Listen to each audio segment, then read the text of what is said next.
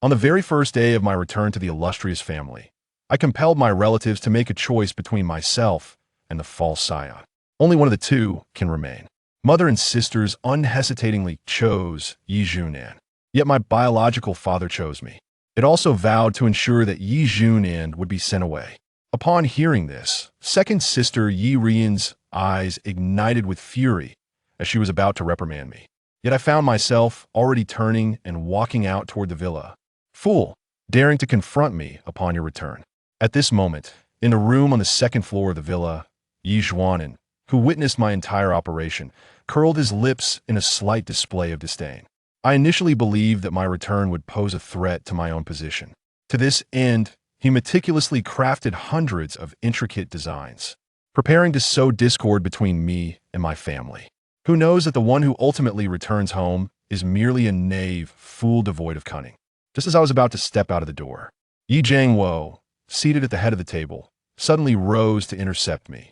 What else is there?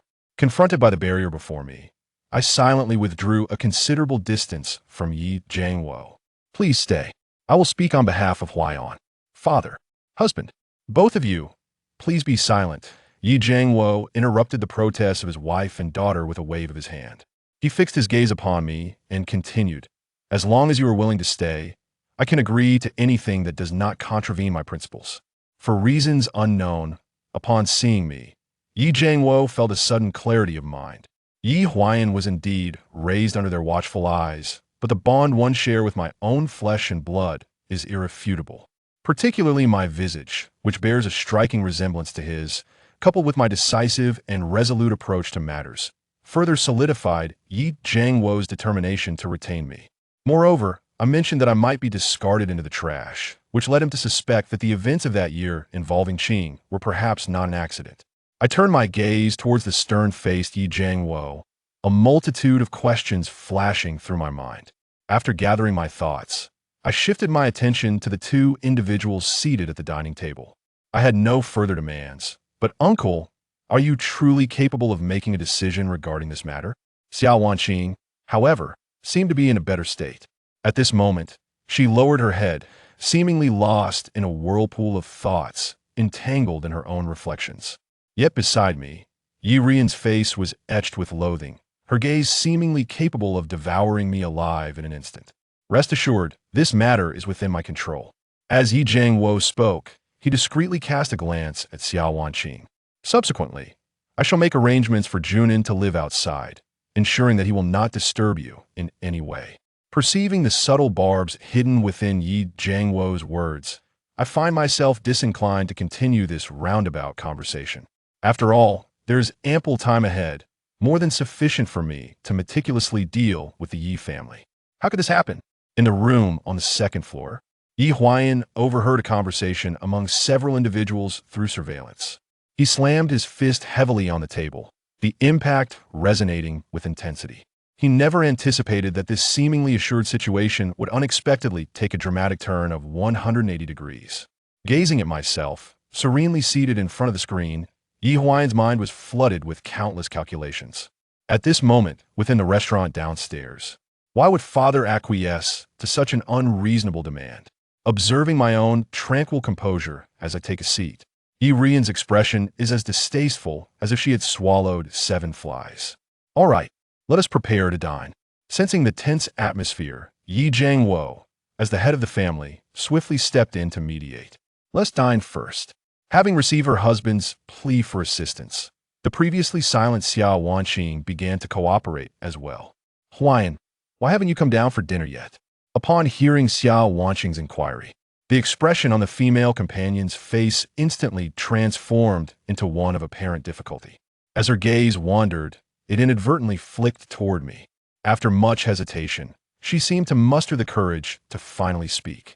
Before the words could escape my lips, I interjected with a teasing smile, wondering if you were about to say that the fellow lacked an appetite for dinner due to a gloomy disposition. No, that is not the case. The young master is, the young lady explained in a flustered manner. Are you implying that he refrained from coming down to eat? Fear my return today would bring me unhappiness? I continued, and after you finished speaking, you adopted an expression of feigned helplessness, as if that fellow had endured an enormous injustice. Meeting the gaze of my eyes, which brimmed with mockery, the maid was on the verge of tears.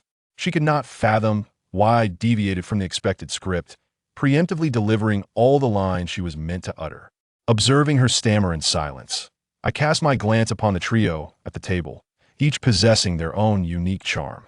It appears that the son you cherish, along with his younger brother, is not as innocent as one might presume.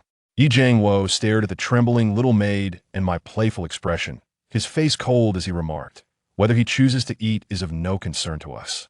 We shall dine regardless. Also, you are to head to the finance department to settle the payroll. Starting tomorrow, you need not come again." At the dining table, whether under the clear skies of a summer evening or amidst the fluttering leaves, there was an unusual silence, as neither spoke a word. "Please, sir, no."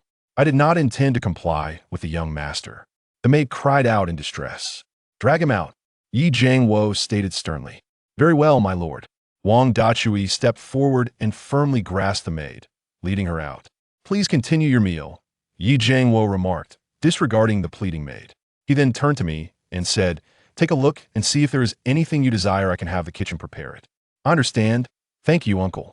I accepted the menu handed to me by Yi Jiangwo and began to browse through it leisurely. At this moment, in the bedroom on the second floor of the villa, Zailan Bonde. What could have led to such a situation with Qing?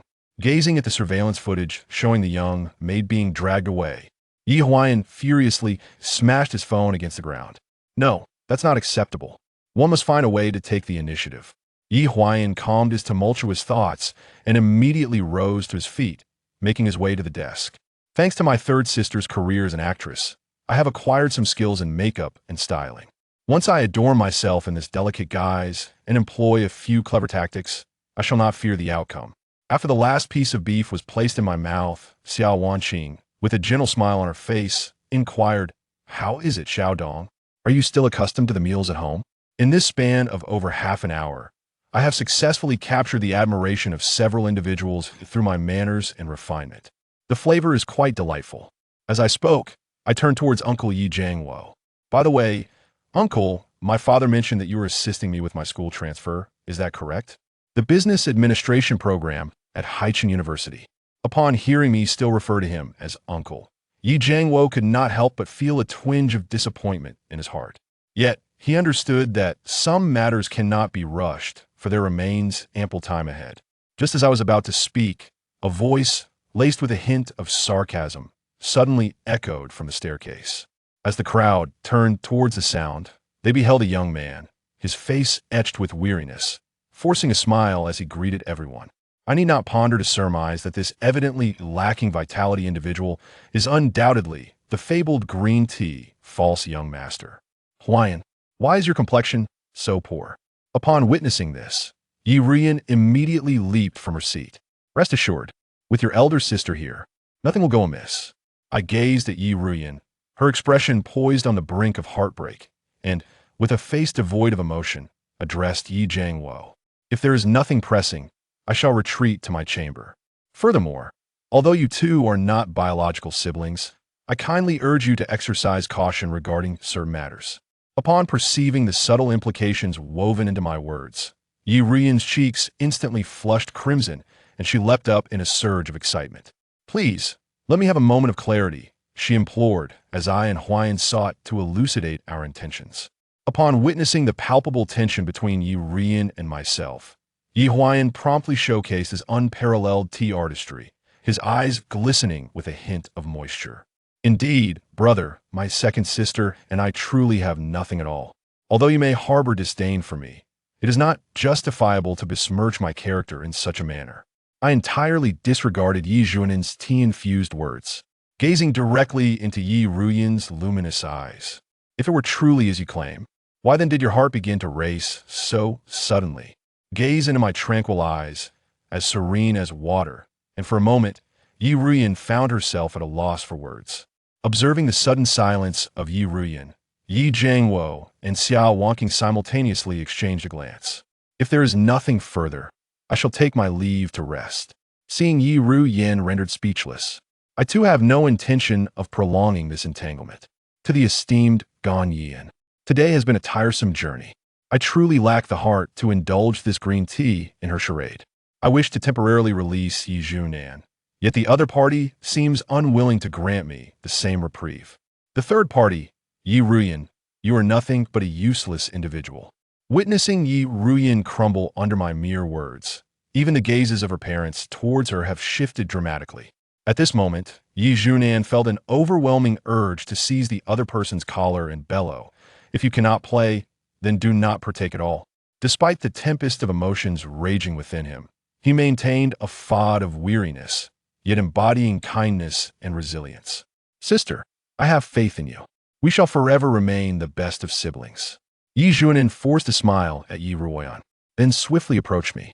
Brother Lin Dong, allow me to escort you back to your room. I perceive the calculations hidden within the gaze of Kun, and gradually I rise from my chair. Let us proceed, you lead the way.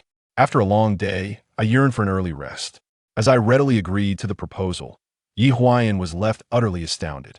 From the moment I stepped into the Yi household, I had never adhered to conventional norms. Yi Junan, you still have a contingency plan that can be implemented. As a connoisseur of fine green tea, Yin swiftly composed himself, offering a strained smile to the members of the Yi family before he turned to me with a deliberate expression. Lin Dong, I am not a servant in this household. Could you refrain from addressing me in such a manner? This endearing appearance truly stirred the hearts of the Yi family members. After all, it was a child they had watched grow since infancy. How could they simply cast aside someone so dear? How could they utter the words of abandonment so casually? I raised my corner of the mouth slightly. Do you expect me to address you as young master? I turned with great interest to Yi Jiangwo and the others beside me. If I were to address you as young master, would that not imply that the uncles and aunts are merely servants within a household? Moreover, your mindset appears to be rather problematic. What do you mean by saying that one cannot speak in such a manner unless they are a servant? May I interpret this as an implication that, in your perspective, it is permissible to address servants with a tone of contempt? Upon hearing my lethal trio of inquiries, the expressions of those present immediately transformed. I did not mean that. Noticing the discontent on the faces of the Yi family, Yi Junan swiftly shifted the topic. Allow me to escort Brother Lin Dong to the room first. After much contemplation, Yi Huayan resolved to activate the prepared Plan C. Since they were unable to handle me within the confines of the restaurant, perhaps they could manage to deal with me in a more secluded location. I discerned the resentment and dissatisfaction flickering in Seven Ye's eyes, an unmistakable sign of impatience emanating from them. Please lead the way. Listening to my tone, which still resembles that of a fated servant, Yi Huai's heart brimmed with resentment and animosity. However, upon envisioning the scene following the success of his plan, he swiftly concealed these negative emotions. Two individuals ascended the staircase, one preceding the other. There is no need for further introduction. I shall take my time to explore it myself later. Observing Yi Junan as he prepared to introduce each room, I raised my hand to interrupt the ongoing operation. A playful smile appeared at the corner of his mouth. And you shall depart tomorrow. Even if an introduction is made, there is no way to continue residing here. Listen to my words, which resonate loudly in this confined space. Yi Huayan decisively tore away the facade from his face, and in an instant his countenance transformed, revealing a certain smugness as he retorted with a triumphant air. But do you think parents would place their trust in a person who has just returned, or in a son with whom they have shared over a decade of life together? As the words lingered in the air, Yi Huayan abruptly collided his head against the adjacent wall. In pursuit of the most authentic effect, he exerted all his strength, resulting in an immediate swelling upon his forehead. His face was also smeared with the ketchup he had meticulously prepared in advance. Taste, taste, taste. Lin Dong, you wretched creature, prepare to be cast out from your home.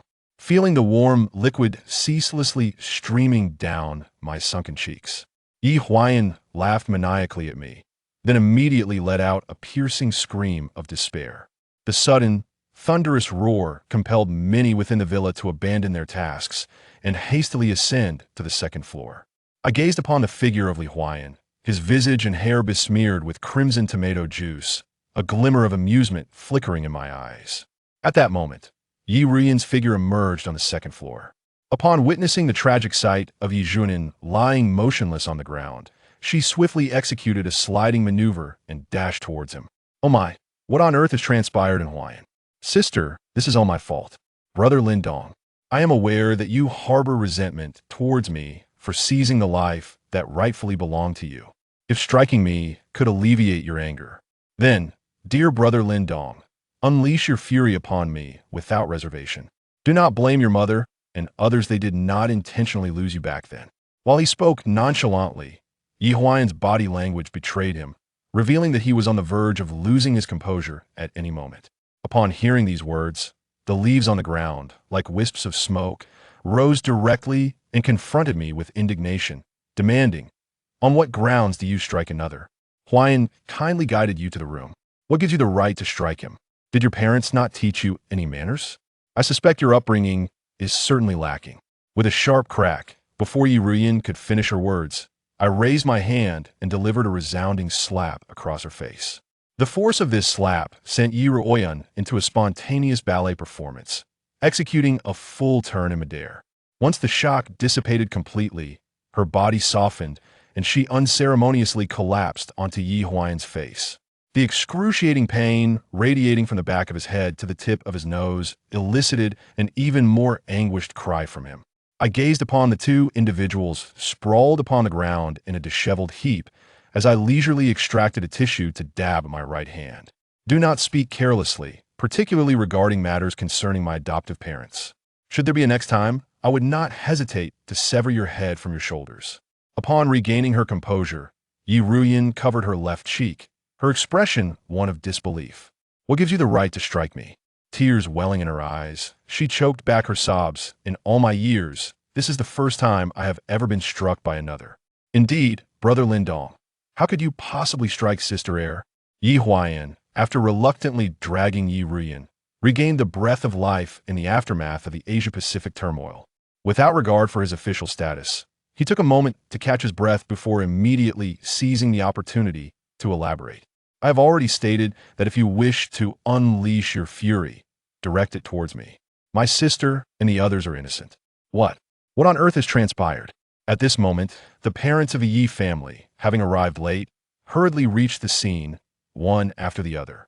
Father, as I gazed upon Ye's parents hastily approaching from the stairway, Yi Ruyan, overwhelmed by her emotions, began to weep inconsolably. Father, mother, this matter is not to be blamed on brother Lin Dong. The fault lies solely with me for failing to meet his expectations.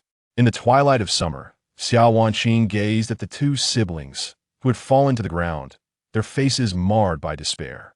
Instinctively, they turned their eyes towards me, unscathed and untouched. It is you who has brought them to such a state. Why must you act in this manner? The influence of a slender figure on the sentiments of a few individuals. Even the usually affable Yi Jiangwo now wore a somewhat serious expression. I paid no heed to the inquiries posed by Xiao Wanqing and Yi Jiangwo. After playfully shaking my head at Yi Ruyan, I gently reached out to touch the glasses perched upon the tip of my nose. In the next moment, the projection port atop the glasses gradually opened, casting a video onto the nearby wall.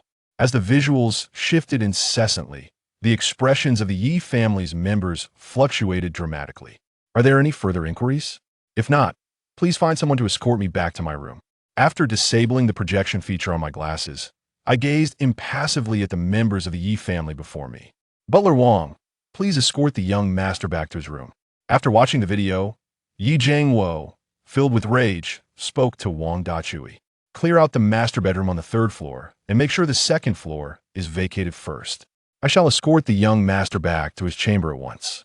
Wang Dachui discreetly tucked his phone back into his pocket and swiftly approached me. Let us proceed, young master. I must say, he truly enjoyed this recent turn of events.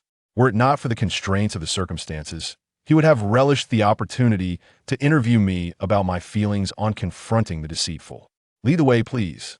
With that, I followed Wang Dachui as we ascended the stairs. Xiaoyan, please tend to the injury on your face. It was only after the silhouettes of Wang Dachui and I had vanished that Yi Jiangwo lowered his head and spoke to the silent Yi Ruyan. Moreover, it is time to set aside your biases. The matter of right and wrong need not be reiterated. Were it not for the video provided by Lin Dong, they would likely have succumbed to the manipulations of Yi Juanan. I understand, father. Upon hearing his voice, Yi Ruyan gradually emerged from a reverie. The impact of those images on her was profound, undoubtedly. It was the most significant among the few present. Contemplating this, she shifted her gaze towards Yi Zhuanan.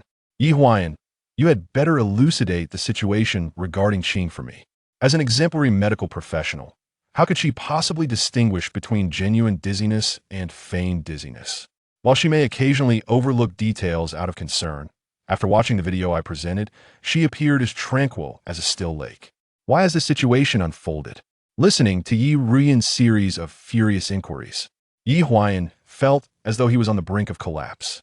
Despite all calculations and considerations, the countless schemes and plans devised, I never anticipated that I, the underestimated one, would covertly acquire advanced technology. Though my heart brims with resentment, I steadfastly remain resolute, refusing to succumb to slumber. Confronting the members of the Yi family now would likely result in immediate expulsion. Continuing to feign ignorance could buy a few more days, awaiting the return of other reinforcements. He remains unconvinced that they would not eventually leave him. Zhi Gan and the other two individuals have been classified as traitors by him. There will undoubtedly be an opportunity for reckoning in the future. Xiaoyan, what do you mean by that? Upon hearing her daughter's sudden inquiry, Xiao Wanqing's face was etched with confusion. Although she felt profoundly disappointed in Yi Zhuanan, she still could not bring herself to believe that he would dare to continue deceiving her. A person in a normal coma exhibits relatively stable respiration, and chaotic conditions are unlikely to arise. Yi Ruyan rose from the floor, her gaze icy as it swept over him. Yi Huayan, do not forget my profession.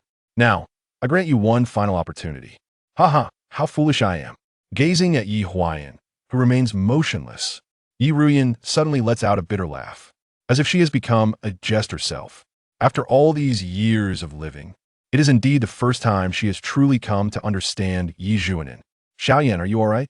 Noticing that his daughter's condition was amiss, Yi Jiangwo furrowed his brows and spoke sternly to the servant beside him. Please escort Yi Zhuanan out. From now on, he is not to return without my permission. Gailan, Gaisan, Gailan, Gailan, Gailan, Gailan. Yi Jiangwo, this scoundrel, actually intends to cast me aside. Upon hearing his intent to have someone escort me away, Yi Yan immediately realized she could no longer feign unconsciousness. Now, only a dramatic display of tears, tantrums, and despair may compel Xiao Wanjing to alter Yi Jiangwo's decision.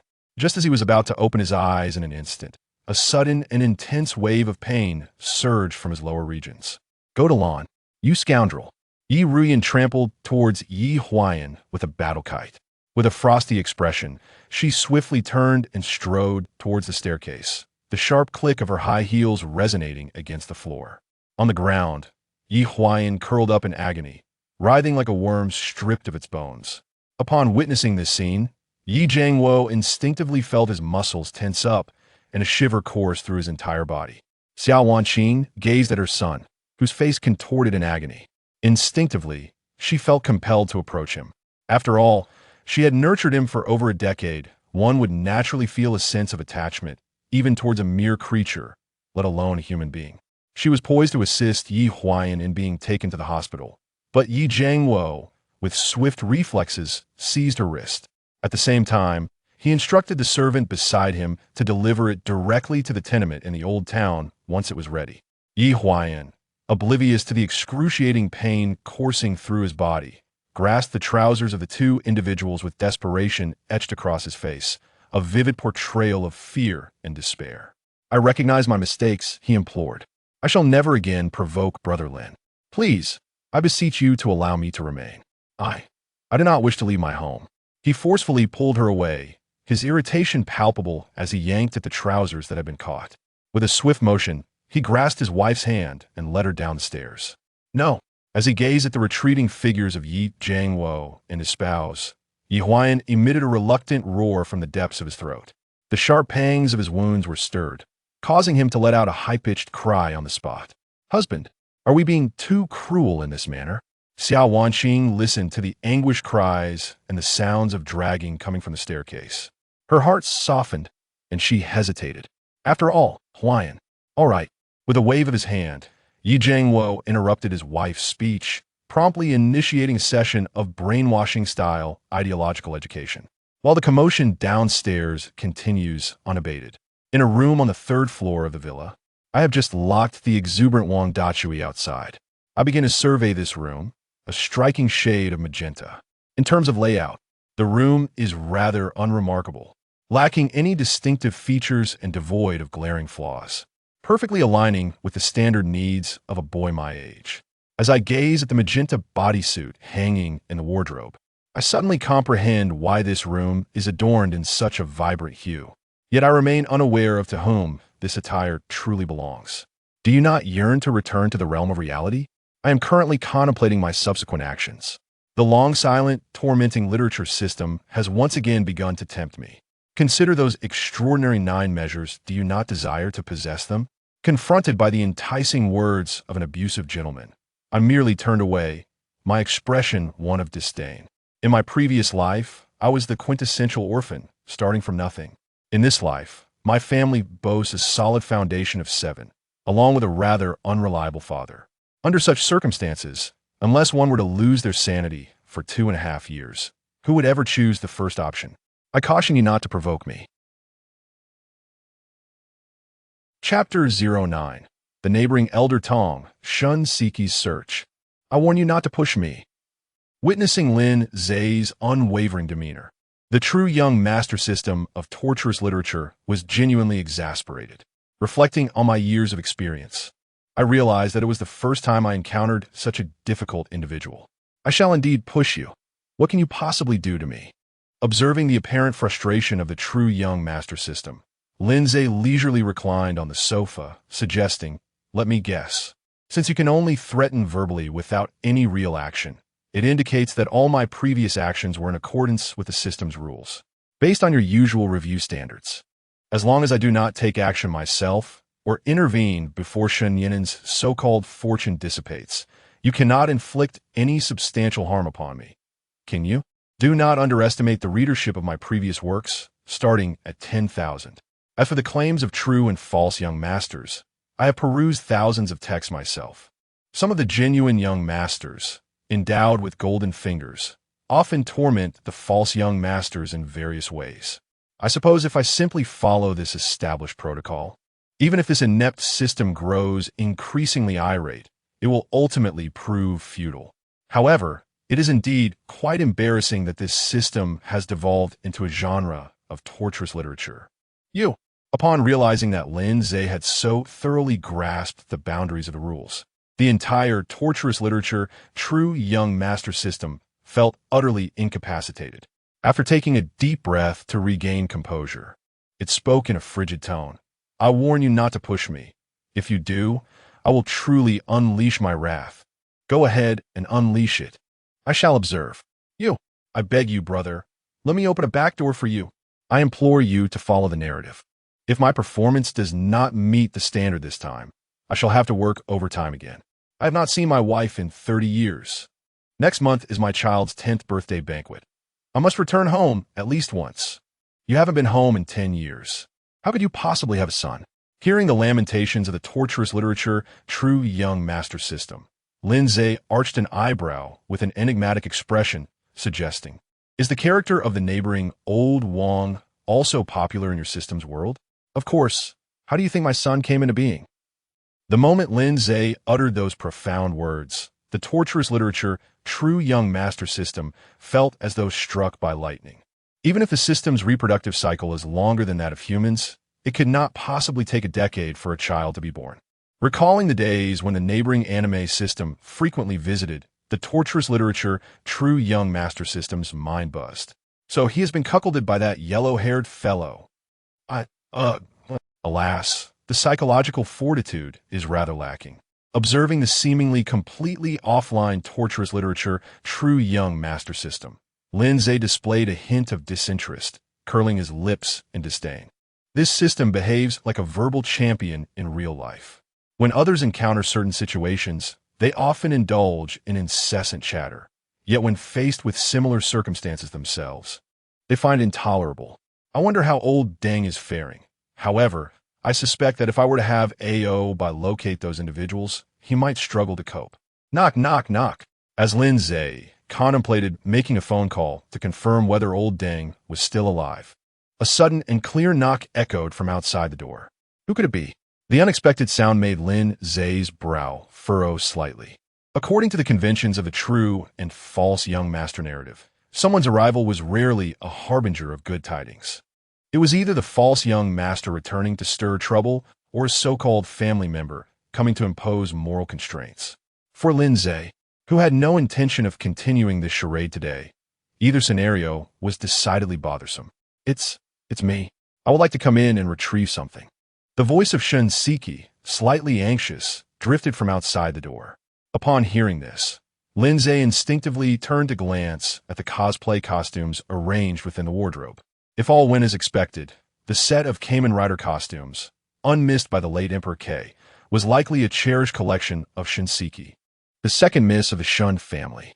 With his thought in mind, Lin Ze activated the camera function of his glasses and slowly rose to open the door. When soldiers come, we shall defend. When water flows, we shall divert. After all, the patterns in the true and false young master narrative were limited. By judiciously utilizing video resources, he could effortlessly address each situation one by one. Go ahead, I haven't touched anything inside. Upon opening the door, Lin Ze stepped aside slightly. All right, okay. Meeting Lin Ze's expressionless face, Shinseki swallowed hard, her nervousness evident. The force of his earlier slap had left her face stinging, yet fortunately, he showed no inclination to strike again while she collected the cosplay costumes and props. This brought a sense of relief, tinged with regret and distress. If lingering feelings for someone still existed, it indicated that they mattered to her to some extent. However, to be utterly indifferent towards someone implied a complete lack of concern. So, is there anything else you need in your room? After placing the cosplay outfits into a small suitcase, Shinseki inexplicably began to engage in conversation. Whether driven by guilt or some other reason, she sought to bridge the gap between herself and Lin Ze. No, Butler Wong has already prepared everything for me. Observing Shunseki's cautious and slightly awkward demeanor, a glimmer of amusement flickered in Lin Ze's eyes. Whether she was performing or expressing genuine emotion, both scenarios held merit for him. If Shinseki were indeed acting, he could seize this opportunity to either fully win her over or to manipulate Shin Yinan. Conversely, if this was a genuine expression of her feelings, it suggested that the world did not operate strictly within the confines of predetermined paths. This evening's actions have, to some extent, already influenced the Shun family. Analyzing the situation, if unforeseen events do not occur, it is likely that Shun Yinan will be cast out tonight. It is fortunate that such an outcome has not transpired. Should it occur, please do inform me. Now, do you have anything else to discuss? After enduring a rather unfruitful exchange, Shinseki pressed her lips together and summoned her courage to speak. I sincerely apologize for my earlier behavior. I should not have jumped to conclusions without understanding the truth, nor should I have spoken ill of your adoptive parents. The stark contrast in Shun Yinan's demeanor and her guilt towards Lin Ze have, unbeknownst to her, nudged Shinseki's thoughts towards a more rational perspective. Although she endured a merciless reprimand from Lin Ze, the teachings of the Shun family dictate that one must stand tall in the face of punishment for their mistakes. Moreover, since Lin Ze first crossed the threshold of the Shun residence, she had offered him nothing but disdain. Reflecting on the situation, it dawned on her that Lin Ze had committed no wrongdoing, yet he had to bear the brunt of her unwarranted malice. After experiencing a role reversal and viewing the matter from his perspective, Shinseki found it utterly unbearable. Were someone to treat her with such scorn and derision, she would certainly articulate to them the reasons behind the vibrancy of her own existence. Chapter 10. A normal person can communicate, while Shun Yinan weeps. It appears that this is not merely an act. Observing Shunseki's face, which was a tapestry of tension and regret, Lin Ze could not help but feel a flicker of understanding in his eyes. In the current circumstances, this situation could be deemed somewhat fortuitous for him. After all, engaging with an individual of questionable sanity is undoubtedly more exhausting than conversing with someone of sound mind. As long as the Shun family remains within the bounds of normalcy, it would spare him from a multitude of unnecessary troubles. Furthermore, according to the typical narrative of false heir tales. The involvement of family members is crucial in completely sidelining the faux heir, Shun Yinan. Naturally, until any semblance of genuine emotion is cultivated, Lin Ze would exploit the notion of calculation to its fullest extent. After all, which decent family would genuinely invest emotions in a stranger? Rest assured, you have already received the lesson you deserved. Once he tucked these thoughts away, Lin Ze shifted his gaze to the left side of Shinseki's face. Although it had undergone some rudimentary treatment, a closer inspection revealed that her left cheek still bore noticeable swelling. This was a consequence of Lin Ze's last-minute restraint. Otherwise, Shinseki would not merely be nursing her head, but would likely be embracing it while performing a rap dance. So, are we even now? After gingerly covering her still slightly painful cheek, Shinseki bit her lip nervously as she looked at Lin Ze. Engaging in a simple exercise of empathy, she realized that were someone to target her in such a manner, she would never easily forgive them. After all, who relishes or readily forgives someone who launches a relentless assault upon them? In light of the present situation, Lin Ze met Shunseki's gaze, which was rife with tension and concern, and expressionlessly nodded before continuing. However, my patience is finite. Therefore, what transpired today shall not occur again. I hope Miss Shun can take this to heart. Having resolved to sever the connection between the faux heir and his family, Lin Ze understood that he could not entirely extinguish the situation, nor would he allow himself to appear overly cheap. Forgiveness would only be granted as a final opportunity, perfectly calibrating the delicate balance of distance and proximity. One could only say that playing the role of a green tea is a skill everyone possesses. Some simply choose not to engage in it. I assure you, there will not be a next time. Upon hearing Lin Ze's response, Shinseki immediately raised her hand in promise, declaring, "Brother, believe me, I will never again commit the same mistakes as before." She had braced herself for harsh words. As in the past, every time Shin Yinan was displeased, she had to expend countless efforts and energy to placate him. Reflecting on the reasons for his so-called anger, it seemed they were often trivial and unreasonable. For instance, not allowing him entry while she was bathing was entirely reasonable, was it not? Yet somehow in the end, it transformed into her fault. Upon contemplating these peculiar occurrences, Shinseki instinctively shuddered. At this moment, she found herself questioning whether she had been secretly cursed by Shin Yinan. After all, why would she take it upon herself to bear the burden of someone else's mistakes? "Well, Miss Shun, do you require anything else?" Lin Ze inquired, observing Shunseki's apparent distraction. He shook his wristwatch, adding, "If there is nothing further, I should take my leave to rest." After a day filled with relentless activity, the hour had grown late. While there was still some time before nightfall, he needed to check on the situation at home regarding Lao Dang. And no, nothing at all. After gathering her slightly scattered thoughts, Shinseki lifted the suitcase resting on the floor. "I shall not disturb your rest any longer. Xiao Ze, should anything arise, feel free to come find me next door."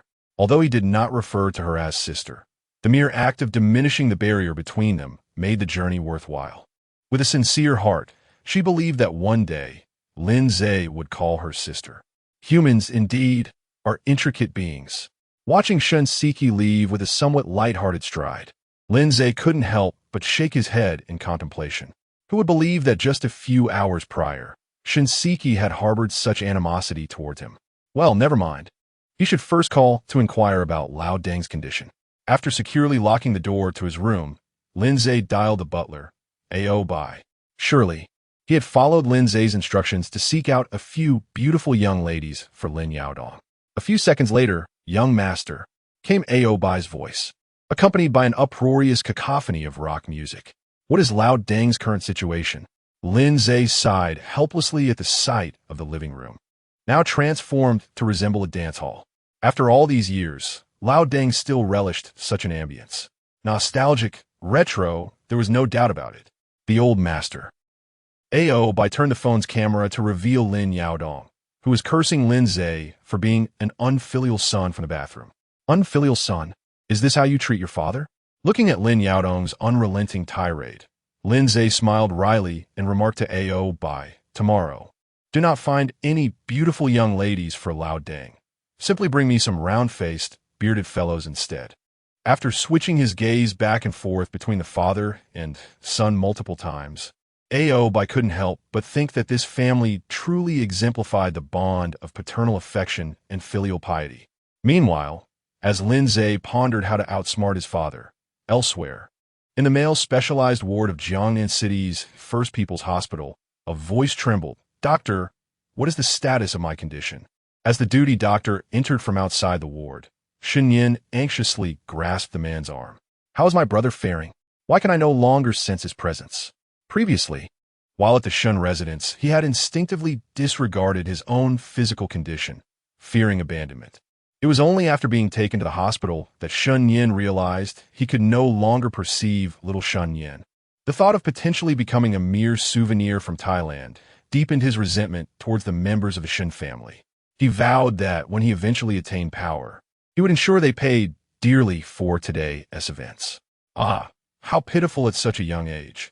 Meeting Shun Yin's earnest gaze, Qin Wenbin sighed inwardly, feeling a tinge of sympathy despite primarily being a cardiovascular surgeon. According to his colleagues, had the patient sought medical attention sooner, the situation might not have deteriorated to this extent. However, Shen Yin not only arrived exceedingly late, but had also engaged in strenuous activity after sustaining his injuries. Thus, under these circumstances, the harm Shen Yin endured had inevitably intensified. Yet, it would be misleading to claim it was entirely without effect. One could assert that, in a state of utmost exertion, he might still have around 10 breaths left. Chapter 11. It is the destiny of the great villain that I aspire to. There is no cause for concern. A period of tranquil recuperation will suffice.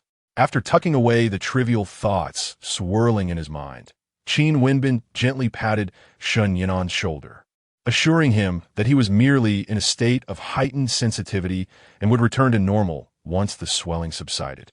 They refrained from delivering distressing news to such extraordinary patients, instead opting to provide comfort with the utmost sincerity. After all, revealing certain truths could potentially be overwhelming, leading to a fainting spell. He was merely a temporary stand-in and wished to avoid any unnecessary complications. "Everything will be fine. Everything will be fine." Upon hearing Qin Wenbin's comforting words, Shun Nianin felt a slight easing of the tension that had gripped his heart. If he had become a mere local curiosity in Thailand, he would be better off ending it all. However, recalling the events that transpired at the Shun residence that evening, a flicker of intense resentment crossed Shen Yanan's eyes. Although he had lost the initial skirmish, he still possessed several aces up his sleeve. With the right strategy, there remained a chance to expel Lin Ze from his life. After Qin Wenbin departed the ward, Shen Nianan retrieved his phone and dialed a number. Everything in the Shun family belonged to him. No one would wrest it from his grasp. The following day, in the bedroom on the 3rd floor of the Shen residence. "So, it turns out that fellow was attempting to capture the neighbor, Old Wang?" Lin Ze mused, a hint of mockery in his voice as he regarded the newly manifested system in his mind. "Well, it has already reported to Old Wang." Reflecting on the news report regarding the peculiar system incident from the previous day, the destiny of the great villain system raised an eyebrow. To be honest, over the years, you're the first to incapacitate a system. While his tone was declarative, a closer listen revealed an underlying note of schadenfreude. "So what is your purpose?" Lin Ze inquired, eyeing the entity known as the destiny of the great villain system as he made his way to the washroom. "Of course, I am here to substitute for my unfortunate colleague."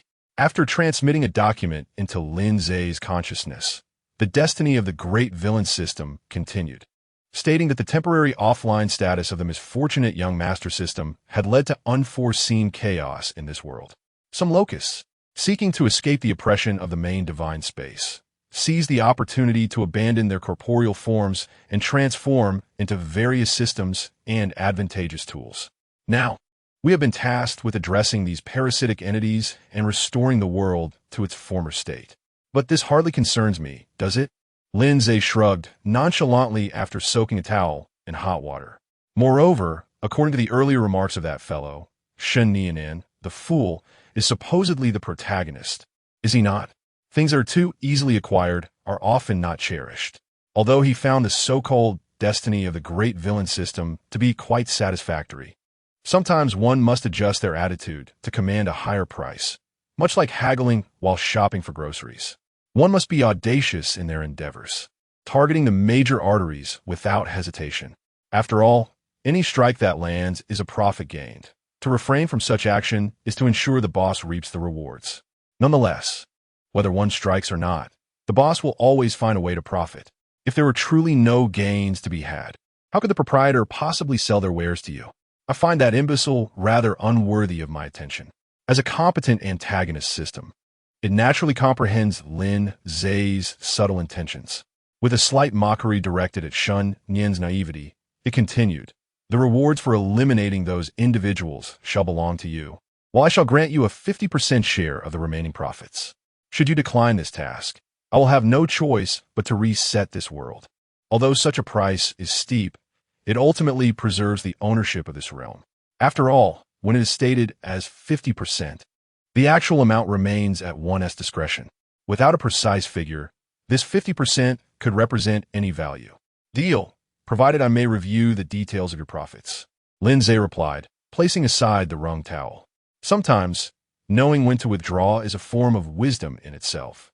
After all, greed often leads to one's downfall. History has shown that those who are excessively avaricious rarely meet a favorable end.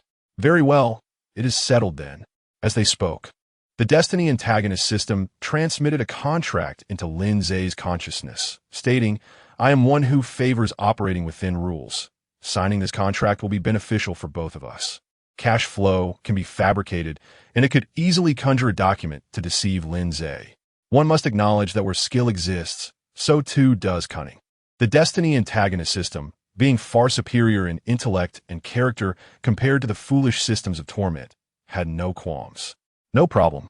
After a thorough review of the system's rules and confirming there were no hidden traps, Lin Ze readily affixed his name to the document. As the final stroke was made, the contract transformed into shimmering starlight, enveloping both the Destiny antagonist system and Lin Ze. With the contract established, any violators would find themselves eternally damned. As the starlight fully integrated into their beings, a voice echoed in their ears. "The contract is now in effect. Do strive diligently, my host." Gazing at the newly imprinted mark on his wrist, the Destiny antagonist system promptly initiated its operations. "Congratulations, host, you have received a novice gift pack. Would you like to open it immediately?" It would not permit its host to be weak, thus a touch of favoritism was deemed necessary. As long as the rules were not violated, even if others disapproved, there would be nothing they could say. After all, providing such advantages to the host requires financial resources that most systems simply do not possess. Fortunately, the Destiny antagonist system is the one entity among countless realms that lacks for nothing in monetary terms. Intriguingly, as Lin Ze listened to the cold, mechanical voice of the system in his mind, a subtle smile graced his lips. Claim, such a benevolent ruler, offering benefits even before the work has commenced, evokes a profound sense of compassion. The novice gift package has indeed been unlocked, and the anti-dumbing aura has been thoroughly activated. This aura renders the protagonist's brainwashing abilities ineffective, preventing those around from becoming mindless NPCs. Moreover, the localized version of the indestructible body skill grants any part of the body a resilience surpassing that of super titanium alloy.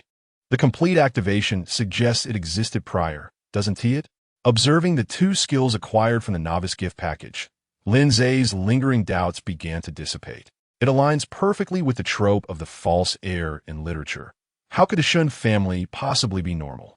It appears that the influence of the localized anti-dumbing aura has temporarily liberated him from Shun Yinen's protagonist halo brainwashing.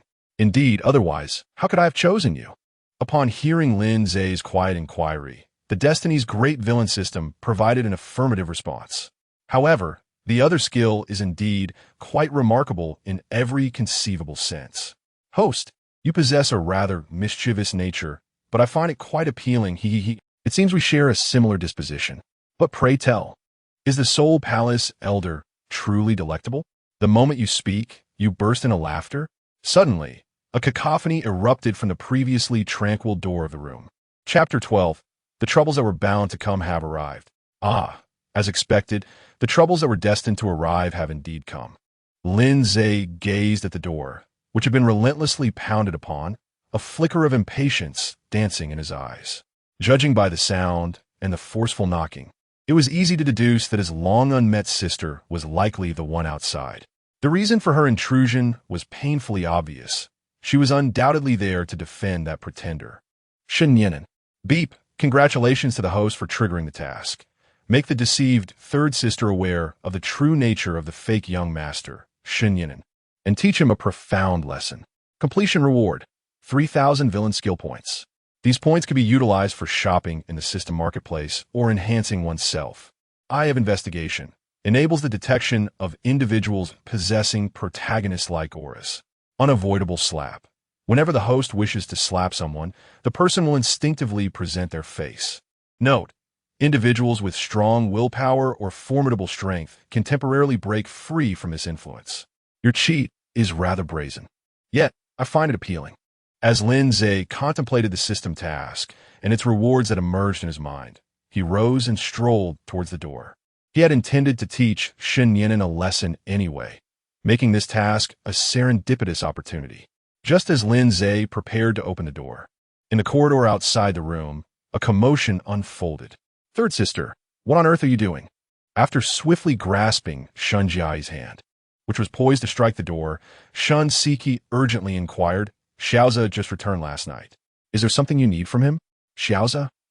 Upon hearing her second sister's reference to Lin Ze, Shun Jai immediately demanded, Second sister, what is going on? Why do you seem so familiar with that newcomer? Have you forgotten that Yinan is your brother? Shun Jai had shown little concern for Lin Ze's return to the family. Otherwise, she would not have been busy filming a newly launched movie on the very day he came home. Had it not been for the phone call from Shun Yinan the previous night, she had no intention of returning at all this month. She simply wanted Lin Ze to understand that in her heart, only Shun Yinan mattered. As for her so-called biological brother, Shun Jai was indifferent to him. Indeed, it must be because of that Shun Yinan fellow. Upon hearing Shun Jai's accusations, Shun Siki quickly surmised the situation's background. It was undoubtedly something Shen Yinan had said to her sister that had prompted this early morning confrontation with Lin Ze. Calm down for a moment. While speaking, Shun Siki extended her phone toward her sister. This contains all the details of last night's events. I know. Yinan is merely afraid that once that guy returns, everyone will abandon him. Before Shun Siki could finish her words, Shun Jai interrupted directly, exclaiming, Yinan is my only brother. I absolutely will not allow an outsider to bully him. Indeed, after experiencing Lin Ze's abrupt video recording, the astute Shun Yinan swiftly altered his approach. He not only embellished his actions, but also cleverly redirected the blame towards Lin Ze. Under the influence of preconceived notions and the protagonist's aura, Shun Jai was inevitably led astray. Her sole thought now was that this audacious newcomer, Lin Ze, had the audacity to bully her beloved brother. If she could not teach him a lesson today, then the name Shun Jai would be written backward. Do you even realize what you are saying? As Shun Jai uttered such words, fully aware of the truth, Shun Siki felt utterly bewildered. At that moment, she recalled her speculations from the previous night, wondering if their family had truly been bewitched by Shun Yinan. After all, the events from last night looked nothing like Shun Jai had described from any perspective. Leave me out of this. Today Just as Shun Jai was about to say more, the previously closed door swung open. Indeed, a mindless individual, Lin Ze thought as he observed Shun Jai, who stood momentarily stunned and at a loss. After exchanging a subtle nod with Shun Siki, he made his way downstairs. It was nearly time for breakfast. Watching the ensuing chaos while enjoying a meal could very well serve as entertaining entertainment. You, stop right there. Upon seeing Lin Ze disregard her and walk away, Shen Jai quickly regained her composure and rushed after him. Butler Wang, is breakfast ready? Ignoring the calls from behind, Lin Ze proceeded to the dining table upon reaching the lower floor. All set, young master. It is the crab roast soup dumplings you requested yesterday. Unobtrusively activating the camera on his chest, Butler Wang also pulled out a chair for Lin Ze. If all went as anticipated, he would soon witness an entertaining spectacle. At that moment, Butler Wong felt that his years of diligent service as the esteemed steward of the Shun residence finally held significance since Lin Ze's return. All those years of hard work had been in anticipation of this very scene. Are you deaf? Why aren't you responding when I told you to stop?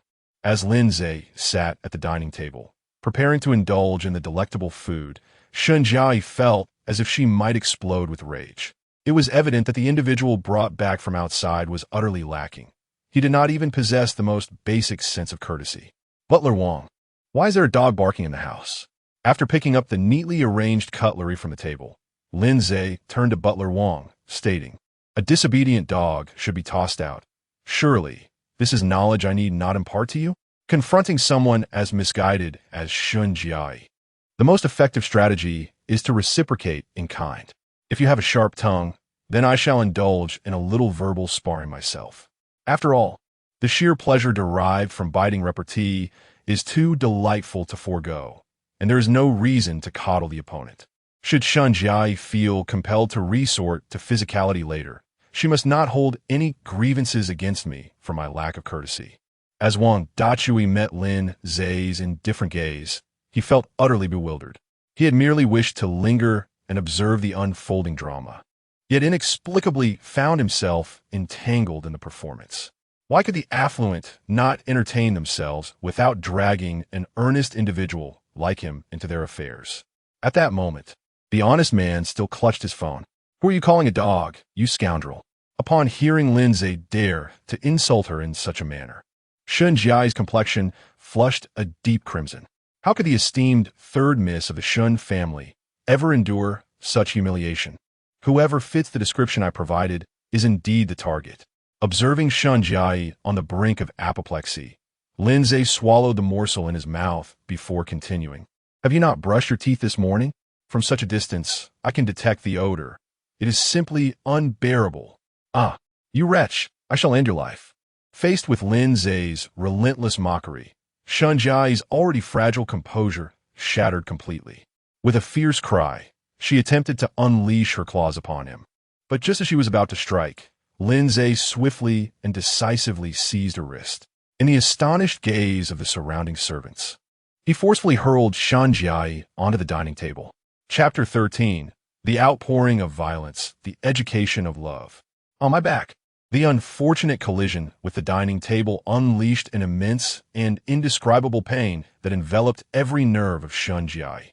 In that moment, she felt as if her spine had shattered. Jiai, observing her sister writhing in agony upon the table, alongside Lin Ze, who quietly continued his breakfast, Shinseki hurriedly descended from upstairs, feeling somewhat numb. She had merely gone to inform her parents, yet how had the situation escalated to this?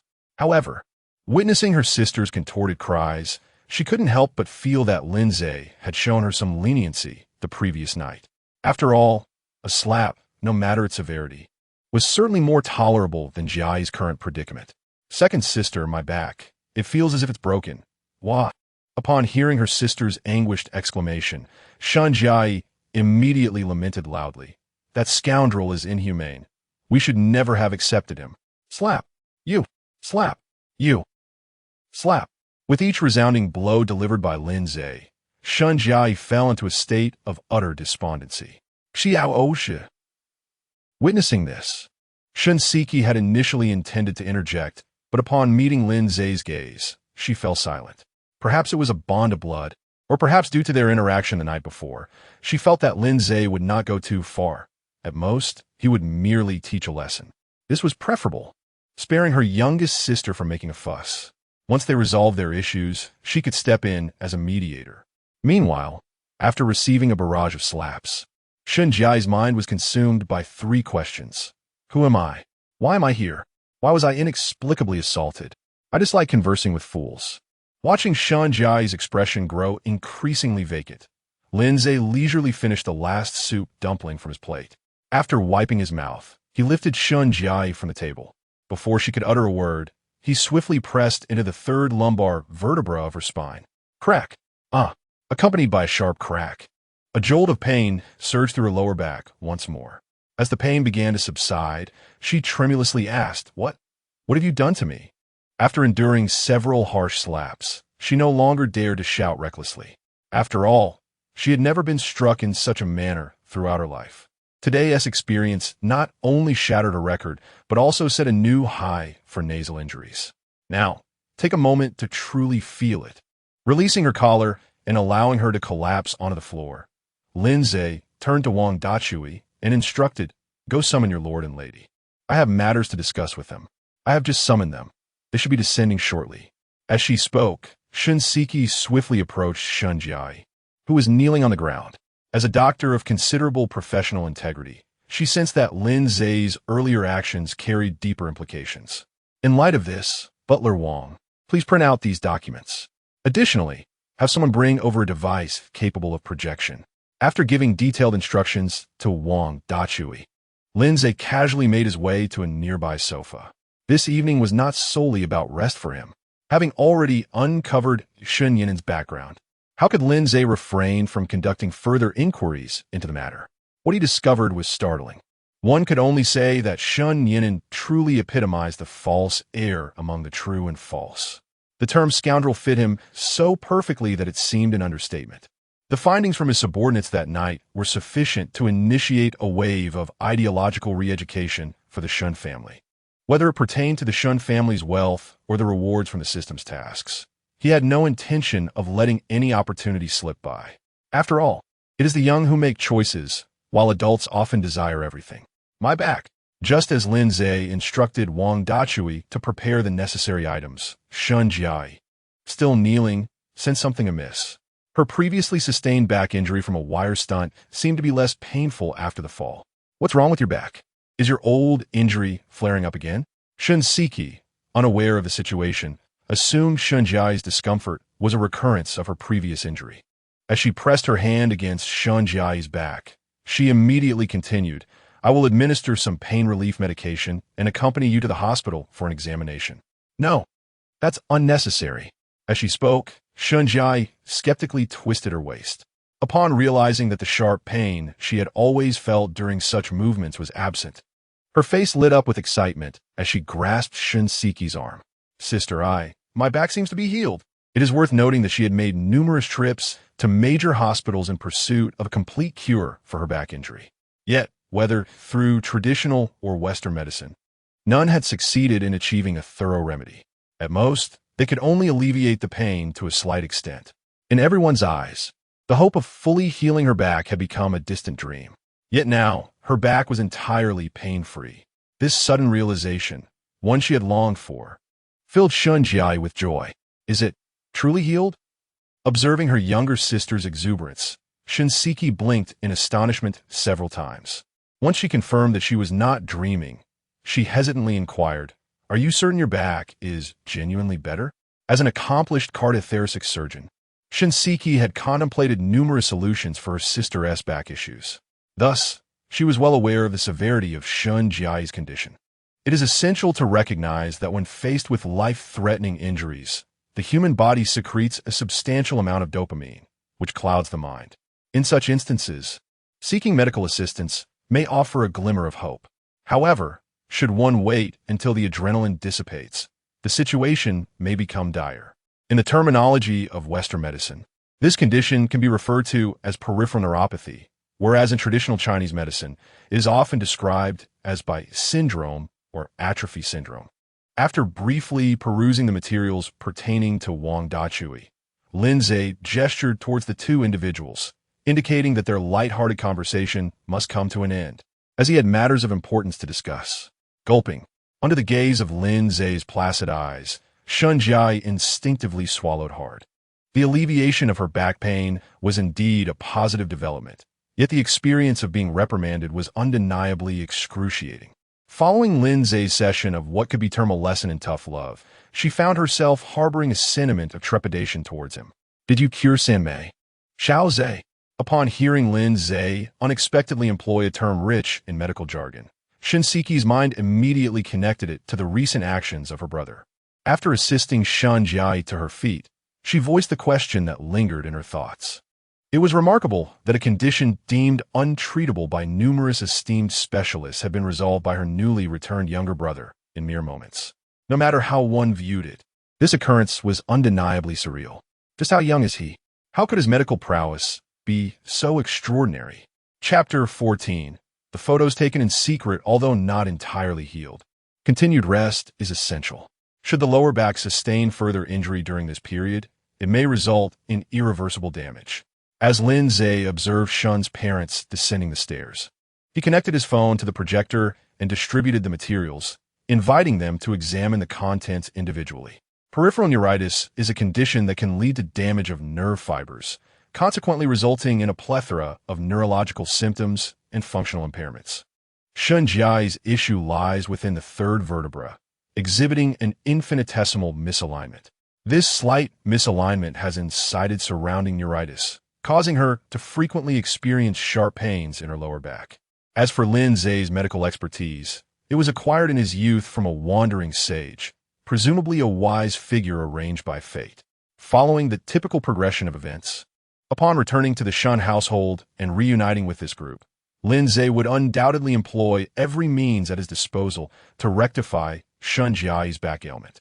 Subsequently, any accolades for restoring her health would likely be usurped by Shun Yinan, the scheming interloper. However, such crude methods as forcefully rejoining broken bones would hardly befit the timid young master. Thus, one could anticipate the emergence of various treatments, including experimental medications and massages. Upon hearing Lin Ze's warning of potential irreversible harm, Shun Jai hastily took a seat on a nearby sofa, her bravado waning. She dared not provoke Lin Ze further, fearing another round of his so-called educational discipline. Having just begun to recover from her back injury, she had no desire to endure that torment once more. Regardless, Lin Ze had indeed healed her, and as a self-respecting young lady, she had not stooped to the level of the shamelessly self-serving. As for the matter concerning Shun Yinan, it would be prudent to discuss her return with Shun Ligua and Xiao Wanxin once they arrived. In summary, through a combination of reprimand and reward, Shun Jiai's perception of Lin Ze had undergone a significant transformation, from disdain to a blend of fear and gratitude, albeit with a heavier emphasis on the former. After all, the mark of his slap still lingered on her face. Meanwhile, as Shun Jai settled into her seat, Shun Siki reached out to accept the documents Lin Ze had offered. Upon glimpsing the contents on the first page, she instinctively turned to her sister seated beside her, for the information contained therein was rather shocking. Conversely, Shun's parents, upon reviewing the documents, found their expressions darkening considerably. What was amiss? Why did everyone's faces appear so grim? Noticing the subtle shifts in the expressions of a few individuals and the almost imperceptible glances directed at her, Shun Jai could not restrain herself from rising and moving to Shun Siki's side. When were these taken? Upon seeing the photographs on the paper depicting her in a swimsuit or pajamas, Shun Jai immediately flushed and turned to Lin Ze. What? However, before she could finish her thought, Lin Ze subtly raised his right hand. Should she continue her sentence, he would not hesitate to demonstrate the effectiveness of a series of slaps. Observing Lin Ze's slightly elevated hand, Shun Jai quickly sidestepped behind Shun Siki. The persistent pain radiating from her face reminded her that should she persist in her words, she would likely face further retribution. Yet, the mere thought of those photos caused her eyes to well up with tears. For her, this day would undoubtedly be unforgettable. Not only had she experienced a beating unlike any before, but now she found herself the unwitting subject of clandestine photographs. Though her profession was that of an actress, her roles had always leaned towards the conservative, never revealing as much as those images did. Xiaoze, where did these photos come from? Shun Siki, feeling a pang of helplessness at her younger sister's sobs, gently grasped her hand, reassuring her, I believe in you, and I trust that these photos were not taken by you. If Lin Ze had indeed taken these images, there would be no reason for him to unveil them in such a manner. It could only be concluded that, as her thoughts had begun to align more with those of an ordinary person, Shun Siki was no longer the naive NPC she once was. Indeed, Xiao Osha, what is the origin of these photographs? After comforting his wife's emotional turmoil, Shun Lingua echoed the same inquiry. Despite his verbal question, he had already formed a conclusion in his mind. Most of the locations depicted in the photos were within their home. Neither he nor his wife would engage in such activities. It was inconceivable that their elder and younger daughters would do so either. Thus, by elimination, the only suspects left were the servants of the villa and the expelled Shen Nianan. Only these two groups had the opportunity to move about the villa and surreptitiously capture Shen Jiai's images. Turning to the final page, there were corresponding transaction records and account details. Meeting the Shen family's inquisitive gazes, Lin Ze gently shook the documents in his hand, which contained Shen Yanan's transaction records. I believe you can deduce who is responsible now. Impossible. Nianan would never do such a thing. At the moment Lin Ze's words fell, Shen Jiai, with tear-filled eyes, interjected defensively, Nianan has been raised under my watch. I refuse to believe he could commit such an act. As the young master of the Shen family, Shen Nianan wanted for nothing, receiving a monthly allowance of at least several $100,000. What could these photographs possibly fetch? Even if one considered the several hundred gigabytes of his ancestors' laptops, their average value would barely reach tens of thousands. Therefore, from any perspective, the situation seemed implausible. As the young master of the Shen family, Shen Nianan would never stoop to such a disgraceful act. Whether you believe it or not is of no concern to me. Meeting Lin Ze's gaze, filled with defiance and determination, he decisively pressed the play button on his phone. With the support of a formidable logistics team, he had thoroughly uncovered Shen Nianan's secrets. Thus, certain seemingly inconspicuous clues that would typically surface later in the narrative were already firmly in Lin Ze's grasp. As the button was pressed, the projector brought by Wang Dachui word to life, displaying the scene. A corpulent and scrupulous gangster. When will you repay your gambling debts? A desperate Shen Nianan. Next month, I swear. Next month for sure. Next month again. Do you take me for a 3-year-old? I heard your sister is a big star. What? What do you intend to do? Here's the deal. If you can procure some private photos of her, then we'll consider our debt settled. All right, I'll do it. Beast. Witnessing the despicable countenance of Shen Nianan on the screen, Shen Ligua slammed the documents he held onto the ground in disbelief. He could never have anticipated that the other party could sink to such depths of shamelessness. Among the 3 Shen sisters, Shen Jiai had undoubtedly been the most benevolent toward Shen Nianan, yet he displayed such ingratitude by engaging in such vile conduct. If he was willing to take photos now, what would happen next? The mere thought of potential future scenarios made Shen Ligua wish he could strike Shen Nianan down with a single blow. Third sister, seeing the incredulity etched on Shen Jiai's face, Shen Siki quickly reached out to support her, assuring, "Do not worry, third sister, I will ensure you receive justice." Shen Nianan had not only deceived her, but had also committed acts that were beneath contempt. Were it not for the constraints of a lawful society, she would have longed to deliver a swift and decisive retribution. Chapter 15. The MVP Wang Daze. How could this happen? As she watched the video revealing Shen Nianan's appalling demeanor, Shen Jiai clenched her fists tightly. She could scarcely fathom that her beloved younger brother could possess such a repugnant visage in private. If you doubt the video's authenticity, you may have it examined for signs of alteration. After pausing the video on his phone, Lin Ze shifted his gaze to the incredulous Shen Jiai. Of course, if you find it too cumbersome, you may confront Shen Nianan directly. However, whether he dares to admit to his actions is uncertain. As the foam master of the Shen family, Shen Nianan is quite akin to the counterfeit masters depicted in literature. He maintains an admirable public persona while being, in reality, a rather disreputable individual. As a seasoned DG, the several million provided monthly by the Shen family scarcely suffices for his indulgences.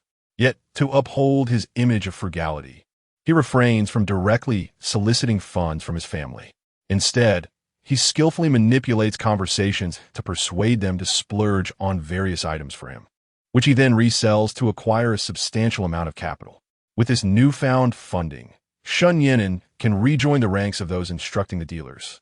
The scene captured in the video depicts a private conversation between Shen Nianan and a behind-the-scenes boss of the DC, who owns the entire operation and thus felt no need for discretion. This very circumstance facilitated Lin Ze's acquisition of the surveillance footage.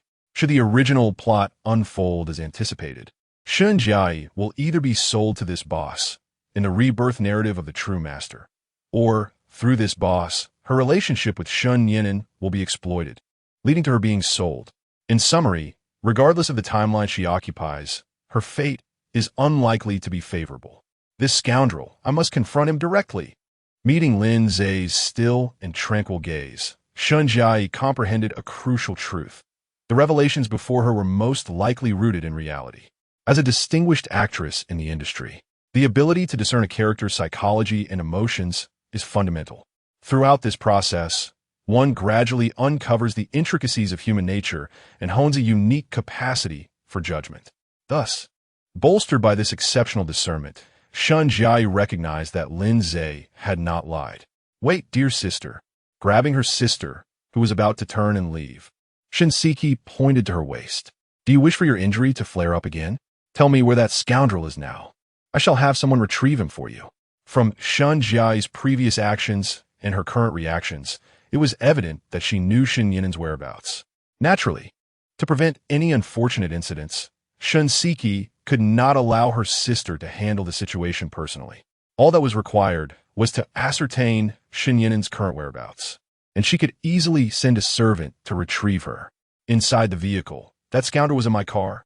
It was only upon Shinseki's reminder that Shun Jiai recalled her back issue. To prevent her back injury from flaring up once more, she reluctantly abandoned the notion of personally seeking out Shun Yinan.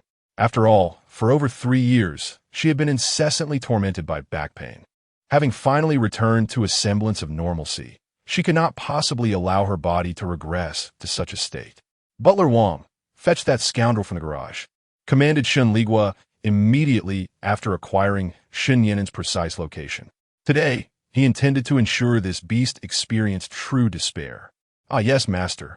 I shall promptly go and bring her back," responded Wang Ze, discreetly placing his sunflower seeds back into his pocket as he turned to exit.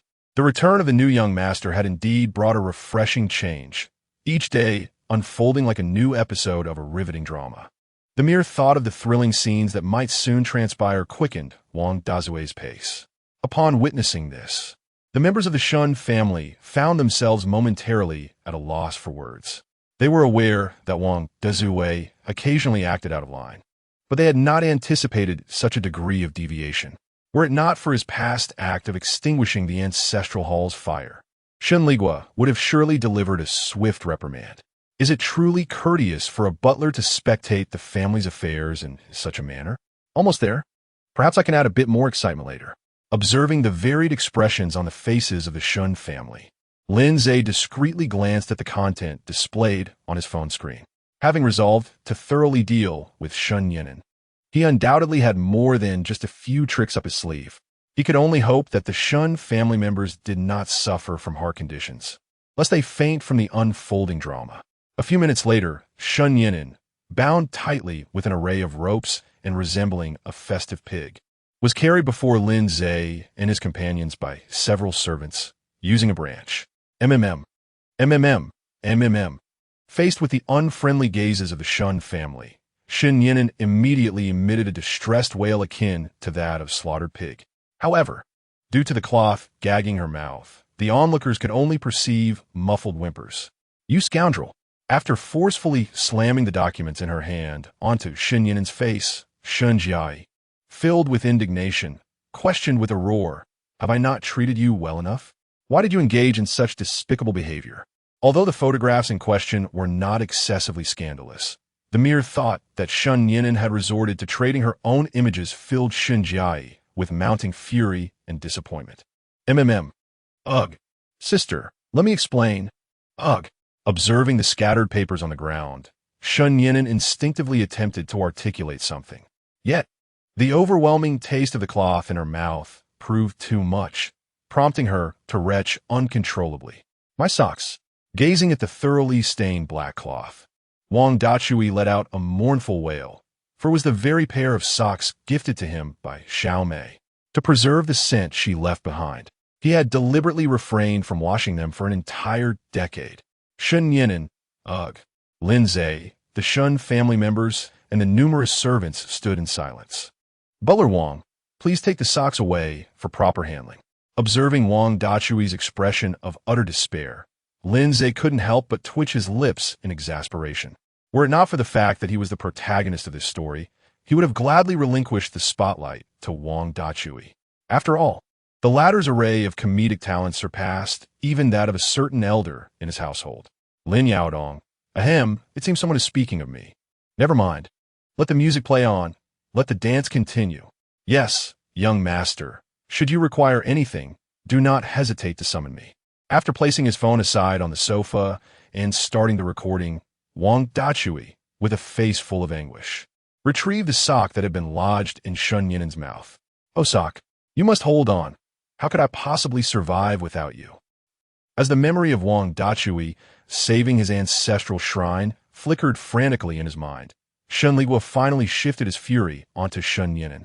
Approaching her, he delivered a swift kick, bellowing in rage. You beast, today I shall not spare you. Chapter 16. Shun Yinen employs old tricks once more, and the Shun family remains utterly unconvinced. A few minutes later, please, stop. As the relentless waves of pain coursed through his body, Shun Yinen cast a pleading glance at Shin Jiai, who stood not far away. Third sister, please save me. Although Shun Ligua now exuded the aura of a successful businessman, he had once spent time in the military during his youth. Thus, he possessed a keen understanding of how to inflict pain or target areas that could lead to lasting repercussions. This episode not only served to divert attention, but also aimed to impart a profound lesson to Shun Yinen. Initially, the pain might not seem significant, but as time passed, Shun Yinen would likely experience weakness and shortness of breath, symptoms that professionals in the field would collectively refer to as internal injuries. Without timely and effective treatment, he could find himself confined to a wheelchair within 10 years. Be quiet, I am not your third sister. Observing Shun Yinen's battered visage, an inexplicable sense of delight flickered in Shun Jiai's heart. After perusing all the materials, she had become convinced that they were all surreptitiously captured by Shun Yinen. After all, some photographs dated back a year and a half, a time when they had yet to locate Lin Ze. Thus, it was improbable that he could have taken those photos. Third sister, it's not as you think. Meeting Shun Jiai's gaze, filled with disdain and disappointment, Shun Yinen hastily attempted to resort to his old tactics again. The intertwining of victimhood and rhetoric had always been his primary means of navigating the complexities among the Shin sisters. However, regrettably, Shun Yinen had forgotten one crucial detail. The current circumstances were not what they once were, and they were not alone in this interaction. Before he could finish his sentence, Lin Ze gently waved his phone and mockingly interjected, "Is the so-called truth you speak of something like this?" As Lin Ze's words hung in the air, the projection screen, previously dark, illuminated once more with the very footage they had just viewed. The existence of a favored son of fortune inherently suggests an anomaly. Although he bore the burden of a counterintuitive aura, one could only wonder what absurd revelations Shun Yinen might conjure next. Thus, employing the most direct means to expose his deceit was undoubtedly the wisest and most expedient course of action. After all, Lin Ze was not one to indulge in lengthy narratives to entertain the farcical self-justifications of a pretentious young master.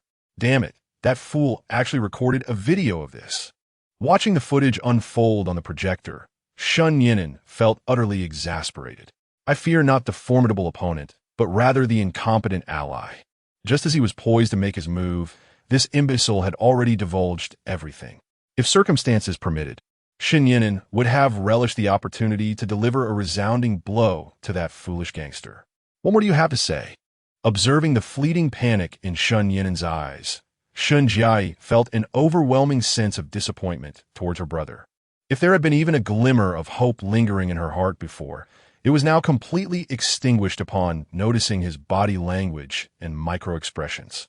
After all, unless one has undergone professional training, the instinctive reactions of an ordinary person in the face of certain situations can reveal a great deal.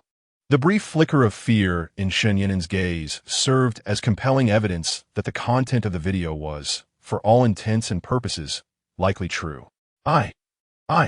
It's not what you think. Upon hearing Shun Jiai's reprimanding voice, heavy with suppressed anger and disappointment, Shen Yinan promptly prepared to employ his essential skill of feigning unconsciousness too. Zero. With a dramatic roll of his eyes, he collapsed onto the ground with a resounding thud. If he could just endure this moment, he was confident that he could later arrange a private meeting with Shen Jiai, ensuring that she would forget about the incident with a 99% certainty. Don't go. As she watched the seemingly unconscious Shen Yinan, Shen Jiai instinctively moved to check on him. However, before she could take any action, Shen Siki reached out and firmly grasped her arm. What's wrong, second sister? Meeting Shen Siki's gaze, which was filled with disdain and impatience, Shen Jiai instinctively halted all her movements. It was the first time she had ever witnessed such a mix of disgust on Shen Siki's face. That guy is faking it. How could he have passed out so conveniently? As she spoke, Shen Siki prepared to execute yesterday's tactic once more. Since Shen Yinan dared to engage in such despicable behavior, what reason did she have to let this opportunity slip away? Aren't you fond of pretending to be unconscious? Very well, continue your charade. The lengthy wind-up before the impending onslaught was just right for achieving another precise hit. Damn it, shouldn't I be sent to the hospital first? Upon overhearing the conversation between the two Shen sisters, Shen Yinan's composure began to unravel. How was this situation so different from the last time?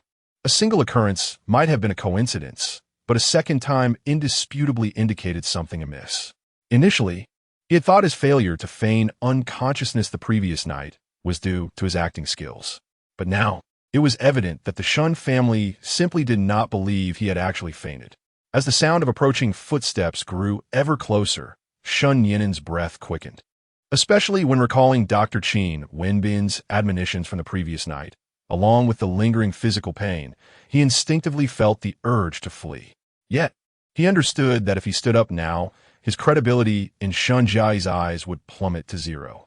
Thus, he found himself caught in a dilemma, unable to decide whether to escape or remain still. As she gazed at Shen Siki, who exhibited a determination surpassing that of an ordinary young master, the Destiny's great villain system could not suppress a flicker of excitement. As long as the host companions were not overly altruistic, they could easily overrun most protagonists. After all, a previous host had wreaked havoc in the early stages, only to succumb later due to the saintly nature of their family, resulting in an inexplicable betrayal by the protagonist, who would engage in every task when one has the opportunity to play the role of the mastermind. Lin Ze remarked, reclining leisurely on the sofa as he summoned another video on his phone. Do you not find that watching the drama unfold is far more gratifying than taking direct action? Except for certain activities that inherently provided a sense of exhilaration, Lin Ze adhered to the principle of minimal exertion. After all, being an adept technician and indulging in the services of one are fundamentally different experiences. Do not forget the task requirements. You have already accomplished half of it. Rest assured, once I have thoroughly enjoyed the spectacle, I shall take action. Just as Lin Ze conversed with the Destiny's great villain system, Shen Siki had already arrived before the seemingly lifeless Shen Yinan. Chapter 17, another video. Shen Yinan, you heartless beast. Even now you resort to such despicable tactics to absolve yourself. Observing Shen Yinan, who still lay on the ground feigning death, yet whose breathing had noticeably quickened, Shen Siki decided not to waste any more words. She lifted her right foot, adorned with a high heel, preparing to unleash a long-awaited assault. Thud! The sharp sound of her heel, striking the floor, echoed, and the supposedly lifeless Shen Yinan had already crawled a considerable distance forward.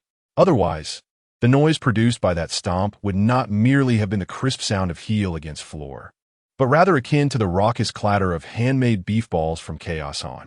Damn it, this guy truly intends to ruin me. Gazing at the impending impact of Shen Siki's heel, countless mythical beasts flashed through Shen Yinan's mind. In the ongoing charade of feigning death to seek forgiveness and protect his lower half's well-being, he ultimately opted for the latter, which afforded him a longer duration of safety. Meanwhile, his resentment towards Shen Siki surged exponentially. After all, had he hesitated for even a second longer, he would have been permanently relegated to a local delicacy in Thailand. You scoundrel! Observing Shen Yinan evade her elder sister's attack, Shen Jiai angrily stepped forward and delivered a resounding slap to his face. Facts speak louder than words. Shen Yinen's pretense of unconsciousness had become an undeniable reality, compounded by his earlier absurd antics. This significantly lowered Shun Jiai's impression of him to an unfathomable nadir. At this moment, even a street performer rapping and dancing would seem more appealing to her than the pretentious Shen Yinen. 3. Third sister. After receiving a hefty slap from Shan Jiai, Shen Yinen emerged from the shadow of nearly becoming a Thai local specialty. Now, it was imperative that he devise a plan to deal with Shan Jiai. His options for smoothly returning to the Shun family were dwindling, and he was unwilling to relinquish his most significant asset easily. After all, compared to his other resources, Shan Jiai was undoubtedly the most advantageous one. It's about time for my turn. Just as Shen Yinen began to ramble on about irrelevant matters, Lin Ze promptly interjected, addressing the group. By the way, there's another video I would like you all to see. Once you've watched it, you can decide how to handle this fellow. Who knows how much so-called fortune Shen Yinen possesses? If I were to forcefully eliminate him, who knows what misfortune might befall me? Thus, for Lin Ze, having the Shun family take action on his behalf was undoubtedly the most beneficial and risk-free option.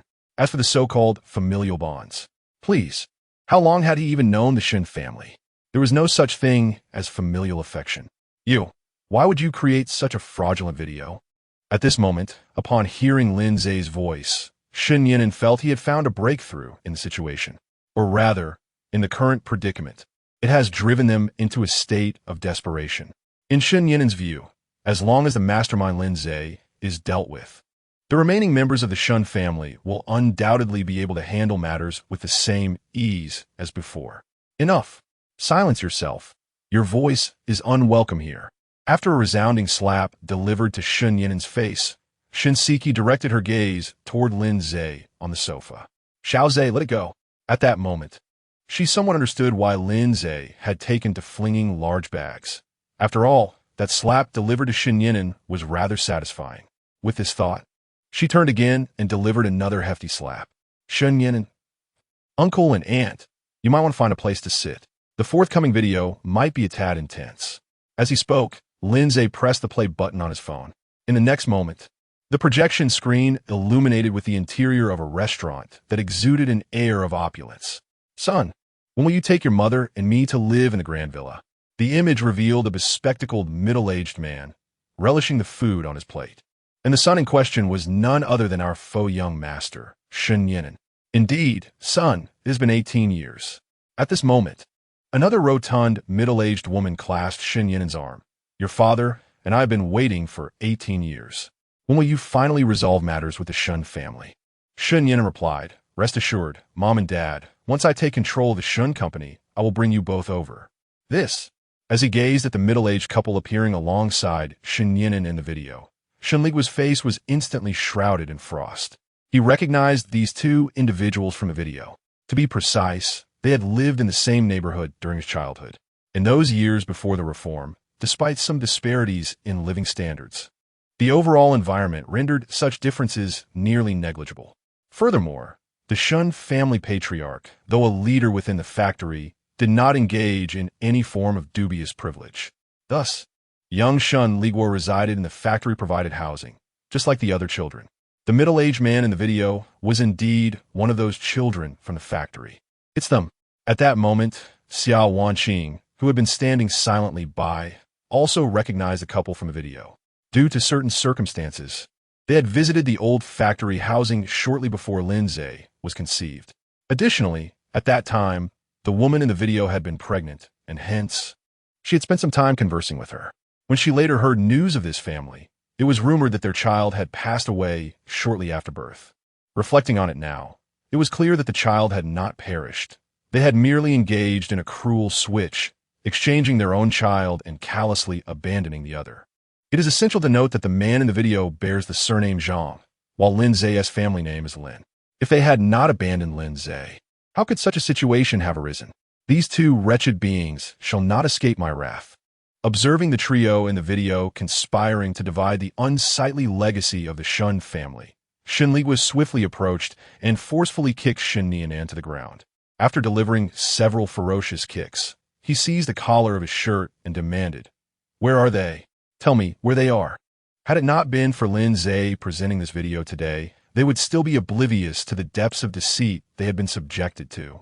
Given their previous indulgence towards Shun Nianan, it was nearly certain he would be cast out by the family in the future. The thought that the connections and legacy built by several generations could be jeopardized by his own actions filled Shen Ligua with an overwhelming desire to strangle the ungrateful wretch before him. Due to the tight grip around his neck, Shun Nianan could only emit intermittent whimpers. Simultaneously, the effects of oxygen deprivation caused him to gradually lose control over his body. Drip, drop, drip, as the sound of water droplets hitting the ground resonated. Shun Ligua disdainfully discarded Shen Nianan onto the floor. Ugh! The acute shortage of oxygen compelled Shen Nianan to instinctively gasp for air upon hitting the ground, inadvertently triggering a cycle of internal regurgitation. The acrid scent, coupled with psychological distress, led to uncontrollable retching. Chapter 18. The situation escalated as the conversation unfolded, revealing the unsettling truth that the mix-up with the younger brother was not a mere coincidence, but rather a meticulously orchestrated scheme. As Shun Siki listened to the dialogue between the three individuals in the video, her countenance was marred by an expression of fury. Despite having witnessed the varying shades of human emotion in the hospital, she could scarcely fathom that there were still those audacious enough to engage in such deceitful machinations. However, considering that paternity tests were not commonplace decades ago and her parents shared a profoundly loving relationship, it began to make a certain sense. After all, in this modern era, such a ruse could easily be unmasked by a simple paternity test at any moment. Shen Yinan, you scoundrel! After delivering a resounding slap across Shun Yinan's face, Shun Jiai erupted in rage. What have we, the Shun family, ever done to wrong you? If the earlier incident of having her photo taken and sold could be dismissed as a matter of personal ethics, the current blatant conspiracy to usurp the Shun family's fortune was a far graver offense. Shun Yinan resembled a lurking beast, poised to betray the very family that had nurtured him. No, this is all a fabrication. Faced with the vengeful expressions of the Shun family, Shun Yinan instantly adopted a mask of sorrow. Lin Ze, even if you wish to expel me, must you resort to such despicable tactics? I hardly know. Smack. 2. Smack. Please listen to me.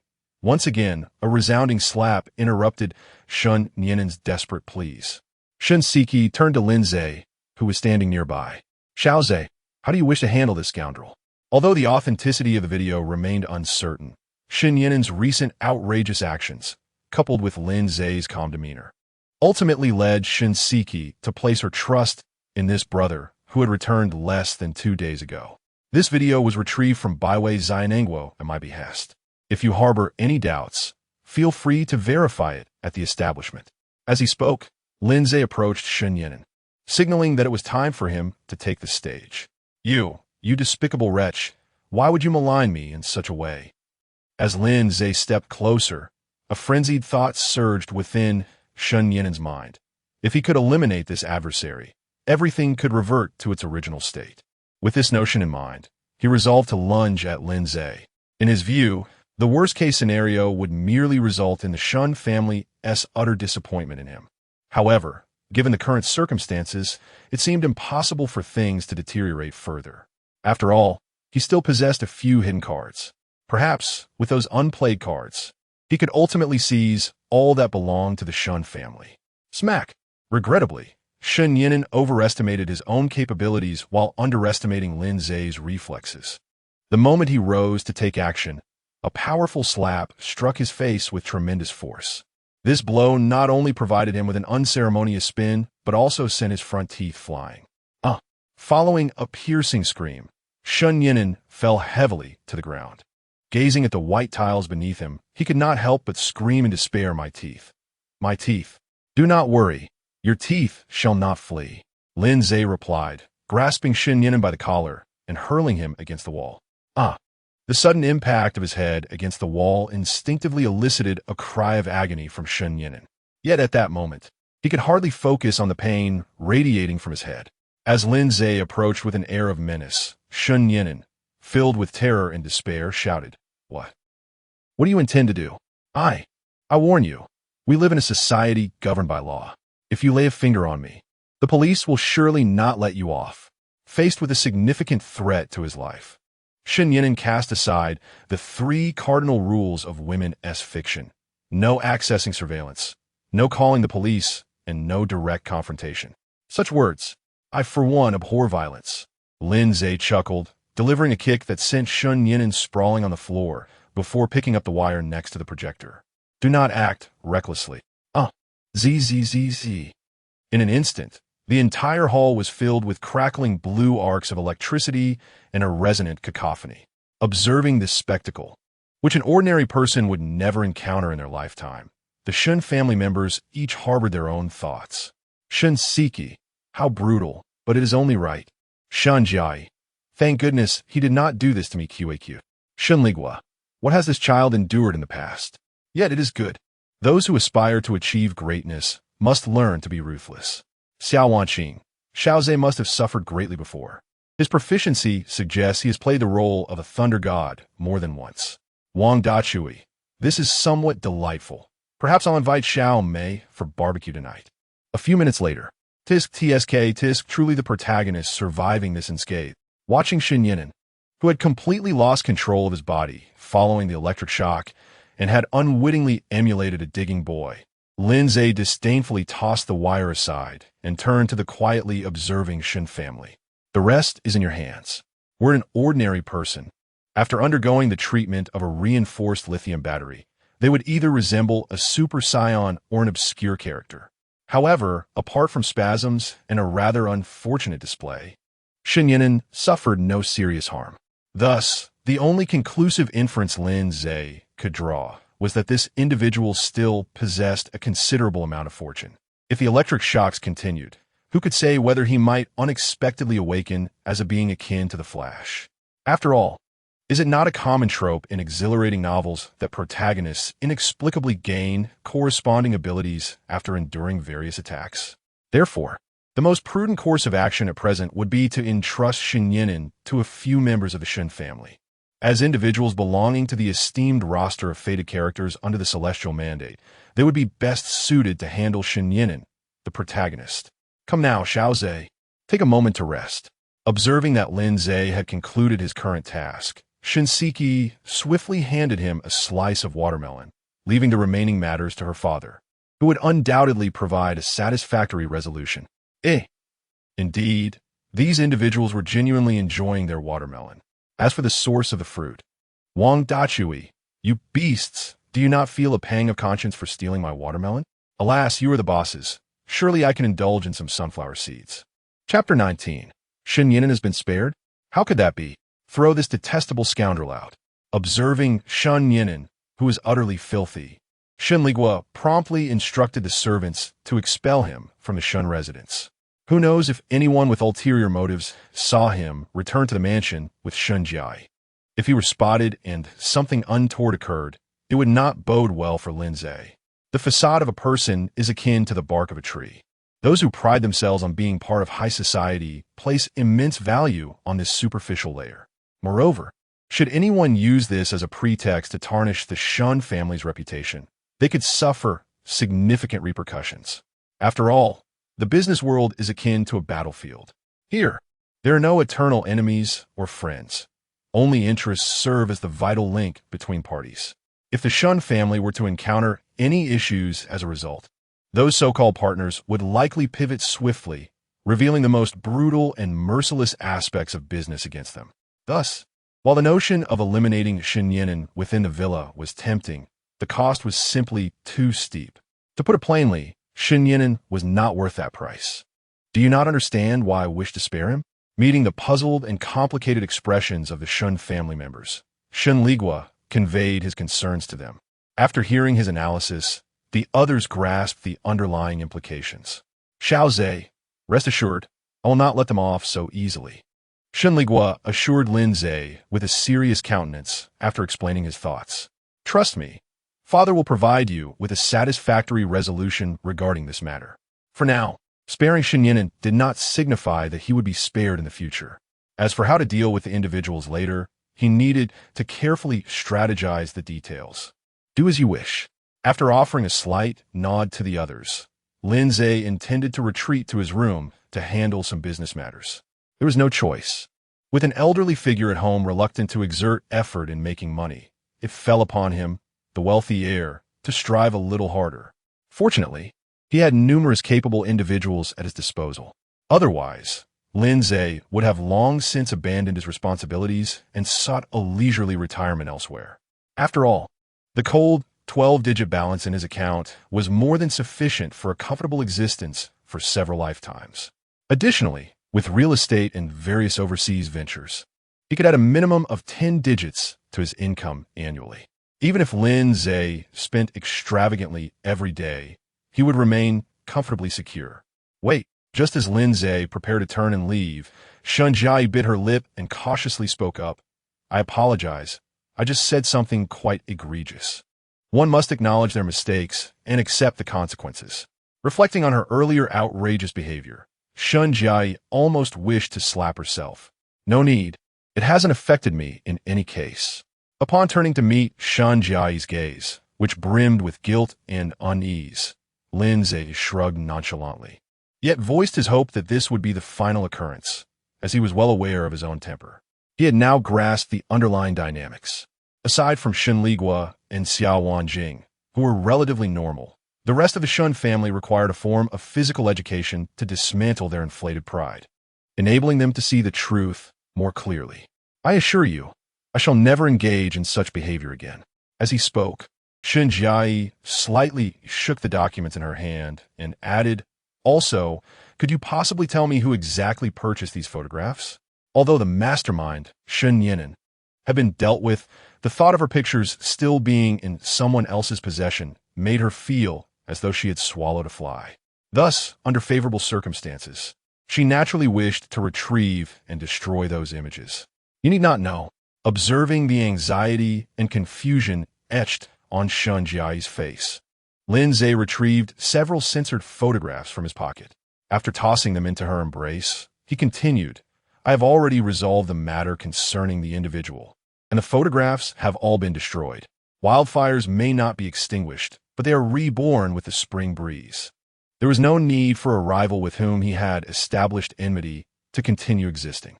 Thus, by eliminating this lecherous figure on Shun Jia's behalf, Lin Ze was also ridding himself of an adversary. Is it truly resolved? Gazing at the wretched figure depicted in the photographs, Shun Jia instinctively inquired of Lin Ze, who exactly are you? The ability to amass such information in a short span suggested he could not possibly be an ordinary person. Yet, the previously investigated data had indicated that Lin Ze resided in a village that was astonishingly mundane. Her question prompted the others to subconsciously turn their attention to Lin Ze, as his actions since returning indicated he was anything but a typical child from a simple village. The Lin family, the next successor.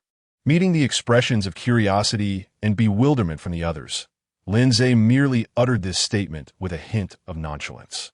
He then disregarded their reactions and turned to ascend the staircase leading to the third floor.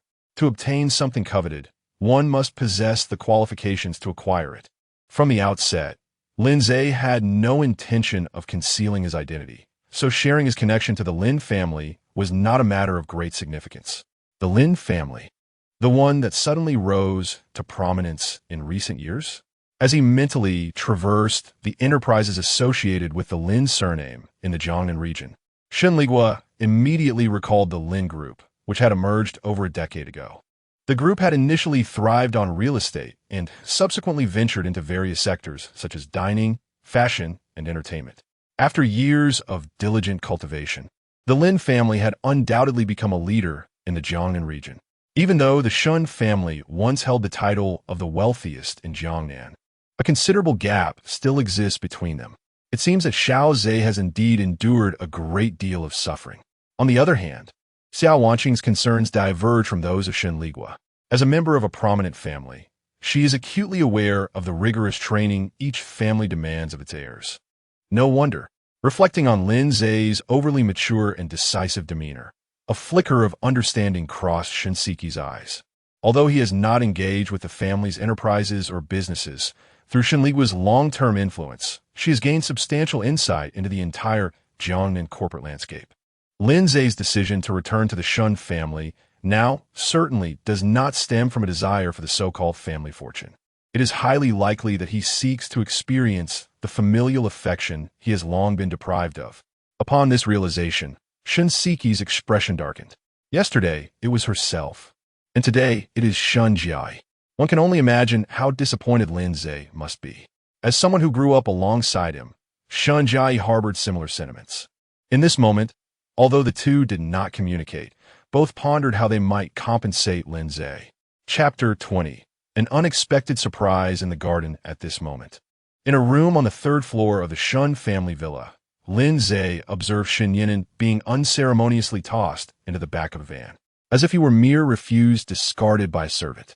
A knowing expression crept onto Lin Ze's face. He had always suspected that while a 220V current might not incapacitate an electrician accustomed to 250V, it would surely suffice to subdue an ordinary individual. Shen Yinan, clearly not an electrician, had endured an extended period of high-voltage therapy. This anomaly could only indicate one thing. He possessed something beyond the grasp of the average person. In simpler terms, he harbored the attributes typical of a protagonist or a favored child of fate, bestowed by the world's benevolence. As long as this luck remained intact, any attempts to harm him could provoke a host of unforeseen consequences, such as retaliatory strikes or sudden power-ups. Lin Ze's ability to discern Shen Yinan's underlying essence was facilitated by the system, which granted him the eye of insight immediately upon the completion of his task. Although the notion of 3,000 villain points might seem substantial, it was indeed quite significant. Beyond a handful of everyday skills, such as driving and music, that could impress, it also allowed for the procurement of modules aligned with future commercial trends. Of course, acquiring genuinely epic-defining modules would require far more than a mere 3,000 points. However, it was ample for securing projects that promised quick financial returns. Lin Ze decided to allocate these 3,000 skill points to enhance a localized version of the indestructible body. With the market influence brought by the Lin family, Lin Ze could adeptly steer future market trends in a short span. Thus, there was no urgency to purchase commercial methods at this juncture. Moreover, now that he had ascended to the role of the fabled destined antagonist, it was inevitable that he would encounter numerous protagonists of formidable strength. Should a brash individual appear among them, eager to engage him in a direct confrontation, Lin Ze recognized the necessity of bolstering his own strength. Therefore, enhancing his physical prowess was of paramount importance, whether for self-improvement or for preemptively addressing the potential recklessness of future adversaries. As for the myriad other concerns, they could certainly be addressed gradually in due time. Note, this narrative currently encompasses 4 realms: body refinement, external path, inner sea, and transparency. Body refinement pertains to cultivating the physical form and enhancing vitality, while external path involves the ability to project qi outwardly as a means of auxiliary attack. The inner sea signifies the mastery of internal breath, transforming qi into a personal weapon. Transparency, akin to the legendary immortals, allows for the ability to traverse the heavens and the earth. Presently, Lin Ze's cultivation rested at the early stage of the inner sea, and the 3,000 villain points would not greatly elevate his power. Thus, it was clear that upgrading the indestructible body was one of the most prudent choices available. As for hoarding points, Lin Ze mused that he was no mere hamster in need of winter provisions. Once the role of the antagonist has diminished, one might as well seek out those so-called protagonists. After all, both sides have always been in opposition. Why must one wait for the other to initiate contact? Beep. The partial version of the indestructible body has been upgraded. Currently, it allows any 2 parts of the body to attain a hardness surpassing that of super titanium. P.S. My rather peculiar host, please refrain from being too peculiar. What seems truly peculiar is you observing the final piece of friendly advice on the system interface. Lin Ze could not help but grimace in exasperation. A gentleman of his stature could never stoop to playing endless rounds with someone. Just as Lin Ze was about to turn and commence his tasks, he stumbled upon an unexpected delight in the garden below. Ah, It seems that when one dozes off, a pillow is conveniently provided. With this thought, Lin Ze pivoted toward the garden below. He had just been contemplating taking the initiative, and lo and behold, an opportunity arose. It is no surprise that this is the residence of the original world's protagonists, where pivotal figures can appear at any moment. In the Shun Residence's garden, at the tool storage area for flowers, a heated exchange was taking place. "You useless fool! Can you not even handle this trivial matter?" Before him stood a timid young lady, her demeanor eliciting a flicker of greed in Li Zhongping's eyes. Aside from the few young ladies of the Shun family, he had never encountered a woman so enchanting. Clad in a fitted maid outfit, with delicate white stockings accentuating her form, and a visage that radiated innocence, she embodied a striking contrast even in her stillness. The harmonious blend of her purity and allure was captivating, reminiscent of a fallen saint, holy yet laced with a hint of deadly temptation. I will strive to improve," she stammered, her nerves causing her to grip the fabric of her attire tightly at her sides. Unfortunately, she remained oblivious to the fact that such behavior would only incite the predatory instincts of those around her. It is easy for you to say." After momentarily concealing his own greed, Li Zhongping feigned an air of gravity regarding the situation. The flower maidens were usually cherished dearly, and he could not allow her to simply sweep her faults under the rug with a mere word. I'm truly sorry," she pleaded, her voice trembling. "Enough. It is not impossible to overlook this incident." Cutting off her desperate attempts at appeasement with a wave of his hand, Li Zhongping stepped closer, positioning himself directly in front of her. "Come to my room tonight. Perhaps I can help you conceal this matter." The innocent lamb had unwittingly stepped into a trap, and the wicked wolf bared its fangs. For those of wavering resolve, the consequences could be dire. In no way. Gazing into the true nature of Li Zhongping, the young lady's complexion turned pale as she clutched the hem of her skirt. "I will go find the mistress to apologize. You cannot use this to threaten me." At this very moment, no matter how innocent she may appear, she has become acutely aware of the other's predatory ambitions. Her initial purpose for entering the Shun household as a servant was to repay a debt of gratitude. If she were to be dismissed by the Shun family over this incident, she would simply find another means to express her gratitude. In summary, one could say, it is utterly impossible for Li Zhongping to coerce her in this manner. "Stand still, you girl." Seeing the typically submissive maid daring to resist, Li Zhongping immediately grasped her wrist. With no one else around, he felt emboldened to take extreme measures without fear of discovery. He believed that with the appropriate threats, this young maid would be rendered powerless to retaliate. His patience had worn thin for this coveted object of his desire. In other words, it could be interpreted that Li Zhongping had become completely consumed by his basest instincts. Chapter 21. Lin Ze's intentions towards the wayward maiden. "What are you doing?" As Bai Wanqiu felt her wrist firmly grasped by Li Zhongping, she instinctively attempted to break free. However, the significant disparity in strength rendered her efforts futile. Despite her vigorous attempts to escape, there was no glimmer of hope for liberation. "What am I doing?" Observing the panic-stricken expression on Bai Wanqiu's face, Li Zhongping immediately displayed an exceedingly lewd grin. "You will soon discover my intentions, he. At that moment, it seemed as if everything had already been predetermined. In the dimly lit, silent corner, a powerless and delicate girl appeared to be trapped in a tragic fate, with no room for reprieve. "I would rather die than give you the satisfaction." Just as Bai Wanqiu contemplated emulating a dramatic suicide by biting her tongue, the previously shut storeroom door was suddenly flung open from the outside. Smack! Before Li Zhongping could finish his instinctive inquiry, a hefty bag was violently swung into his face. Overwhelmed by the force, he instinctively released Bai Wanqiu's wrist and executed an ungraceful spin in midair, landing like a lifeless animal on the ground. The slap was unavoidable, yet surprisingly effective. Watching Li Zhongping sprawled on the floor, Lin Ze could not help but feel a flicker of satisfaction. He had merely raised his hand, and Li Zhongping had inadvertently offered his head as a target. If this were a life-and-death confrontation with another, he could have easily decapitated his opponent with such a strike. Damn it. As Li Zhongping staggered to his feet, he intended to utter a fierce retort. Yet, Mid-sentence, he froze in place, for he beheld Lin Ze, whose cold demeanor regarded him with a vacant gaze reserved for the deceased. Young master, what brings you here? Having served the Shun family for several years. Li Zhongping quickly concealed his panic. This is a place for us servants. Please do not soil your garments. Regardless of whether his words were heard, diverting the conversation was undoubtedly prudent. Are you afraid I might ruin your little scheme? As he spoke, Lin Ze approached the trembling Bai Wanqiu and remarked, he was just about to do something to you. Through the effects of his probing gaze, Lin Ze had gleaned her basic information. Name, Bai Wanqiu, age, 19.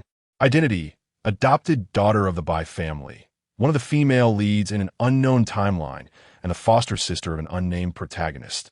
Upon the protagonist's return, she will become one of his harem members. Her true identity is that of a long-lost young lady of the Yi family in the capital, who will later provide substantial assistance to the unnamed protagonist.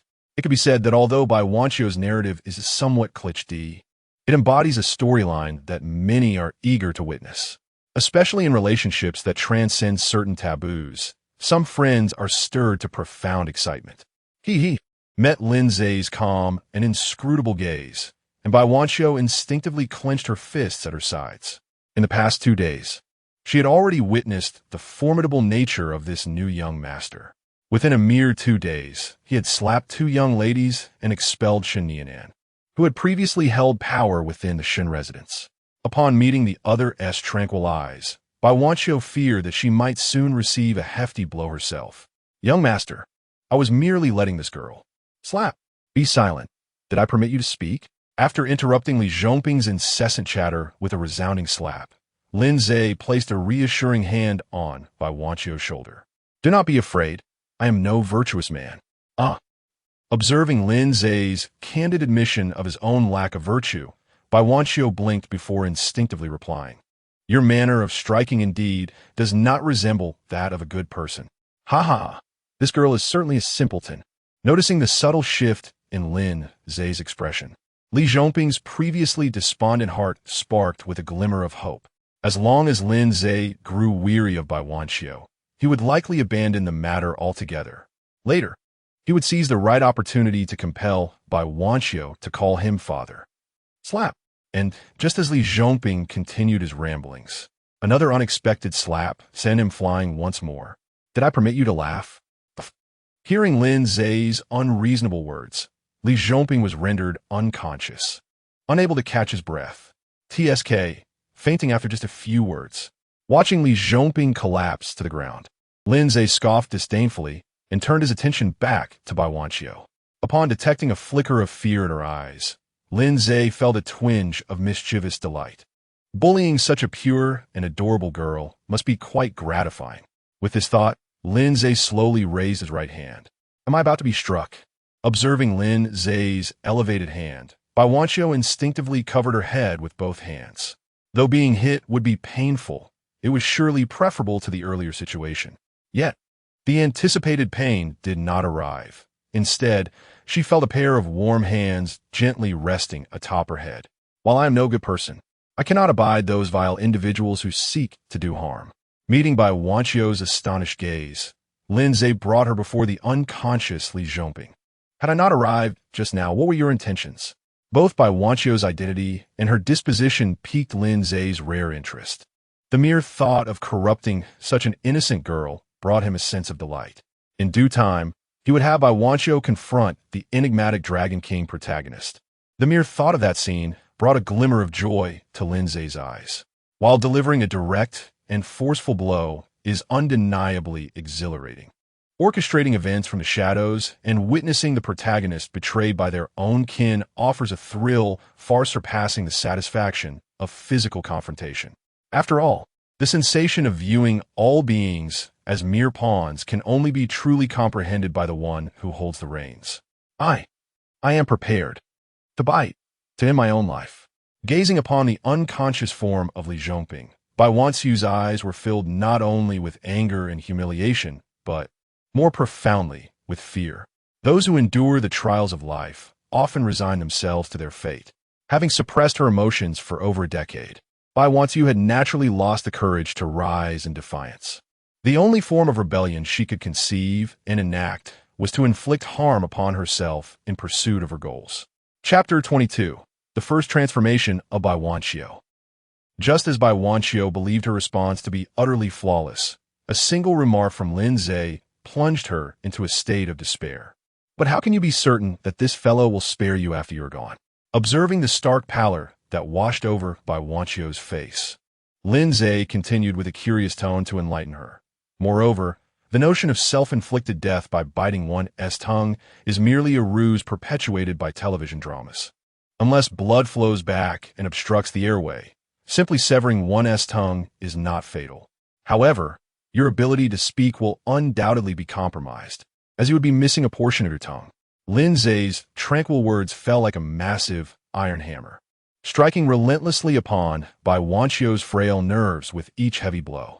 Thus, inflicting harm upon oneself will not elicit sympathy from the villain. After giving her shoulder a gentle pat, Lin Ze lowered his head slightly and whispered in her ear, "Now take a moment to reflect on what should be done in such a situation." I do not know.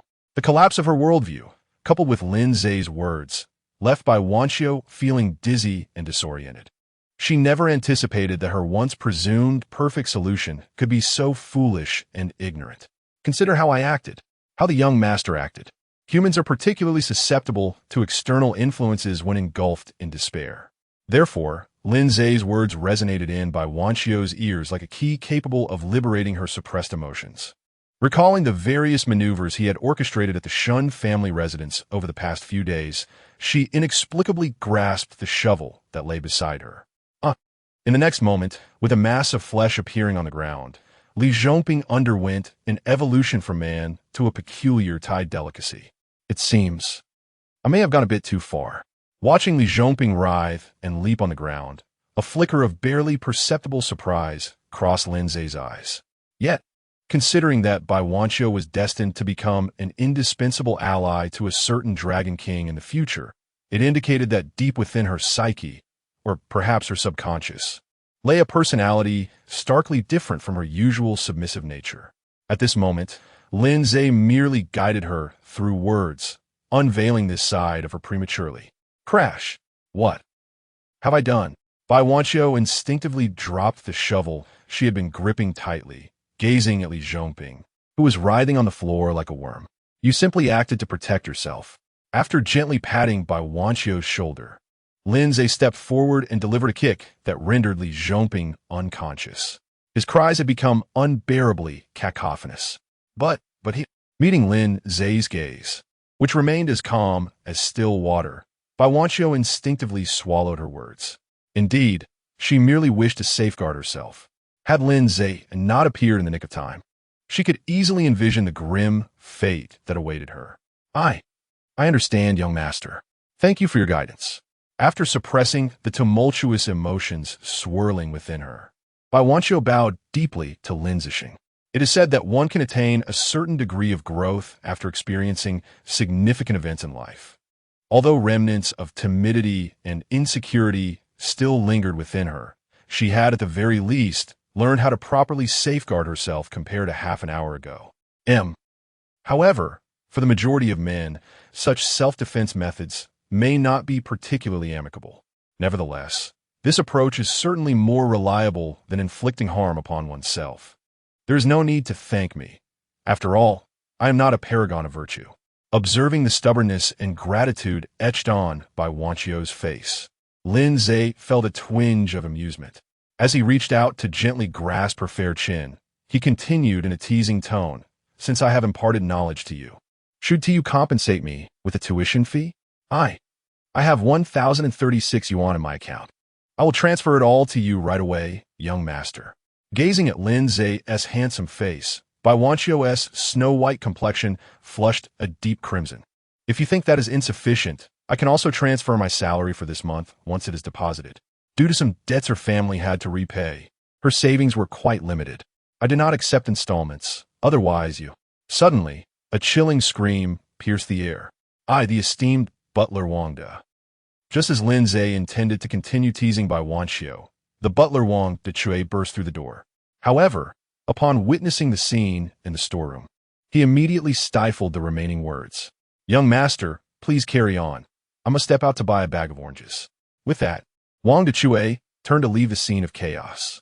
As for Li Zhongping, who lay on the ground, his life uncertain, that could wait until the commotion subsided. As an exemplary butler, possessing keen insight is merely fundamental. Interrupting the young master's affairs could jeopardize the birth of the little young master, and his salary might suffer significant reductions as a consequence. How odd. Why do I keep saying again? Wait a moment. This fellow harbors ill intentions. Send him directly to the police station. Seeing the atmosphere he had painstakingly cultivated shattered, Lin Ze lost interest in further provoking by Wanxiu.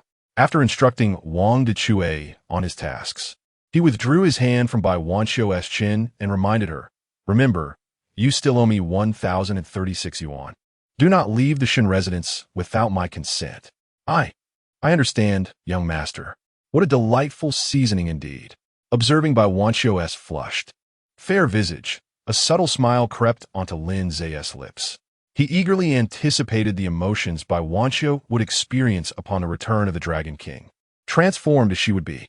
As Bai Wanxiu's thoughts drifted back to the earlier scene, she gazed at Lin Ze's receding figure, pondering the implications of his recent words. If Lin Ze were to make an unreasonable request, how should she respond? Humanity, with its peculiar tendencies, often assigns great significance to first impressions and physical appearance. Lin Ze's looks were undeniably impressive, only slightly less appealing than the esteemed gentleman present. Coupled with the profound impact of his earlier guidance, he had etched a lasting impression in Bai Wanxiu's mind. What a predicament! What on earth is happening? In contrast, Wang Dechue rubbed his temples in exasperation and addressed the still dazed Bai Wanxiu. "I believe you're Bai Wanxiu, correct? From today onward, I will delegate external matters to others, so you needn't concern yourself with them any longer. Shortly, you shall report to the kitchen and be responsible for attending to young Master Lin Ze's daily needs." It was evident from the somewhat intricate scene that Lin Ze harbored an interest in Bai Wanxiu. Otherwise, based on his demeanor at home over the past few days, he hardly seemed like the type to engage in heroic acts of rescuing. Thus, assigning Bai Wanxiu the task of caring for Lin Ze's every requirement could be viewed as a form of atonement. After all, having delayed the arrival of the young master, he felt compelled to make amends. Moreover, once the young master made his entrance into the world, the household would undoubtedly become more lively. Wasn't it common in dramas for such scenarios to involve children being switched at birth? As Wang Dechue contemplated this possibility concerning Lin Ze, he felt a surge of joy. He vowed to safeguard the future young mistress diligently and ensure that the young master, who was meant to be exchanged, was returned. He envisioned the dismay of those who sought to swap the heir, only to face the consequences of their actions. The mere thought of this scenario brought an impish grin to Wang Dechue's face. As Bai Wanxiu grasped the shovel once more, Wang Dechue instinctively stepped back several paces. "What do you intend to do with that shovel?" Though he could easily overpower her with one hand, Bai Wanxiu was poised to become the future young mistress, making it unthinkable for him to resort to violence. To secure his own happiness, he deemed it wise to maintain a safe distance. After all, the young master had advised him to learn self-protection. Wang Dechue's earlier expression had been far too mischievous and inappropriate, evoking an inexplicable sense of fear in Bai Wanxiu.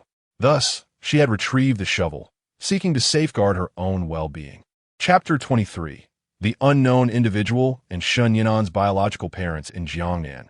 Within the old district of a steel mill, a scene of utter humiliation unfolded. "How dare you treat me like this? I am a young master of the Shen family." Shen Yinan's furious cries echoed, but soon, he was unceremoniously kicked out from the rear of a van. The unfortunate placement of a foul drainage ditch beside the roadway led to his immediate fall into its depths. The viscous refuse and putrid waters, combined with his disheveled appearance, rendered him unrecognizable even to those who had previously known him. Dreaming in vain. He found himself in a grotesque predicament. Gazing upon the disheveled Shen Yinan, who sat helplessly in the stinking gutter, Xia Ruhua's face twisted with palpable disdain. "You ungrateful wretch.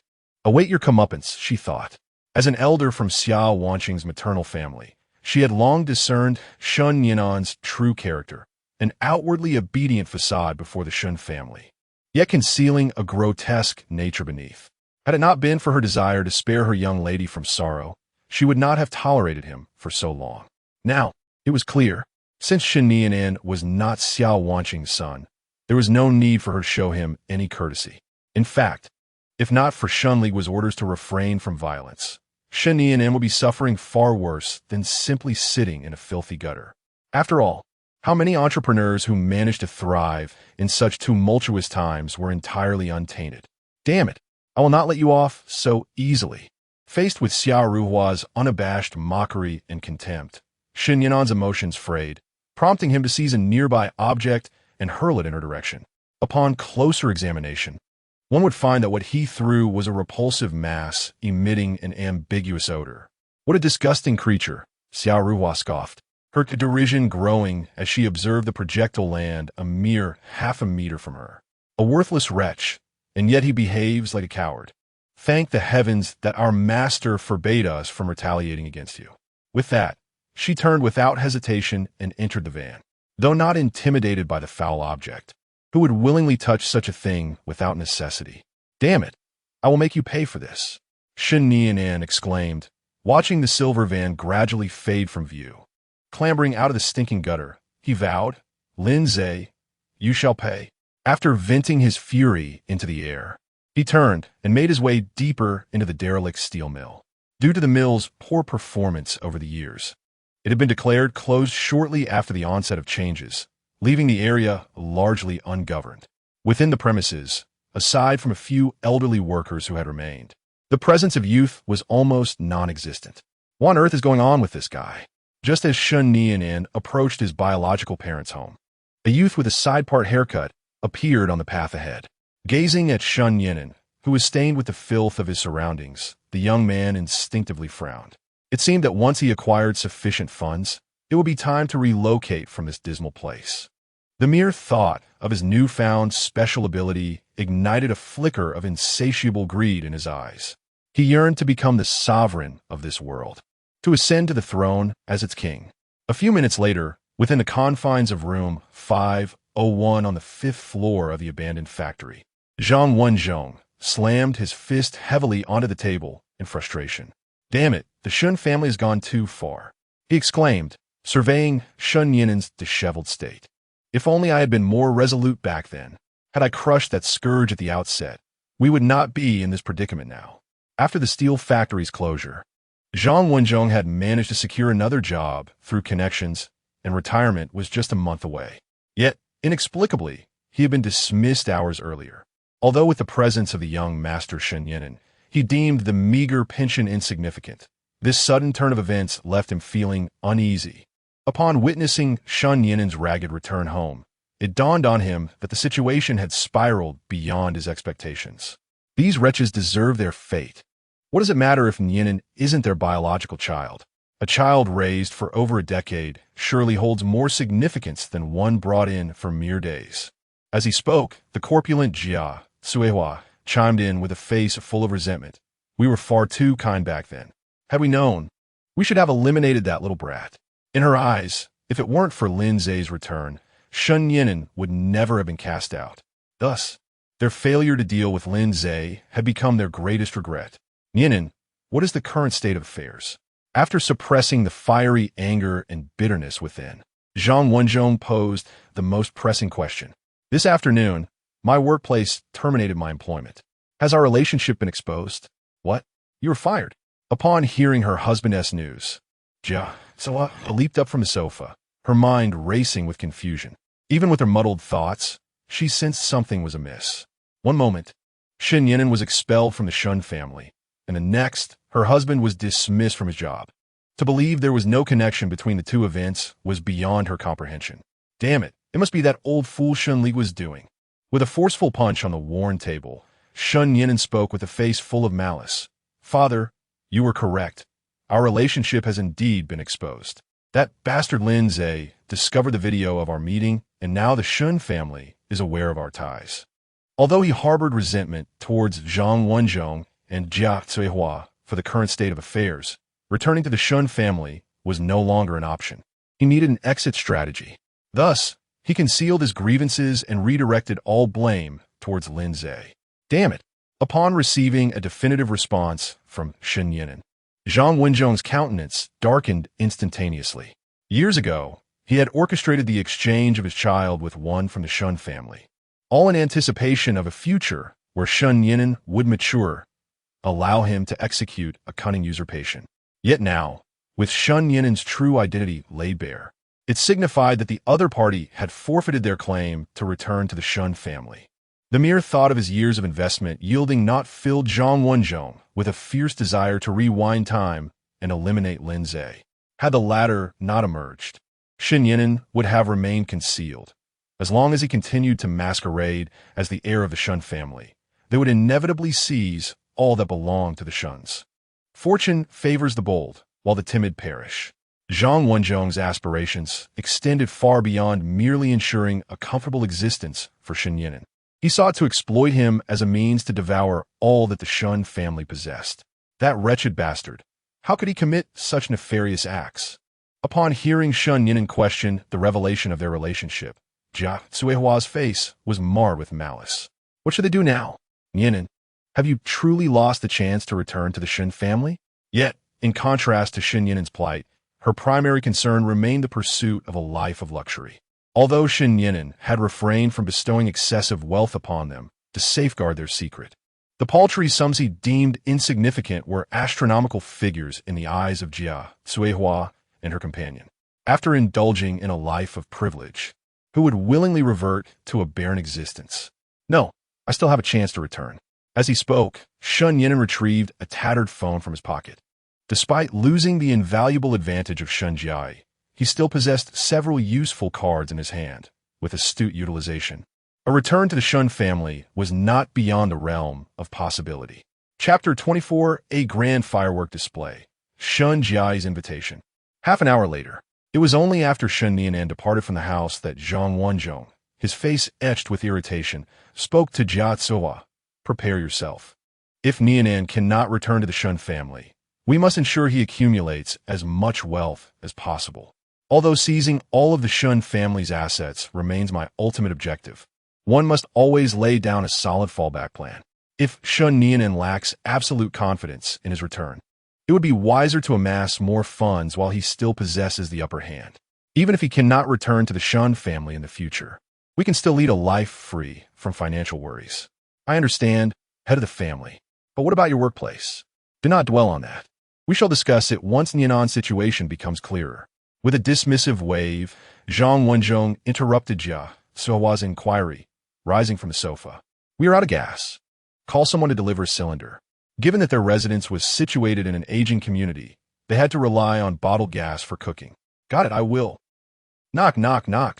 Gas delivery. Is anyone home? Did you call for gas? Upon hearing the knocks and shouts from outside, Zhang Wenzhong instinctively turned to Jia Cuihua beside him.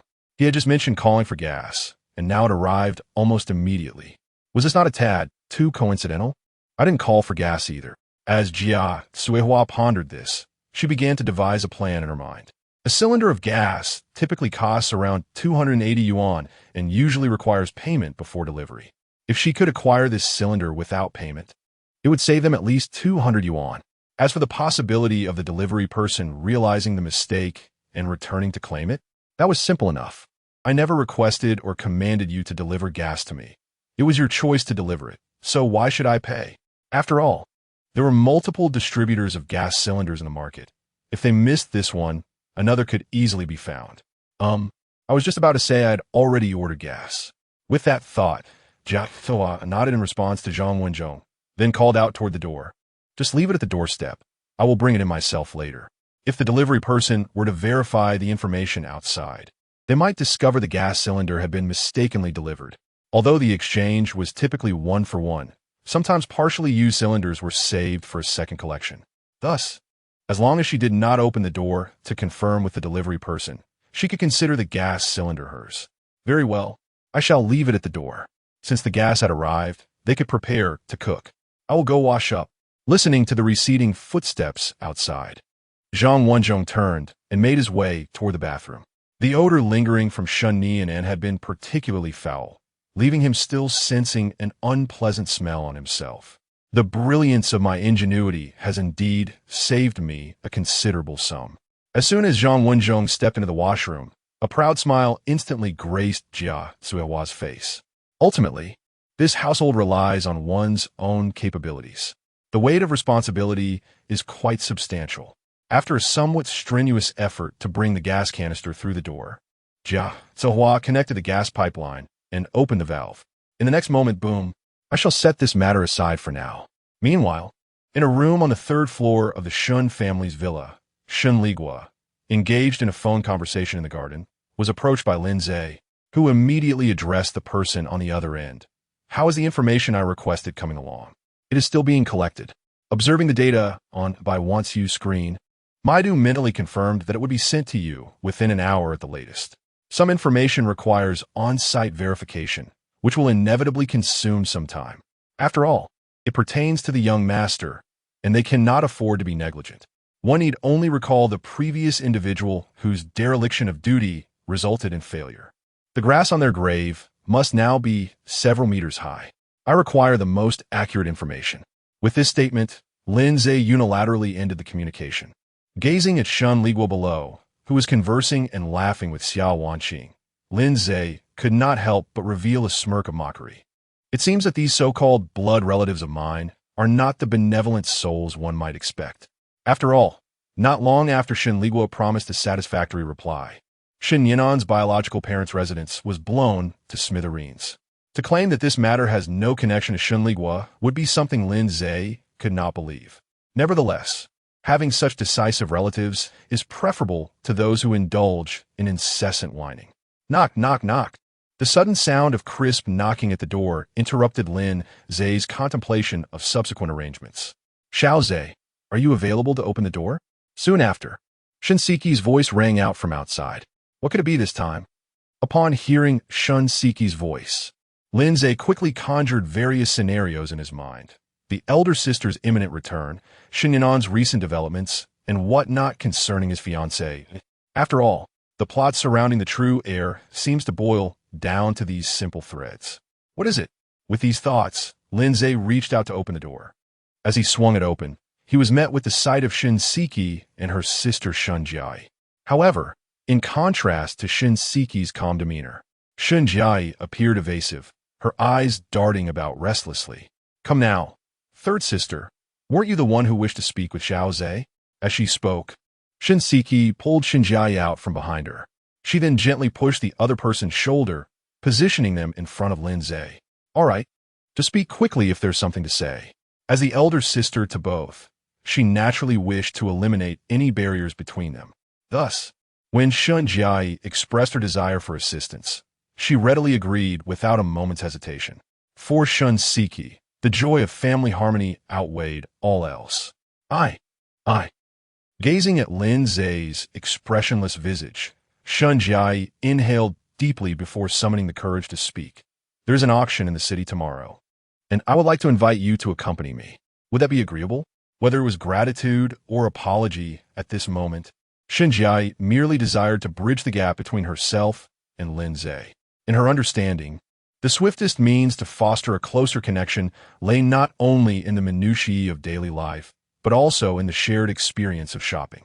Should Lin Ze agree to attend the auction with her, she would undoubtedly purchase anything he fancied. After all, it is only natural for an elder sister to indulge her younger brother. Throughout this endeavor, she was confident that seizing the right opportunities would allow her to mend the rift between them. Of course, all of this hinged on Lin Ze accepting the invitation.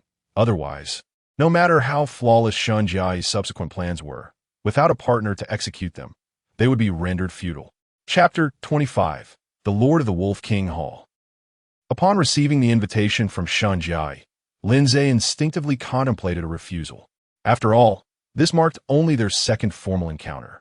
Moreover, accompanying a woman on a shopping excursion was undeniably a tedious and protracted endeavor. Thus, with these considerations in mind, Lin Ze was naturally reluctant to venture out with her. It appears I'm destined to be declined. Noticing the implicit rejection in Lin Ze's words, a flicker of disappointment crossed Shun Jiai's eyes. However, This reaction was not entirely unexpected. If she were in his position, she would also feel disheartened by such a response, only to be met with an invitation thereafter.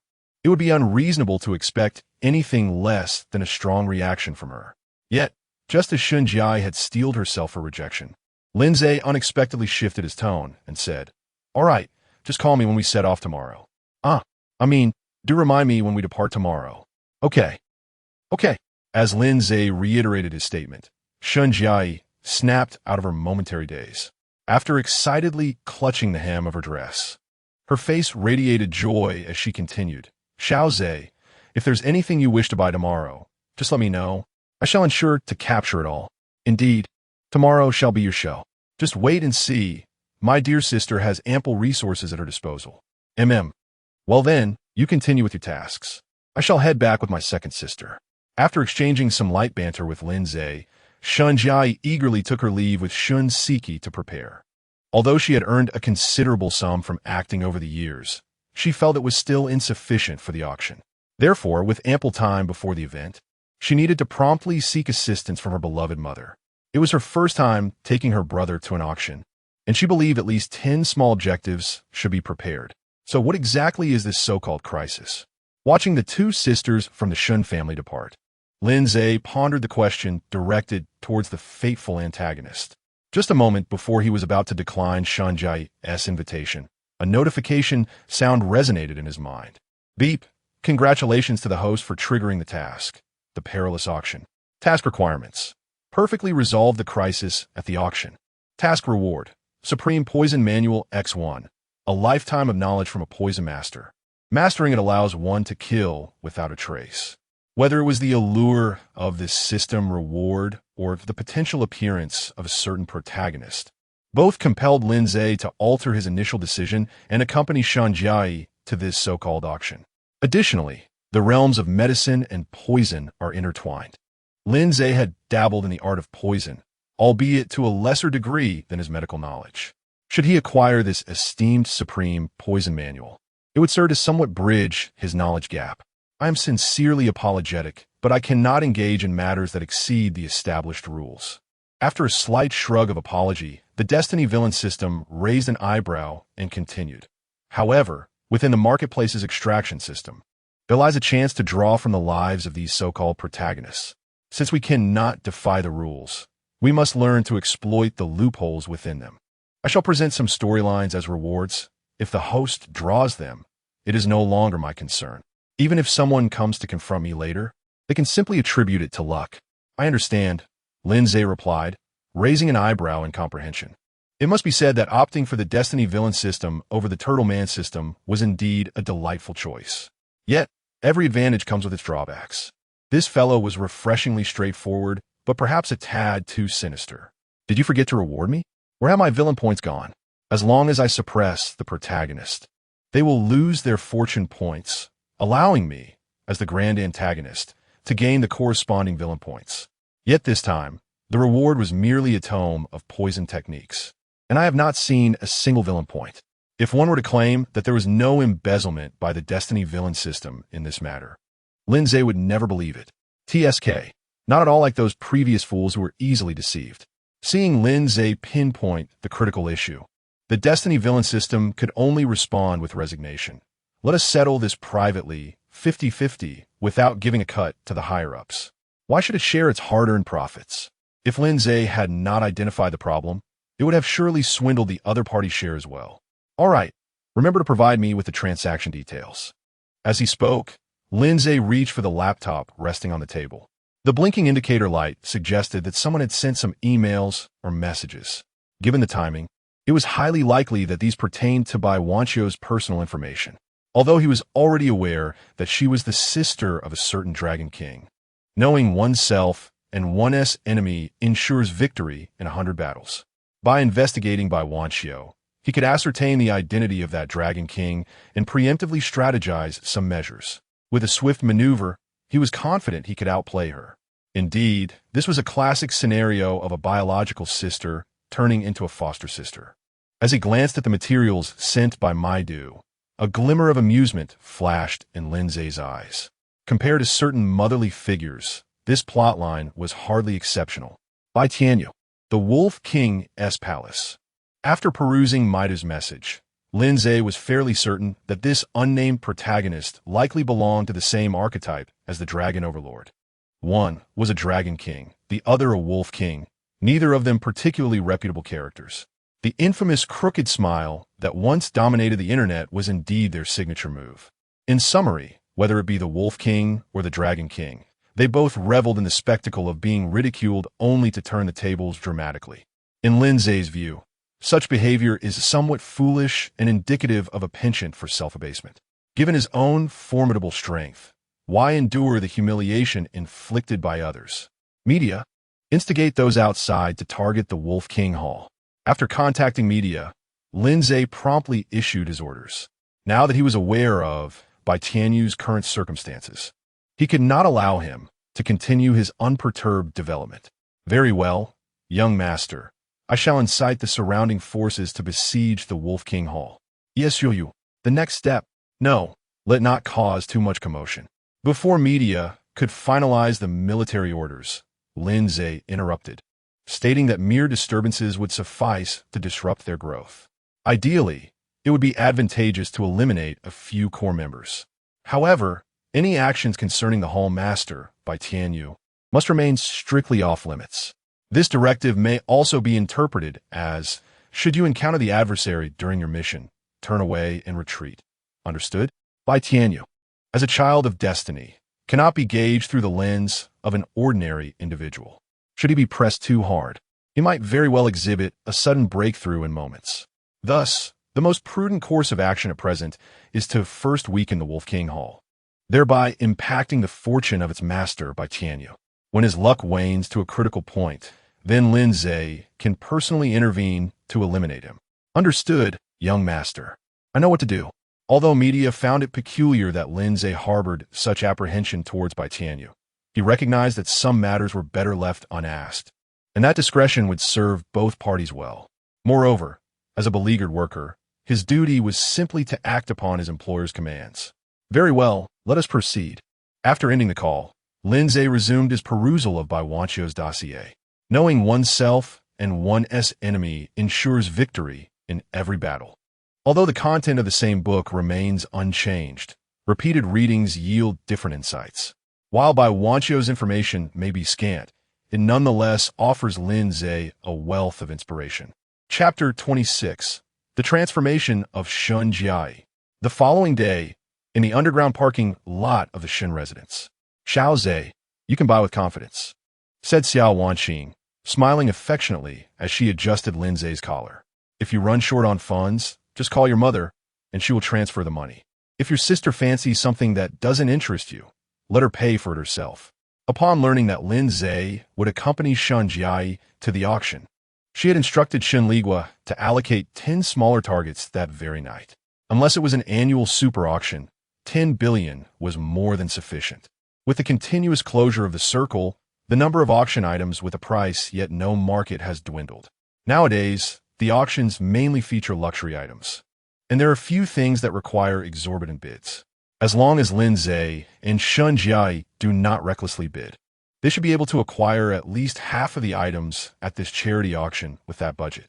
Of course, should Lin Ze wish to purchase everything, it would not be a problem. They could simply have the auction house charge it to the family account. After all, the other party had been absent from family life for over a decade, so why not spend a little? As for what Shun Jiai wished to buy, at her age, wouldn't it be reasonable for her to use her own money? Indeed, love can fade away. Observing that Xiao Wanqing had left no dignity for herself, Shun Jiai immediately donned a sorrowful expression. As an accomplished film industry professional, mastering the art of emotional transitions had become second nature. Naturally, she was not genuinely upset. It was merely to enhance the atmosphere of the gathering. After all, once people begin to tease one another, it signifies that their relationship has reached a certain level of comfort. Although Lin Ze had agreed to accompany her to the auction, Shun Jiai remained diligent in her approach. Whether out of guilt for her own actions or gratitude for Lin Ze standing up for her, she felt compelled to earn his acceptance as his somewhat inadequate sister. Initially, Shun Siki the intermediary, had wished to join as well. But an important patient suddenly arrived at the hospital. Consequently, adhering to the ethos of a compassionate healer, she had to forego the outing with Lin Ze and the others. Love does not vanish. It merely shifts to another individual. Upon sensing Shan Jiai's subtle intentions, Lin Ze was equally cooperative, engaging in a performance of his own.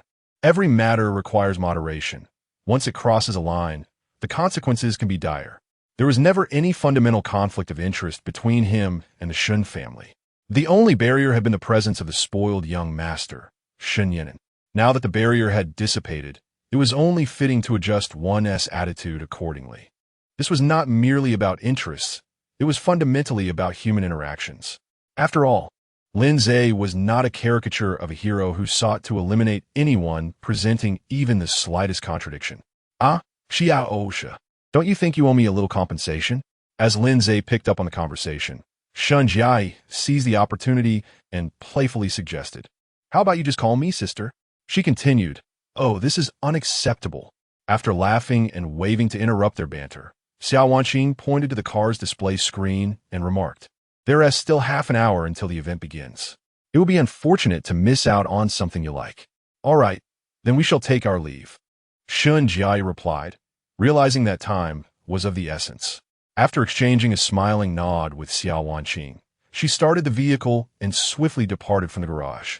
Hopefully, these two kids will get along well, Xiao Wanqing thought, watching the sleek black G-Class speed away from the parking lot, a flicker of hope gracing her features.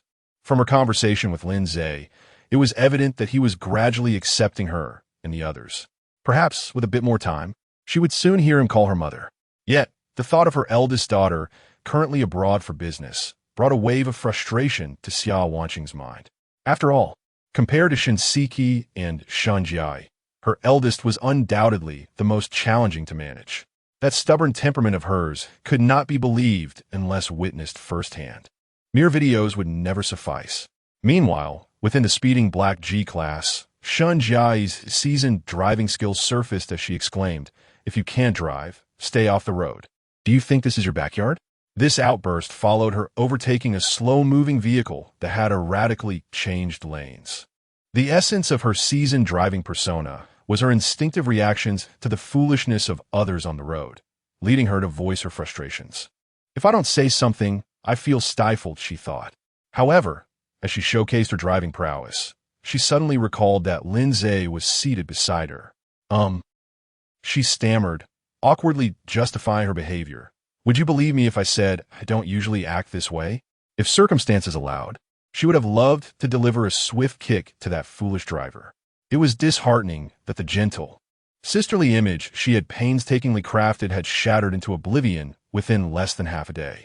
As for why she didn't use her right foot to shift gears, anyone familiar with driving a manual transmission would understand. "Don't stress over certain things. Just be your authentic self," Lin Ze remarked lightly, observing the embarrassment and fluster on Shan Jiai's face. "Honestly, I'm more accustomed to your initial rebellious demeanor. Dealing with people outside was already exhausting enough." He had no desire to return home to face the Shun family wearing masks.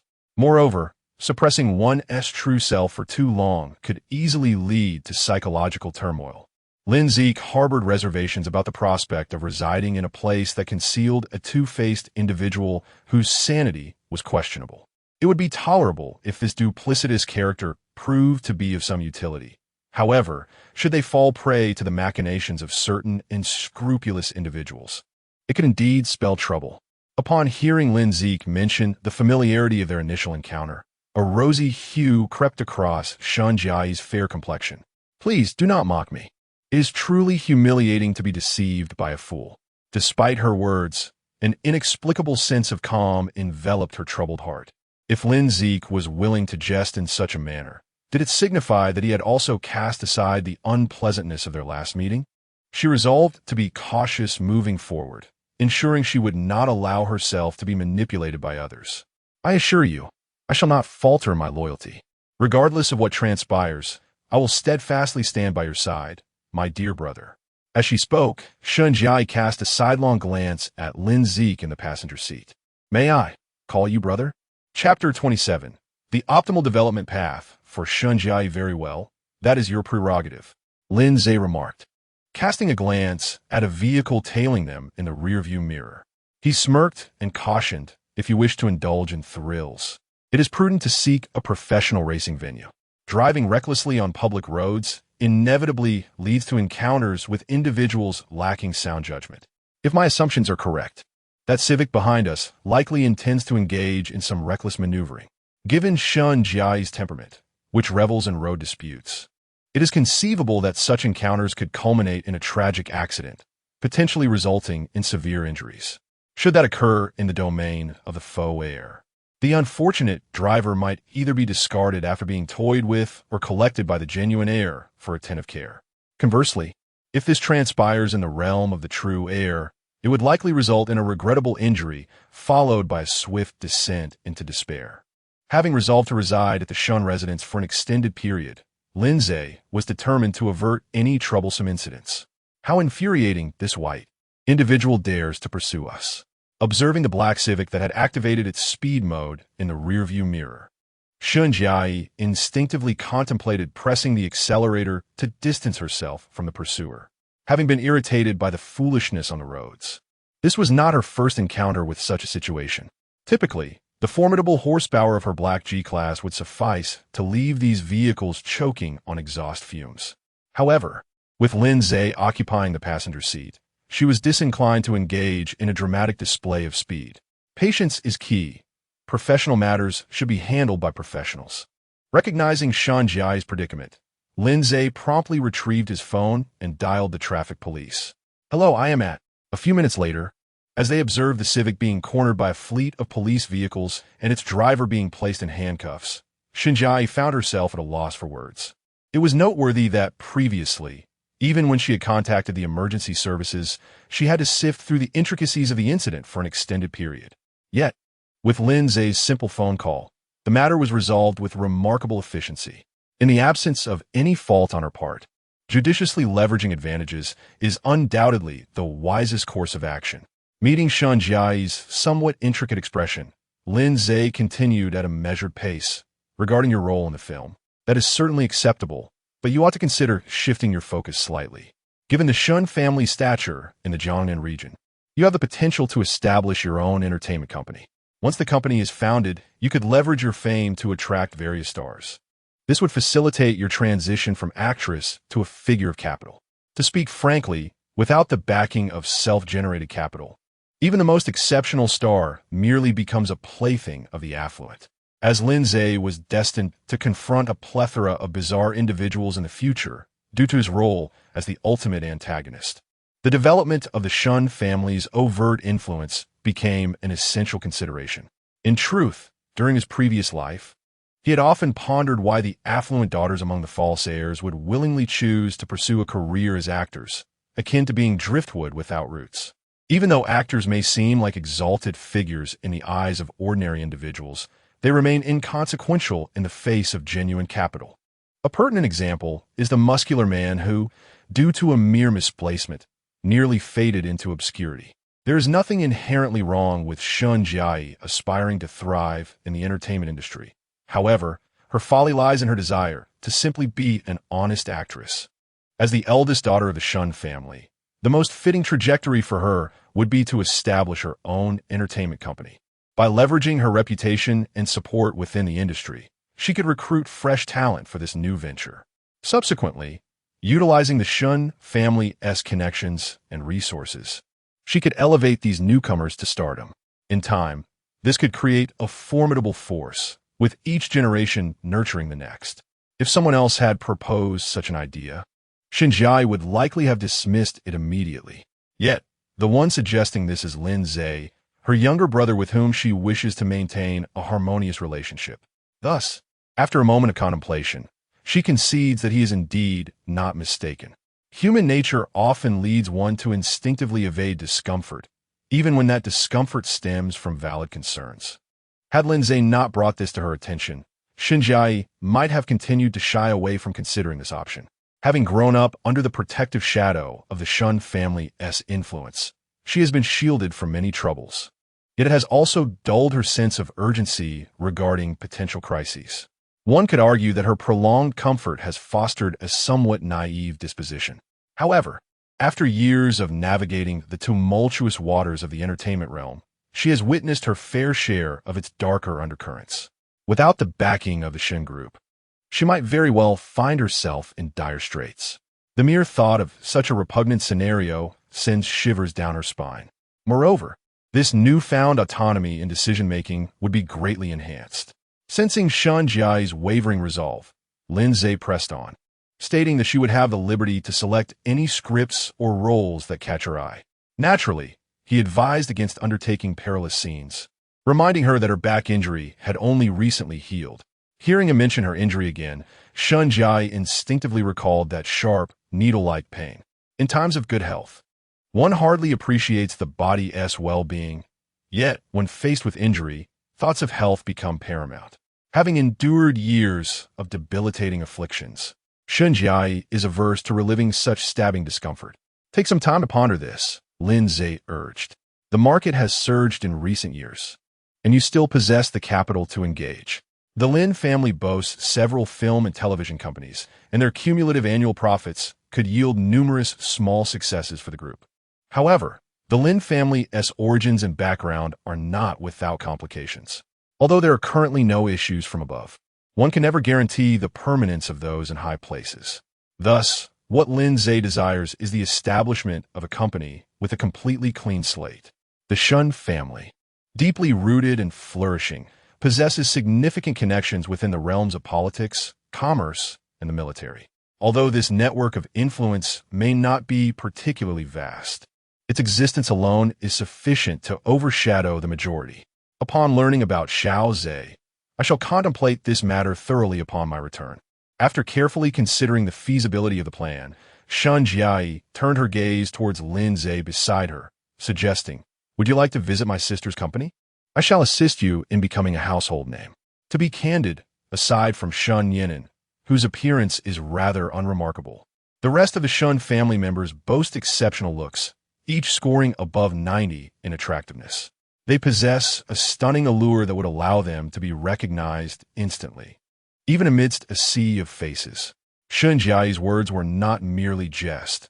Should Lin Ze genuinely wish to pursue this path, she would undoubtedly mobilize all her resources to create a favorable environment for him. On a deeper level, her intent also lay in cherishing moments of solitude with him, as they had been separated for many years, and she yearned to mend the familial bond that had been lost. "We'll see," she mused. As they conversed, Lin Ze raised his gaze towards a resplendent building not far away. After a lengthy discourse, it was indeed time to commence the evening's main event. Chapter 28. From Where Does Danger Arise?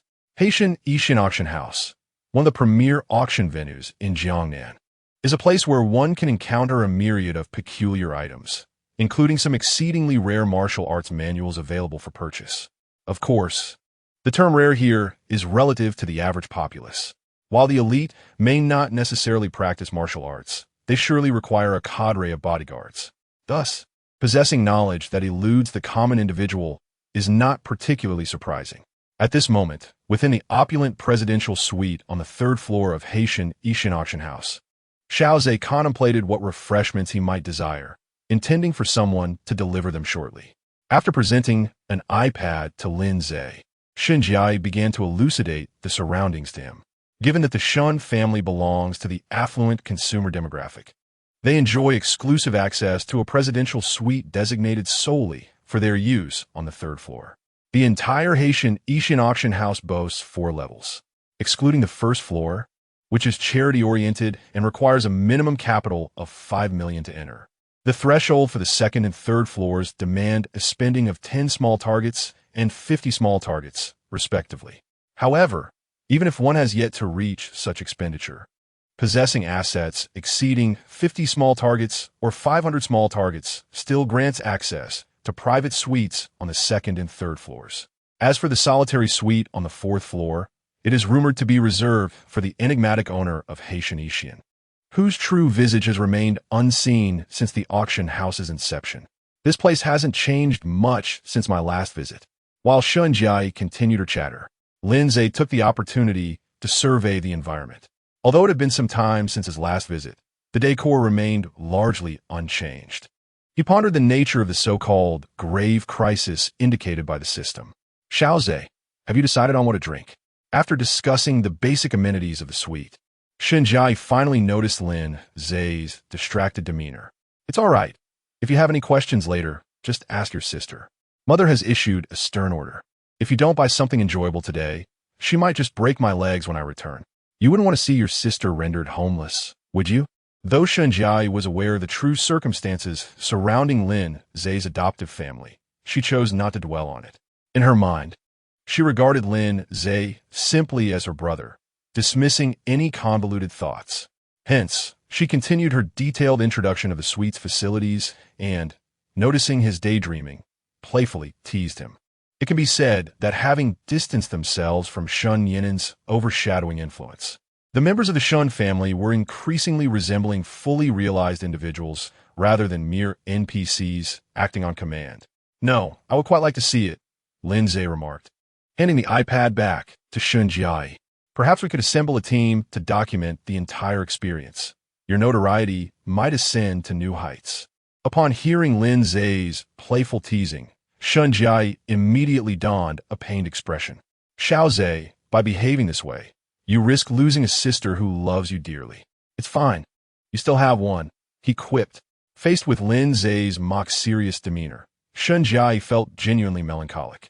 If Shun Siki were present, she would surely seize him by the collar and roar, Shun Siki, I challenge you to a duel. The audacity of monopolizing a brother is utterly unacceptable. However, if the monopolizer were her own, one might as well dismiss such sentiments as mere folly. Shinseki, achoo, why do I feel as though someone is speaking of me? Yet, amidst their playful banter, the two ultimately ordered 2 beverages. In truth, the most prudent course of action in the face of an unknown threat would be to abstain from consuming anything at all. Yet, considering that the enemy lurked in the shadows, such a strategy might provoke them to strike in another manner.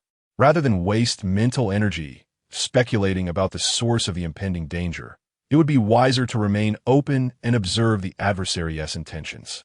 If they were to tamper with the food, it would indeed simplify matters for Lin Ze. After all, the realms of medicine and poison are intertwined, and he possesses a modicum of knowledge regarding toxins, albeit not as refined as his medical expertise. Nevertheless, distinguishing whether food is poisoned or not is a task he can manage effortlessly. Meanwhile, as Lin Ze and his companion awaited the commencement of the auction, in a restroom within the dining area, a conversation unfolded. Young Master Shun, I wonder what you require of me? As she gazed upon the close presence of Shun Yinen, Sister Pomegranate felt her heart racing uncontrollably. Being a VIP client at the High Tian Isian auction house, how could she possibly be unfamiliar with him? Thus, the scenario of a lone man and woman inevitably conjured certain images in her mind. However, the prospect of climbing the social ladder through Shun Yinen filled her with a warmth she could scarcely contain. Even if she could not ascend to the position of Shun family's young mistress, a mere glimpse of wealth from him could ensure her comfort for the remainder of her life. Of course, had Sister Pomegranate been attuned to current events, she would have realized that the Shun family had announced the severance of ties with Shun Yinen just the previous evening. Thus, the coveted figure in her eyes was no longer the illustrious young master of the Shun family. Rather, it could be said that without assistance from others, he would not have even qualified to enter the High Tian Isian auction house that night. Add this to the drinks in the Shun family's private room, and remember, it is for that man. Ignoring Sister Pomegranate's flirtatious glances, Shun Yinen retrieved a packet of powder from his pocket and continued to manipulate her. If you execute this task well, you shall not find yourself lacking in the future. The previous evening, he had visited his fiancée's residence and took the opportunity to mend his loose teeth. He had initially planned to purchase some items at the High Tian Isian auction house and subsequently return to the Shun residence with his fiancée. To his surprise, upon entering the auction venue, he immediately spotted Lin Ze and another person heading towards the elevator that ascended directly to the 3rd floor. Originally, this package of drugs was intended for a certain individual, but now Shen Yinan felt it could be repurposed for a more cunning design. At that opportune moment, Lin Ze, under the influence of the uncontrolled drug, might attempt to engage in nefarious deeds. Whilst he could swoop in like a hero, descending from the heavens to rescue the fair maiden. This plan, if successful, would not only restore the reputation he had previously tarnished, but also lead the Shun family to distance themselves from Lin Ze due to the ensuing scandal. The potential rewards of this scheme far outweighed the mere act of drugging his fiancée, Lei Shiyu. Of course, if Sister Pomegranate were of pleasing appearance, he would not mind indulging in a fleeting dalliance. Alas, Sister Pomegranate's beauty was indeed somewhat lacking in extraordinary charm. It is worth noting that Shen Yinan's entry into the prestigious auction at Haitai Yixian was entirely facilitated by the esteemed status of his fiancée, Lei Shiyu. While the Lei family's overall influence may not rival that of the Shun family, they certainly hold a prominent position among the second-tier powers in Jiangnan. Furthermore, the two families had long ago arranged a marriage alliance. If the original narrative were to unfold as anticipated, it was likely that Lei Shiyu would eventually become Lin Ze's idealized love. After all, only the knife thrust by one's cherished figure inflicts the deepest and most grievous wounds. Does it not? Chapter 29. The protagonist with the golden eye and golden finger. As Sister Pomegranate gazed at the white powder presented before her by Shen Yinan, she felt a sense of numbness. Initially, she had believed that a mere exertion of physical labor would grant her riches that ordinary individuals toil for over decades. However, was the plot shifting too rapidly? It seemed that physical labor had directly morphed into illicit activities. Rest assured, there lies a character within that seeks to seduce my sister. Observing Sister Pomegranate's hesitation to accept the powder, Shen Yinan promptly engaged in further persuasion. If you can unveil his true nature to my sister, I assure you, I will not neglect your rewards. If it could bring about Lin Ze's disgrace, he would be poised to return to the Shun family. At that juncture, he would orchestrate the downfall of the old man Shenligua, ensuring that the Shun family would ultimately fall into his grasp. On the day he fully seized control of the Shun family, he would make those women, including Shun Siki, pay for their previous transgressions. Just imagining the exquisite beauty of the women from the Shun family, a glint of avarice flickered in Shen Yinan's eyes. Like fine wine, some individuals only grow more desirable with age. I, faced again with the white powder presented by Shen Yinan, Sister Pomegranate struggled momentarily before reluctantly reaching for it. I understand, young Master Shun, and once this is accomplished, taking a gamble, she thought, transforming a bicycle into a motorcycle. Earning a meager salary as a waitress for a month hardly compared to the opportunity for sudden wealth now before her. Rest assured, I will not neglect you. Upon success, I will provide you with 5 million, along with additional benefits thereafter. Recognizing the implications hidden within Sister Pomegranate's words, Shen Yinan painted a grand vision for her. As long as he could return to the Shun family, 5 million was a sum he could indeed procure. However, he did not intend to provide her with currency from the People's Bank, but rather a note from the Tianxia branch. After all, some matters, once exposed, would render his fate far worse than his current predicament. Only the dead could keep secrets well. Money can indeed move mountains. 5 million would suffice to secure several lives for Sister Pomegranate. All right, young Master Shun, you can depend on me to see this through. Upon hearing that she could acquire 5 million upon success, Sister Pomegranate cast aside all her lingering doubts. After presenting a reassuring expression to Shen Yinan, she swiftly turned and made her way to the preparation area. Fool, I hope 5 million is enough for you to buy a bun down there. Watching Sister Pomegranate scurry away, Shen Yinan's face bore an unmistakable mockery and malice. Lin Ze, prepare for your impending disgrace. Meanwhile, as Shen Yinan plotted against Lin Ze, within the opulent VIP box on the 3rd floor, the atmosphere was rife with intrigue. How fascinating, truly fascinating. As Lin Ze gazed at a youthful lad, approximately 18 or 19 years of age, seated in the open area on the 1st floor, a hint of amusement flickered in his eyes. Indeed, this world may be deficient in many aspects, yet it is never lacking in protagonists endowed with extraordinary abilities. Under the scrutiny of his investigative gaze, the young man's information was completely revealed. Name, Tang Hao, age 19, fortune points 4,500, special ability, X-ray vision with golden eye capability. If events were to unfold under normal circumstances, this young man would likely stumble upon a significant fortune at the auction. Subsequently, he could either flaunt his newfound wealth or forge connections with influential figures. Should he truly thrive in such a manner, it would undoubtedly pose a considerable threat. After all, protagonists and antagonists are inherently at odds. Once the so-called protagonist grows powerful, it would spell danger for someone in the role of the antagonist. 500,000. Is there anyone willing to raise the bid? At that moment, on the auction stage below, the auctioneer, observing the relatively subdued responses from the bidders, sought to further engage the crowd with a rhetoric.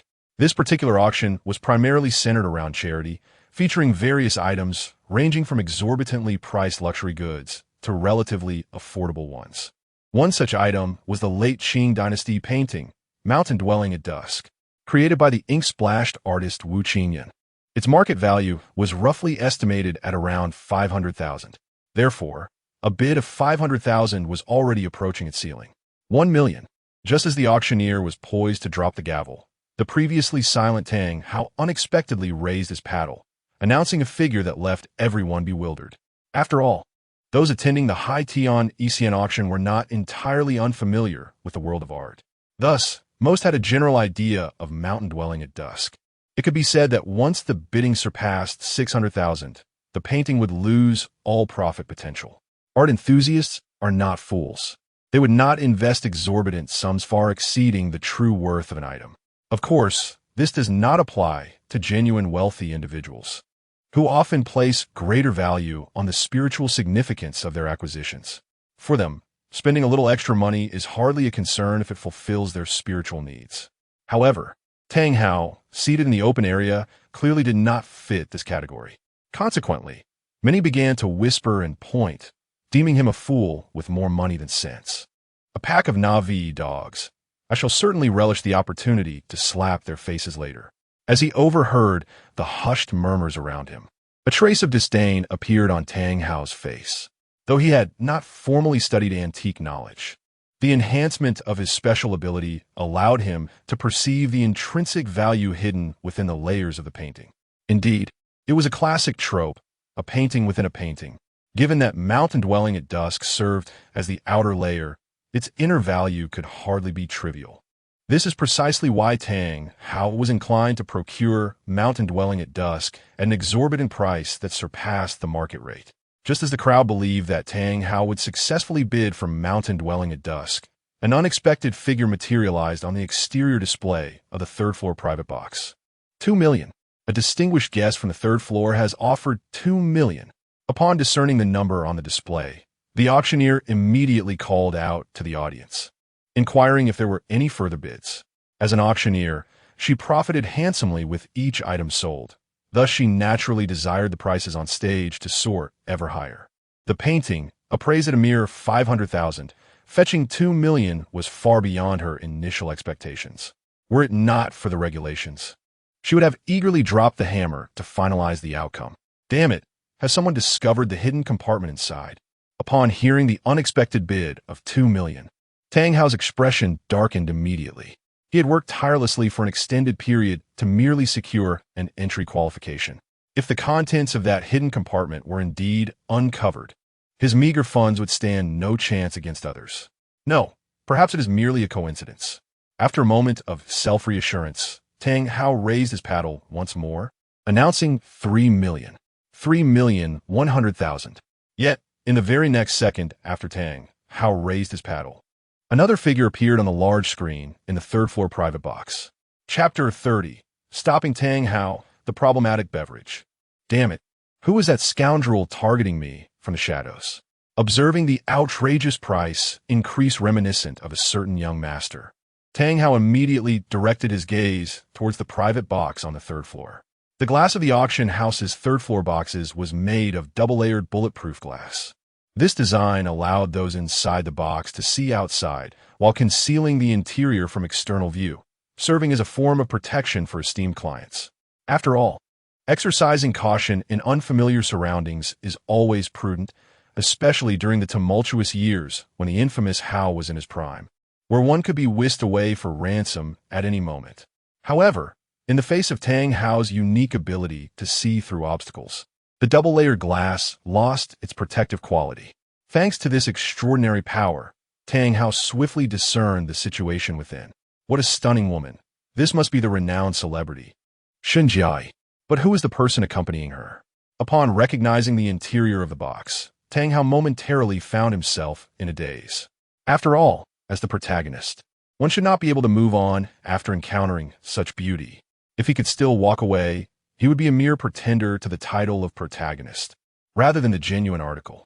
Thus, after glimpsing Shen Jia's exquisite beauty, Tang Hao's mind was consumed with thoughts of how to win her over. As for Lin Ze, the man beside Shen Jia, he was of no consequence to Tang Hao. As someone endowed with exceptional abilities, he deemed an ordinary person entirely unworthy of remembrance. This sentiment echoed a disdainful attitude towards his fellow countrymen, recognizing them only to ultimately become one himself. With the unique capabilities bestowed by his power, Tang Hao had long since categorized the world into three tiers: himself as a deity, his woman, and the lowest of the low, worthless beings. At this moment, Lin Ze occupied the lowest rank in Tang Hao's eyes. 3,100,000. Is there no one else willing to bid higher? Damn it. This is not the time for such thoughts. Hearing the auctioneer inquire about the price once more, Tang Hao gritted his teeth and raised his paddle again. 5 million. The total amount in his account was merely 5 million. Placing it all on the line in one bold move could lead to immediate success. If he failed to secure the bid this time, he would have to devise another plan. However, the thought of eventually winning Shen Jia's heart eased his previously troubled mind considerably.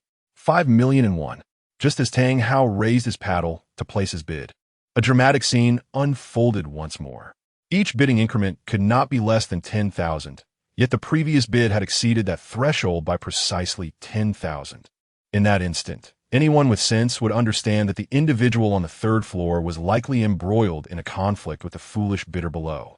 Thus, adhering to the instinct of self-preservation, a vacuum of space immediately formed around Tang Hao. After casting a fierce glare at Lin Ze in the private box on the third floor, Tang Hao reluctantly conceded defeat in the bidding for the artwork. However, he secretly vowed that one day, when he rises to prominence, he would return the humiliation he suffered today with interest. Congratulations to the host for interrupting the Son of Destiny, Tang Hao, and earning 0 villain points. Private channel. Later, let us settle this privately. You can take 249 if 250 sounds unappealing. Not bad. At least there are no underhanded tactics at play. Hearing the system notification in his mind, Lin Ze reclined leisurely on the sofa. But since you Haven T announced the reward for the Supreme Poison Scripture, does that imply the crisis is not yet averted? Exactly. So do remain vigilant. Xiao Ze pondered that the lad might be a plant for the auction. Just as Lin Ze was about to continue his inquiry with the powerful antagonist system, Shen Jia, resting her chin on her hand, interjected, otherwise, a normal person would have given up the bidding upon seeing the 2 million figure. Her words were not fueled by concern for money, as both were prepared for a fierce contest this time. Rather, she feared Lin Ze might fall into a trap, wishing to remind him of the possibility. If they were truly worried about finances, she would have intervened when the price reached 2 million. Perhaps he sensed something amiss. While speaking, Lin Ze took out his phone and sent a message to someone. Since he had encountered Tang Hao, the so-called protagonist, he could not simply let him go. While he could not deliver a fatal blow, incapacitating him was certainly within reason. Huh? Shen Jia blinked in confusion, then hesitantly asked Xiao Ze, "Are you implying that the painting has some special significance?" Having studied performance arts in college, she had only a superficial understanding of antiques. Her knowledge stemmed largely from family influences rather than in-depth research. I'll tell you later. The painting is not as simple as it seems. Given the uncertainty surrounding the so-called crisis, Lin Ze was not inclined to dissect the artwork on the spot. As for why he believed there was something special within the painting, if there was nothing remarkable, how could Tang Hao, with his golden eyes, have chosen a bid on it? All right then. Knock, knock, knock. Sir, Miss, your beverages are ready. Just as Shun Jiai was about to say more, a crisp knock echoed from outside the door. Come in. With the arrival of an outsider, Shun Jiai suppressed her curiosity. After all, there was no rush. She could inquire about the specifics from Lin Ze later at home.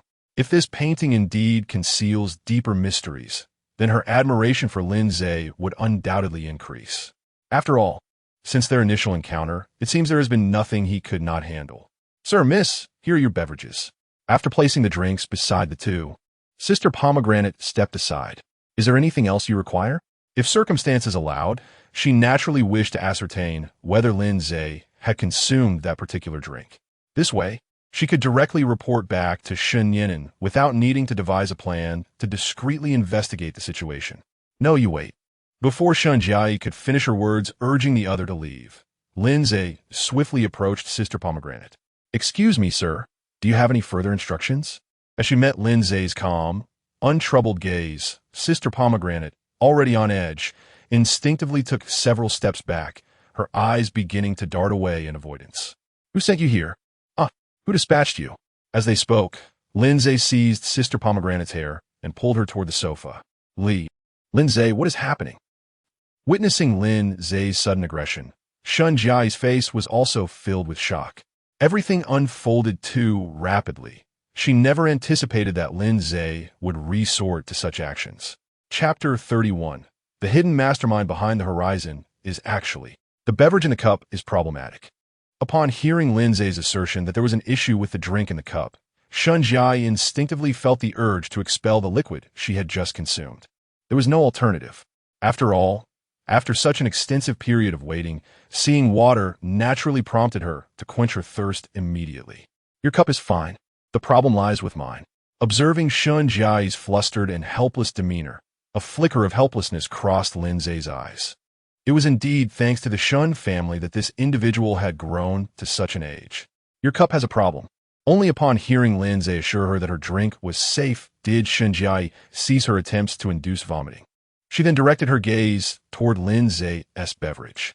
However, despite scrutinizing it for quite some time, she still could not discern any issues.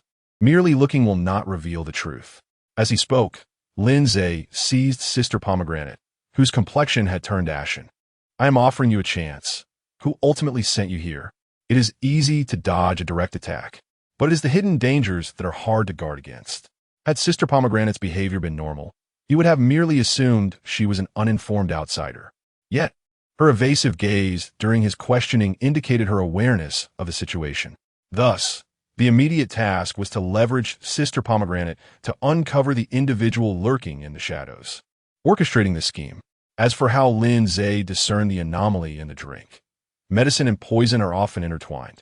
Having previously assisted with breeding livestock in his village, Lin Ze was well acquainted with the peculiar taste in the cup. Unless one possesses an innate immunity akin to that of a mud loach, such a dosage would be sufficient to cause a normal person to explode.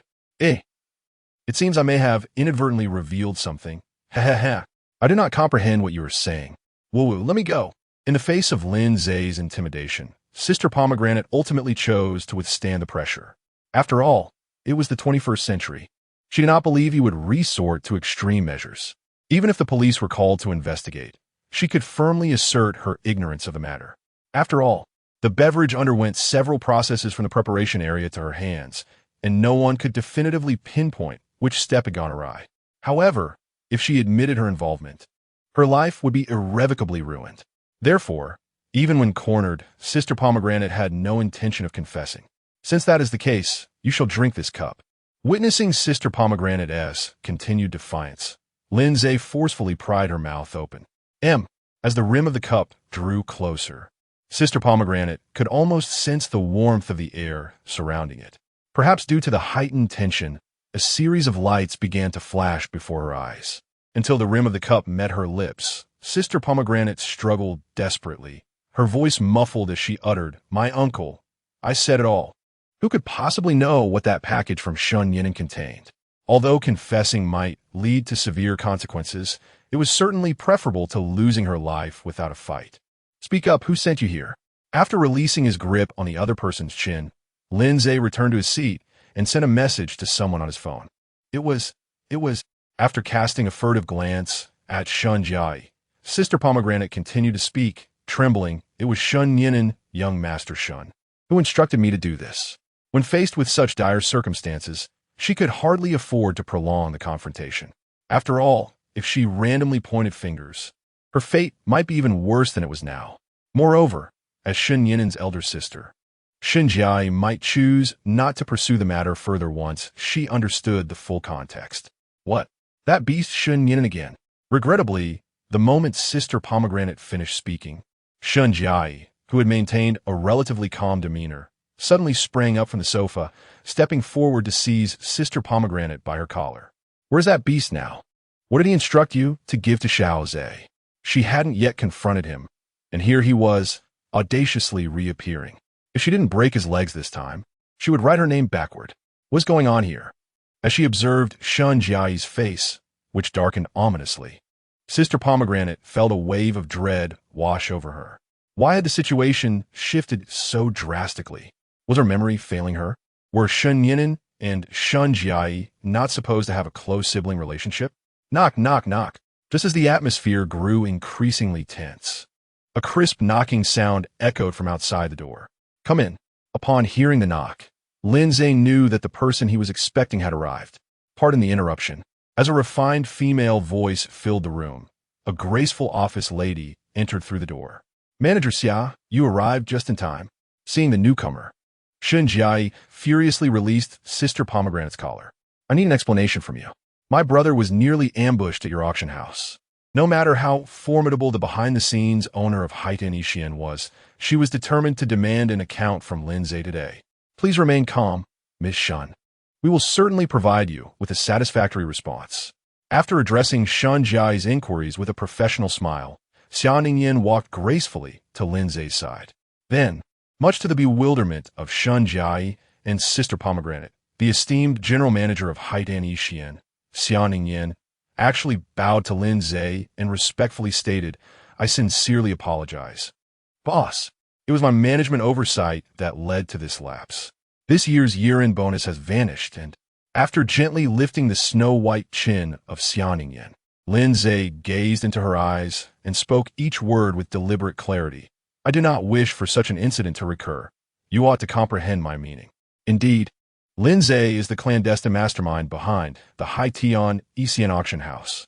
As for the former proprietor, he has been submerged in the depths of the sea for 6 or 7 years, likely having evolved into a mermaid by now. As one of his most efficient channels of conversion, Lin Ze certainly does not desire a repeat of such occurrences at the Haitian auction venue. Reputation is the most arduous of assets to accumulate, yet it is also the most fragile, easily shattered.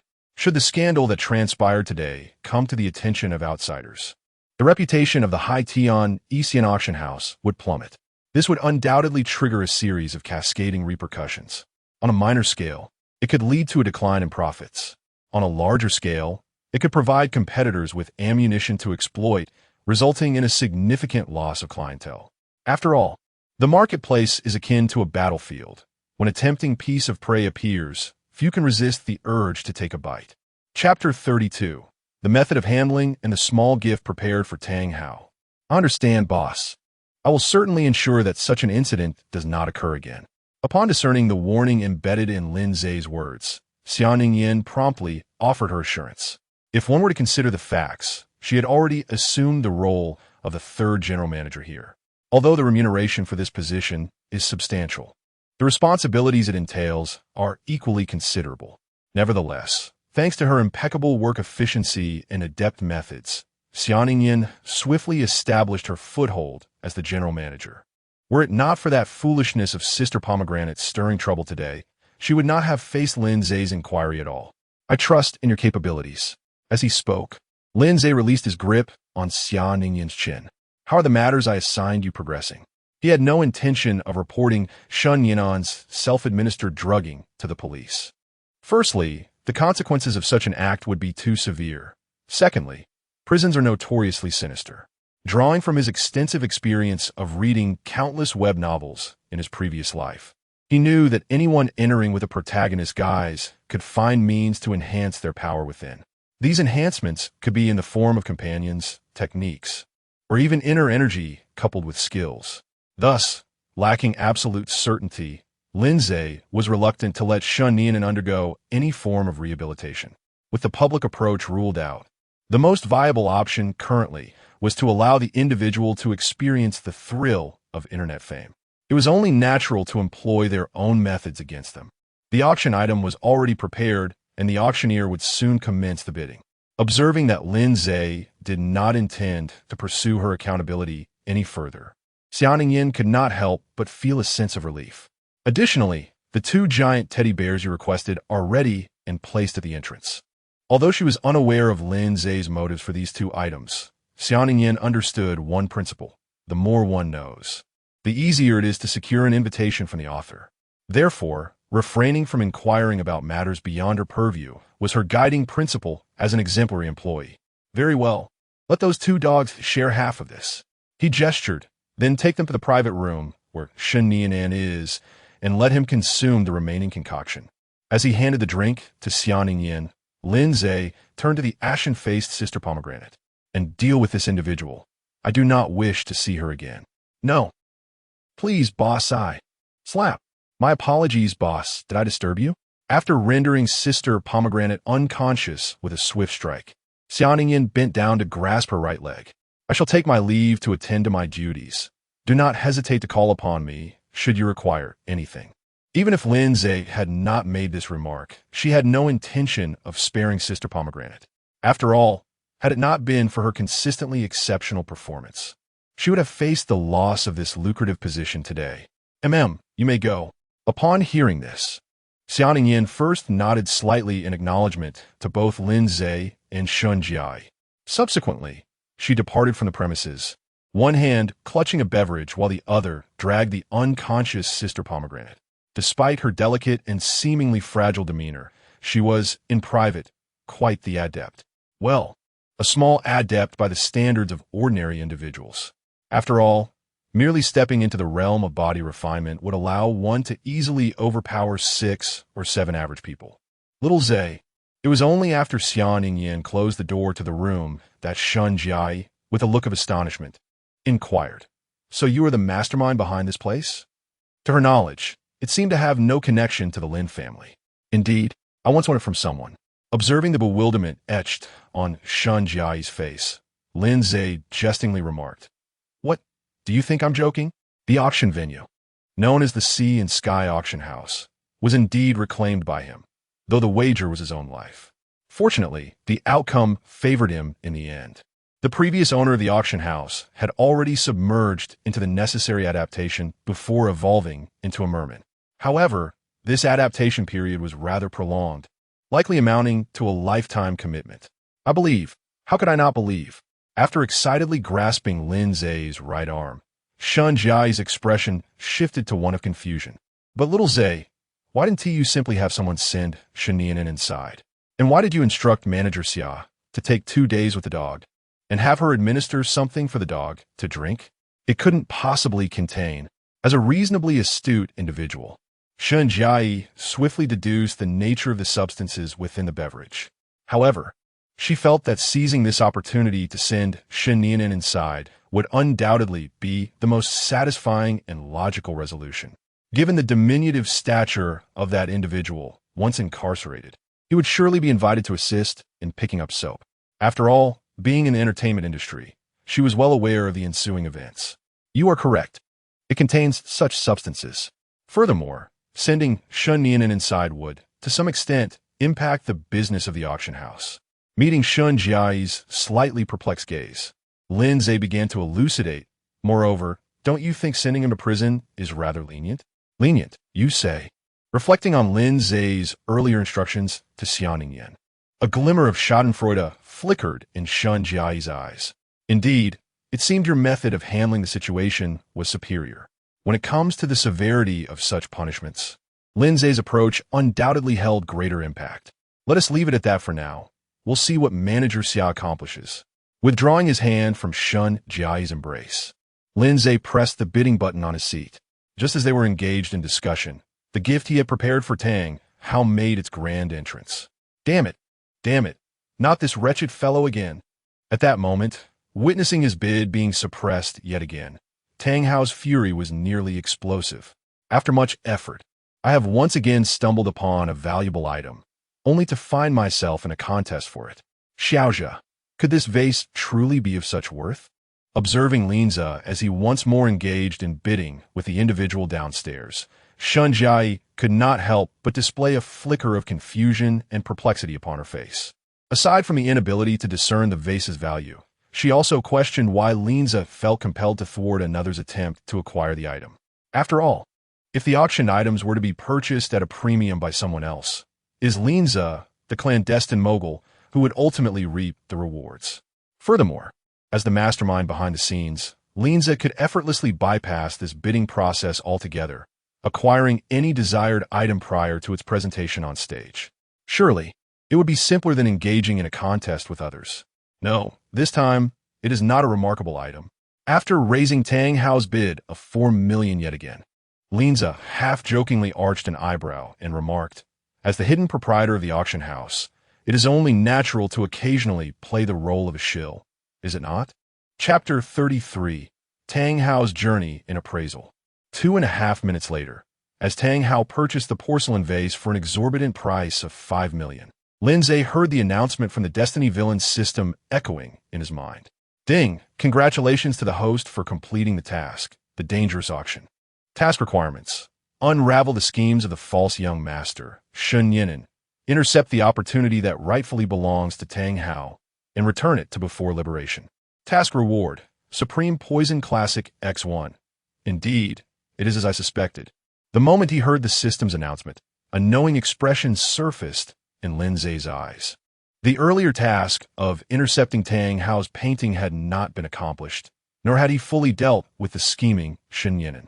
Thus, the remaining possibilities could only be twofold. Either there exists an unknown protagonist present, or the targeting of Tang Hao remains unfinished. Analyzing the fact that the other party failed to successfully bid on the painting, the issue likely stemmed from the funds he possessed. After all, as the protagonist endowed with a golden eye, Tang Hao could very well amass considerable wealth quickly. Therefore, the only way to truly complete this task would be to devise a scheme to swindle all of his money. And indeed, as Lin Ze had anticipated, after deceiving Tang Hao with a counterfeit that had been stored in the warehouse for years, the Destiny Villain system issued a task completion notification. Xiao Ze, may I check on Manager Xia's situation now? After observing Lin Ze abandon the bidding for the porcelain vase, Shun Jiayi, wearing an eager expression to witness the unfolding drama, spoke up. Rest assured, I will just be a moment. If conditions permit, I must confront Shun Yinan and give him a few kicks. How dare he plot against Lin Ze and herself? If she does not retaliate, she would no longer be called Shun Jiayi. If Lin Ze had not detected the issue with that cup, the consequences for the two of them could only be imagined. Go ahead, just be cautious. Regarding Shun Jiayi's eagerness for mischief, Lin Ze felt no dissatisfaction. On the contrary, the more she acted this way, the more it indicated her disdain for Shun Yinan, the false young master. Why would he oppose something that ultimately benefited him? All right, I'll be back soon. After giving Lin Ze a warm embrace, Shun Jiayi swiftly made her way out of the private box. Since he dared to scheme against her and Lin Ze, she would ensure Shun Yinan experiences the fleeting fame of an internet celebrity. Although she had devoted most of her energy to acting in recent years, she had still, to some extent, engaged with certain special channels. With the influence of these avenues, making Shun Yinan an internet sensation would not be a daunting task. It could be said that in the ambition to make Shun Yinan famous, Shun Jiayi and Lin Ze shared an astonishingly aligned vision. Let the chaos ensue. The larger the spectacle, the better. Only after Shun Jiayi exited the private box did Lin Ze rise and approach the window. Observing Tang Hao below, his face alight with excitement, Lin Ze couldn't help but anticipate the expression on his face when the truth would eventually be revealed. 2.5 hours later, within the antique shop on Antique Street, Tang Hao, brimming with excitement, raised the carefully wrapped Song Dynasty Gu kiln porcelain vase in his hand. He inquired whether the shop would purchase it, addressing the middle-aged owner leisurely sipping tea at the counter. He had frequented this establishment several times and had garnered a considerable profit. In the narrative framework, this shop served as Tang Hao's beginner's village, where he would accumulate sufficient capital and connections, paving the way for his soaring success. Ah, my young friend Tang, have you unearthed another treasure? Upon seeing Tang Hao enter, the owner, Han Jie, promptly rose from his seat. Having navigated this antique street for half his life, he held a favorable view of the young man. Each of Tang Hao's ventures yielded peculiar and extraordinary items. Should this momentum continue, Han Jie contemplated introducing him to some business opportunities, allowing him to profit as a middleman. After all, a potential dragon should not remain hidden for long. Securing a connection with Tang Hao before his ascent would undoubtedly be advantageous. Haha, merely luck, nothing more, Tang Hao remarked as he unveiled the Song Dynasty Go Kiln vase. However, recalling the auction scene, a hint of resentment surfaced within him. Initially, he had planned to acquire it for $2.5 million, but due to Lin Ze's meddling, he ended up spending an additional $250,000. The complete depletion of his funds left him unable to attend the latter part of the auction, rendering him a mere spectator without the means to bid. Nevertheless, Tang Hao had calculated that he could still net at least $2 million from this venture. Prior to bidding on the vase, he had diligently researched its market value online, estimating its worth to be around $7 million at the very least. Let me see, Han Jie said as he cautiously accepted the vase from Tang Hao, examining it closely with a magnifying glass. So, how much are you looking to sell it for?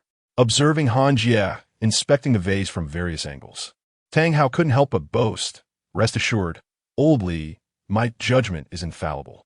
He was confident that this Song Dynasty Go Kiln vase was indeed authentic. The thought of $7 million swiftly entering his account brought a glimmer of satisfaction to his eyes. With that capital, he was certain he could finally pursue his dream girl. "Let us settle on 700, he proposed.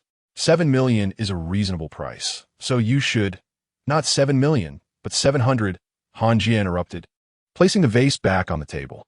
"This vase is problematic. It is not a product of the Song Dynasty Go Kiln." "What?" Upon hearing the judgment rendered by Ban Jieli, Tang Hao immediately reached for the porcelain vase on the table. "Otli, donotist. How could this possibly not be a Song Dynasty Go Kiln piece? Even when bargaining, one should at least provide a more reasonable rationale. We have collaborated so many times. Is this not somewhat ungracious of you? I have regarded you as a friend, coming here to trade whenever I have goods." In contrast to Ban Jieli's assessment of the porcelain vase, Tang Hao firmly placed his faith in his own discerning abilities. Thus, at that moment, he was utterly convinced that Ban Jieli sought to exploit him, fabricating such an absurd and laughable excuse. Chapter 34. The Punishment of Tang Hao. The Girl in the Rain. This fellow, in the face of Tang Hao's unrelenting and impudent queries, half-section Li's expression darkened instantaneously. The youth should not presume that a few years of study would grant him knowledge of all things under heaven. This so-called Song Dynasty Go Kiln piece, aside from the mouth being a fragment from the Song era, is comprised entirely of items from the late Qing dynasty. This heap of mixed refuse is what I deemed worthy of $700 merely out of respect. At that moment, half-section Li's impression of Tang Hao plummeted from 90 to 0. He even dismissed the thought of introducing him to clients.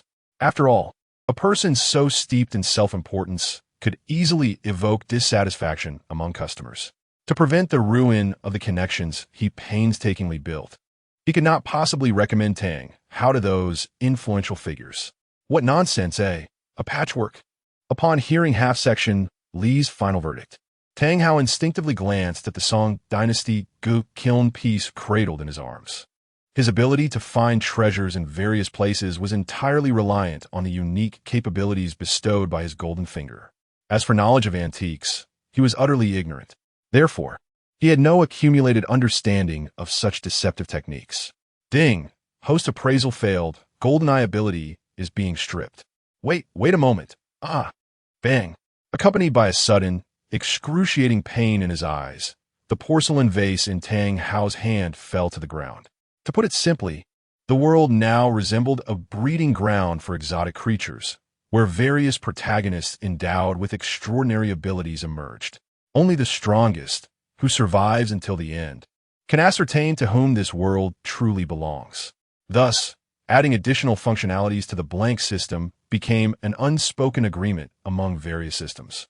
Naturally, the more powerful the supplementary functions, the greater the limitations imposed. The unique perspective granted by the GoldenEye function came with a strict stipulation.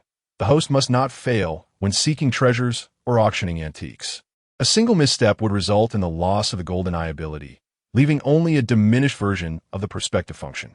Indeed, in addition to nullifying the supplementary powers of the Golden Finger, even the innate capabilities of the blank Golden Finger would be affected.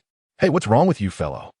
Observing Tang Hao, who suddenly clutched his eyes and rolled on the ground in a frenzy, Half-Section Li was left utterly bewildered. How could a few words provoke such a reaction, causing blood to flow from his eyes? Was he about to utter some incantation like Amaterasu the moment he removed his hands? Boom! Perhaps to complement the atmosphere. The previously dim sky rumbled ominously before a gentle drizzle began to fall. Within a minute, the light rain transformed into a torrential downpour. "Please stop hitting." At this moment, on the way back to the Shun residence, a sleek black G-Class car cruised leisurely through the city. The notification chimed. "Congratulations, host, for successfully orchestrating the downfall of Tang Hao, resulting in the loss of his GoldenEye ability. As a reward, 1,000 points of villain value." It was indeed a familiar scheme. Glancing at the message from his subordinate on the phone screen, Lin Ze swiftly composed a reply. Half-Cut Li, as an antiquities dealer, possessed an impressive network of connections. Although Tang Hao had lost his GoldenEye ability, who could ascertain whether he might still rely on his remaining advantages. Thus, Lin Ze resolved to eliminate the issue at its root by severing all ties between Half-Cut Li and Tang Hao. It was anticipated that upon learning the specifics, the cunning Half-Cut Li would undoubtedly choose to retreat. After all, Tang Hao was in no way comparable to the Lin family. What a torrential downpour it was. As the rain hammered against the glass, Shun Jiayi promptly closed all the windows and reduced the speed of the vehicle. Yet, it seemed that Xiao Zhe had indeed been correct. The painting contained a hidden layer. At this moment, Shun Jiayi's excitement surpassed that of their departure, fueled not only by the spectacle they had witnessed, but also by her admiration for Lin Ze's astute insights. Before leaving the Hai Tian Isian auction house, they had called upon a master to dismantle the painting Mountain Dwelling at Dusk. Upon its complete disassembly, they discovered concealed within it a work titled Autumn Serenity in the Streams and Mountains by the Song Dynasty artist Ma Yuan. Unlike the widely recognized Endless Streams and Mountains, the true visage of Autumn Serenity in the Streams and Mountains had yet to be seen. Historical records merely provided rough descriptions of its dimensions and prints. The painting extracted from Mountain Dwelling at Dusk bore remarkable similarities in both age and detail to Autumn Serenity in the Streams and Mountains. Therefore, barring any unforeseen circumstances, this artwork hidden within Mountain Dwelling at Dusk was indeed the coveted Autumn Serenity in the Streams and Mountains, long sought after by literary enthusiasts. Its unique nature and historical significance alone could fetch a price that would meet a modest target. After all, the rarer and more precious an item, the greater its intrinsic value. It was merely a stroke of luck. Hearing Shun Jiayi's slightly excited voice beside him, Lin Ze set his phone aside for the moment. If she liked it, then the painting could be entrusted to her for management. In truth, the most effective way to deal with a person like Tang Hao, a child of fortune, was to let him grow complacent. Regardless of what he auctioned, the antagonist only needed to swoop in and intercept. However, Lin Ze was not in need of that bit of money and did not wish to squander too much time. Otherwise, given Tang Hao's talent for treasure hunting, nurturing him for a while could indeed yield the income of several minor targets.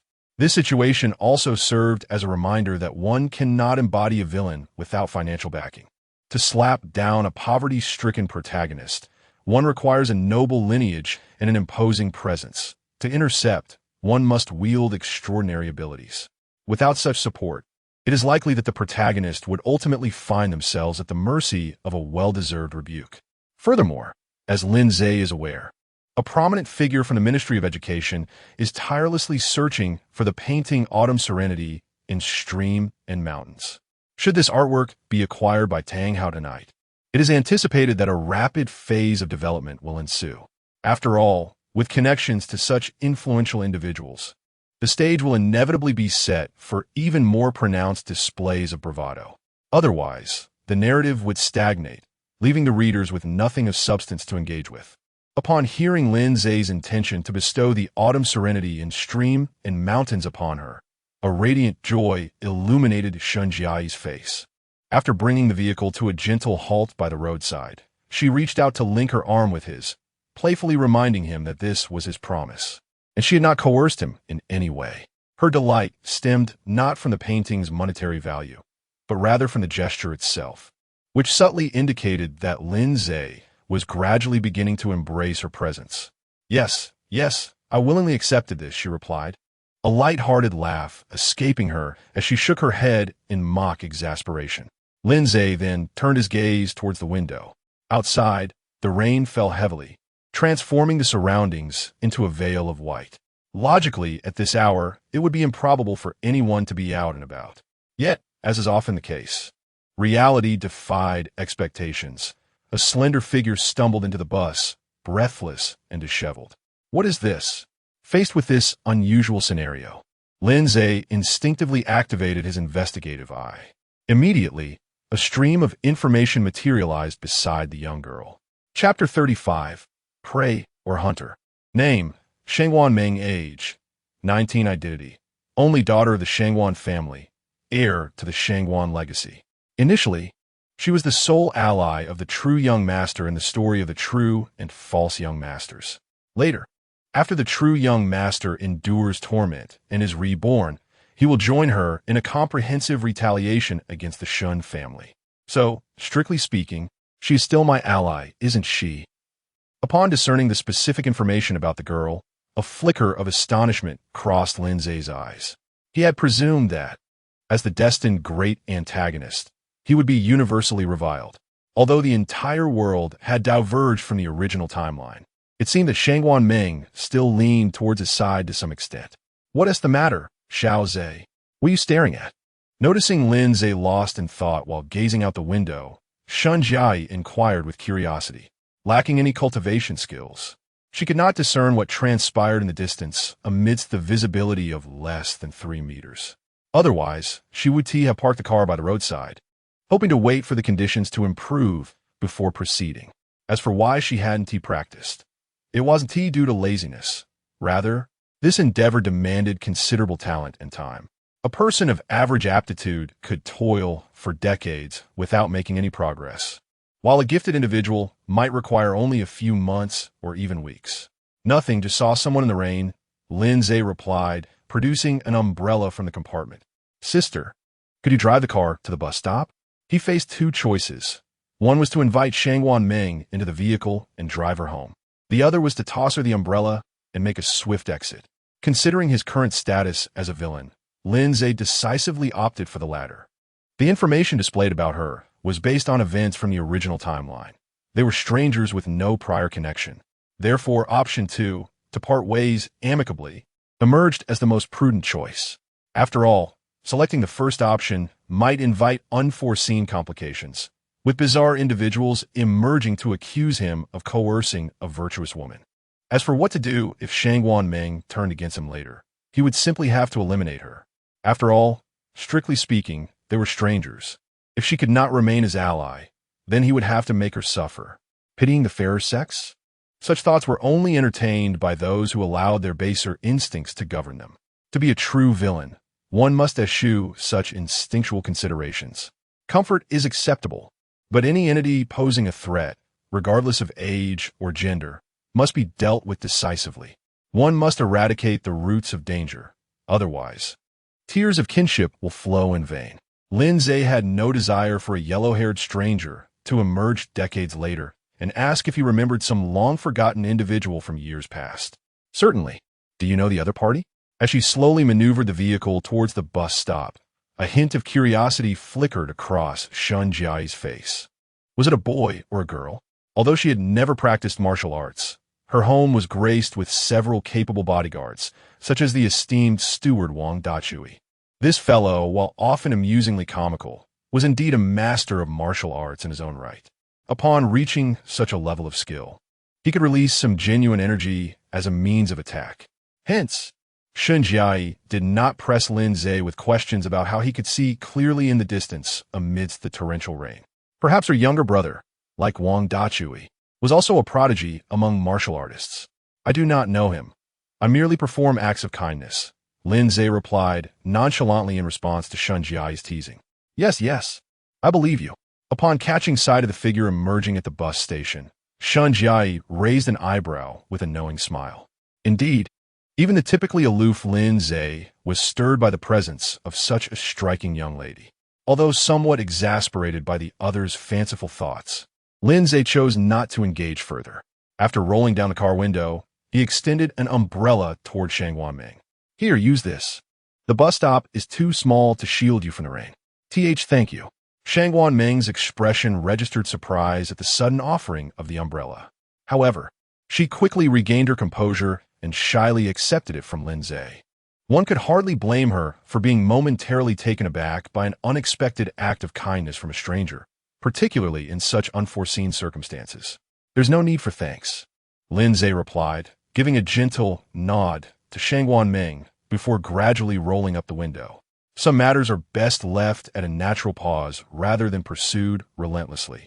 It seemed that success was elusive. As she watched the black G-Class vehicle drive away into the night, Shang Wanming embraced the umbrella, whispering to herself, "But we meet again, A's. This time, I shall not let you go."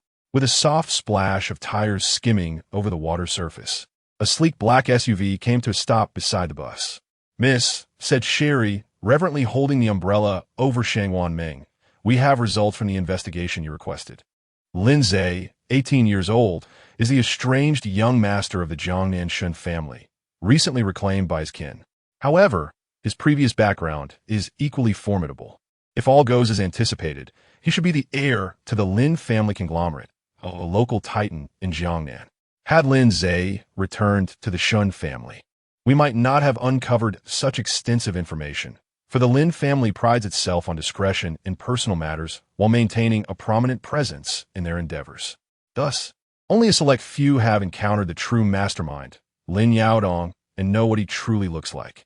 Indeed, the Shangwan family is among this particular group of individuals. During the recent investigation into Lin Ze's background, they inadvertently caught sight of Lin Yaodong, who was engrossed in a game of cards in a small courtyard. By piecing together Lin Ze's surname and several fragmented clues, Sherry and her companions deduced that Lin Ze might very well be the heir to the Lin group. "Understand. Let us return for now." Gripping her umbrella tightly, Shang Wanming could not help but reveal a healthy smile. "Help me find an opportunity to approach him." "Understood, Mississippi." As she watched Shang Wanming deliberately step into the pouring rain to enter the vehicle, a trace of helplessness flickered in Sherry's eyes. She wondered how long it would take for the second young lady to return, hoping that the eldest miss would not indulge in reckless antics. With such concerns in mind, Sherry also took her seat in the car. As the door was closed once more, the black luxury vehicle gradually vanished into the rainy night, leaving behind only the unchanged white curtain of rain. Chapter 36. Lin Ze's Distinct Choice. An hour later, in the living room of the Shun residence, Zhang Yinan, that scoundrel, dares to plot against our Xiaoza. After listening to Shun Jiai recount the recent events, a profound anger surfaced on Shun Siki's face. She could hardly believe that the wretch Zhang Yinan, despite being expelled from the Shun family, still had the audacity to engage in such unscrupulous activities. As for why she referred to him as Zhang Yinan, it was simply because the Shun family had resolved to remove him from their household registry. Although Shun Ligua mentioned that it would take some time before this could be executed, Shun Siki had already accepted this outcome. The surname Shun was not one that Zhang Yinan deserved to bear. "Do not be upset, sister.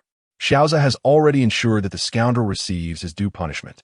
Observing her sister's fury, Shun Jiai discreetly retrieved her phone from her pocket. Some actions, while morally questionable, could indeed provide a great sense of satisfaction, especially when the target was Zhang Yinan, which could amplify the joy derived from the situation exponentially. However, Shun Jiai refrained from disclosing the specifics of how Zhang Yinan had schemed against the two of them to the Shun family, partly due to a sense of embarrassment, and partly to avoid unnecessary complications. After all, once certain matters fell into the hands of ill-intentioned individuals. Even events that had never transpired could be maliciously distorted to suggest otherwise. Thus, for the sake of both her own reputation and Lin Ze's, Xinjiai resolved to keep the details to herself. Meanwhile, in Lin Ze's room on the third floor, "You truly are treacherous, intending to swindle everything I possess." Gazing at the villain points required for the system's lottery, Lin Ze's eyes nearly rolled to the back of his head. He had exactly 2,000 villain points at hand, yet the lottery demanded the same amount. If there were no hidden agendas at play, he would find it utterly implausible. Destiny's great villain system, honest and above board. Absolutely no tricks involved. Of course, while proclaiming this, a flicker of joy surged within her. After toiling alongside her host for so long, she had finally uncovered a chance for retaliation. Yet, reflecting on the prizes previously tossed into the lottery, Destiny's great villain system felt somewhat at a loss. After all, the minimum guarantee for any of those items required at least 3,000 villain points. With her contribution of 1,000 into the 3,000, it felt as though she had incurred a loss of 2,000. Never mind, let us proceed with the draw. In light of the system's resolute declaration, Lin Ze chose not to engage in further dialogue. After all, 2,000 villain points could accomplish little. It was better to gamble on luck. If he could draw something related to the plotline, those expenditures could be entirely recouped. After all, the child of destiny often encounters inexplicable opportunities. As long as he could seize those opportunities ahead of time, reclaiming those 2,000 villain points will be a matter of minutes. Money, earn it, spend it. The most agonizing experience in a person's life is undoubtedly the realization that one has passed away without having spent their wealth. To avoid the burden of carrying a sack of rice up several flights of stairs, Lin Ze naturally chose to expend all his resources in advance. With a notification indicating the commencement of the Grand Wheel extraction, accompanied by the instantaneous depletion of 2,000 villain points, the virtual interface's wheel began to spin with fervor. After 250 rotations, the wheel's velocity gradually diminished until it came to a complete halt. Gazing at the pointer that lingered mere millimeters away from a certain Dragon King storyline, Lin Ze couldn't help but smirk wryly.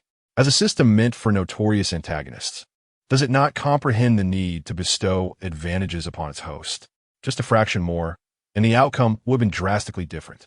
Though his luck in the lottery seemed rather unfortunate, this proximity felt excessively cruel. Regrettably, the authority of this system surpassed his own.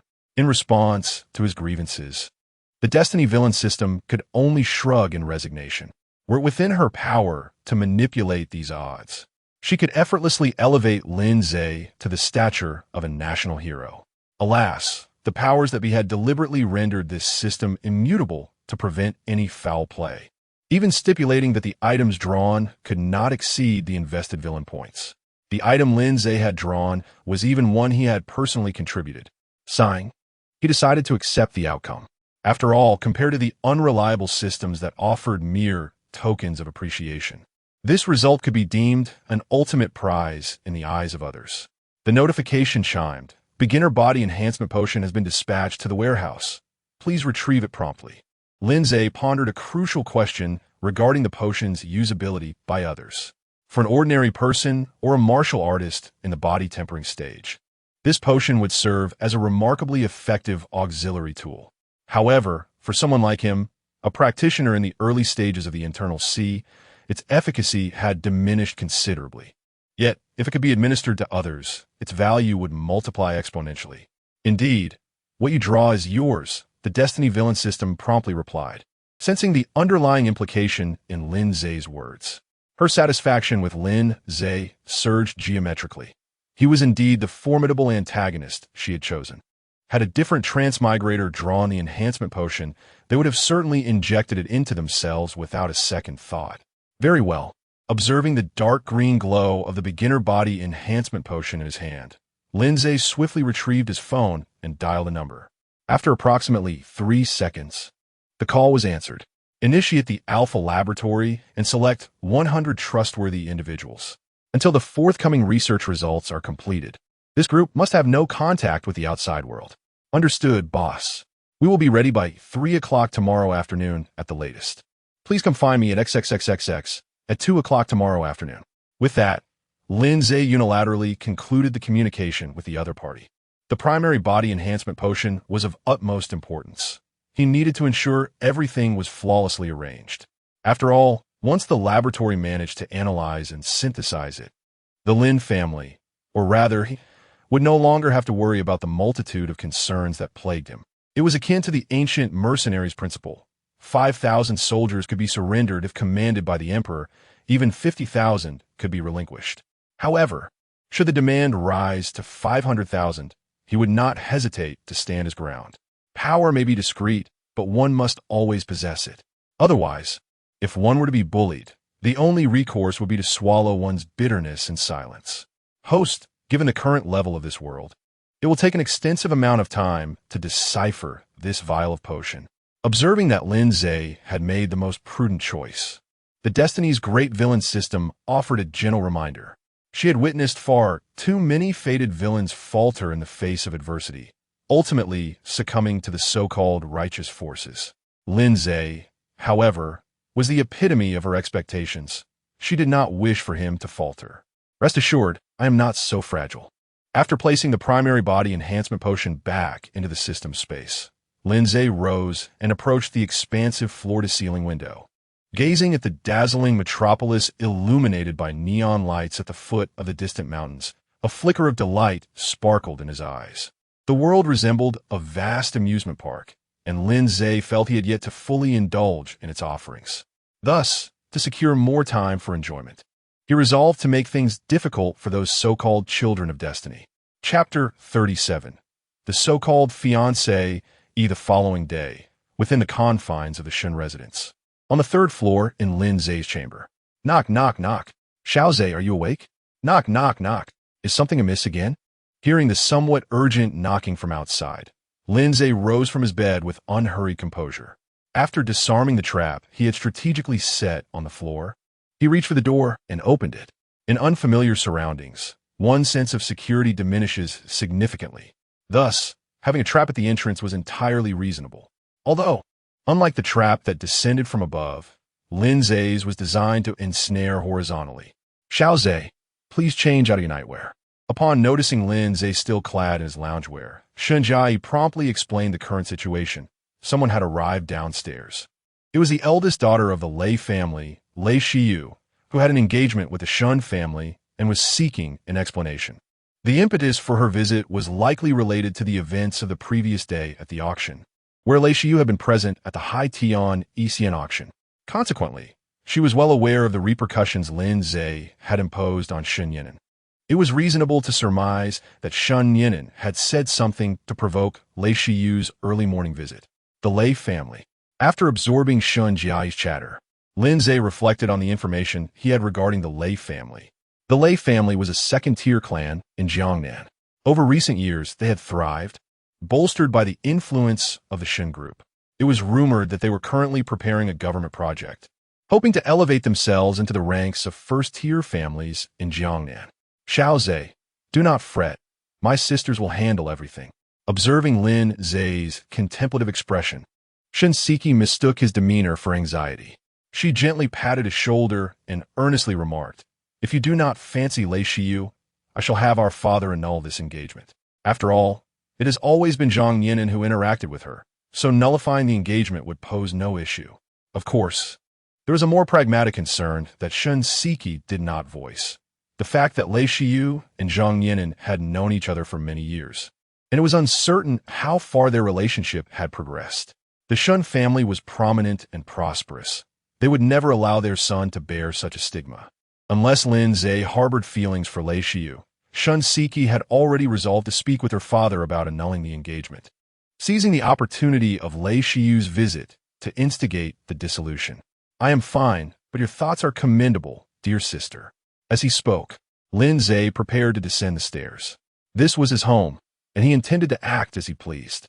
Lei Shiyu is hardly an esteemed guest.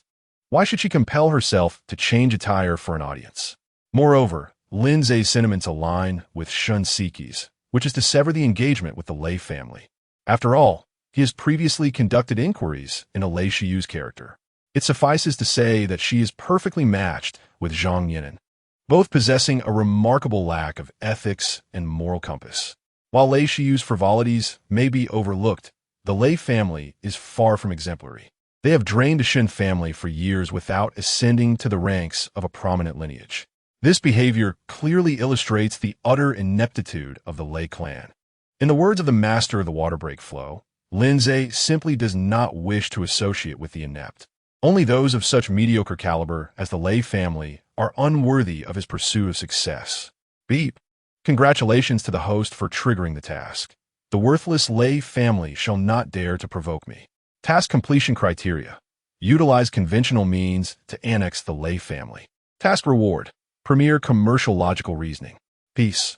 This reasoning will endow the host with insights far beyond contemporary understanding, enabling extraordinary success in any field. Excellent, excellent. I am thoroughly satisfied with this task. Upon witnessing the sudden issuance of a task by the Destiny S villain system, Lin Ze's resolve to obliterate the Lei family solidified. The premier commercial reasoning is valued at over 10,000 villain points in the system marketplace. The mere annihilation of the Lei family would grant him access to such a skill. Thus, even if the Lei family bears no direct fault, Lin Ze would not consider sparing them. To thrive in this era, he must toil at the expense of others. Xiao Ze, are you implying that you wish to annul the engagement with the Lei family? Observing Lin Ze's retreating figure as he descended the stairs, Shun Jiai hastened to follow. Her thoughts mirrored those of Shun Siki. Her brother is an exceptional individual, handsome, intelligent, and affluent. With such attributes, why would he entangle himself with Lei Shiyu? If she dares to create trouble today over Shun Yinan, tomorrow she may conspire to tarnish her brother's reputation. Therefore, to prevent such a scenario, Shun Jiai harbored strong reservations about this union. However, all is well now, given that the three of them oppose this alliance. They could persuade their father to annul the engagement with the Lei family. As for Shun Ligua's unwillingness, Shun Jiai mused that if he were to refuse, she would have no choice but to present Xiao Wanqing with a 9-yuan, 9-dime laundry board as a subtle hint. It is hardly unusual for the heartless little cotton-padded jacket to be aware of her father's little secret, is it? And it is inevitable for a well-worn little cotton-padded jacket to occasionally let in a draft, right? Indeed, I'm not one to wear a cap. Observing the expressions on the faces of the Shen sisters, Lin Ze chuckled softly, shrugging his shoulders as he spoke. Our thoughts are aligned. There is no need for further elaboration. To effectively manage a vast organization, the foremost task is to understand people. From the expressions of Shun Siki and Shun Jiai, he discerned a shared sentiment akin to his own. The consensus was clear. Lei Shiyu was undesirable, and the Lei family should not even think of associating with them. Shun Siki, rest assured, Xiao Ze, we will undoubtedly support you in this matter. Shun Jiai, exactly. If Dad refuses, I'll have Mom make him kneel on the washboard. To be honest, I'm quite eager to witness that scene. Shun Ligua. As they engaged in their light-hearted banter, they had already reached the corner of the staircase on the first floor. Simultaneously, a somewhat raucous noise from the living room drifted into their ears. Chapter 38, I beg your pardon, but I must confess I do not harbor any affection for you. Thus, I propose we dissolve our engagement. Esteemed uncle and aunt, the events of last night were utterly outrageous. You must take a stand for Nianin. As Lei Shiyu gazed at Shun Ligua and Xiao Wanqing, who were nonchalantly sipping their tea, a flicker of confusion and disbelief crossed her eyes. Ordinarily, one would expect these two to erupt in fury upon hearing of any mistreatment towards Shun Yinan. Yet, despite her lengthy discourse, they remained entirely disinterested. This endeavor to seek justice for Shun Yin was entirely Lei Shiyu's initiative. According to Shun Yin, the so-called severance of ties was merely a ruse devised by his parents to placate Lin Ze. Once the latter's emotions were stabilized, he would seamlessly reintegrate into the Shun family. However, the demeanor exhibited by Shun Ligua and Xiao Wanqing now instilled an inexplicable sense of unease within Lei Shiyu. Was the announcement of disownment published on the Shun family's official website truly a mere attempt to appease Lin Ze? Nevertheless, Having reached this juncture, Lei Shiyu recognized there was no retreat. Regardless of the underlying truth, she was compelled to tread a singular path to its conclusion. To abandon her course midway would not only tarnish her reputation, but also leave a negative impression on Shenligua and Xiao Wanqing. What right do we, the Shun family, have to advocate for an outsider? Just as Lei Shiyu pondered the current predicament, a chilling voice resonated from around the corner. Turning to face the source, she beheld Lin Ze, Shun Siki, and Shun Jiai, who had inexplicably arrived on the scene. The one who had spoken was none other than the bold Shinseki. He is the newly returned young master of the Shun family, isn't he? Upon catching sight of Lin Ze's visage, a spark of astonishment flickered in Lei Shiyu's eyes. Compared to the unremarkable Shun Yin, and Lin Ze's appearance was undeniably more appealing to her sensibilities. However, lost in admiration, Lei Shiyu gradually came to a crucial realization. Shinseki's words plainly indicated that in their eyes, Shin Yin had already become an outsider. Coupled with Shun Ligua and Xia Wanqing's extraordinarily calm demeanor, Lei Shiyu felt as though she had stumbled upon a revelation. If all went as anticipated, Shin Yin had indeed deceived her. The Shun family was not feigning a severance of ties. They were evidently intent on expelling him entirely. Sister Siki, Sister Jiai, you're the eldest daughter of the Lei family, correct? Before Lei Shiyu could divert the conversation, Lin Ze leisurely settled onto a nearby sofa. As the fiancée of the true young master, Lei Shiyu's physical allure was indisputable. Should he find her to be the conventional, love-stricken fiancée of typical narratives, Lin Ze would not mind indulging her whims. After all, once the love-struck mentality awakens, the experiences of those who revel in it can indeed be quite delightful. Regrettably, Lei Shiyu does not embody such an existence. Rather, she is a concealed hedonist of the utmost degree. To put plainly, had she been transported to ancient times and altered her gender, even the likes of Lao AI would have regarded her as a venerable ancestor. Indeed, I am the eldest daughter of the Lei family and also the future daughter-in-law of the Shun family.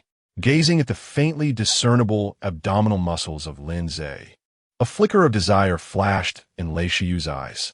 To have the opportunity to touch them would undoubtedly be a delightful experience. Reflecting upon Shun Yinan's soft, rounded belly, she had already sentenced him to a figurative death. Since Shin Yinan was no longer the young master of the Shun family, there was no need for her to continue entangling herself with him. Presently, Lin Ze possesses both an enviable physique and striking looks. Moreover, the most crucial aspect is that Lin Ze is the biological son of the Shun family, provided that no unforeseen circumstances arise. He is destined to inherit all that belongs to the Shun family. Marrying such an individual can hardly be deemed a loss for her. Furthermore, should Lin Ze become too preoccupied to cook in the future, Lei Shiyu is not averse to indulging in fast food. No. She ought to be referred to as the future daughter-in-law of the Zhang family. After accepting the tea handed to him by Wang Dachui, Lin Ze leisurely took a sip and remarked, "Your betrothal is to Zhang Nianan, and he is not one of us from the Shun family. Therefore, I kindly ask Miss Lei to exercise caution in public, as I would prefer not to struggle in finding a suitable partner in the future." While such a diversion may serve to inflate word count, he decidedly favored a more direct approach. Faced with Lin Ze's candid remarks, Lei Shiyu found herself momentarily at a loss for words. It was also the first time she questioned her own appearance. Logically, any woman should instinctively falter upon encountering her beloved man. Why then was Lin Ze so composed, even suggesting an intention to cancel their engagement? Surely, it could not be that working overtime late into the night had resulted in a less than favorable complexion today. Is there something wrong with what I said? Lin Ze continued, "Moreover, Miss Lei, are you not here today precisely for Zhang Nianan?"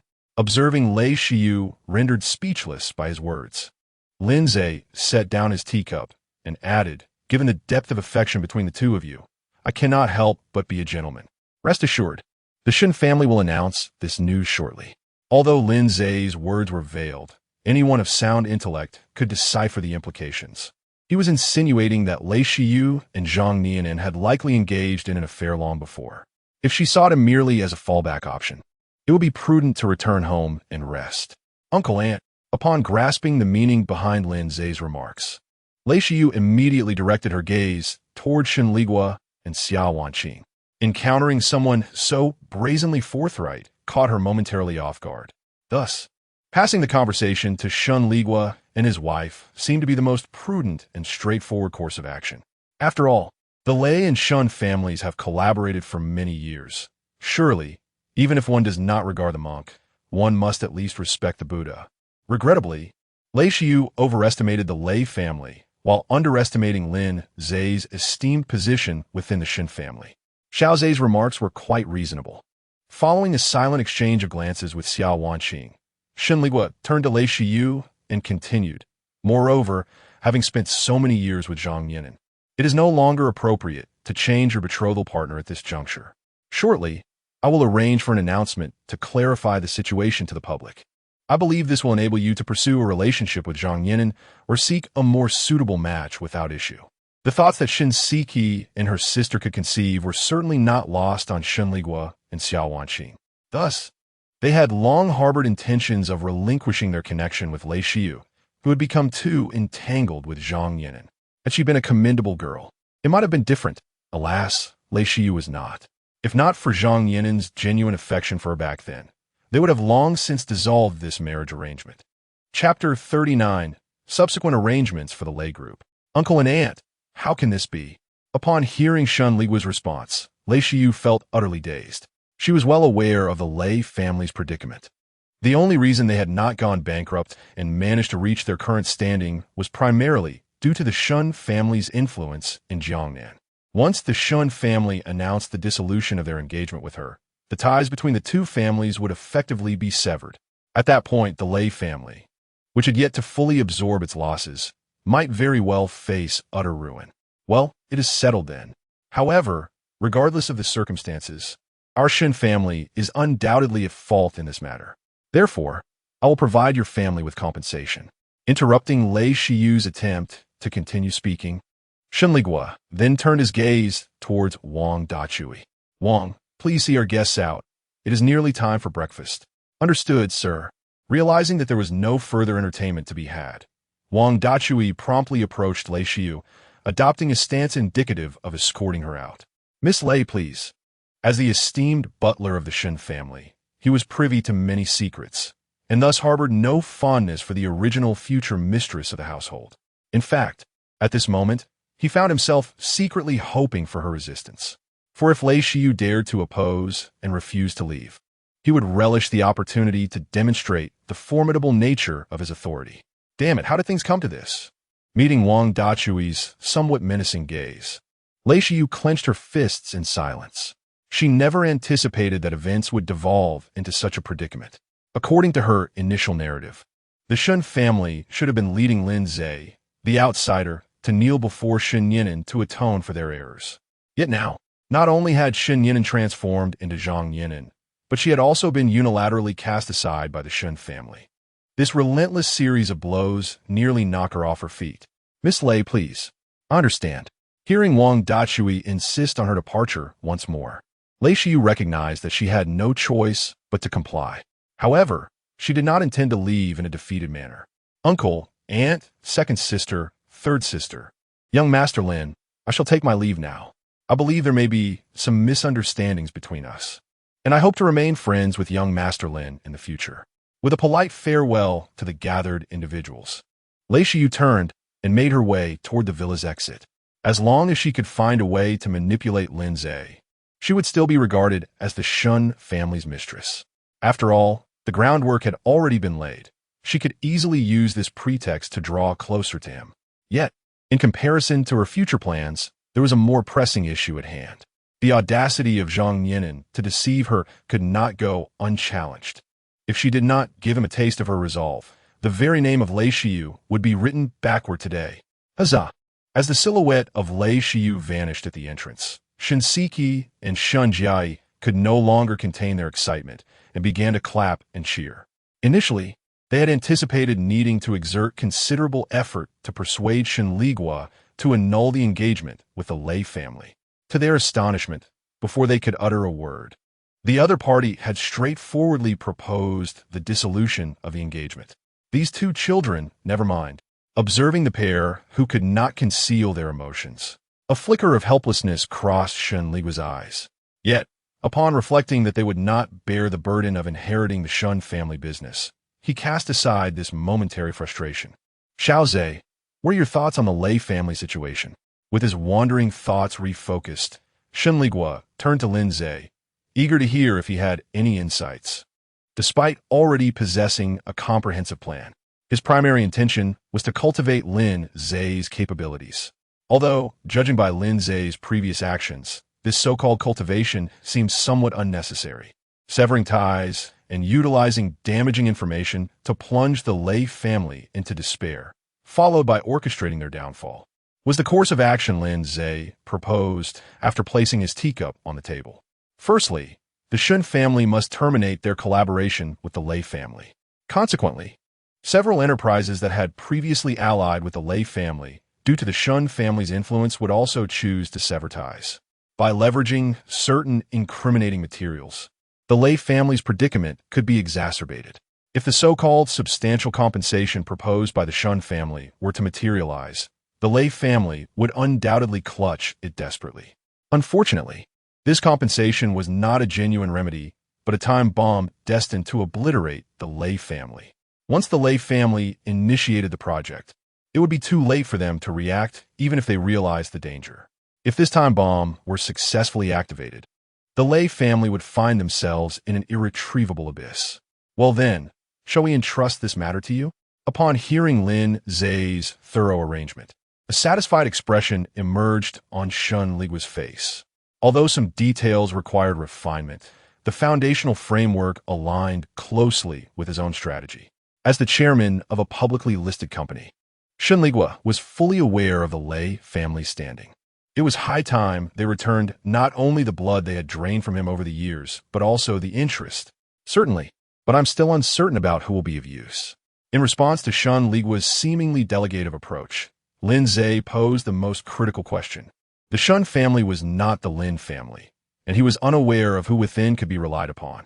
Therefore, the primary concern was to identify individuals within the organization who could serve his interests. Since Shun Ligua sought to nurture him, he could naturally utilize the existing team. Once he formally took charge of the Shun group, Lin Ze could gradually cultivate his own cadre. As for the seasoned individuals from the previous regime, following the transfer of resources, Lin Ze would ensure they were compensated with a fortune they could never exhaust. In the ever-changing landscape of power, loyalty is a fragile thread. While Shun Ligua may place his trust in this group, it does not necessarily mean that Lin Ze will reciprocate that trust. Thus, to avert unnecessary complications, it is imperative to cultivate a loyal cadre. Shortly, I shall provide you with a list of seasoned individuals within the organization who could be relied upon. As he spoke, Shun Ligua rose and patted Lin Ze on the shoulder, assuring him that should he require assistance, he should not hesitate to reach out to his father. Very well, father. Wait, what did you just call me? Upon hearing Lin Ze's sudden change of address, Shun Ligua stood in stunned silence for several moments, as Lin Ze had previously referred to him as uncle. Father, is there a problem? Observing the incredulity etched on Shun Ligua's face, Lin Ze smiled. Believing in a heartfelt exchange, he was not a heartless individual. Now that he had discerned the stance of the Shun family, there was no longer a need for pretense. Moreover, the present moment offered an opportune juncture for such a shift in address. Could you call me that again? Father. Once more, please. Father. One more time. Please. Meanwhile, as Shun Ligua beamed at Lin Ze, a dedicated medical vehicle from the Lei group was in motion, seeking support from friends, striving diligently for success. Chapter 40. The struggle between Lei Shiyu and Zhang Nianan. What? What do you intend to do? As he beheld the expressionless medical staff in the vehicle, Shen Nianan trembled, attempting to lift himself from the stretcher. Unfortunately, the sensitivity of his injuries, compounded by the administered anesthetic, caused him to falter and collapse back onto the stretcher after barely rising a few centimeters. Shut, Zhang Nianan, you scoundrel. How dare you deceive me? Just as Shen Nianan was about to make another attempt, a chilling female voice echoed within the vehicle. Following the sound, he beheld the cold visage of Lei Shiyu on the surveillance screen. Shiyu, what are you saying, Shiyu? Hearing the disgust and estrangement laced in Lei Shiyu's words, Shen Yinan's heart involuntarily sank. His intuition alerted him that something unknown had transpired, prompting Lei Shiyu's reaction. What did you say?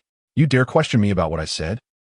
Witnessing Shen Yinan's continued defiance, Lei Shiyu could not suppress a disdainful laugh. I have already referred to you as Zhang Nianan. What is it that you fail to comprehend? The Shen family has clarified everything. You are no longer a member of the Shen family. Recalling her mistreatment at the Shen household, an unnameable fury ignited within Lei Shiyu. Were it not for Zhang Yinan's deceit, she would not have endured humiliation at the Shen family's hands. Now, not only had she lost face, but the engagement was also nullified. The thought of needing to strategize to secure Lin Ze only intensified her animosity toward Zhang Nianan. As a refined advocate of self-interest, Lei Shiyu had always looked down upon matters or individuals who could not offer her any advantage. Now, abandoned by the Shen family, Zhang Nianan precisely fell into that category. Damn it, how did that woman end up at the Shen family? Upon hearing Lei Shiyu's blunt remarks, Zhang Nianan felt a surge of frustration. Had he known, he would have simply taken Lin Ze down yesterday, rather than concocting a plan. If he could ensure that Lei Shiyu bore him triplets, he would have no regrets about not returning to the Shen family. Although the Lei family could not rival the Shen family in stature, they were still in existence beyond the reach of ordinary individuals. Thus, despite inwardly cursing Lei Shiyu for her foolishness, Shen Nianan did not abandon his desire to reconcile with her. Shiyu, please listen to me. There must be some misunderstanding. After employing his usual tactics to initiate the conversation, Zhang Nianan quickly sought to shift the blame, asserting that it was undoubtedly Lin Ze who had misled his parents. That is why they spoke such nonsensical things to you. Once my elder sister returns, everything will revert to normal. In truth, Zhang Nianan himself could not guarantee that he would be welcomed back into the Shen family once Shen Yue returned. After all, his only uncertain trump card was Lei Shiyu, while the only definite ally he had was Shen Yue. In a situation where one begins with a favorable hand, yet finds oneself repeatedly bested by opponents, many can relate to such an experience. With each successive defeat, self-doubt gradually creeps in. Once the seeds of self-doubt take root, the inevitable consequence is only failure. Of course, whether one can recover from this is another matter. For now, Zhang Nianan can only employ such rhetoric to influence Lei Shiyu.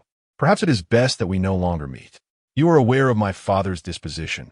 He would never permit me to marry someone of ordinary status. For your own safety, it is prudent that we cease all contact.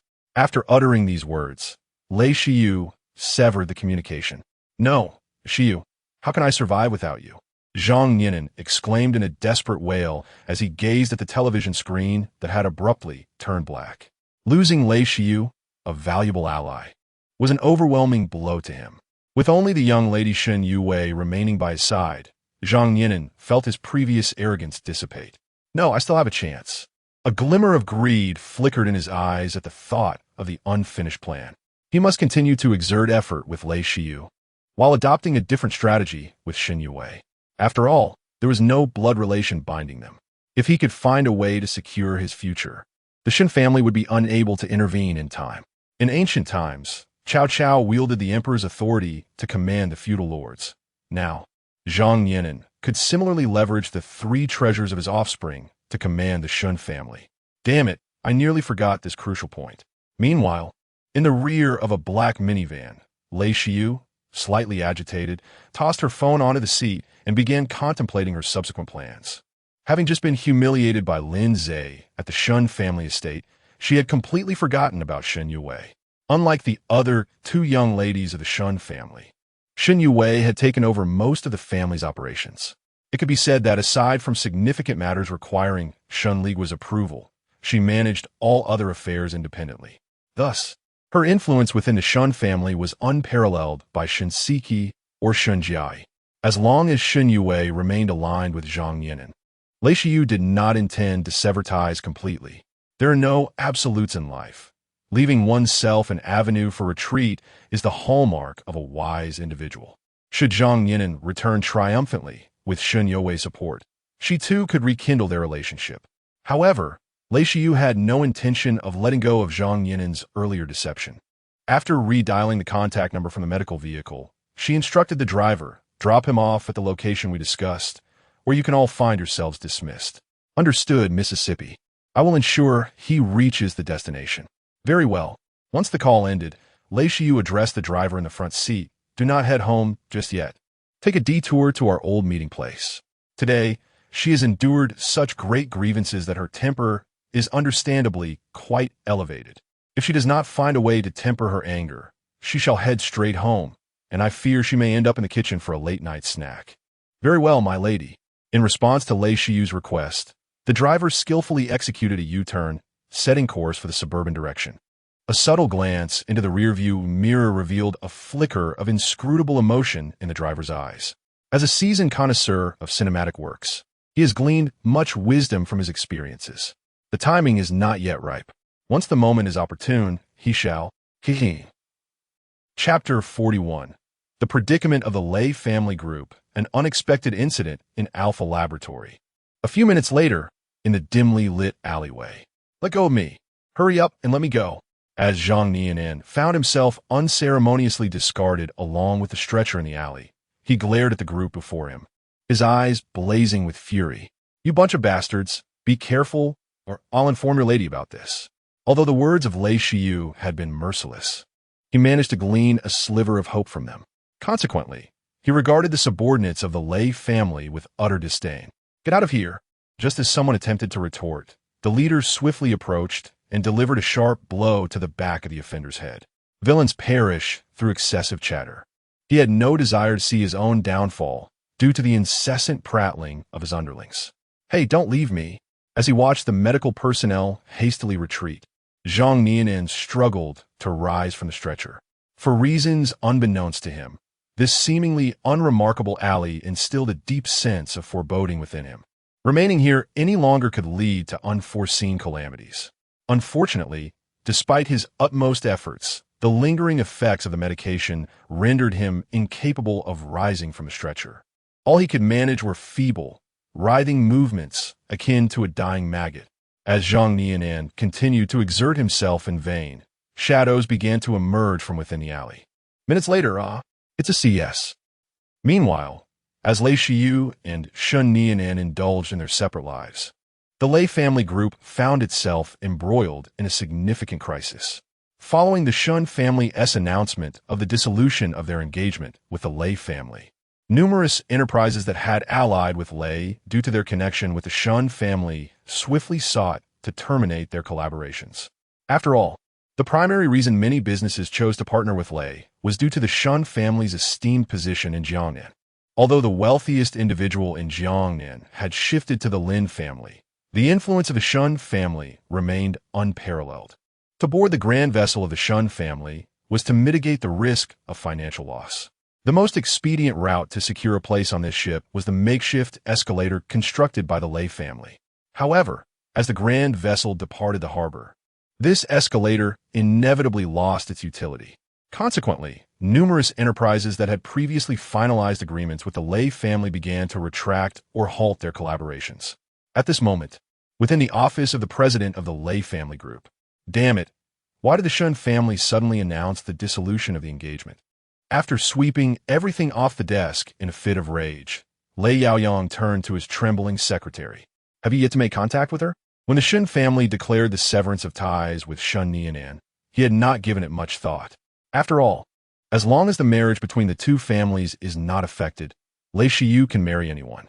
However, the Shun family has suddenly announced the dissolution of the engagement.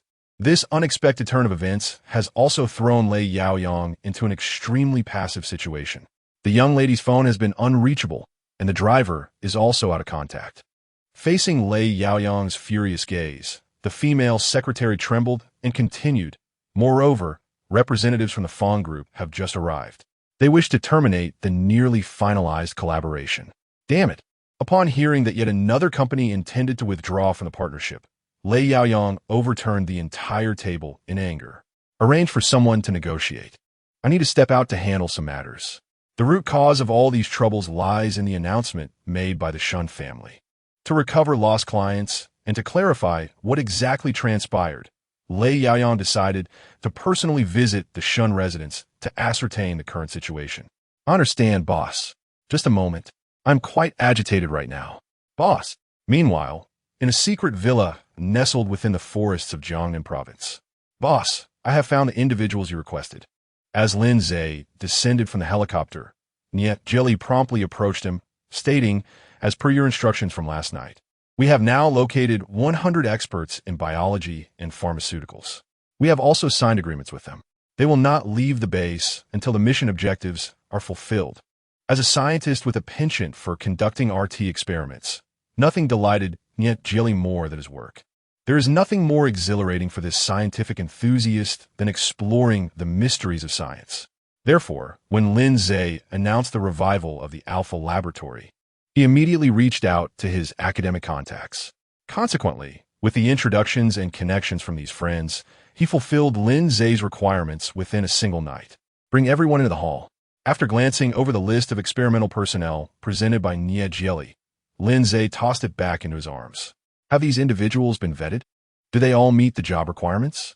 Lin Ze could be considered familiar with a significant portion of the individuals from both the overt and covert academic circles, as this was not the first time the Alpha Laboratory had been activated. However, the list prepared by Niet Jilly contained several new faces. Of course, it was possible that these newcomers were apprentices of the older scholars, seizing the opportunity presented by the Alpha Laboratory's opening to gain experience and prestige. After all, each activation of the Alpha Laboratory has consistently yielded remarkable results. Apart from items circulating in the black market, many effective medicines capable of curing illnesses have emerged. Thanks to these miraculous drugs, numerous individuals have achieved fame and fortune. What Lin Ze requires, naturally, is the protection of the higher authorities. Otherwise, the mere history of the Lin family's rise over the years would suffice to send him to drink the Mengpa soup a dozen times. It has been thoroughly reviewed, comprising contributions from either venerable scholars or emerging talents. As he spoke, a flicker of curiosity crossed Niet Jilly's eyes. What exactly are we to accomplish, my leader? With each opening of the Alpha Laboratory, he derives unparalleled joy. The complexity of each creation determines the duration of this delight. It is a force capable of altering the global landscape. Upon reaching the second-floor corridor and casting a sweeping glance at the crowd below, a hint of amusement danced in Lin Ze's eyes. If the Torment Narrative's young master system had not been offline, he would likely be quite pleased to meet the melancholic youth downstairs. Name, Lu Mubai. Identity, male protagonist of a Torment Narrative, a premier expert in the field of biology. Possesses unique insights into biological research, sufficient to surpass the majority of contemporary specialists. Future plot. Due to his fiancée-E's favoritism toward the new intern, he endures unbearable psychological pressure. Ultimately, on a stormy night, he is deliberately struck and killed by the intern in the outskirts. He subsequently reincarnates to the moment of a quarrel with his fiancée-E, initiating a series of events centered on pursuing his spouse amidst trials. During this period, he also encounters his true match, Su Wanner, and together they embark on a journey towards a blissful future. However, the protagonist's presence has caused a deviation in the original timeline. Lu Mubai, who was meant to have died and been reborn, missed this narrative due to his appearance in the laboratory. Protagonist Halo, 3000, Unawakened. Chapter 42. In accordance with tradition, the two individuals were first allowed to engage in torment. The person in question was Lu Mubai, a rising star in the industry over the past few years. Noticing Lin Ze's gaze directed at the first floor, Niet Jilly, displaying remarkable perceptiveness, began to introduce him. He had already participated in the project during the last opening of the Alpha Laboratory. However, unlike the previous occasion, this time he was accompanied by a male assistant. Boss Noah, look, those are the two individuals he brought along, Niet Jilly remarked, gesturing toward a pair of young lovers engaged in affectionate behavior not far away. Name, Lung Qing Ming. Identity, Lu Mubai's fiancée, E and part-time assistant. contestant in the Chasing a Husband drama. Name, Ji Boda. Identity, intern assistant recruited by Lung Qingming, the quintessential green tea man, aspiring to replace Lu Mubai. How intriguing, utterly fascinating. After utilizing his discerning eye to ascertain the identities and information of the two, Lin Ze could not help but pose a question to the Destiny's malevolent system. How would you assess this situation according to your established criteria? What else is there to assess? It all depends on your mood. Though somewhat surprised that these individuals had yet to be formatted, the Destiny's malevolent system chose not to elaborate. After all, knowing less about certain matters could better protect its host. Is it possible for me to subdue this unawakened male lead from a torment narrative and make him my own? In response to the answer from the Destiny's malevolent system, Lin Ze continued to inquire further. While it was undeniable that these torment narrative male leads often exhibited despicable traits, they frequently possessed considerable strength. For instance, Lu Mubai before him was a top-tier expert in the field of biology. If he could be brought under Lin Ze's command, numerous future endeavors would undoubtedly become simpler. Of course, this prerequisite demanded that Lu Mubai be completely loyal to him. After all, Lin Ze wished to avoid a scenario where Lu Mubai might suddenly awaken and betray him. As long as you can evoke gratitude in Lu Mubai, he will lose the opportunity to awaken. To evoke gratitude, scanning Lung Qingming and Ji Boda with his gaze, Lin Ze's mind began to formulate an exceptional plan. Nie Jianli, have Medusa investigate those two, he instructed, pointing towards Lung Qingming and Ji Boda. In half an hour, I want to see detailed profiles on them, including their recent activities. Understood, boss. I will attend to it immediately. Although not fully comprehending why Lin Ze wished to investigate two inconspicuous individuals, the astute Nie Jianli recognized what inquiries were appropriate and which were best left unasked. After all, it would not be long before Lin Ze would take action, at which point all questions would be answered, rendering any current impatience unnecessary. Lu Mubai, O Lu Mubai, it would be best for you to obediently serve me in the future. Gazing at Lu Mubai, who appeared shrouded in an enigmatic gloom in the corner of the first floor, yet still bore the unmistakable marks of unresolved emotions, Lin Ze couldn't help but feel a flicker of anticipation. After all, following the conventional tropes of a tragic narrative, it was likely that a figurative hat of disgrace now adorned Lu Mubai's brow. Although such thoughts bordered on the unethical, Lin Ze was nonetheless eager to witness Lu Mubai's reaction upon the forthcoming revelation of the data. Half an hour later, in a lobby of the Alpha Laboratory. Welcome to the Alpha Laboratory. Your presence here is a testament to your exceptional capabilities. Whether recognized by official channels or not, you possess intellect that far surpasses that of the average individual. As Lin Ze surveyed the expressionless faces of the scientists before him, he felt no sense of disquiet. After all, most of those present were intellectually brilliant, yet emotionally deficient. Engaging in casual interaction with them would be less effective than allowing them to immerse themselves in their research. Moreover, Lin Ze's intention in delivering these words was not to foster camaraderie, but rather to subtly elevate the psychological expectations of the assembly. However, as he spoke, Lin Ze's gaze gradually settled upon the figures of cold Qingming and Ji Boda, and he felt a profound disappointment at the presence of two inept individuals among them. High achievers may tolerate underperformers, but they cannot abide those who masquerade as competent. Such pretenses not only diminish the value of true excellence, but also strip away the dignity of the group. Consequently, the moment Lin Ze's words fell silent, nearly every eye turned toward cold Qingming and Ji Boda.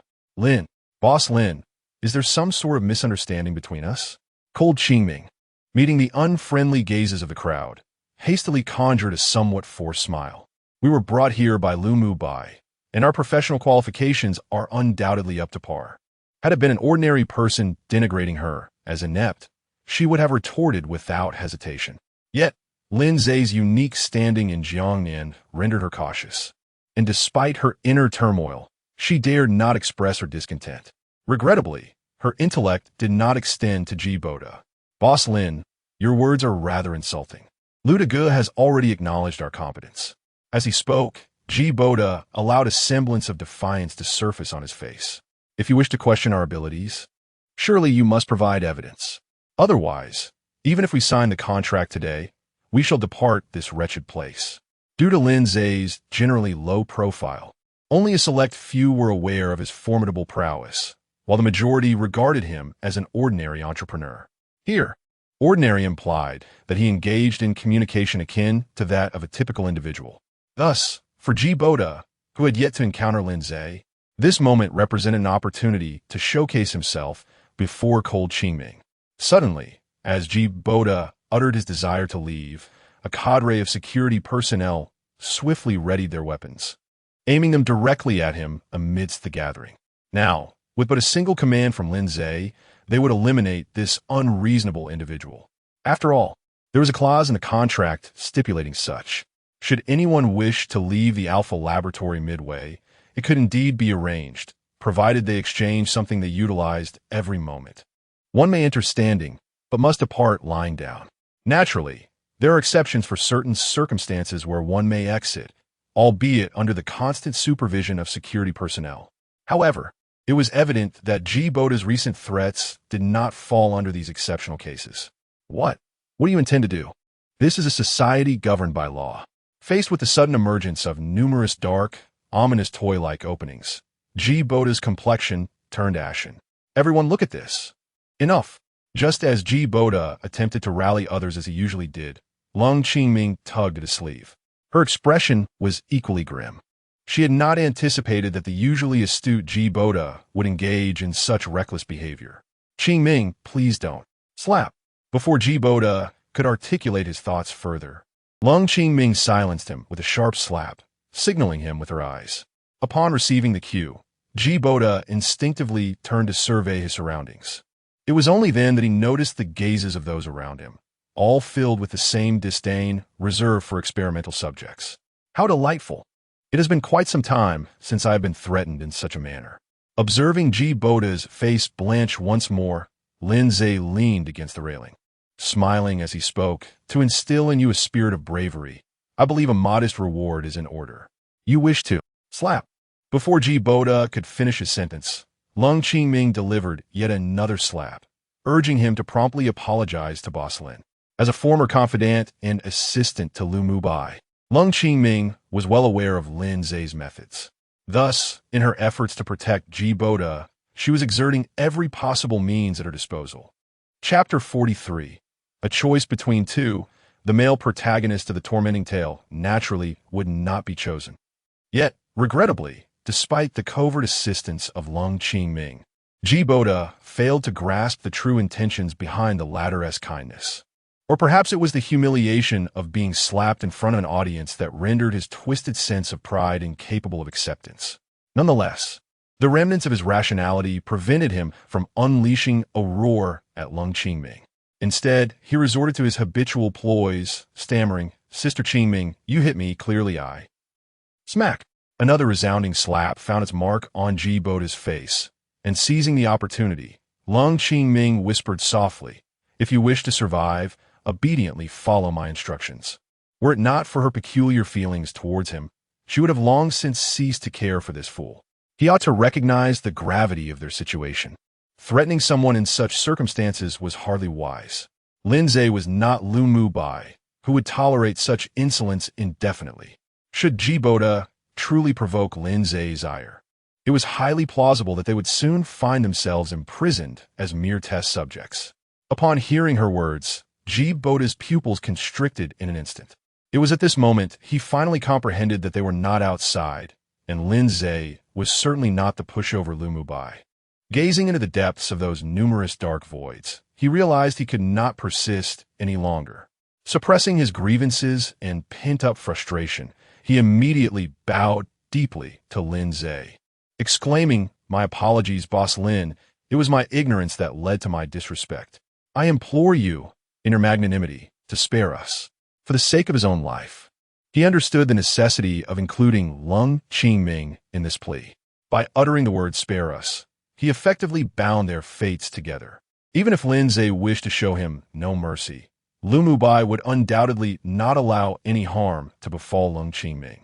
Once Lu Mubai interjected against Lin Ze, he could stoke the flames of discord and redirect all animosity towards the ladder, thereby ensuring his own safety. Your apology is rather costly. I can hardly afford it. Observing the calculating glint in Boda's eyes, Lin Ze casually seized a small toy from a nearby security guard. Since an apology was required, it was only fitting to demonstrate appropriate sincerity. Although he was designated as the primary antagonist, he harbored an equal disdain for the likes of a scheming sycophant.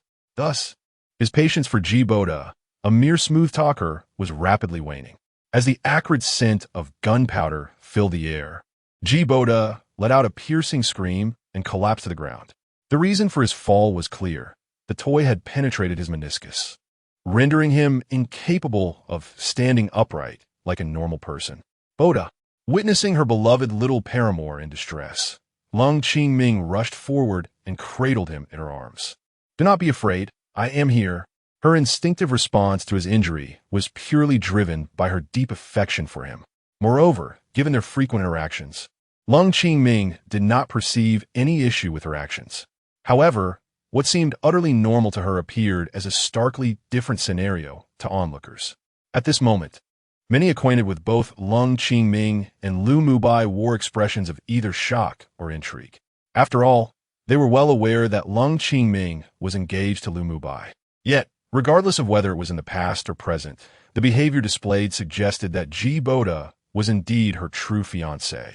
Despite their preoccupation with academia, this group still held onto the rudimentary principles of propriety and integrity. "How foolish I am!" Upon sensing the gazes directed at him, Lu Mubai could not help but reveal a wry smile. Although Lung Qingming had chosen her to more than once for Boda, he found it difficult to relinquish his feelings for her when reminiscing about their shared past. "Mr. Lin, these two are under my guidance," he stated, taking a deep breath to compose himself as he stepped forward from the crowd.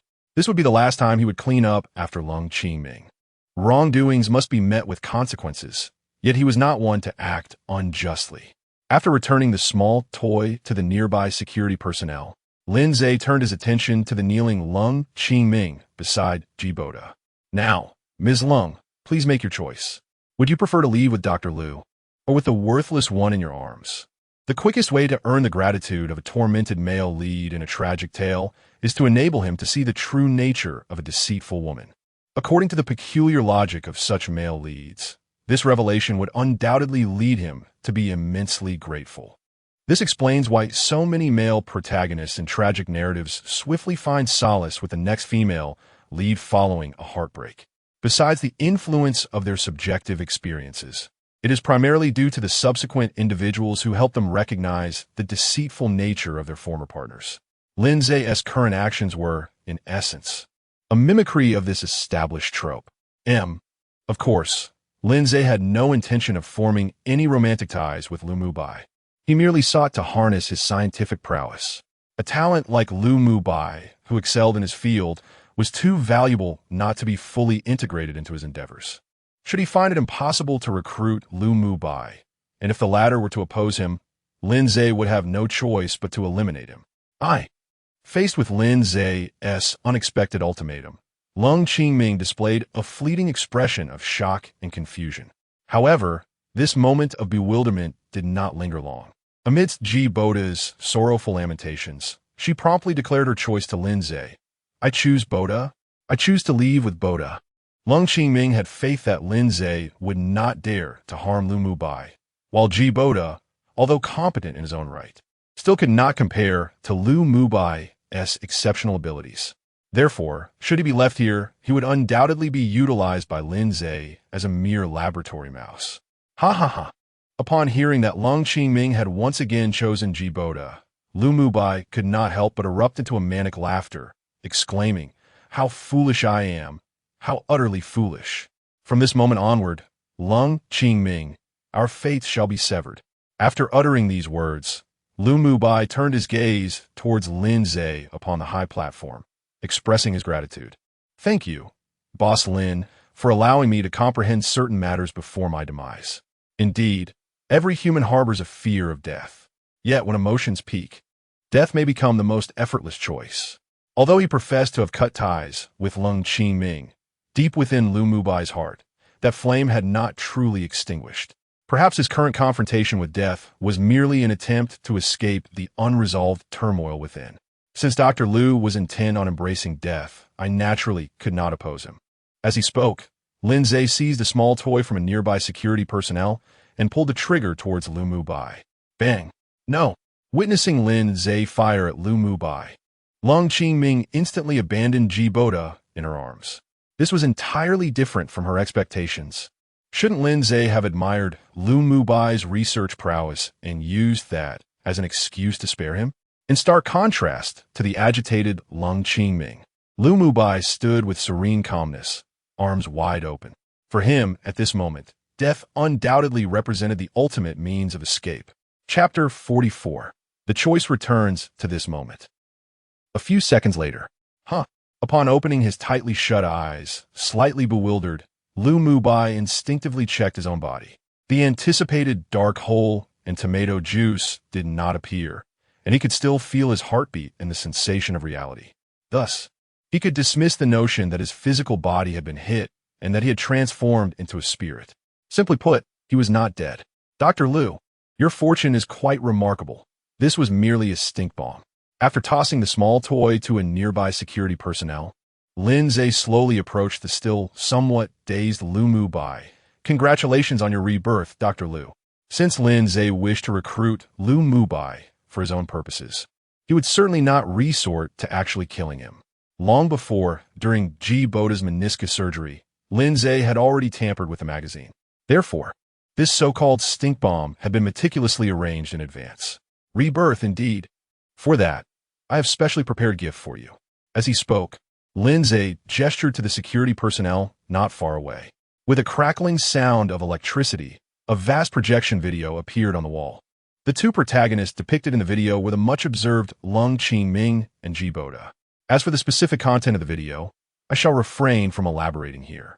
Essentially, it encapsulated the Clich Dean narrative of reluctant acceptance, ascending to the throne of desire.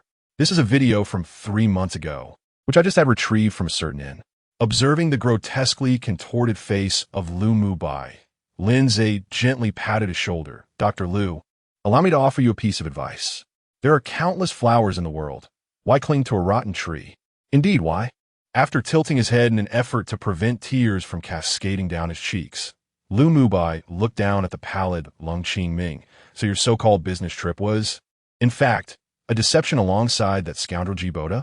If Lu Mubai had harbored even a trace of affection for Lung Qingming previously, the exposure of this video had utterly shattered that sentiment. He now felt completely disillusioned with her. Any emotions that lingered were merely contempt and disgust. No, Mubai. Please let me explain.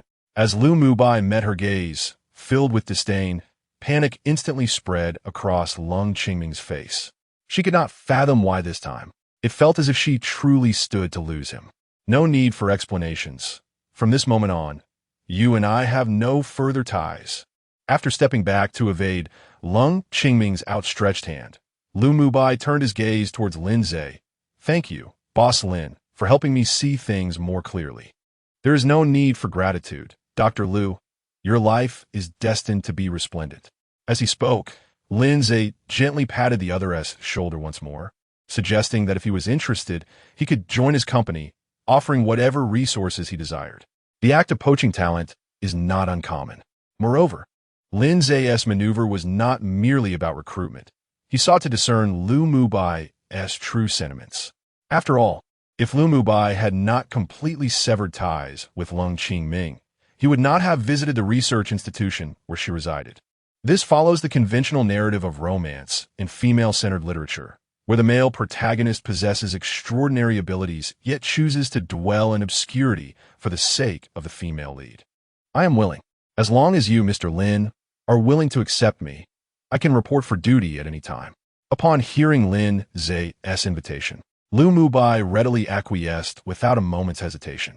His previous reluctance to change jobs and his decision to remain in the modest laboratory was primarily to safeguard Lung Qingming's feelings.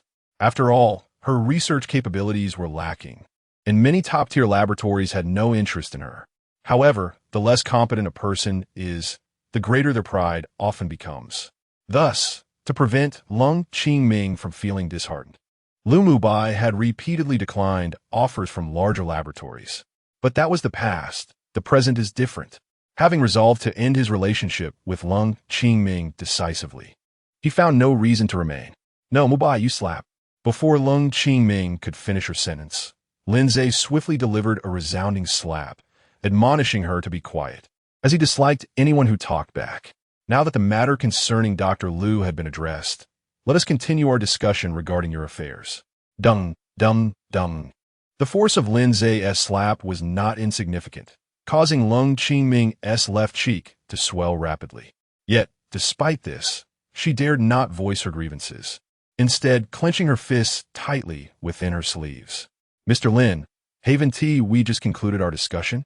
Compared to attempting to salvage Lu Mubai's situation, Lung Qingming ultimately prioritized her own safety. Subconsciously, she acknowledged that the most important person to her had always been herself. Faced with a threat to her life, it was impossible for her to remain preoccupied with Lu Mubai. After all, who could blame her for the unpleasant surprise she had just encountered? As he spoke, Lin Ze glanced at Ji Boda nearby. "Ms. Lung, this is a matter of choice.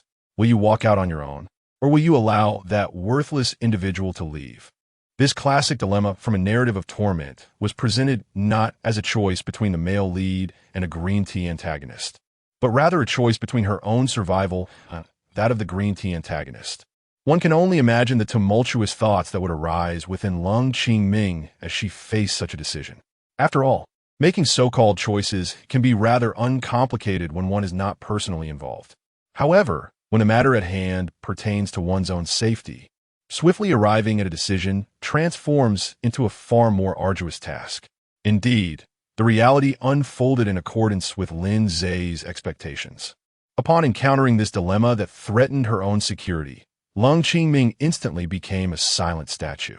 Yet, the tumultuous expressions etched on her face hinted at a flicker of desire to save Ji Boda. Nevertheless, it was but a mere flicker. If her intention was genuinely to ensure the safety of the other, she would not have been ensnared in such a conundrum. One need only recall her split-second hesitation when choosing between Lu Mubai and Ji Boda moments ago. It seems that Miss Lung is unable to make a decision. Confronted with the now stone-like, silent Lung Qingming, Lin Ze shifted his gaze toward Ji Boda, who lay on the floor not far away. "You, that useless wretch. I present to you an opportunity. Which of the two would you choose to leave?" "Me. Let me leave this place." The instant Lin Ze's words fell, Ji Boda immediately struggled to provide his premeditated answer. In truth, he had been eager to respond since Lin Ze first posed the question. Yet, fearing a barrage of bullets from Lin Ze, he had opted to remain silent, playing the part of mute. Now that the power of choice had shifted into his hands, he was unwilling to squander even a second longer. Once upon a time, his deliberate approach toward Lung Qingming had been motivated not solely by her beauty and wealth, but primarily by Lu Mubai's research findings. After all, only as her assistant and confidant could Lung Qingming potentially pilfer Lu Mubai's academic achievements. However, faced with the imminent peril of losing his life, Ji Boda could no longer afford to maintain his previous facade. Survival offers boundless possibilities. Once one is dead, all is lost. Thus, betraying Lung Qingming in exchange for a chance at survival became Ji Boda's sole option. Chapter 45. The Six-Fingered Piano Demon, Ji Boda. Ji Boda, what are you saying? Upon witnessing Ji Boda's unwavering self-choice, a profound sense of astonishment and sorrow enveloped Lung Qingming's countenance.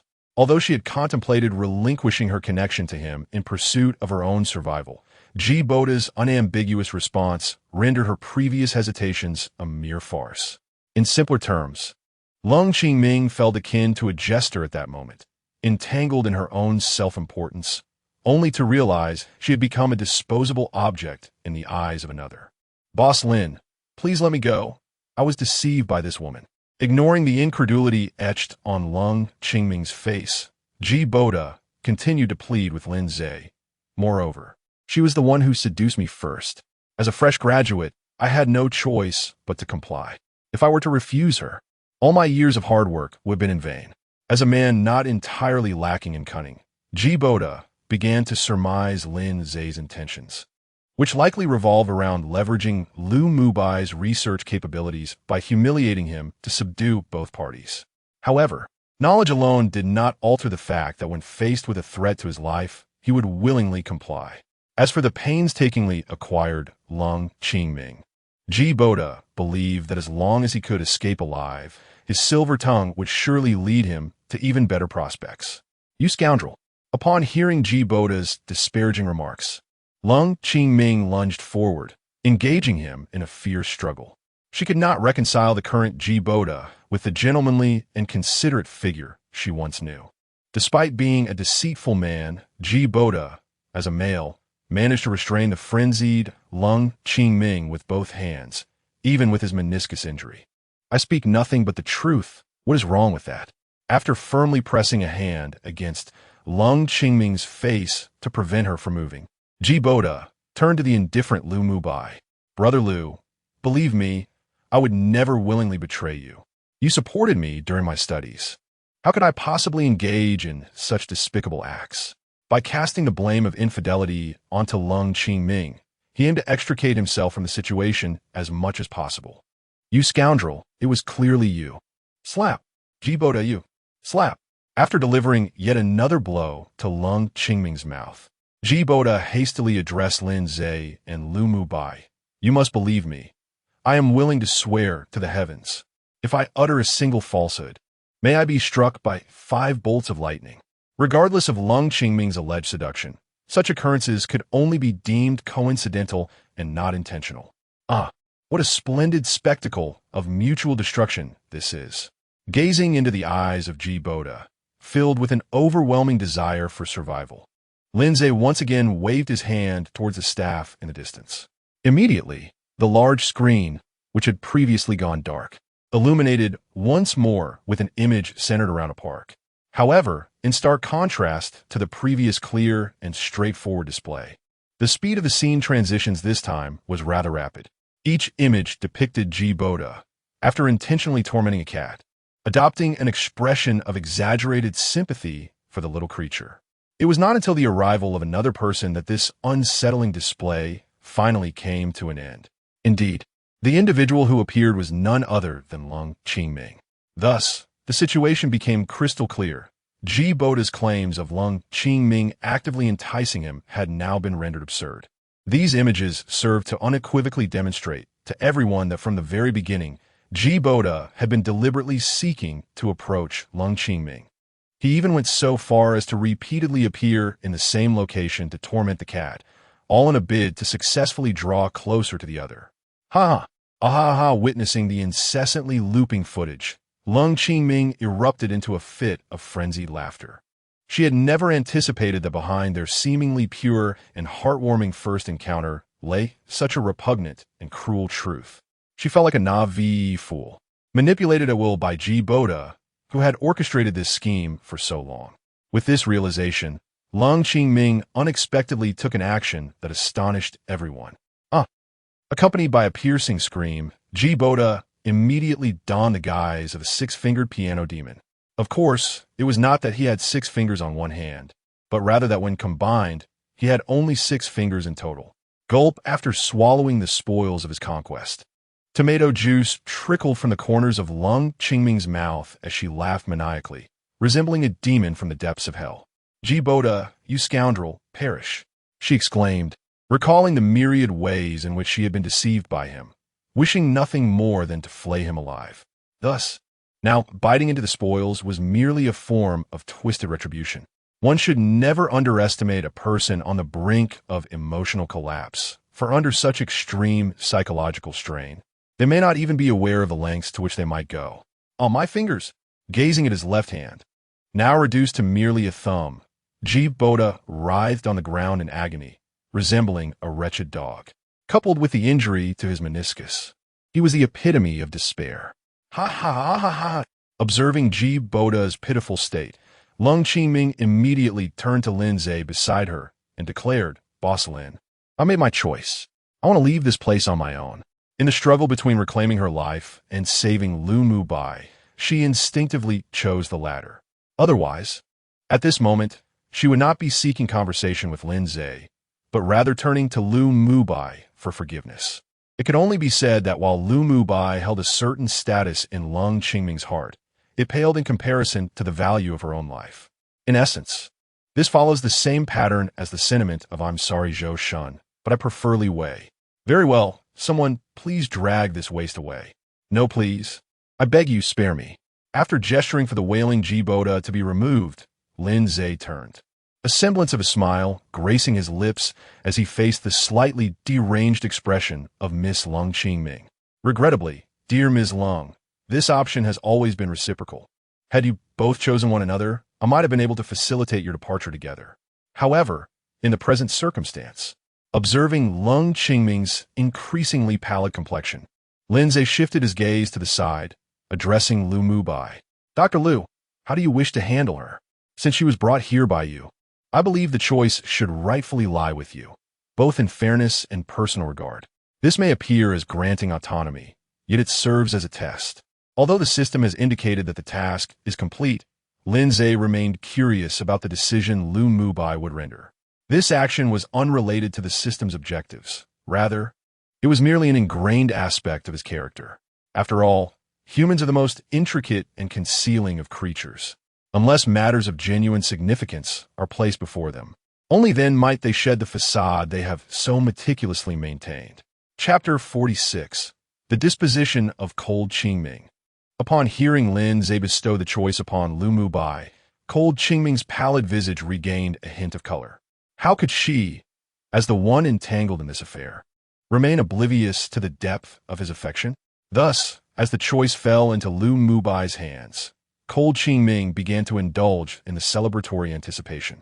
However, just as she was about to bask in her moment of joy, Lu Mubai's subsequent words abruptly plunged her from ecstasy to despair. Since her bond with Jiboda is so profound, why not accompany him as a test subject in a laboratory? Confronted with the incredulity etched upon Cold Qingming's face, Lu Mubai displayed no extraneous emotion in his gaze. For this woman, once the cornerstone of his life, only a profound disdain and loathing remained in his heart. He abhorred her betrayal and resented her deceit, coupled with the myriad humiliations she had inflicted upon him. He could not embody the role of a benevolent savior and spare her from the consequences. No, Mubai, you cannot smack. The sound of a hand striking interrupted Cold Qingming's incantation, prompting Lin Ze to gesture toward the nearby security personnel. With Lu Mubai having made his choice, her presence had become superfluous. Rather than allow her to linger and taint the atmosphere further, it would be prudent to escort her away for a thorough cleansing. After all, test subjects for scientific experimentation must be maintained in a pristine condition. Now that the matter has been resolved, let's take a brief respite. Once all preparations are complete, we shall commence the experiment. As he spoke, Lin Ze retrieved a vial radiating a faint green luminescence from his sleeve, system space. Our experimental subject for this session is this. This potion is capable of significantly enhancing the physical attributes of its user. I require you to analyze and replicate it. Boss Lin, to what extent are we discussing enhancement? Observing the vial in Lin Ze's grasp, many present voiced the most pressing inquiry. While they were aware he would not present anything ordinary, curiosity regarding the specific effects of the potion remained palpable. For an average individual, this potion would elevate them to the initial realm of martial arts body tempering. For those already at that stage, it would facilitate their progression to the next level. In response to the queries from the assembly of learned scholars, Lin Ze replied succinctly, I obtained this from an ancient tomb. Perhaps it is the only sample in existence. Now you understand why I reinstated the Alpha Laboratory and had Nie Jinli gather you all, do you not? Because you are among the foremost talents in biology and pharmacology. I hope you will conquer this project, capable of altering the course of humanity. Having elucidated the functionalities of the primary physical enhancement potion, Lin Ze proceeded to invigorate the group with fervent motivation. This introduction not only outlined the project's significance, but also ignited the fervor and passion within the hearts of these esteemed scholars. As for the outcome, merely the glimmer in those eyes, akin to gazing upon a rare treasure, speaks volumes. A few minutes later, Nia Jerry, The remaining tasks are entrusted to you. After securely placing the primary body enhancement serum into the most confidential safe of the laboratory, Lin Ze turned to the fervent Niajeri beside him, emphasizing the necessity of gathering more warriors prior to the experiment to prevent the test subject from escaping once they attain power. Moreover, it is imperative to have a warrior present during the procedure. I would rather not see your black and white photograph in the future. As a scientist who is nearly obsessive in pursuing his goals, Niajeri prides himself on being hands-on in all matters. Administering drugs to test subjects is among his favorite endeavors. However, compared to other substances, the primary body enhancement serum can induce a transformation akin to rebirth for the subjects. Thus, to avert any potential harm inflicted by the subjects, which could result in the loss of a competent subordinate, Lin Ze repeatedly stressed this point to Niajeri. I understand, boss. I will ensure more personnel are gathered for the occasion. After retracting his gaze from his safe, Niajeri posed another crucial question. How do you intend to handle Lu Mubai? Should he continue to participate in this project, or should he be marginalized?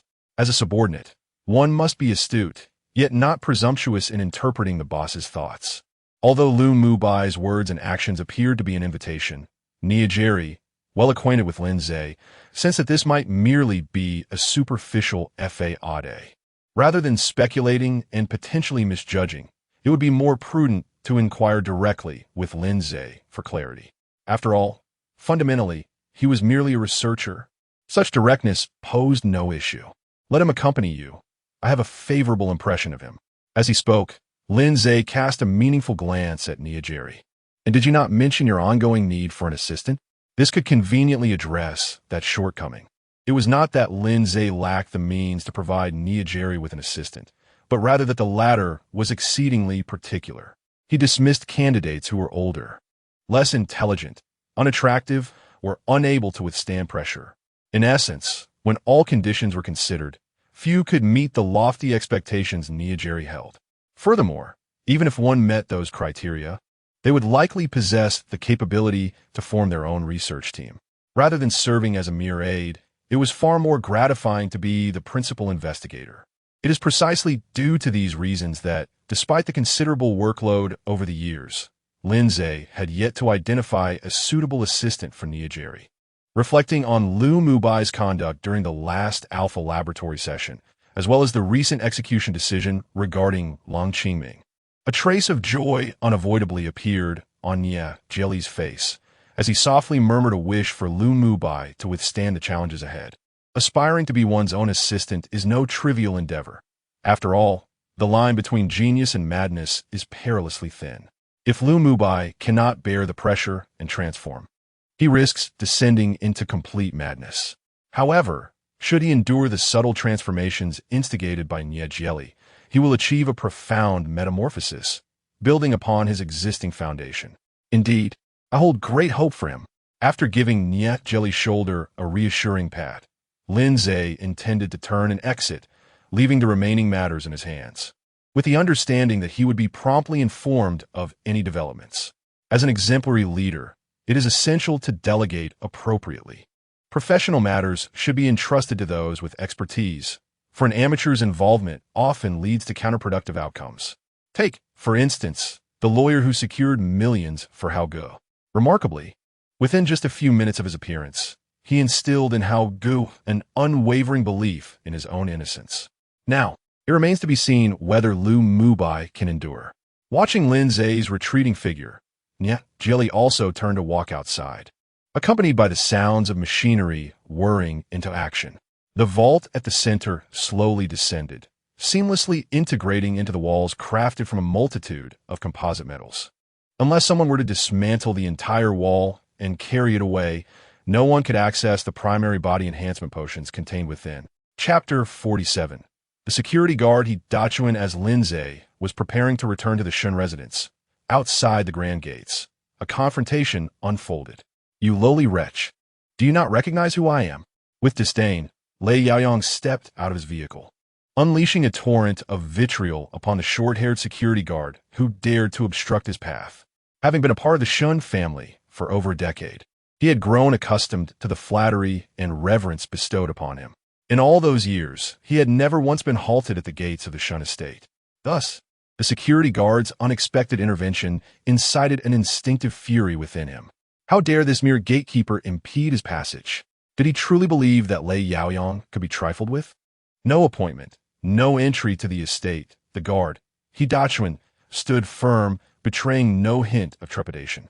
After all, Lei Yaoyang was no longer the esteemed in-law of the Shen family. He was merely a commonplace second-rate businessman. Moreover, this interception was a direct order from Lin Ze. No amount of influence from Shun Ligua would change that. Consequently, with no prior appointment, Lei Yaoyang had no hope of entering the estate.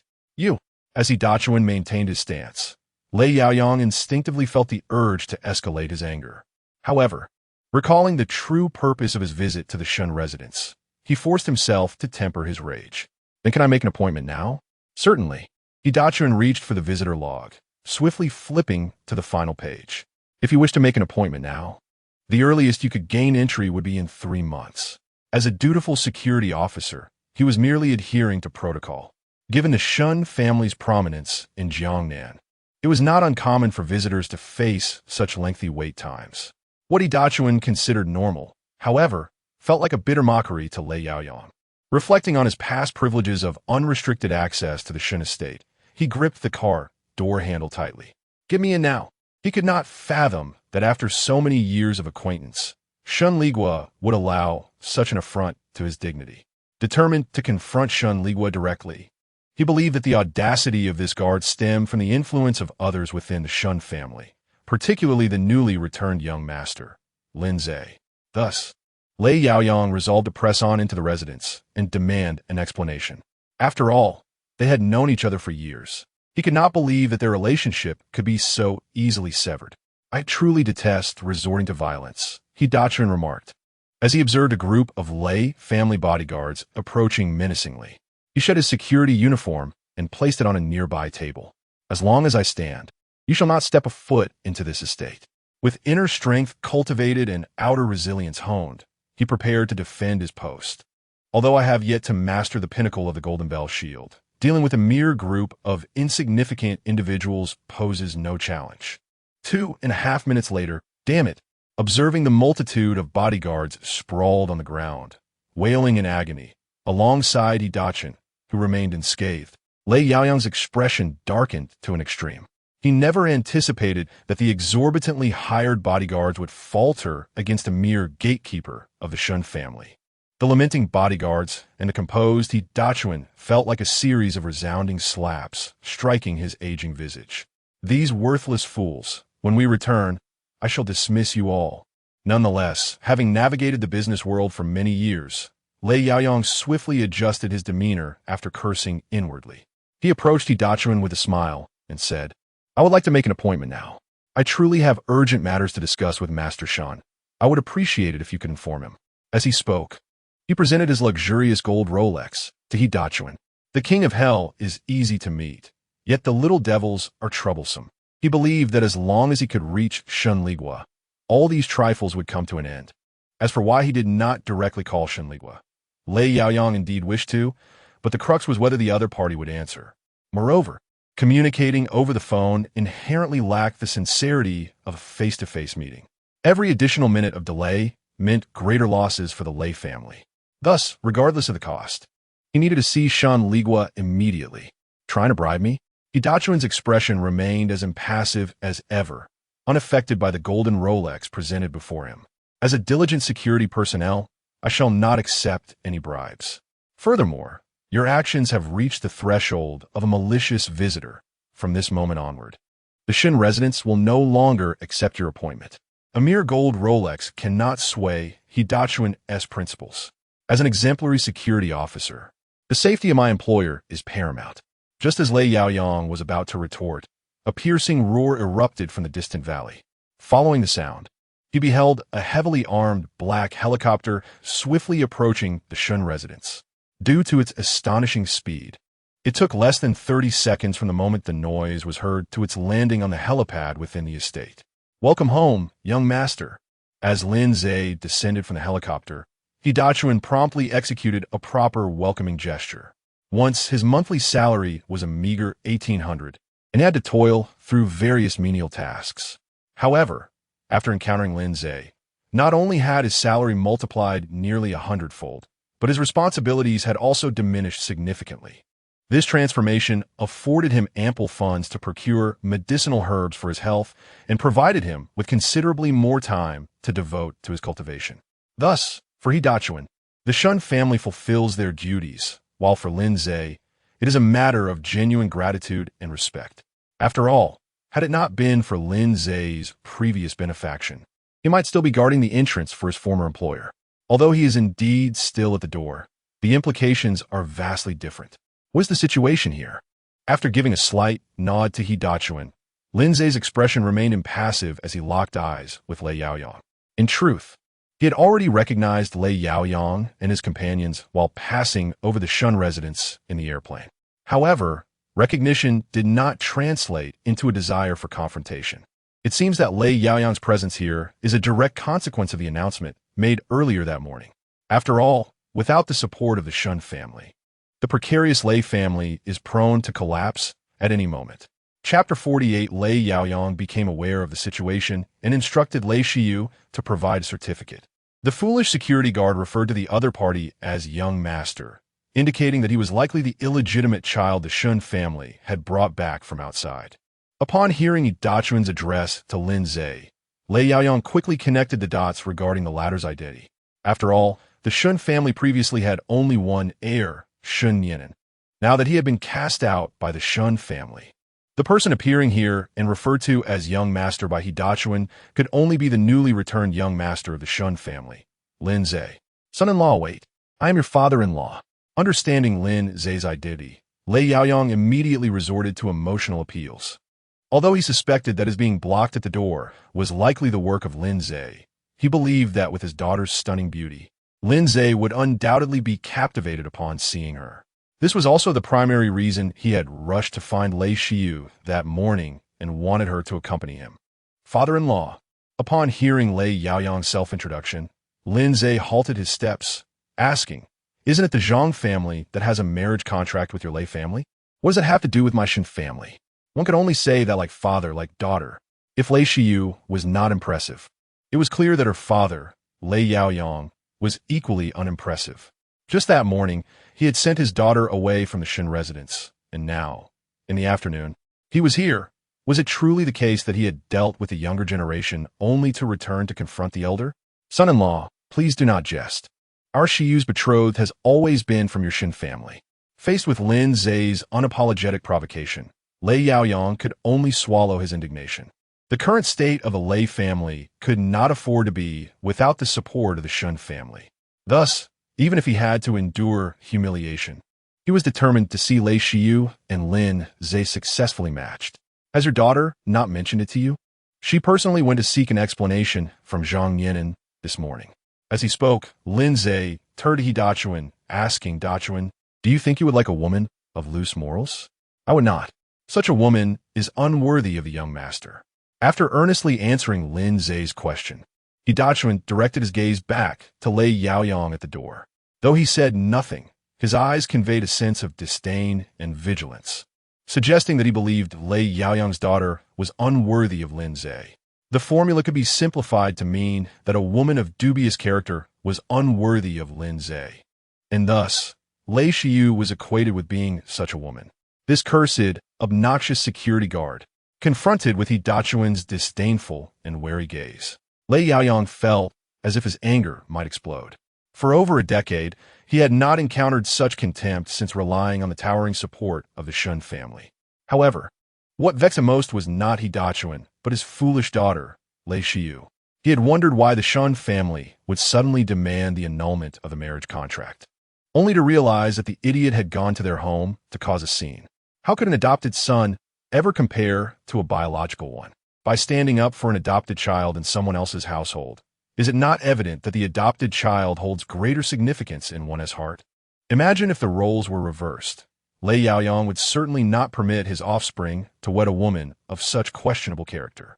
After all, his son is destined to inherit the family business, and he cannot afford to marry someone who might bring disgrace upon him. Dachuan, keep a vigilant watch at the door. Observing the grimace on Lei Yaoyang's face, Lin Ze, having finished his instructions to He Dachuan, turned and walked into the depths of the villa. His purpose for being there was not for any other reason but to provoke Lei Yaoyang, an extreme egotist like him. Upon discovering that it was Lei Shiyu who had caused the fiasco, might resort to drastic measures. Nothing brings greater joy than watching adversaries tear each other apart. Son-in-law, don't leave. There must be some misunderstanding.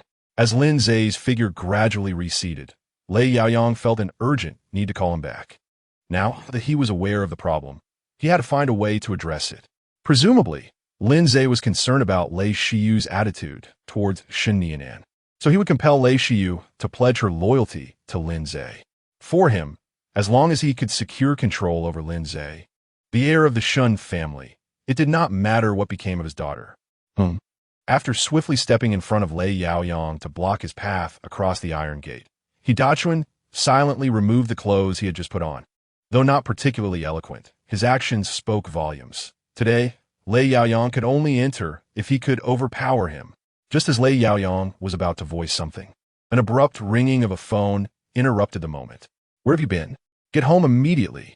Upon seeing that the caller was his own daughter, Lei Yaoyang unleashed all his frustration. If it weren't for Lei Shiyu stirring up trouble, the situation would never have escalated to this point. The thought of the order cancellations faced by the Lei group made him wish he could chastise Lei Shiyu for her foolishness.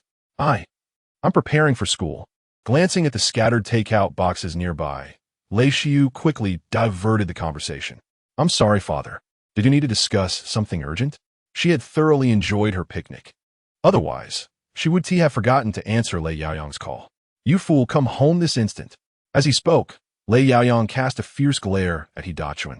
He then swiftly turned and walked toward where the vehicle was parked. Only after he had settled inside and closed the window did he continue speaking on the phone. "On your way back, obtain a certificate proving your innocence." Now that he was aware of Lin Ze's and the Shun family's concerns, he had to employ a corresponding solution.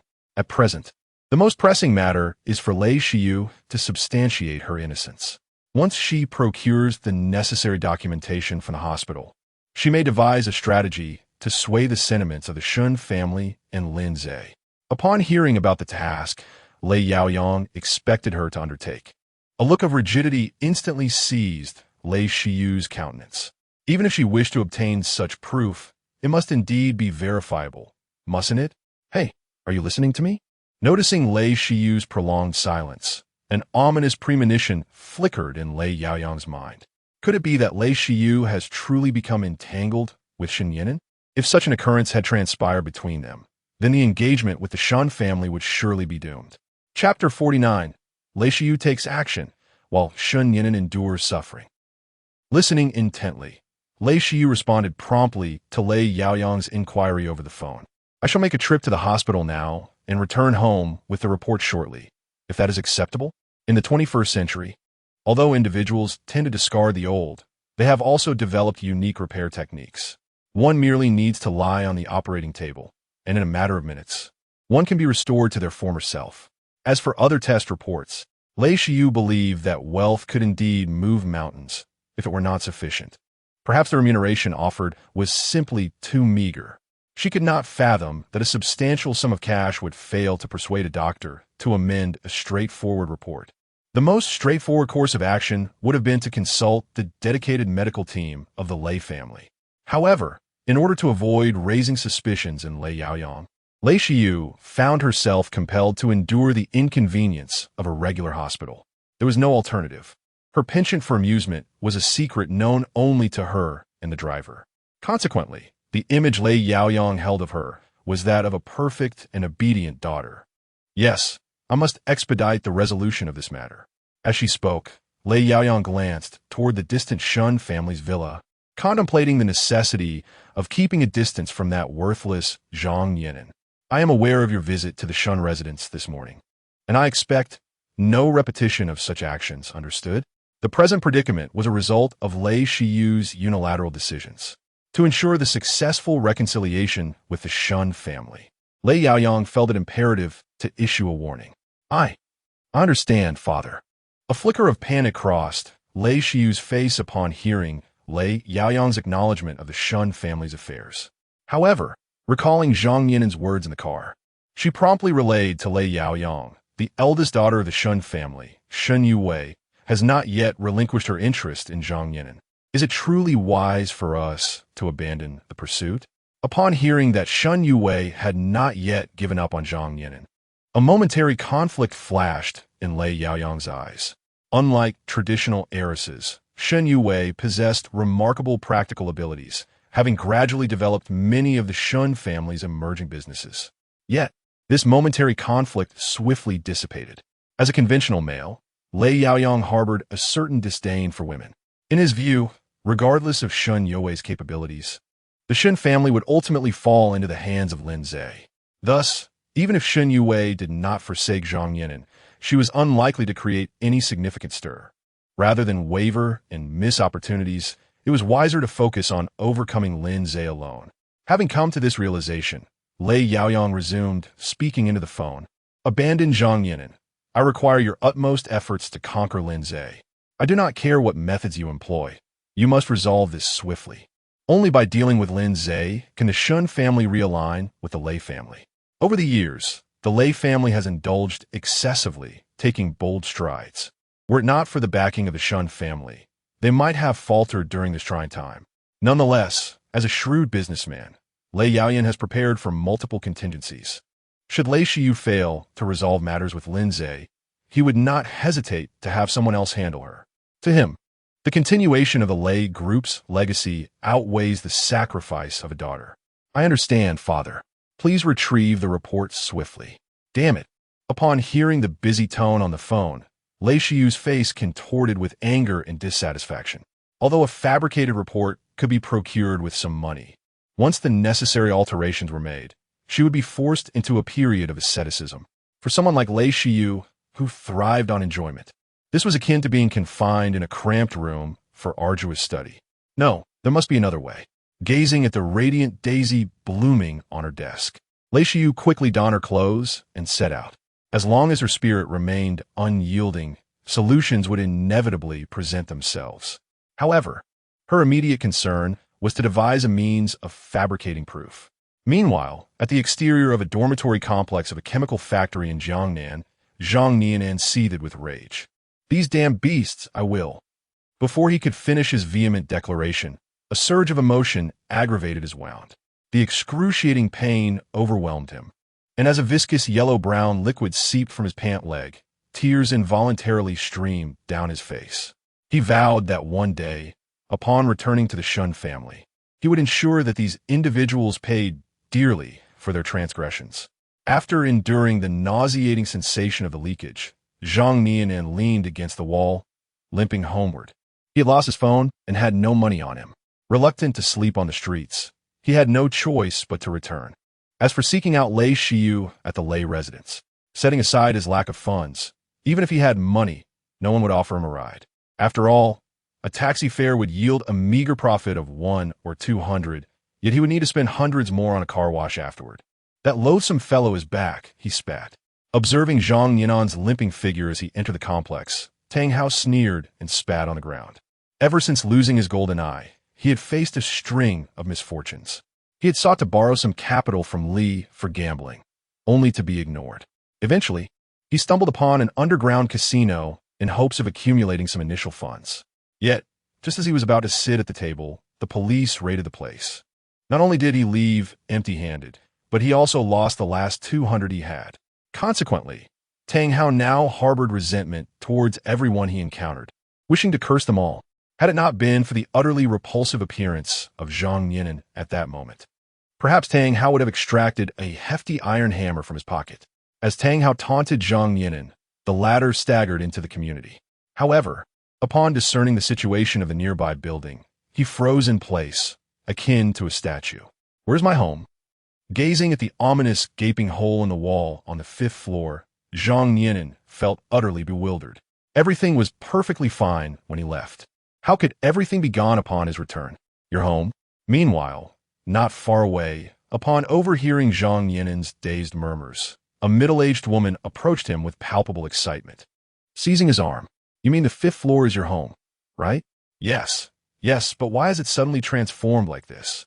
In response to this unexpectedly fervent middle-aged woman, Zhang Yinan instinctively began to answer her inquiry. Chapter 50. The Steam Maiden. Young man, do not rush. Who are Zhang Wenzhong and Jia Cuihua to you? Upon hearing Zhang Yinan affirm that the fifth floor belonged to him, a flicker of excitement ignited in the middle-aged woman's eyes. Yet, considering the circumstances involving the two individuals who had just departed, she felt the need to seek further confirmation. They're my parents. What on earth has transpired here? Why has the house come to be in such disarray? Under the dual assault of mental and physical turmoil, Zhang Yinan remained oblivious to the subtle shifts in the woman's tone. At that moment, his mind was consumed by a singular thought: to unravel the mystery of what had occurred and to ascertain the fate of his biological parents. Finally we have someone. Gripping Zhang Yinan's arm tightly, the middle-aged woman shouted to those around her, "Neighbors, come quickly. It is the child of Zhang Wenzhong from the fifth floor who has returned." Though the reason behind the sudden appearance of a previously unknown son to the long unaccompanied Zhang Wenzhong was perplexing, such inquiries became irrelevant in the face of stark reality. It was well known that the explosion of Zhang Wenzhong's residence had rendered the entire building a danger zone.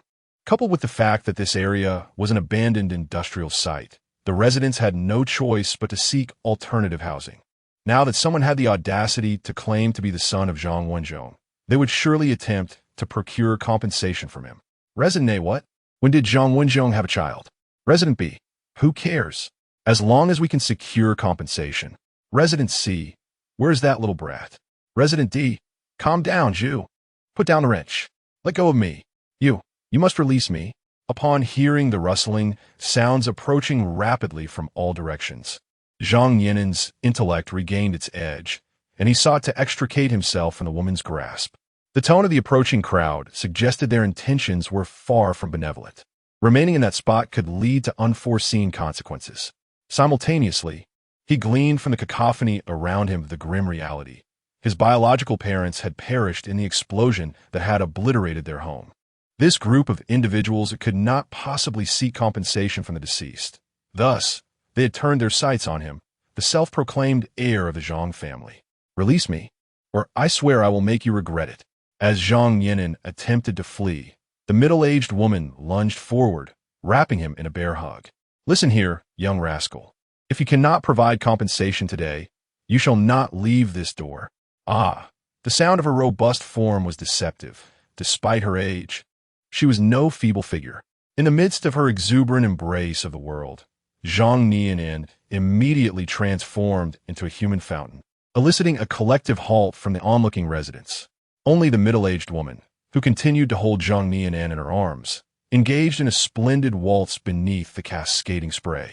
As the clock struck 8 in the evening, in the third-floor room of the Shin residence, Bai Wanxiu's meticulous preparation for the following day's school supplies prompted her to instinctively observe her surroundings. Ever since she had been summoned by Wang Dachui to oversee Lin Ze's daily affairs, she had diligently immersed herself in the study of various maid-related knowledge. Of course, these were all legitimate matters. Those with a penchant for mischief should exercise discretion. Today marked her official transition from study to practical application. So, this is how the young master's room appears. After a curious survey of Lin Ze's chamber, Bai Wanxiu, cheeks flushed, made her way to the wardrobe. As she embraced her role as a maid, organizing clothing became a routine task. Under normal circumstances, Bai Wanxiu would not have felt any embarrassment. After all, workers seldom possess the luxury of choosing their jobs, rendering emotional attachment to the work itself quite challenging. Yet, Lin Ze's heroic rescue in the warehouse and his subsequent words had left an indelible mark on her tender heart. When a girl develops curiosity or affection for a boy, she often finds her emotions stirred by his every action. Moreover, after a few days of observation, Bai Wanxiu had come to a definitive conclusion. Although Lin Ze displayed fierce demeanor, he was, in essence, an amiable individual. As long as matters did not breach certain boundaries, he remained indifferent to various trivialities. For instance, if a maid accidentally stumbled and splashed tea onto Lin Ze's ankle, he would merely assist her in rising without uttering a word. Had it been the former Zhang Nianan in that situation, the maid would have faced severe reprimand. After neatly folding the outer garments, Bai Wanxiu commenced the delicate task of organizing the undergarments. However, upon fully comprehending the entirety of the situation, she felt an involuntary blush rising on her cheeks. At just 19 years of age, she had shouldered the weight of her family ever since her father's illness left him bedridden. Consequently, she possessed a modicum of understanding about certain matters that her peers might be oblivious to. Suddenly, the crisp sound of a door unlocking snapped Bai Wanxiu from a reverie. In a flurry, she hastily set down the clothing she had been handling, intending to rise and feign ignorance of the incident. However, it is well known that in moments of panic, one is prone to commit seemingly trivial yet, in a certain light, profoundly significant blunders. Thus, within mere steps, Bai Wanxiu found herself tumbling to the ground, inadvertently sweeping the freshly folded garments onto her. Upon Lin Ze's arrival in the room, he beheld a certain young girl clad in a maid's outfit, her head adorned with a square-shaped accessory, prostrating herself on the floor in a rather uncouth manner. As for the specifics of her posture, one might envision the very first image that springs to mind. And master, as her gaze met Lin Ze's, which was filled with amusement, a deep crimson hue instantaneously spread across Bai Wanxiu's fair visage. I apologize, I shall tidy up at once. Mortified by the embarrassment in front of the one she held dear, Bai Wanxiu wished fervently for a hole to hide in. Tidying up was not an issue. But did she intend to do so while sporting that particular accessory? As he spoke, Lin Ze pointed at Bai Wanxiu's head. He could not resist teasing such a rare blend of innocence and beauty. After all, in this day and age, beautiful women were not hard to come by. One could always encounter several on a casual outing. Yet, a beauty so blissfully naive was truly a gem among stones. Oh! After a moment of bewildered contemplation as she touched her head, the flush on Bai Wanxiu's face escalated to a new level. Should the atmosphere shift slightly, one might imagine her performing an impromptu act reminiscent of a steam-powered doll teetering on the brink of an explosive reaction. Chapter 51. Bai Wanxiu's gratitude a few minutes later. Within Lin Ze's chamber. Young master, everything has been tidied up for you. After neatly folding the last piece of clothing and placing it in the wardrobe, Bai Wanxiu felt an overwhelming urge to depart from the room. The recent events had been exceedingly embarrassing. Remaining in this space any longer would surely lead her to a state of disarray. After all, prolonged tension can easily affect one's central nervous system, and once that is compromised, one may inadvertently utter nonsensical words. I recall your name is Bai Wanxiu, correct? Setting his laptop aside, Lin Ze turned to the girl poised at the doorway, seemingly ready to flee. Given your age, you should still be in school.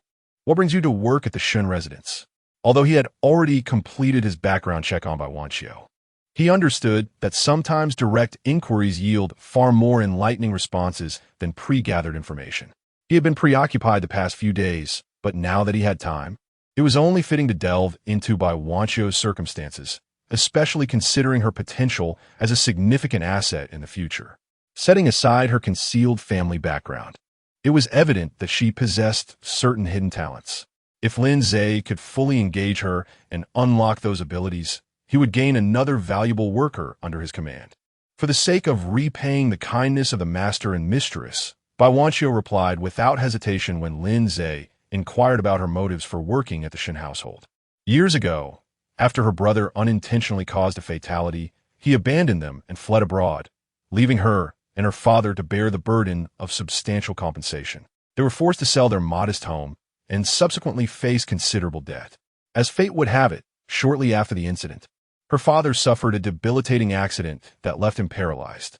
Lacking influence and resources, the small contractor responsible showed no concern for her father's plight, offering only a meager sum before washing his hands of the matter entirely. This left them not only to contend with the hefty compensation owed to the victim's family, but also with extensive medical expenses for her father. In a desperate attempt to seek financial assistance from the contractor for her father's surgery, Bai Wanxiu found herself the target of unwanted attention, much like Li Zhongping's predations. Had it not been for Xiao Wanqing's fortuitous intervention, she might have been subjected to unspeakable violations at the hands of that contractor. Though she received help from Xiao Wanqing, It was ultimately too late. To avoid burdening Bai Wanqiu for the rest of her life, her ailing father chose to take his own life. After maneuvering himself to the restroom, he submerged his face in a basin of cold water, a grim act of finality. As a side note, the cold water left in the basin before bathing is meant for rinsing the restroom, which may seem peculiar to those unaccustomed to this practice. After arranging her father's funeral, Bai Wanqiu took up work as a maid in the Shun household. In her own words, Xiao Wanqing feels indebted to herself, and she wishes to repay the favor to the best of her ability. After listening to Bai Wanqiu's account of the entire situation, Lin Ze couldn't help but feel a sense of sentimentality. After all, Xiao Wanqing's previous actions resembled those of the virtuous protagonists found in tales. The notable distinction, however, lies in the fact that such protagonists typically seize the opportunity to ingratiate themselves with Bai Wanqiu during her moments of vulnerability, all the while brandishing the banner of having no ulterior motives, comfortably drawing Bai Wanqiu into their embrace. Thanks to you, young master, Bai Wanqiu expressed her gratitude, her hands nervously fidgeting at her sides. Without your assistance, perhaps those matters are in the past. Observing Bai Wanqiu on the verge of tears, Lin Ze gestured dismissively and approached her. Your desire to repay kindness is commendable, but have you considered one thing? What is it? Bai Wanqiu blushed and took a slight step back, her mind drifting to the cryptic words Lin Ze had uttered in the warehouse. If he intended to pursue something now, what should she do in response? The notion of repayment is admirable, yet lamentably misplaced. As he gently grasped Bai Wanqiu's delicate chin, Lin Ze fixed his gaze on her, articulating each word with precision. The Shun family does not lack servants. In fact, if word were to spread, countless individuals would eagerly apply for the position. Therefore, rather than viewing this as a repayment, it is more accurate to say that the Shun family has assisted you once again. The moment Bai Wanqiu processed Lin Ze's statement, the flush on her cheeks faded significantly. Initially, she had not considered this perspective, but upon reflection, it indeed seemed to hold truth. Given the Shun family's standing in the Jiangnan region, if they were to announce a search for new servants, the threshold would be overwhelmed by applicants. After all, whether in terms of salary or benefits, working for the Shun family surpassed anything available outside. To illustrate, one might toil for a month under the oppressive thumb of an employer and yet earn less than a mere cleaning lady at the Shin household. Of course, your intentions are noble. Just the fact that you wish to express gratitude sets you apart from many others. Noticing Bai Wanqiu's evident disheartenment, Lin Ze refrained from further undermining her spirits. Leaning closer, he met her gaze. I can offer you an opportunity, a genuine chance to repay the Shun family. However, if you are unwilling, consider that I have said nothing. After all, this is the real world. Unlike the mindless narratives where a mere smile from a dragon king sends maidens into a frenzy of affection, certain mindless narratives depict scenarios where the female protagonist readily forgives the male lead after a forced confrontation. In order to thoroughly tame this seemingly innocent flower, Lin Ze must invest a considerable amount of time nurturing her. Of course, this endeavor is not solely aimed at bridging the gap between him and Bai Wanqiu. The paramount goal is to unearth her potential. The distinction between acquiring a mere ornamental figure and an individual of true capability is stark. In these times, quality workers are exceedingly rare, and Lin Ze has no intention of relinquishing any opportunity. Otherwise, upon the initial appearance of Lu Mu Bai, he would not have contemplated bringing him into his fold. I am willing, young master. After excitedly grasping Lin Ze's right hand, Bai Wanqiu's face radiated urgency and sincerity. As long as she could repay the Shun family and the young master, she would endure any hardship. It was merely a handful of tribulations. After all, she had experienced worse. Rather than continuing in a state of aimlessness, it would be far better to heed Lin Ze's counsel and strive earnestly. Chapter 52. It turns out to be a hidden wildcat. Very well.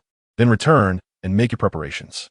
Meeting Bai Wanqiu's earnest and resolute gaze, Lin Ze smiled as he gently pinched her fair chin. Starting tomorrow, I shall arrange for a dedicated instructor for you, who will be responsible for imparting essential business knowledge. Your task will be to assimilate this knowledge thoroughly. Remember, I do not seek a superfluous servant, but rather a talented individual capable of alleviating my burdens. I understand. Upon hearing Lin Ze's somewhat ambiguous final remark, Bai Wanqiu's cheeks flushed once more. For an innocent girl, such statements can easily inflict considerable emotional impact. Just remember, do not forget what you have promised. After rising and maintaining a respectful distance from Bai Wanqiu, Lin Ze cast a playful glance at her right hand. And Miss Bai, perhaps it is time to release your grip? Following Lin Ze's gaze, Bai Wanqiu hurriedly let go of his wrist. In her moment of urgency, she had acted purely on instinct, completely unaware of when she had grasped Lin Ze's arm. I apologize, young master. I did not mean to. After a flustered wave of her hand towards Lin Ze, Bai Wanqiu instantly resumed her bashful demeanor. As a naive young girl, holding hands was somewhat overwhelming for her. It's all right. Even if it were intentional, it would not matter. Gently patting Bai Wanqiu's shoulder, Lin Ze wore a mischievous smile. I recall mentioning that I'm not exactly a good person. No, the young master is a good person. In response to Lin Ze's playful banter, Bai Wanqiu replied earnestly, I shall strive to meet your expectations and study diligently. I'm a good person, after all. Observing the sincerity etched on Bai Wanqiu's face, Lin Ze slightly leaned in, pinning her against the wall. Then you must put in the effort. If you fail to meet my standards, there will be consequences. Dealing with such an adorable young lady requires a delicate balance. One must not rush, yet must also show some initiative. In summary, too much haste brings pain. One must gradually tame her like a frog in warm water. I understand, young master. Given the proximity of less than 10 centimeters between them, Bai Wanqiu felt an inexplicable warmth envelop her, her breath quickening. This is a natural response of the body under extreme tension, characterized by an excess of adrenaline or hormones, rendering one in a state of heightened alertness. Such a delightful girl to play with. Observing the blush that adorned Bai Wanqiu's fair neck, Lin Ze smiled gently before lowering his head once more. Thump, thump, thump. As the distance between Bai Wanqiu and Lin Ze diminished, her heart began to race, feeling as though it might leap from her chest to savor the rare coolness and fresh air from the outside world. No, this cannot be. Just as Lin Ze was about to touch that tender softness, Bai Wanqiu trembled and placed her hand on his shoulder, saying, Young master, this is not permissible. A few moments later, laughter filled the air. I didn't expect you to be quite wild, Lin Ze remarked, a light chuckle escaping his lips as he returned to his computer, glancing at the trace of tomato juice at the corner of his mouth. He had initially thought her a docile and compliant cat, only to discover she was, in fact, a spirited little wildcat beneath the surface. Meanwhile, in the servants' quarters on the first floor of the Shun residence, Bai Wanqiu took a deep breath, covering her ample bosom with her hands in an attempt to calm her racing heart. Slowly, her fingers brushed against her lips. Although some time had passed since their parting, the warmth of that moment lingered, vivid and undeniable. Reflecting on the events that had transpired in the room, a flicker of confusion crossed her eyes. Despite feeling bashful, there was no trace of distaste. It was as if Lin Ze's kiss had not been an egregious act at all. What are you thinking, Bai Wanqiu? She chided herself. Shaking off the embarrassing images from her mind, she reclined back onto her bed. Though her face remained flushed, the slight upturn of her lips betrayed her true feelings. Lin Ze's earlier words, though seemingly excessive, revealed multiple layers of meaning upon closer reflection. What appeared to belittle her current endeavors actually offered an alternative path. If given the chance to continue her studies, Bai Wanqiu would certainly wish to do so. Even during her father's grave illness in her senior year, she had never relinquished the desire to learn. However, the loss of her father and the subsequent hardships extinguished her hopes of further education. The burdensome debt left her with little time to pursue her studies, while attending university would incur significant expenses, tuition, books, accommodation, and living costs. For a 17 or 18-year-old girl without any particular skills, it was impossible to bear such financial strains. Moreover, the kindness shown by Xiao Wanqing during that time solidified Bai Wanqiu's resolve. When one's circumstances hinder the pursuit of dreams, relinquishing them often becomes the most pragmatic choice. Rest assured, young master, I shall not disappoint you. Recalling Lin Ze's words in the room, Bai Wanqiu gripped the bedspread tightly, resolute in her determination, no matter the cost. She would strive to meet the expectations he had set forth. Lin Ze granted herself a second opportunity for choice, and naturally, she could not let the other person down. Furthermore, Bai Wanqiu also yearned for a chance, one that would allow her to stand equally beside Lin Ze. Though uncertain whether she truly harbored feelings for Lin Ze, Bai Wanqiu was aware that she did not dislike her, nor did she find any aversion in the moments of closeness they had just shared. In essence, Lin Ze's recent actions had planted a seed within Bai Wanqiu's heart. As time progresses, this seed will inevitably grow into a towering tree. When that day arrives, Bai Wanqiu shall be filled entirely with thoughts of Lin Ze. Meanwhile, within the foreign Wolf King's hall, Bai Tianyu pondered, how curious. Why do I suddenly feel an itch upon my head? Chapter 53. The morning duties of maid, those people at school.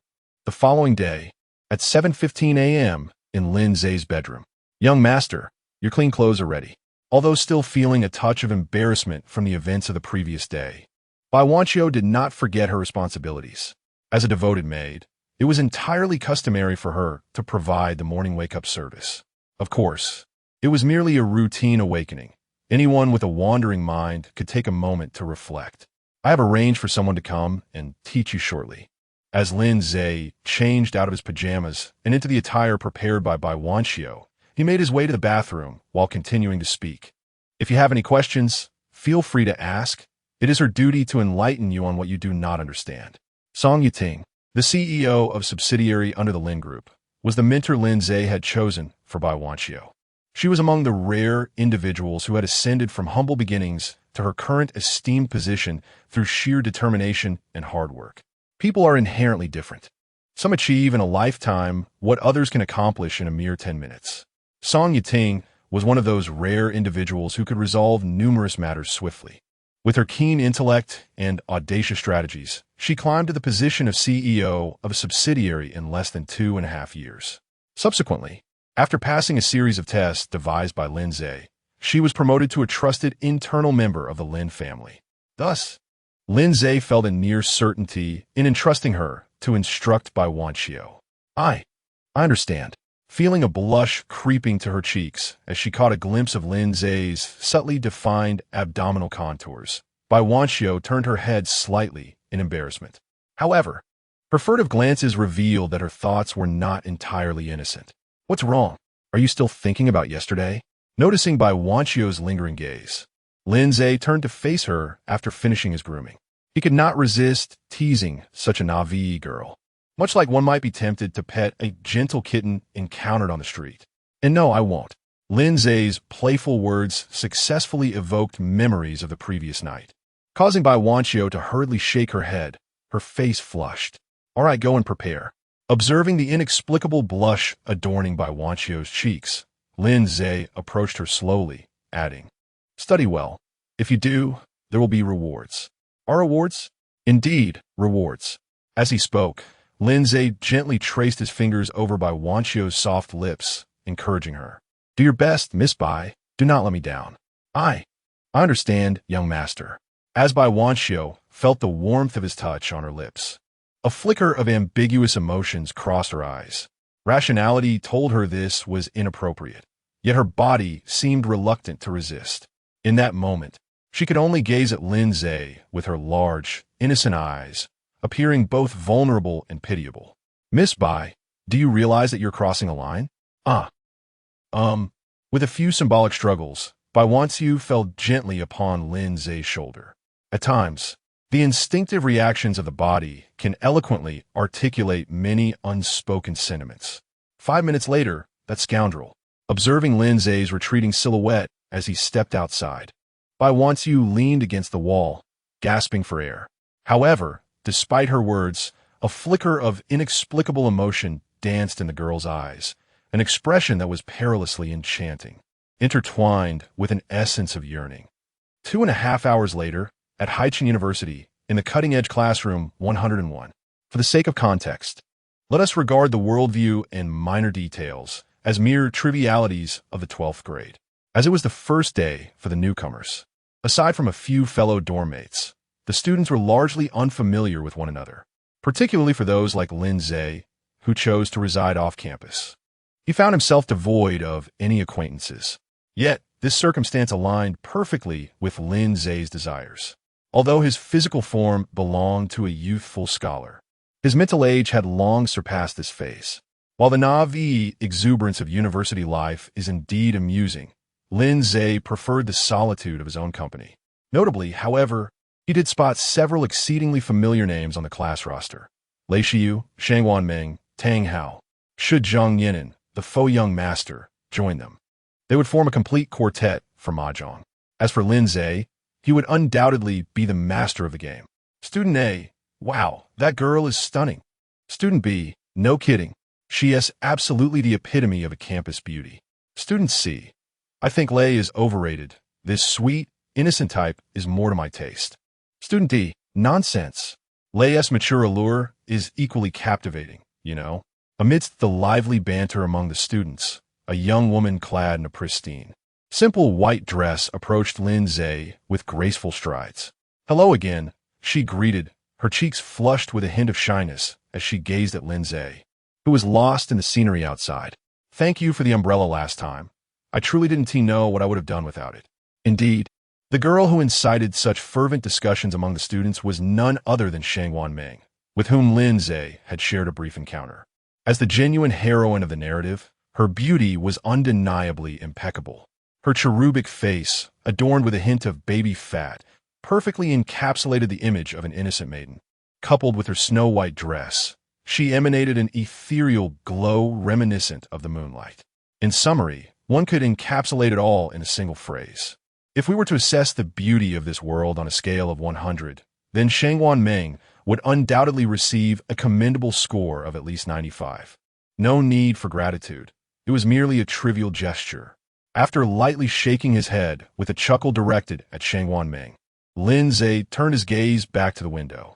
Since their fateful encounter on that rainy night, he had taken the initiative to investigate Shang Wanming's background.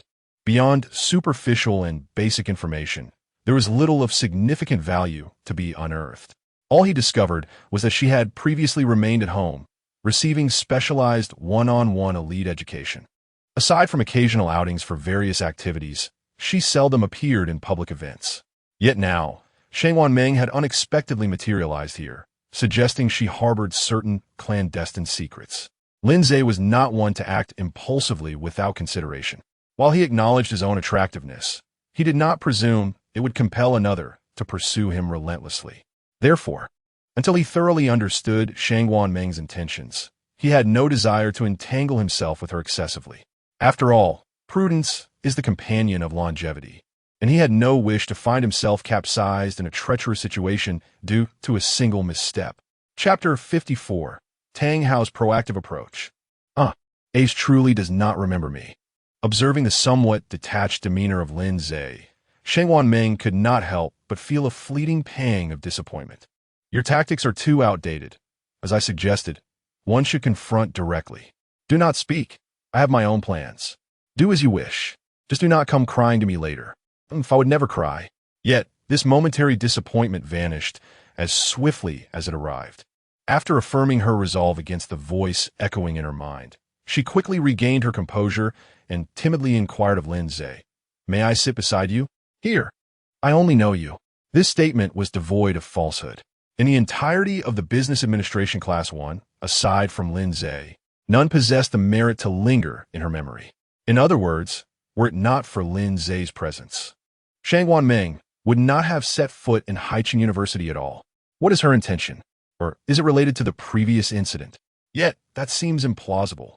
Witnessing Shang Wanming persist in initiating conversation, Lin Ze found himself contemplating various possibilities. After all, from a conventional perspective on interpersonal communication, her current behavior was decidedly unusual. Naturally, had a typical oblivious male protagonist encountered such a scenario, he would likely have rushed forth to ingratiate himself. However, this narrative possesses more depth. Thus, it is only reasonable to ponder further. Adhering to the principle of confronting challenges head-on, after a moment's contemplation, Lin Ze chose not to reject Shang Wanming's request, saying, "You may sit." It is often easier to evade a direct threat than to guard against a hidden one. At times, facing the unknown peril can yield an unexpected sense of security. Since the specifics of Shangwan Meng's intentions remained unclear, it was prudent to observe her next move. "Excellent. I can indeed employ this tactic."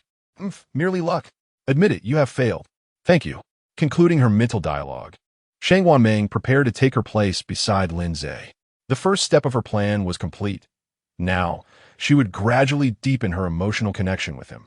"By the way, my name is Shangwan Meng. What is yours?" With this thought, she endeavored to engage Lin Ze in conversation.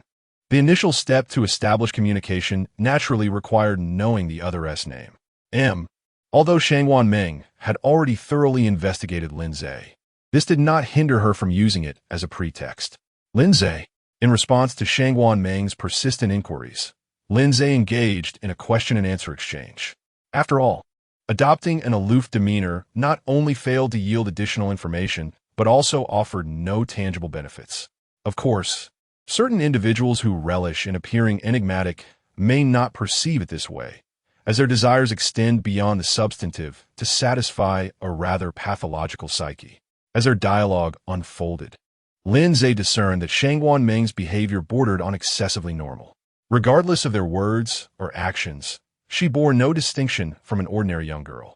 "I sincerely thank you for that day. Otherwise, I would have invited you later. Classmate, would you be willing to befriend me?" Just as Shangwan Meng sought an excuse to invite Lin Ze to dinner, an unwelcome voice abruptly intruded, shattering the harmonious atmosphere between the two. Turning towards the source, she beheld a short-haired young man with a commonplace visage, who had somehow appeared before them. "Oh no, I had so painstakingly cultivated my emotions." Witnessing her carefully laid invitation being interrupted, Shangwan Meng felt as though her very lungs were about to burst with indignation. However, upon reflection, she discerned that this might serve as a fortuitous opportunity. Thus, donning a fade of trepidation, she subtly inched closer to Lin Ze, declaring, I do not know you." The books had advised that innocent and pitiable girls often evoke a protective instinct in boys. Given Lin Ze's inherently helpful nature, he would undoubtedly not remain indifferent to her plight. This scenario could aptly be described as transforming adversity into advantage. "It's perfectly all right. Once we become friends, you will come to know me," she reasoned. Observing the bashful, or perhaps fearful, expression on Shangwan Meng's face, Tang Hao felt his heart racing beyond its limits. Such a beautiful young lady must undoubtedly be won over. As for his approach, in Tang Hao's understanding, girls like her were typically drawn to the flamboyant types. Although he had not dyed his hair an outrageous color, he believed that if his demeanor mirrored that of such characters, he could certainly win her favor. "No, you are too ugly." In response to Tang Hao's shameless remark, Shangwan Meng delivered the most direct blow imaginable. The buzz-cut hairstyle inherently demanded a high standard of attractiveness, and with Tang Hao's rather unremarkable features, the result was less than flattering. Picture Fu Shou'er, but in a male version. A burst of laughter escaped many, as Shangwan Meng's brutally candid statement prompted involuntary snickers from the crowd. Prior to this, many had already harbored displeasure towards Tang Hao's persistent attempts to engage with the girls. Now, however, he was publicly labeled as unattractive. How delightful. "No, she simply has yet to appreciate my true charm." As the laughter from the surrounding students echoed in his ears, the proud expression on Tang Hao's face instantly faltered. Yet, for every male protagonist, beautiful girls always had an excuse, the notion that they had yet to experience his allure. Thus, after a considerable period of self-hypnosis, Tang Hao prepared to persist in his relentless pursuit of conversation with Shangwan Meng. After all, when it comes to courting beautiful girls, a thicker skin is hardly a drawback.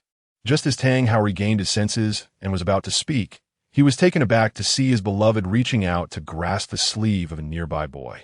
This audacious act of infidelity shattered the semblance of calm he had constructed, especially upon recognizing the individual responsible for his humiliation. Tang Hao's expression swiftly transformed into one of seething rage. "It was you." Reflecting on his loss of 5 million. In addition to the fact that a crucial aspect of his abilities had been compromised, Tang Hao felt an overwhelming desire to exact vengeance upon Lin Ze. No need to shout. Do we even know each other? Lin Ze observed the corner of his garment being tugged by Shangguan Ming, and the evident fury clouding Tang Hao's judgment ignited a flicker of amusement in his eyes.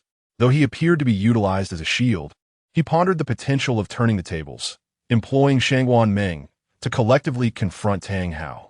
Chapter 55, a modicum of performance fee for Tang Hao.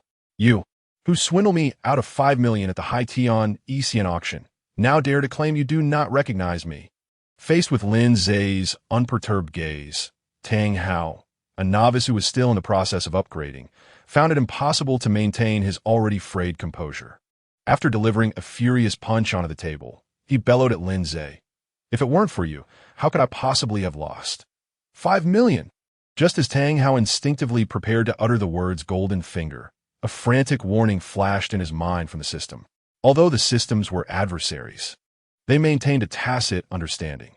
No third party outside their host should be made aware of their existence.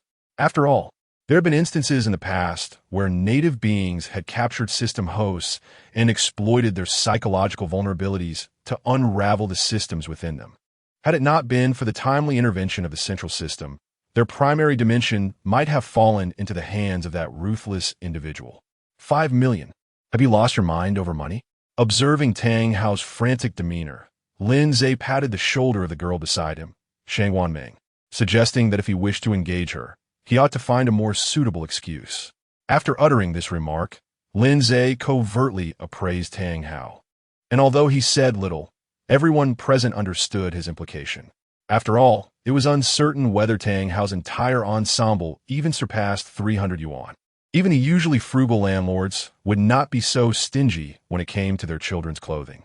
Ze just touched my shoulder. In stark contrast to the concerns of the others, Shangguan Ming's mind was solely occupied with the contact between her and Lin Ze. Aside from the encounter years ago, this marked their second instance of mutual contact. The warmth radiating from her shoulder evoked memories of that overcast afternoon. Stop daydreaming. Now is the time to lend your support. Oh, right. Upon hearing the reminder echo in her mind, Shangguan Ming promptly snapped back to reality. Seizing Lin Ze's right arm, she swiftly donned a look of feigned vulnerability, stating, I do not like you. You give off an uncomfortable vibe. Therefore, I do not wish to be friends, and you need not engage in these meaningless antics. Furthermore, taking out your frustrations on innocent individuals is utterly disgraceful. With her pitiable expression and a voice that was both soft yet resolute, Shangguan Ming's combination of attacks prompted several onlookers, who had initially come merely to observe, to join the fray. Particularly, some student from the same high school as Tang Hao began to unleash a barrage of keyboard warrior revelations, alleging that he had lived off street welfare and only turned over a new leaf to study diligently in the latter half of his senior year. In summary, through the exposés of this keyboard warrior, initially, those who believed Tang Hao to be merely a modest student cast scornful glances in his direction. After all, based on Tang Hao's past experiences, acquiring 5 million would seem as improbable as winning a grand lottery. Anyone with a modicum of common sense would understand that even a reincarnated individual would find it nearly impossible to secure such a coveted prize. Silence.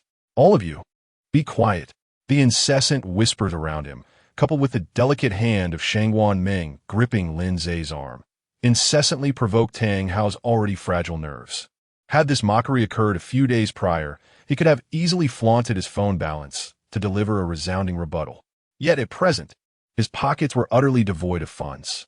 Were it not for the timely arrival of the street relief funds, even his breakfast would have posed a significant challenge.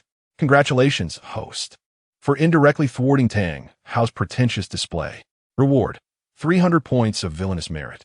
This can be considered an unexpected delight, Lin Ze mused, recognizing this as a ripple effect from the events at the auction house. Besides the crucial ability he had lost, Tang Hao's painstakingly accumulated savings had now been entirely depleted. At this moment, attempting to impress and retaliate against the crowd had become an utterly unfeasible endeavor. Have you had enough? If so, keep your distance. Observing Tang Hao, whose emotions were barely contained, Lin Ze decided to stoke the flames further. Producing a few coins from his pocket, he tossed them at Tang Hao's feet. "This is all the change I possess. However, I believe this small sum is sufficient to compensate you for your long-standing performance." Some individuals are suited for direct confrontation, while others excel at exploiting the will of their adversaries. In this instance, Tang Hao evidently fell into the latter category. After all, the favored children of fortune tend to be exceedingly unreasonable. Typically, if one were to strike a minor figure, an elder would likely retaliate in the next moment. Once the elder is subdued, the younger might attempt a desperate breakthrough. Thus, the most effective strategy for dealing with someone like Tang Hao is to first wear down their temperament, provoking them into taking action. This way, regardless of the moral high ground or other considerations, one can maintain a firm stance. Even if this leads to the elimination of some of Tang Hao's allies, it is unlikely that those in power would voice significant objections. After all, there exists a fundamental distinction between acting with a justified cause and acting without one. "How dare you humiliate me in such a manner?" Tang Hao's face was immediately filled with indignation and shame upon witnessing the scattered coins at his feet. He, Tang Hao, the protagonist of this world, was now being struck down by an inconsequential passerby. Such an event was utterly intolerable. It was a matter of familial honor. "Humiliation? I am merely acknowledging your efforts." Meeting Tang Hao's fury-laden gaze, Lin Ze shrugged nonchalantly. Compared to mere physical harm, he relished the prospect of delivering a double blow to both body and spirit. First, he would inflict a psychological shock on Tang Hao, followed by physical conquest. Chapter 56. Tang Hao's illusory light and Lin Ze's stagnant waters. Just as Lin Ze's provocations were on the verge of driving Tang Hao to the brink of losing his composure, a sudden chill flickered through Tang Hao's mind.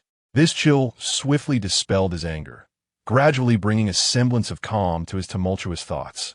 Well, who knew this game could be played like this? Observing the sudden decrease of 100 fortune points in Tang Hao's information panel, Lin Ze couldn't help but marvel at the notion that fortune could indeed be a tool of deception. Had Tang Hao, in his fury, chosen to act impulsively, Lin Ze had 100 methods to ensure his downfall. While he might not be able to crush him outright, rendering him incapacitated would be exceedingly simple. No, I must remain composed. Once Tang Hao quelled the inner turmoil, another thought struck him. "Do not attempt to provoke me. You are nothing but a complete scoundrel."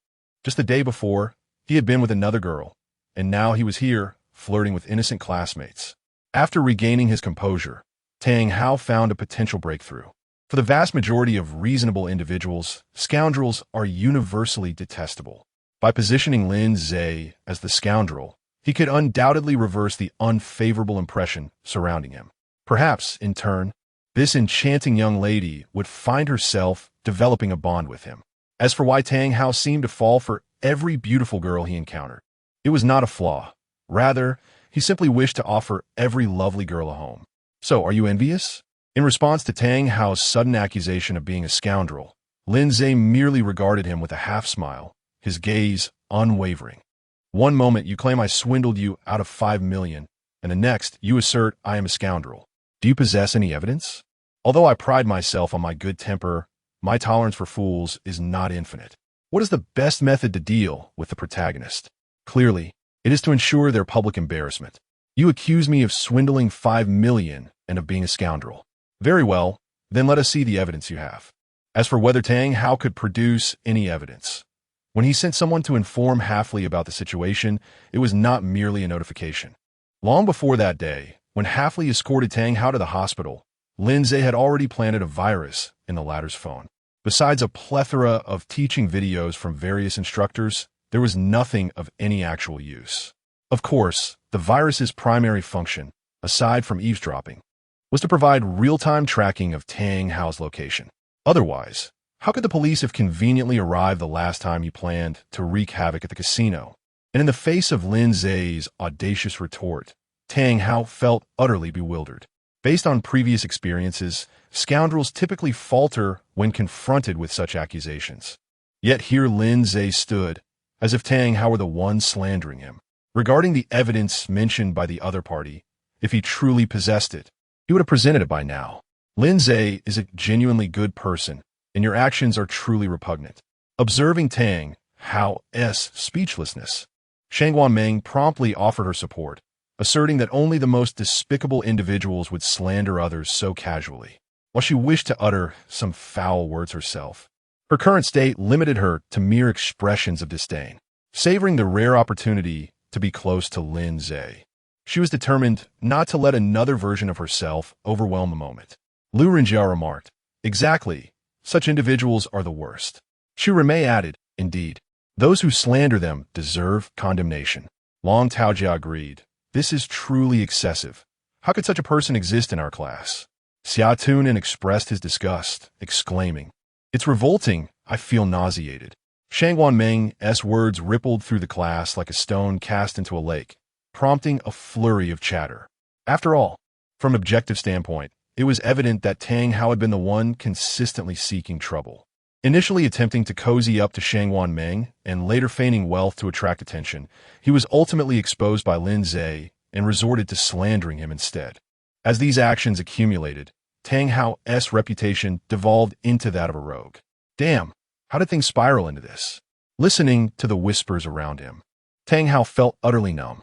Yet, he understood that continuing to argue with Lin Ze would yield no benefit for him, especially with the person he had long desired to pursue present in the class.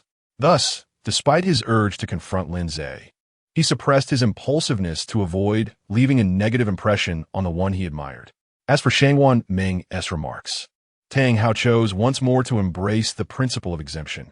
What fault could a beautiful woman deceived by a villain possibly bear?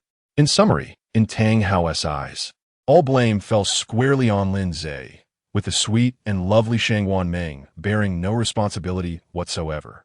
What on earth is happening? Why is everyone gathering here? Just as Tang Hao prepared to deliver a harsh retort and withdraw, a clear female voice resonated from the classroom door. "Sure, Shiyu, you've arrived." Upon hearing that longed-for voice, Tang Hao instantly adorned himself with what he deemed a handsome facade. Indeed, the object of his incessant thoughts was none other than Lei Shiyu, whom Lin Ze held in utter disdain. As for why Lei Shiyu led such a flamboyant lifestyle, while Tang Hao remained unsuccessful, one could only conclude that sometimes a warm-hearted man must tread carefully around overly assertive individuals. Regarding the nature of his pursuits, I cannot claim to have extensive knowledge. In response to Tang Hao's eager attempts at conversation, Lei Shiyu merely offered a perfunctory nod. If it were a regular day, she might have taken the time to tease him a little. However, her primary objective now was to secure Lin Ze, the young master of the Shun family. Therefore, Lei Shiyu had no intention of wasting her time on Tang Hao, who was merely an extraneous admirer. Although Tang Hao had made remarkable strides in his studies during his final year of high school, becoming a notable figure within the school, academic achievements are, to put it plainly, only valuable during one's formative years. Unless one is chosen by those in power, excelling in examinations and accumulating knowledge ultimately proves futile. Should Lei Shiyu desire, she could effortlessly recruit hundreds of graduates from prestigious institutions to work for her. Consequently, Tang Hao, who possessed neither power nor influence and whose only asset was his academic prowess, naturally became someone she could easily dismiss. What a coincidence, Lin Ze. I didn't expect to find you in this class. After a somewhat casual and dismissive interaction with Tang Hao, Lei Shiyu swiftly approached Lin Ze's desk. "I apologize for the previous incident. It was my misunderstanding that led me to approach your uncle and aunt. How about I treat you to a meal later? Consider it a way to make amends for the misunderstanding." The Lei family's business had faced considerable setbacks recently, and, as a result, she had been under significant pressure from Lei Yaoyang. If she could not resolve matters with Lin Ze in the near future, who could predict what challenges lay ahead? Thus, her focus was singular, to completely win over Lin Ze, the young master of the Shun family. Chapter 57, The Widow with Black Legs. Poetry. Shiyu, do you know this fellow? As he witnessed the goddess of his heart being so amiable towards Lin Ze, Tang Hao felt as if his heart were shattering into a mosaic. Moreover, Lin Ze was the very culprit behind the damage to his golden opportunity, which had resulted in the complete depletion of his initial capital. This situation had compounded various frustrations, nearly causing Tang Hao's mind, which had only just begun to cool, to explode. "Of course, I know Lin Ze," replied Lei Shiyu, smoothly delivering her premeditated lines in response to Tang Hao's eager inquiry. We are engaged." The reason for making such a statement in public was to solidify her relationship with Lin Ze, based on Lei Shiyu's past experiences in attracting suitors. It was generally observed that when confronted with a beautiful woman's public declaration of affection, most men would seldom refuse such advances. Firstly, the former was aesthetically pleasing and met their visual desires. Secondly, a beautiful woman's public confession could satisfy a man's vanity. Therefore, in light of these two factors, it was rare for a man to reject a public confession from an attractive woman, except for Sigma males who do not require women as burdens. "Give me your body. I want this shameless woman to regret her foolishness." "No, Aze is still nearby. We cannot let him witness an unsightly scene. You must endure a little longer." In response to Lei Shiyu's self-revelation, Shangwan Meng's eyes flickered with an inscrutable expression. She was well aware of the Shun family's announcement to dissolve the engagement with the Lei family. Had it not been for Lin Ze's presence beside her, she would have surely confronted Lei Shiyu. "No, it cannot be. This is absolutely impossible." Aside from Shangwan Meng, the most affected was undoubtedly Tang Hao, the infatuated admirer. He could not bear the thought that the goddess he had long cherished was to become the fiancée of the person he loathed most. Moreover, in his heart, he had already regarded Lei Shiyu as his own. Thus, her recent declaration felt as if an unexpected cap had suddenly appeared atop his head. "No, Shiyu, listen to me." Hastening to Lei Shiyu and grasping her shoulders, Tang Hao, brimming with agitation, exclaimed, "He is unworthy of you. He is nothing but a scoundrel. This guy, he is being supported by the illustrious star Shenjiai. I witnessed them entering a private room together at the Hai Tian Isian auction house. If you do not believe me, you can easily find someone to verify it." The devastation caused by his unrequited love was such that even the presence of the beloved could not compare. Lei Shiyu represented Tang Hao's unattainable ideal. Consequently, having intended to use this incident as a pretext to pursue Shenjiai, he could no longer concern himself with how to win her over. He immediately exposed the fact of Lin Ze's intimate encounter with Shenjiai. He firmly believes that with the resources and connections of the Lei family, once they set their sights on something, they will undoubtedly uncover the truth. This not only serves to dismantle the engagement between Lin Ze and Lei Shiyu, but also sows seeds of discontent in Shangwan Meng's perception of him. At that juncture, he could effortlessly seize the opportunity, cloaked in the guise of concern for Shangwan Meng, to manipulate the situation to his advantage. Contemplating this strategy, Tang Hao felt it was a worthwhile endeavor. Although it precluded the swift pursuit of Shenjiai, it could potentially disrupt the relationships between Lin Ze and the other two individuals. This maneuver, a trade-off of sorts, still promised a modicum of gain. "Let go of me," Tang Hao exclaimed, his emotions surging, which inadvertently led to a loss of restraint in his grip. The sharp pain radiating from her shoulder prompted Lei Shiyu to instinctively retaliate with a swift kick. There was no other recourse. After spending ample time in social circles, one inevitably encounters unique situations. Thus, this counterattack was purely instinctual, and Lei Shiyu's mind had yet to catch up with the unfolding events. Unprepared for Lei Shiyu's sudden strike, Tang Hao failed to react in time, leaving him vulnerable to the blow. After receiving the kick squarely, he collapsed to the ground, hands clasped protectively over his groin, his face contorted in agony. For any male, the infamous widow's black leg is an utterly terrifying maneuver. Who told you to touch me?" That was merely a reflex. As he noticed the shifting glances of those around him, Lei Shiyu quickly pivoted the conversation, asserting, "And how dare you slander someone without cause? Shenjiai is Lin Ze's third sister. Is it not entirely normal for siblings to go out together?" This shift served dual purposes: to redirect the discourse and to garner Lin Ze's favor. "Look, I not only repelled an inappropriate man, but I also took the initiative to clear my name, in both public and private spheres." One could argue that Lin Ze owed her a debt of gratitude for this intervention. One could say Lei Shiyu's reasoning was not without merit, and in the presence of a less discerning male protagonist, she might have indeed ensnared him with her tactics. However, Lin Ze was far from a fool, and he could easily discern her ulterior motives. Nevertheless, he had no intention of voicing his thoughts at that moment. After all, rather than waste breath on futile explanations, he found greater amusement in witnessing the clash between the green tea and the man beneath her. No, it can't be. Upon hearing Lei Shiyu claim Lin Ze and Shen Jiai were siblings, Tang Hao hastily scrambled to his feet, clutching himself as he protested. Shiyu, don't make excuses for him. Lin Ze's surname is Lin, and Shen Jiai's is Shen. How could they possibly be siblings? At that moment, he preferred to believe Lin Ze was the one being kept, which would not only disrupt their relationships, but also vindicate his earlier humiliation. How could it not be possible? Lin Ze is the biological son that the Shun family just reclaimed from outside. As she spoke, Lei Shiyu gazed affectionately at the distant Lin Ze, adding, moreover, our families have had a betrothal since childhood. Regardless of whether Lin Ze accepts it, she has resolutely chosen to pursue this path to the end. Even if Lin Ze is one of the rare 1% of men, if this matter is allowed to ferment properly, it could potentially hinder many romantic advances in the future. With the absence of those troublesome individuals, Lei Shiyu is confident she can handle Lin Ze. I can't take it anymore. Just let me have his body. I want to teach this shameless guy a lesson. No, that's not possible. Aze hasn't said anything yet.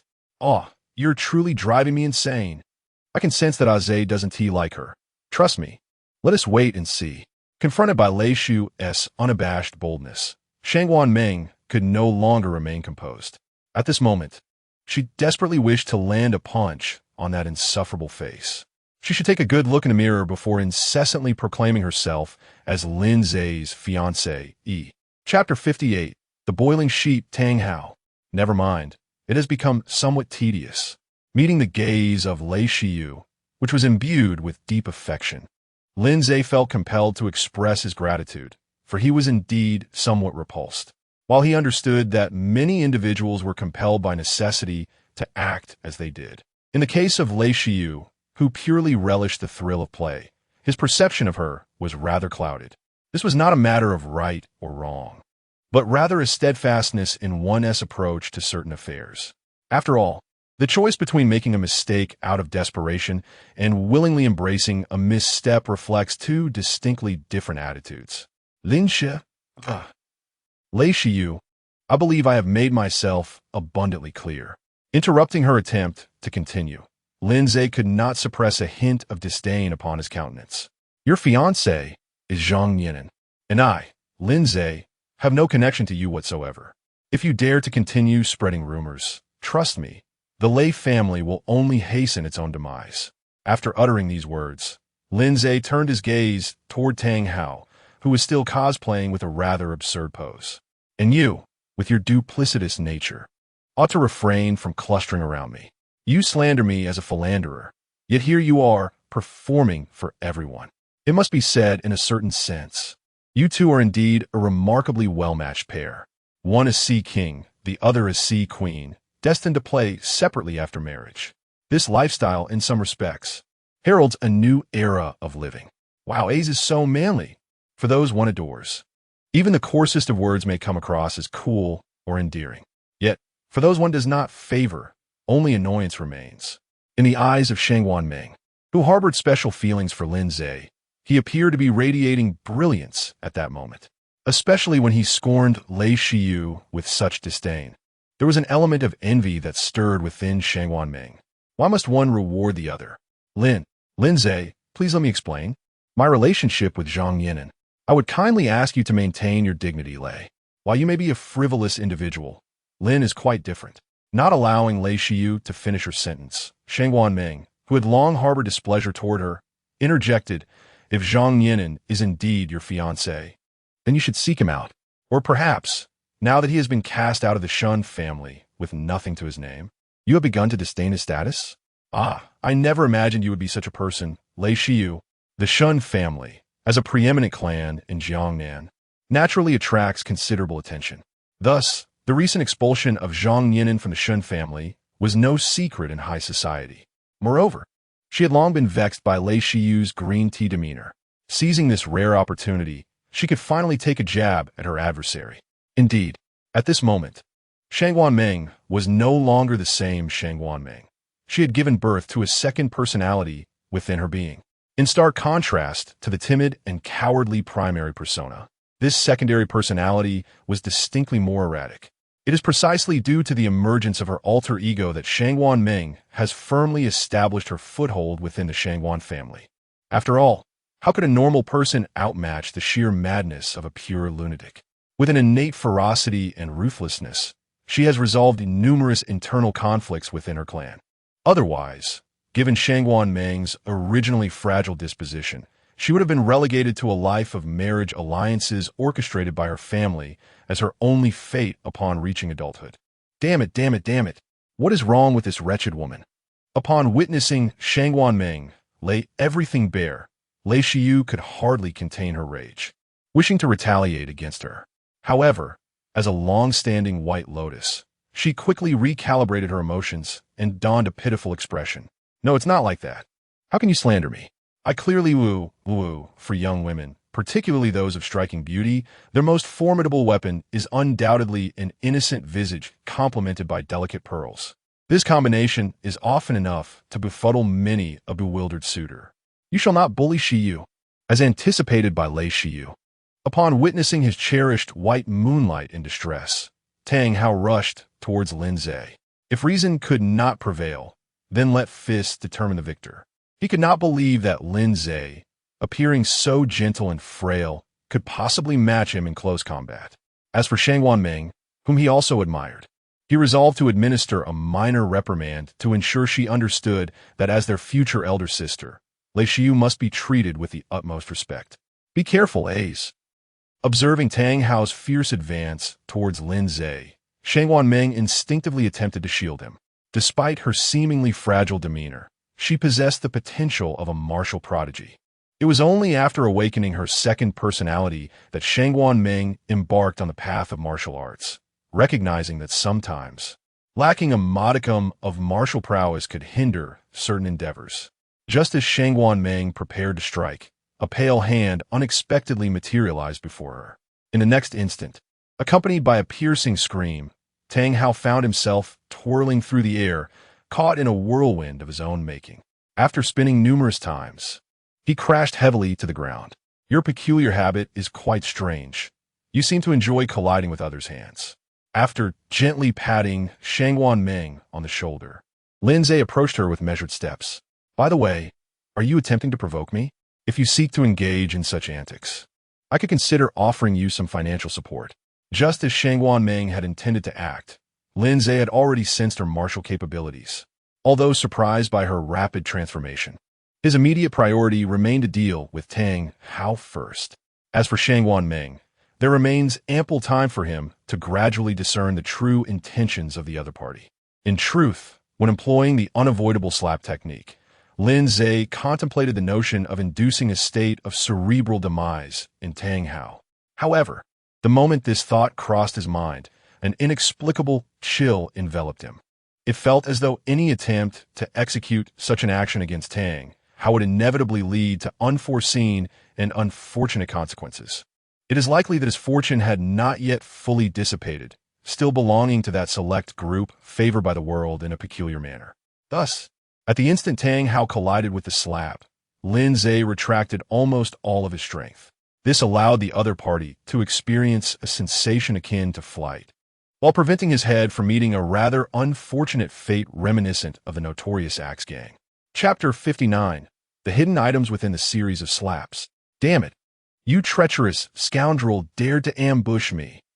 Listening to Lin Ze's mocking words, Tang Hao staggered to his feet from the floor. A strikingly crimson handprint gradually appeared on his left cheek. With your feeble self, do I really need to resort to ambushes? Observing Tang Hao, who needed to lean against the table just to stand, Lin Ze scoffed dismissively. I'll give you another chance. Since a direct annihilation proves ineffective, let us take a more circuitous approach. Individuals like Tang Hao, who suddenly acquire extraordinary abilities, are particularly susceptible to provocation and stimulation. To put it simply, his state of mind is unstable. The moment he encounters anything unfavorable to his development or that displeases him, he is prone to a collapse of his mindset, leading him to question himself. In a world of martial prowess, this phenomenon could be termed as a shattered resolve.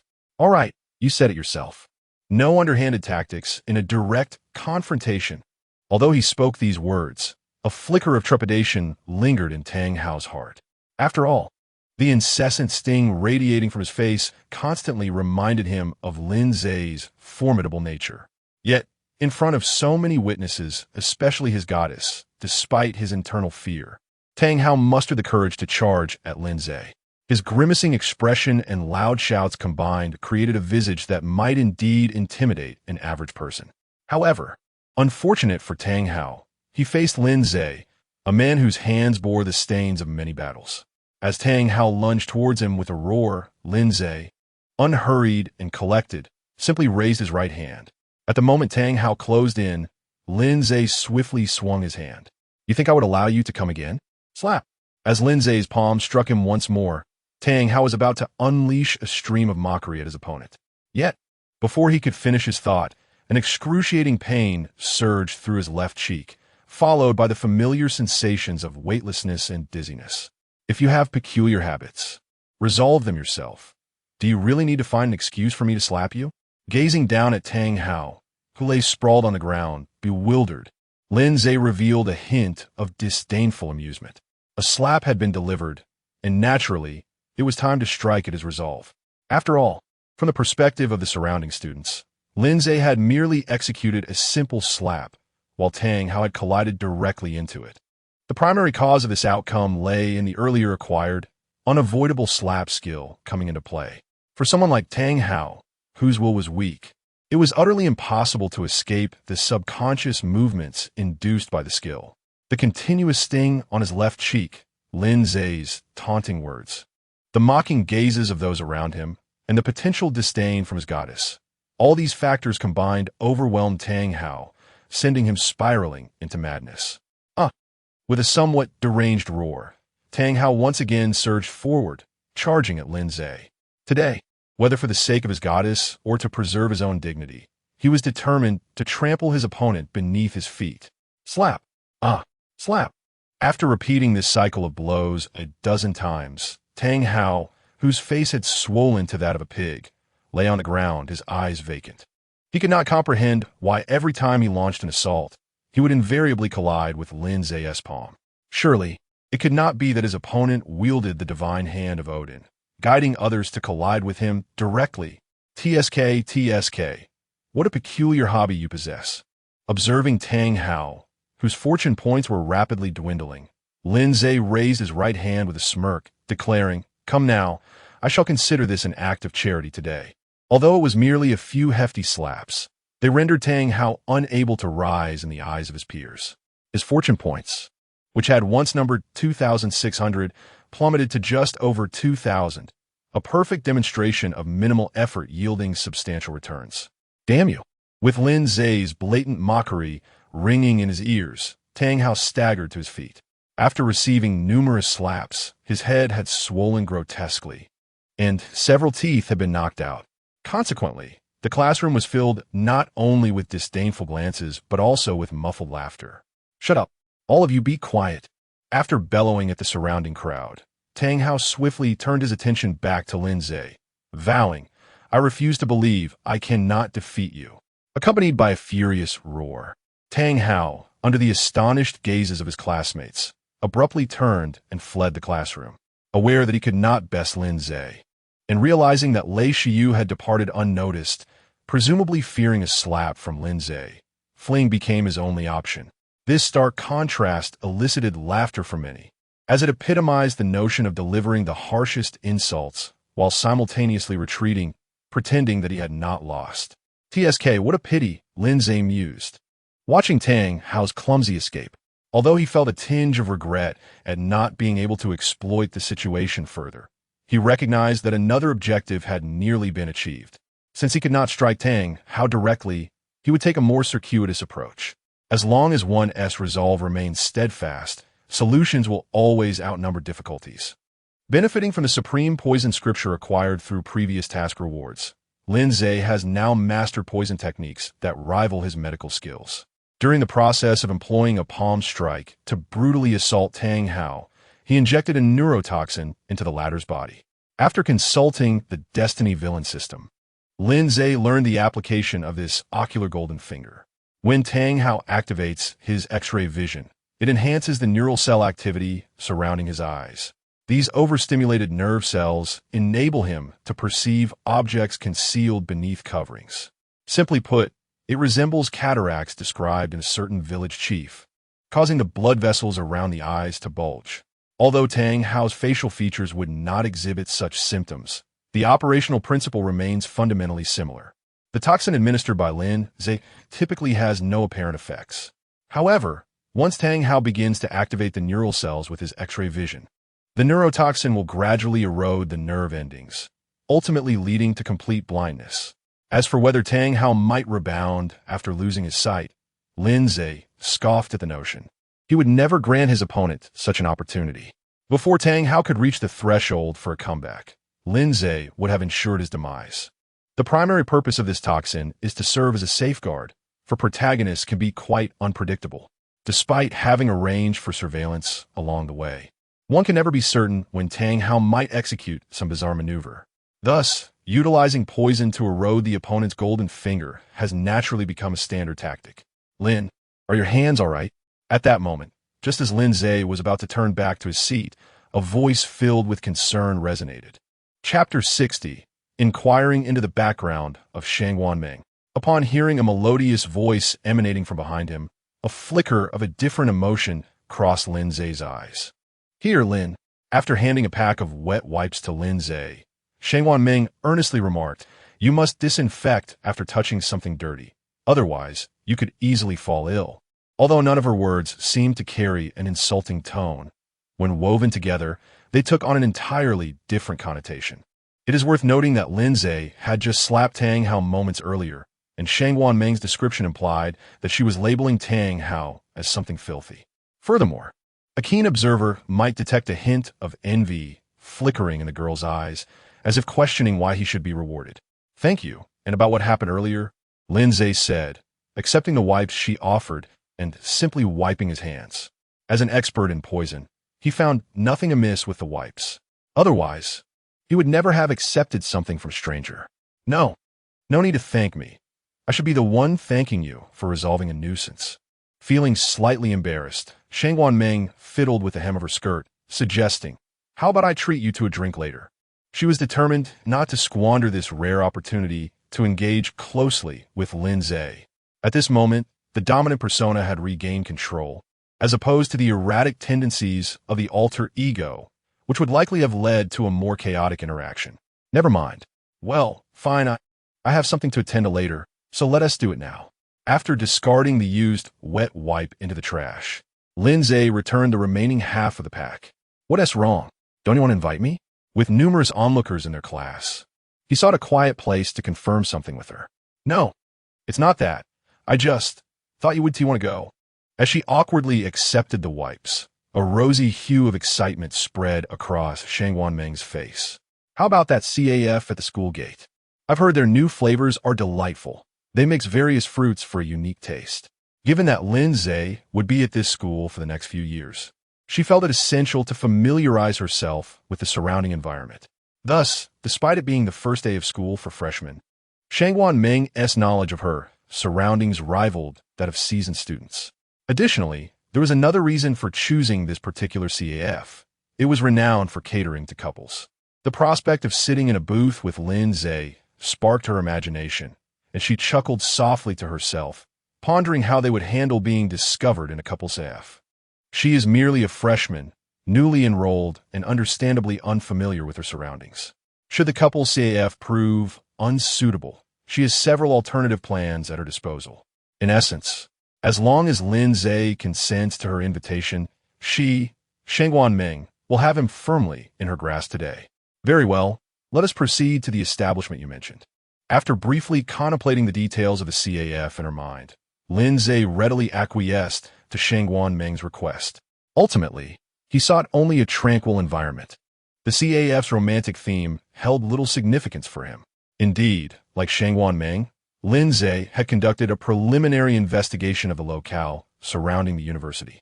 In fact, to facilitate certain future endeavors, he had discreetly acquired several nearby establishments. The CAF that Shangwan Meng referred to was, in fact, among those he had purchased. Given that CAFs typically attract a considerable footfall, university students often find themselves irresistibly drawn to gossip about amusing anecdotes. This would undoubtedly afford him substantial convenience, whether for gathering intelligence or disseminating information. Nevertheless, despite their ulterior motives, both Lin Ze and Shangwan Meng ultimately proceeded to the off-campus CAF in tandem. As for skipping class, anyone familiar with university life knows that at times, such liberties are readily afforded. Aside from final exams and lab reports, the remainder of the time is largely free for leisure. A short while later, within the private booth of the Blue Mountain Couple CAF. I am so sorry. I did not anticipate that this would be a couple CAF. With a faint blush adorning her cheeks, Shangwan Meng shyly handed the menu to Lin Ze, her gaze momentarily evasive. Please, take a look and see if there is anything you would like to drink. In contrast to her other persona, which spoke freely, the act of deceiving Lin Ze proved somewhat challenging. However, the desire to remain in his company ultimately spurred her to persevere. Let us go with that new item you mentioned. After returning the menu to Shangwan Meng, Lin Ze chuckled lightly and shook his head. And there is no need for you to apologize. If anyone is at a disadvantage here, it is certainly not me. After all, this was his domain, so the concept of unfairness did not apply. Should Shangwan Meng attempt any mischief, he could swiftly deal with her, should the need arise. As for cherishing the delicate, apologies, but such sentiments are sometimes permissible, while at other times, they simply cannot exist. One cannot allow themselves to be overrun by someone merely because they possess an attractive visage. Those who do are either not entirely rational or have been constrained by their circumstances for birth. Unless the adversary serves a purpose, the most prudent course of action is to eliminate them without hesitation. In matters of desire, one must not rely solely on instinctive impulses to navigate life as complexities. Very well, then I shall order 2 cups of the Fruit King set. Upon hearing Lin Ze's teasing response, a glimmer of delight flickered in Shangwan Meng's eyes. The fact that he was willing to jest in such a manner seemed to imply that he held some interest in her as well. In that fleeting moment, visions of a beautiful future with 3 little treasures danced in her mind. By the way, Shangwan, did you know me from before? Yes, I knew you quite some time ago. As she instinctively answered Lin Ze's sudden inquiry, the joy on Shangwan Meng's face abruptly froze. She had not intended to divulge that particular matter to him, for it marked not only the beginning of their acquaintance, but also her most desolate moment. The thought of prompting someone she admired to recall her in such a pitiful state inevitably filled her with a sense of embarrassment and inferiority. Chapter 61. Events from 5 years ago. Indeed, it seems you have known me for quite some time. Observing the momentary bewilderment and uncertainty of Shangwan Meng, Lin Ze calmly tapped the table and inquired, "When did you first know me? Why do I have no recollection of it?" The Lin family has always prioritized discretion. Thus, both he and Lin Yaodong seldom attended gatherings of the so-called elite. Consequently, Lin Ze's initial encounter with Shangwan Meng was vividly etched in his memory, marked by the scene of him offering an umbrella on that rainy night. However, when he delved deeper into his recollections, he found no connections to her prior to that moment. Yet, Shangwan Meng's earlier response and her current demeanor suggested that she had known him long before. This left Lin Ze in a state of perplexity. Although he did not possess an extraordinary memory, he held a certain confidence in his recollection abilities. The absence of memories concerning Shangwan Meng could stem from 2 possibilities. Either she had witnessed him disposing of a barrel into the sea, or for some reason, she had taken note of him while he remained oblivious to her presence. Analyzing her previous behaviors, the latter seemed more plausible. If a normal person were to see someone discarding an oil drum into the ocean, they would undoubtedly hesitate to approach the perpetrator. After all, who could predict whether they would be compelled to experience the thrill of swimming with the fish? What should I do? Aze is going to find out about that incident. What do you mean, what should you do? Just tell him honestly. But at that time stop hesitating. If you're too scared to speak, just let me take over. And no, I can't, I should say it myself. After finally regaining control of her body, Shangwan Ming was reluctant to relinquish it again. Therefore, after taking a deep breath to calm herself, she fixed her gaze on Lin Ze, saying, "Aze, do you remember what happened on June 12th, 5 years ago, near the containers at Sakura Seaside?" June 12th, 5 years ago, Sakura Seaside. Upon hearing the time and place described by Shangwan Ming, Lin Ze's mind began to swiftly sift through that particular memory. It was the day he first participated in and personally executed the demise of an unruly individual. Under the dual pressures of psychological and physiological strain, he chose not to return directly to the base afterward. Instead, after dismissing his subordinates, he wandered alone along the coastline. Just as he was preparing to retrace his steps, he encountered a group of thugs cornering a disheveled young girl at the dock. Lacking an outlet for his pent-up frustrations, Lin Ze approached and taught the ruffians a lesson. After rendering their tools of mischief useless, he left some money and clothes for the young girl. "You were that little girl back then?" After emerging from the distant memory, Lin Ze regarded Shangwan Ming, scrutinizing her from head to toe. No matter how he looked at her, before me stands a graceful young woman, radiating the ethereal beauty of moonlight, a stark contrast to the disheveled girl I once remembered, though it is said that a girl transforms as she matures. Could this metamorphosis be rather too pronounced? The transformation from swan to a mere duckling feels akin to shedding one's very skin. Yes, I am that little girl. Meeting Lin Ze's scrutinizing gaze, I felt a twinge of embarrassment and bit my lip, intending to express that I wished to forge a friendship with him in a conventional manner. Of course, I did not seek to conceal anything deliberately. Rather, I simply hoped to avoid leaving a negative impression. The reason I found myself at the Sakura Bay dock that day was due to the awakening of my second persona within me. Having grown up in the stifling environment of the Shangwan household, I had developed an alter ego meant to safeguard my vulnerabilities. However, the peculiarity of this new identity led me to perceive myself as a monster. Fearing judgment from those around me, I kept this secret buried deep within. Yet over time, this suppression weighed heavily on my spirit, prompting me to frequently escape to the secluded Sakura Bay dock to find solace. Typically, nothing untoward occurred during my solitary visits, until one fateful day when I encountered a group of premeditated thugs. After enduring a prolonged chase, I found myself cornered at the edge of a shipping container. It was then that my second persona awakened in response to my despair and terror. Just as this alter ego was poised to take over, the thugs suddenly erupted into screams. In the twilight glow of the setting sun, Lin Ze appeared like a superhero, swiftly dispatching the gang with remarkable prowess. The evening breeze tousled his hair, and the visual spectacle of his fists colliding with his foes evoked a scene one might only witness in a drama. Such a vivid tableau unfolded before me, and had it merely ended there, I might not have retained such a lasting memory of Lin Ze. What truly etched his image in my mind and fueled my desire to find him again were his parting actions and words. Though simple in nature, covering me with his jacket and urging me to leave quickly, this unexpected kindness from a stranger lingered in my heart, particularly given my years of confinement within the oppressive Shangwan household. When I finally emerged from my daze, Lin Ze had vanished without a trace. This explains why, upon encountering him again at the auction, I orchestrated a chance meeting in the rain. So that was the reason. After hearing my recounting of the incident, a glimmer of scrutiny crossed Lin Ze's eyes. Could I dare to interpret this as an indication of his interest in me?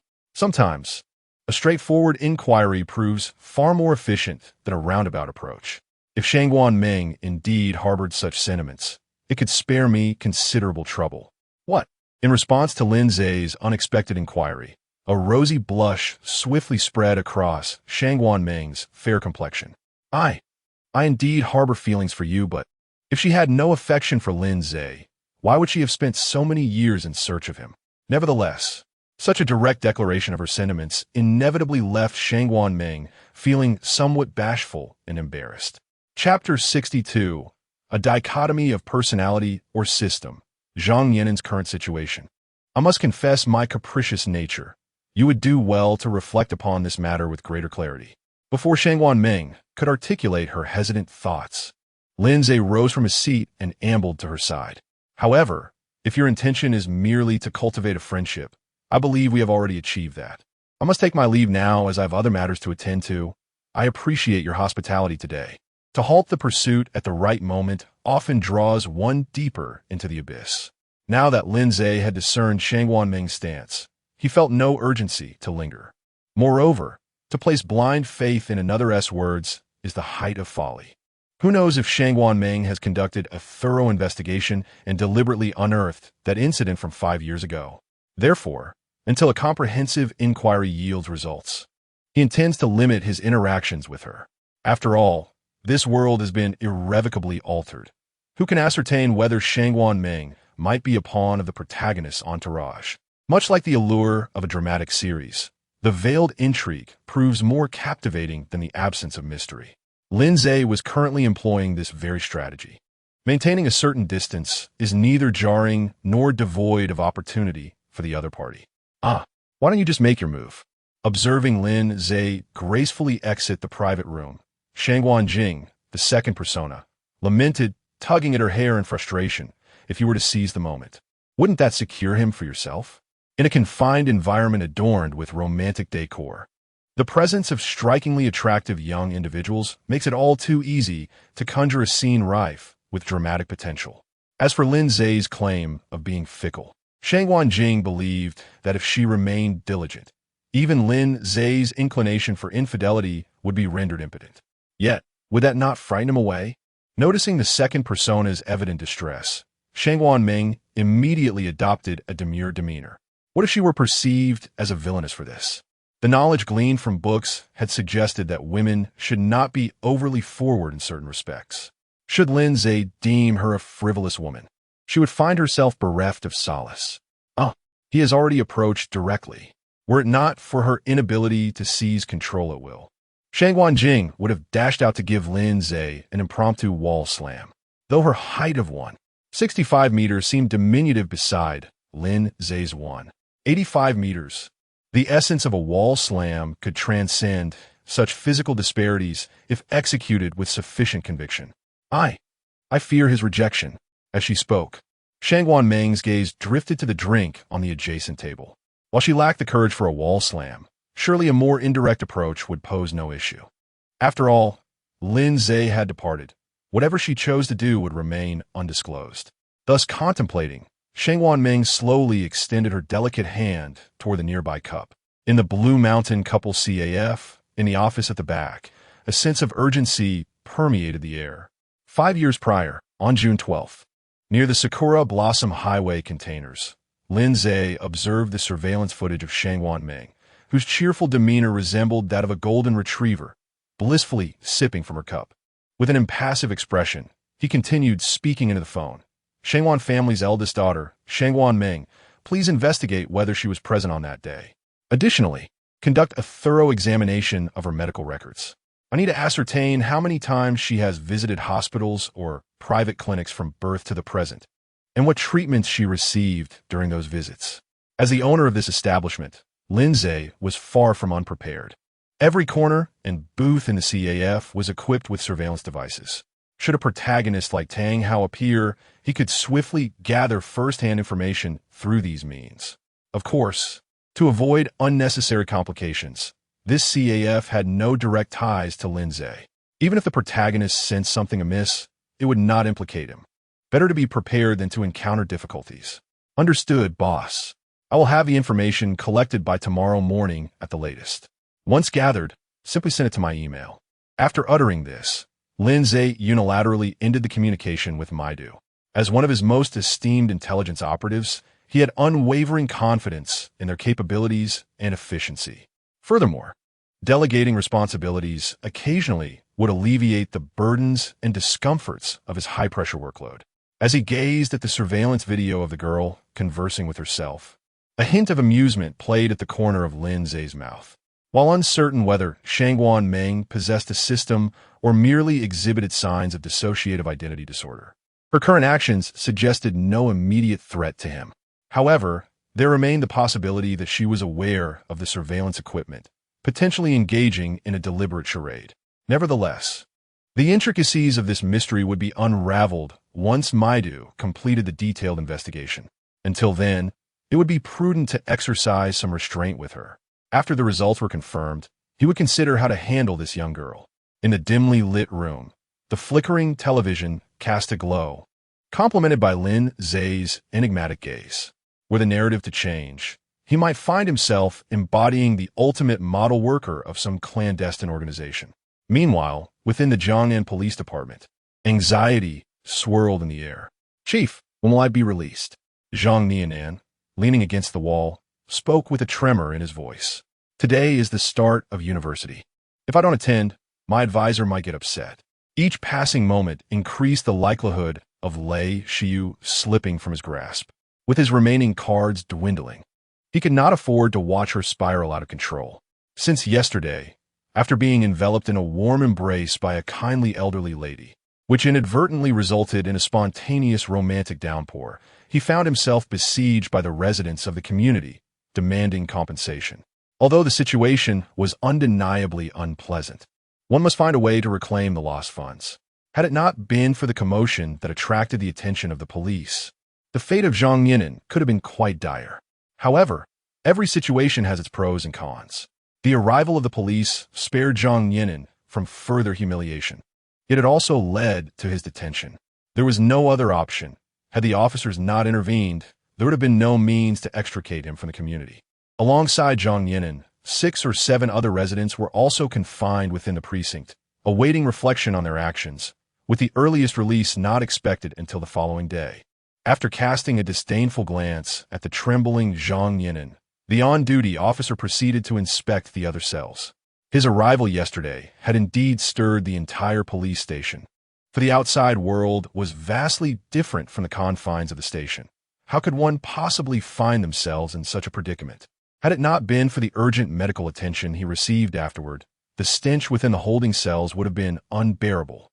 "Just one more day, officer, could you possibly?" He began to plead, but before he could finish, a large hand suddenly covered his mouth from behind. "You little rascal. We can't let a day go to waste." Chapter 63. Tang Hao sought to engage with Shen Jia, while Lin Ze mocked him mercilessly. At 6 o'clock in the evening, at the east gate of Haichen University, a magnificent Pagani Huayra was parked quietly by the roadside. Beside it stood a stunning beauty, whose looks and figure could only be described as extraordinary.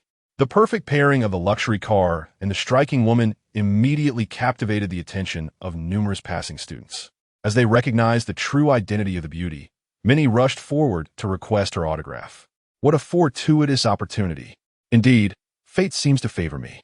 Watching Shen Jia being surrounded by admirers not far away, Tang Hao's previously gloomy expression instantly brightened. He had always believed that, as the destined protagonist, his fortune could never be lacking.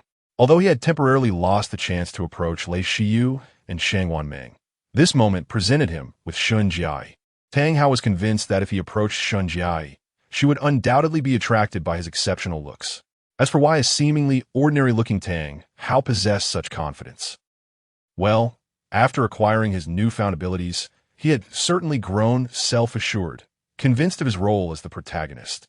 And how many protagonists are lacking in charm? Thus, Tang Hao's logical conclusion was simple. He equated himself with the protagonist, and therefore he was undeniably handsome. "Excuse me, please make way." After forcefully pushing his way through the crowd to reach Shen Jia, Tang Hao immediately struck what he believed to be a striking pose. "Hello, Miss Shen, I am your..." Smack! Before Tang Hao could finish his flirtatious introduction, Shen Jia instinctively slapped him. At the same time, she exclaimed in surprise, "Ah, a pig-headed monster." Having sustained a rather unfortunate appearance from an earlier encounter with Lin Ze, Tang Hao was still sporting a visage reminiscent of a pig's head. Thus, confronted with this unexpected sight, Shen Jia's instincts prompted her to retaliate. I am not a pig-headed monster." Wincing from the sharp pain radiating from his injuries, Tang Hao quickly pushed himself up from the ground. "I am your fan. I heard you were at school and rushed over from the hospital just to see you." He adopted an injured demeanor, hoping to garner sympathy. After all, It was the first day of freshman year, and few would recognize him. Tang Hao had already devised a plan to disguise himself as Shun Jiai's ultimate admirer, the kind of fan who would brave injury just to obtain her autograph. If he could successfully win Shun Jiai's favor, avenging himself against Lin Ze would be a piece of cake. The mere thought of flirting with Shun Jiai in front of Lin Ze filled Tang Hao with a twisted sense of satisfaction. Upon hearing Tang Hao's self-description, a hint of embarrassment crossed Shun Jiai's face. After all, slapping a devoted fan was hardly justifiable on any level. I sincerely apologize. I instinctively assumed it was something peculiar. Now, after bowing slightly and uttering an apology to Tang Hao, Shun Jiai contemplated finding someone to escort him to the hospital or offer some other form of compensation. Is this not the masochistic fellow? Why has he come to seek someone to slap him again?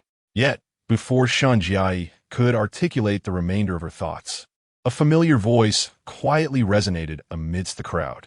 Following the sound, she beheld Lin Ze, who had appeared among the throng, observing the scene with keen interest.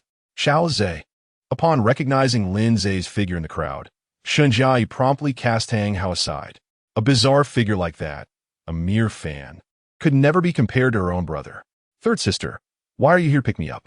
As Lin Ze meandered through the crowd and approached Shun Jiai, he turned to regard the infuriated Tang Hao, pondering what this fellow was up to. Was he deliberately seeking to provoke you? Familiar patterns, familiar sense. It occurred to Lin Ze that had he not arrived in time, Tang Hao would likely have succeeded in establishing a connection with Shun Jiai. Subsequently, a series of cliché D scenarios involving heroic rescues and serendipitous encounters would have unfolded. Once Tang Hao successfully wooed Shun Jiai, he could swiftly ascend through the Shun family's influence. Of course, the aforementioned scenarios were all crafted in accordance with the conventional tropes of popular fiction. Now that Lin Ze had made his presence felt, it was clear that Tang Hao could not continue his antics unchecked. I instructed Butler Wang not to come. Today is your first day at school, Xiao Ze, and as your elder sister, I must certainly come to uphold the occasion. After affectionately linking her arm with Lin Ze's, Shun Jiai turned her gaze towards the pig-headed Tang Hao and asked, "By the way, Xiao Ze, what did you just say about him?" Shun Jiai felt no qualms about revealing that Lin Ze was her brother. In this era, where influence reigns supreme, is a currency easily manipulated by capital. As long as Lin Ze himself harbors no desire for fame, no one can expose him. After all, online platforms can impose restrictions on certain keywords. A modest sum of money could resolve numerous otherwise insurmountable issues. He is a peculiar individual I encountered today, always inclined to collide with others' palms. As he spoke, Lin Ze, with a hint of amusement, gestured towards Tang Hao's pig-like visage, inquiring if he had intentionally frightened her, and then received a slap in return. Recalling the moment Tang Hao had appeared with such an absurd demeanor sent a shiver down Shun Jiai's spine as she rubbed her arms, realizing that indeed Tang Hao's recent actions aligned perfectly with Lin Ze's description. The thought that he had deliberately sought a slap was utterly unacceptable to her. She was merely an ordinary person, unable to comprehend the mindset of a letter enthusiast. Upon hearing Lin Ze's account, the surrounding students predominantly cast disdainful glances towards Tang Hao. As for those who did not, well, everyone understands the unspoken implications, so I shall refrain from elaborating further. No, this is not the case. Realizing the scornful gazes directed at him, Tang Hao hastily sought to clarify to the crowd that this was slander. He is slandering me, indeed, as an advanced being endowed with extraordinary abilities. He could not allow his life to bear any blemish. Moreover, even if he truly harbored feelings for someone, it should be he, Tang Hao, as the destined one, who takes the initiative rather than being the one acted upon. Unfortunately, before doubts could arise among the crowd, a bespectacled girl with twin ponytails stepped forward at that moment. I can attest that Lin Ze did not lie. Under the unwavering gaze of the onlookers, the girl, though somewhat anxious, spoke resolutely. I am a freshman from the class of 2015 in the School of Business Administration, and everyone in our class is aware of what transpired this morning. Even though Lin Ze raised his hand, Tang Hao still leaped forward to collide with Lin Ze's palm. If you do not believe my words, feel free to verify with our classmates. Setting aside Shunjiai's celebrity status, Lin Ze possesses an undeniably striking appearance.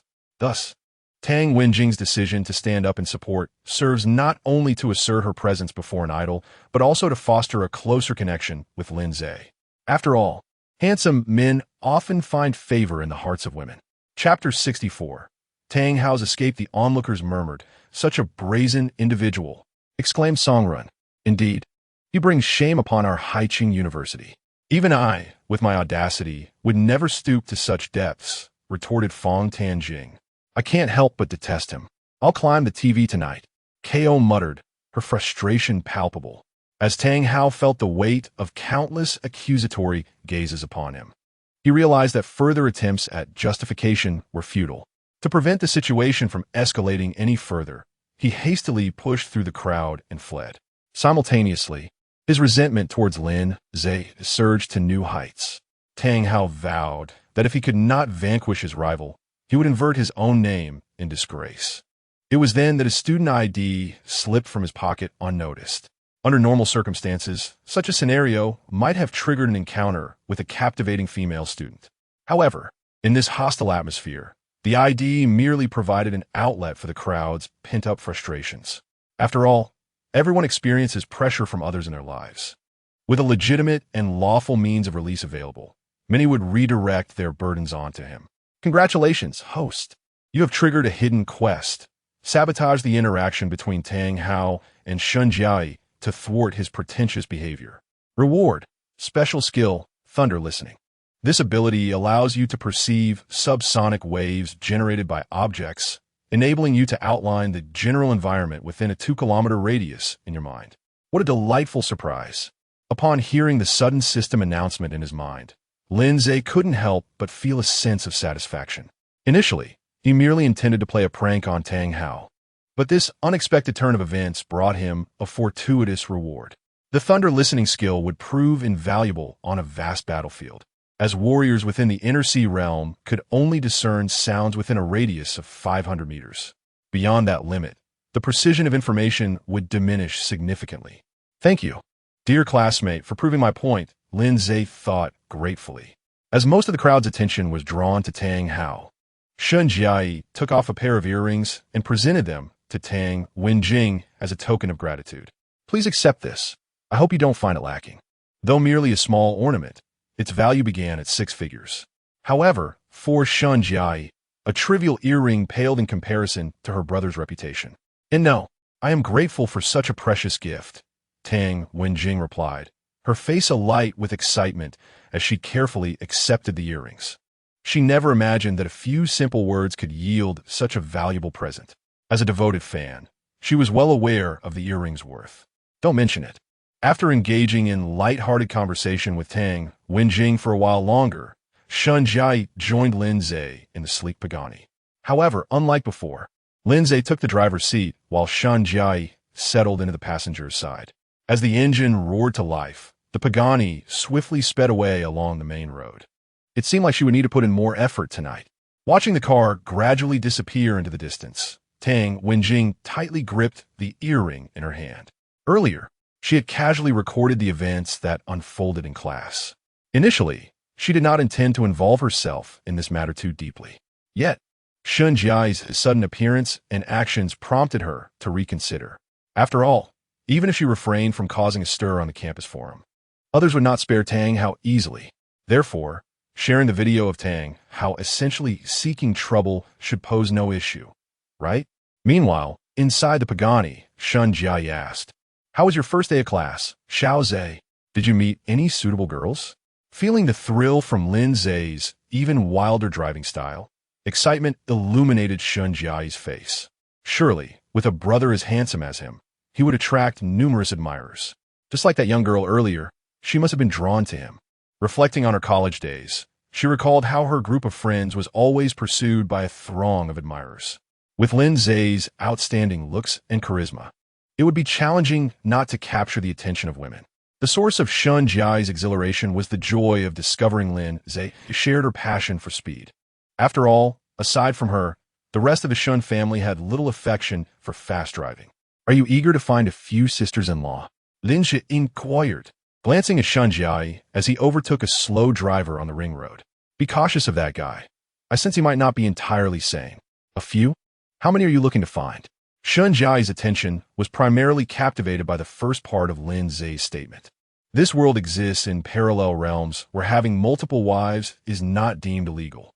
However, with the progression of time, an increasing number of women struggle to accept such arrangements. Some men, aiming to showcase their pure-hearted nature, often dominated by their wives, tend to marry only once throughout their lives. Take Shun Ligua, for instance. Given his status as the head of the Shun family, it would pose no issue for him to take on additional partners. As for why he has not sought others, that question invites varied interpretations. Whether it is due to a lack of energy or an overwhelming love for Xiao Wanqing depends on one's perspective. It appears you completely overlooked the latter part of my statement, didn't you? Observing the gossip-laden expression on Shun Jiai's face, Lin Ze couldn't help but twitch his lips in exasperation. Oh, one needn't pay attention to such individuals. As he spoke, Shun Jiai blinked her eyes eagerly, fixating her gaze on Lin Ze. Come on, quickly tell me, are you planning to bring back a few younger sisters for me? And how many would you desire? Lin Ze countered, tossing the question back to her, somewhat amused by her frivolous demeanor. Although his previous life adhered to a monogamous tradition, he was not one to cling to outdated customs. Adapting to local practices was certainly within his capabilities. Should he encounter suitable individuals with whom he could forge a connection, he would not hesitate to seize the opportunity for a beautiful narrative. After all, if the protagonist could usher in the age of exploration, then surely, as the antagonist, he too could partake in such endeavors. Naturally, the more the merrier, as you are our family's sole son. In that case, you should prepare a gift for the meeting. I shall endeavor to bring back as much as I can.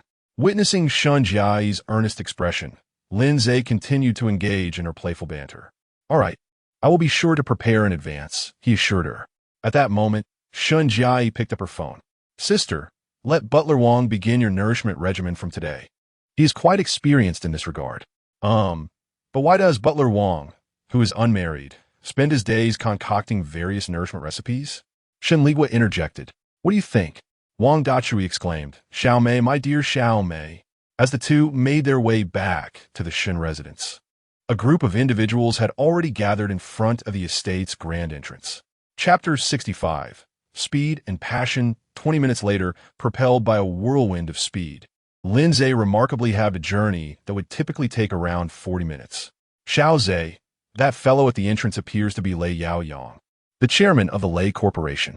Observing the middle-aged man swaying not far from the gate of the Shun residence, Shun Jiai's smile faded significantly. What's he doing here? Is he hoping to persuade you to marry his daughter again? Although she harbored some reservations about Lei Shiyu, she ultimately felt that the Shun family bore some responsibility for the broken engagement. However, after reviewing the information Lin Ze had gathered, Shun Jiai completely abandoned this notion. After all, Lei Shiyu's character and conduct were undeniably lacking. In a certain light, the decision to call off the engagement could be regarded as a timely measure to mitigate losses. Yes, indeed, it is him. While speaking, Lin Ze discreetly pressed harder on the accelerator. This was a perfect opportunity for him to impart some wisdom to Shun Jiai about the perils of reckless driving. As for Lei Yaoyang, if he could not evade the situation, well, it would simply be his misfortune for appearing unexpectedly at the intersection. Damn it, he can't possibly want to crash into us, can he? Watching the Pagani suddenly accelerate, Lei Yaoyang instinctively swallowed hard. He had no choice. Unless he could get past Dachuan's scrutiny, he would be unable to enter the Shin residence. Thus, blocking someone at the entrance was his last resort.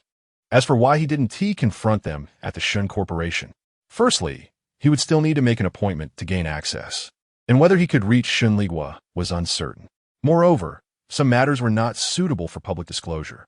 This was not merely about Lei Shiyu's personal reputation. It concerned the image of the Lei Corporation.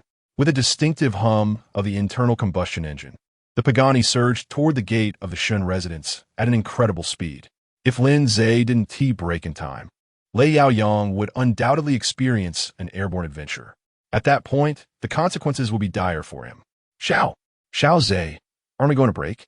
As the distance between them and Lei Yaoyang diminished, Shun Jai anxiously tightened her grip on the seatbelt, while she relished speed and excitement. The prospect of becoming airborne was far from appealing.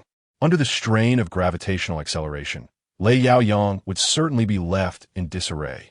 Hearing the tremor in Shun Jai's voice, Lin Ze remained silent, merely increasing his speed once more. This is it. Realizing the gravity of the situation, Shun Jai instinctively shut her eyes. At this distance, braking would be futile, and swerving the steering wheel would only exacerbate the danger. Meanwhile, as the Pagani drew ever closer, Lei Yaoyang began to tremble uncontrollably. He was certain that Lin Ze had undoubtedly seen him here. However, the other party's current demeanor clearly indicated an intention to offer him a mishmash of half-hearted gestures. Damn it!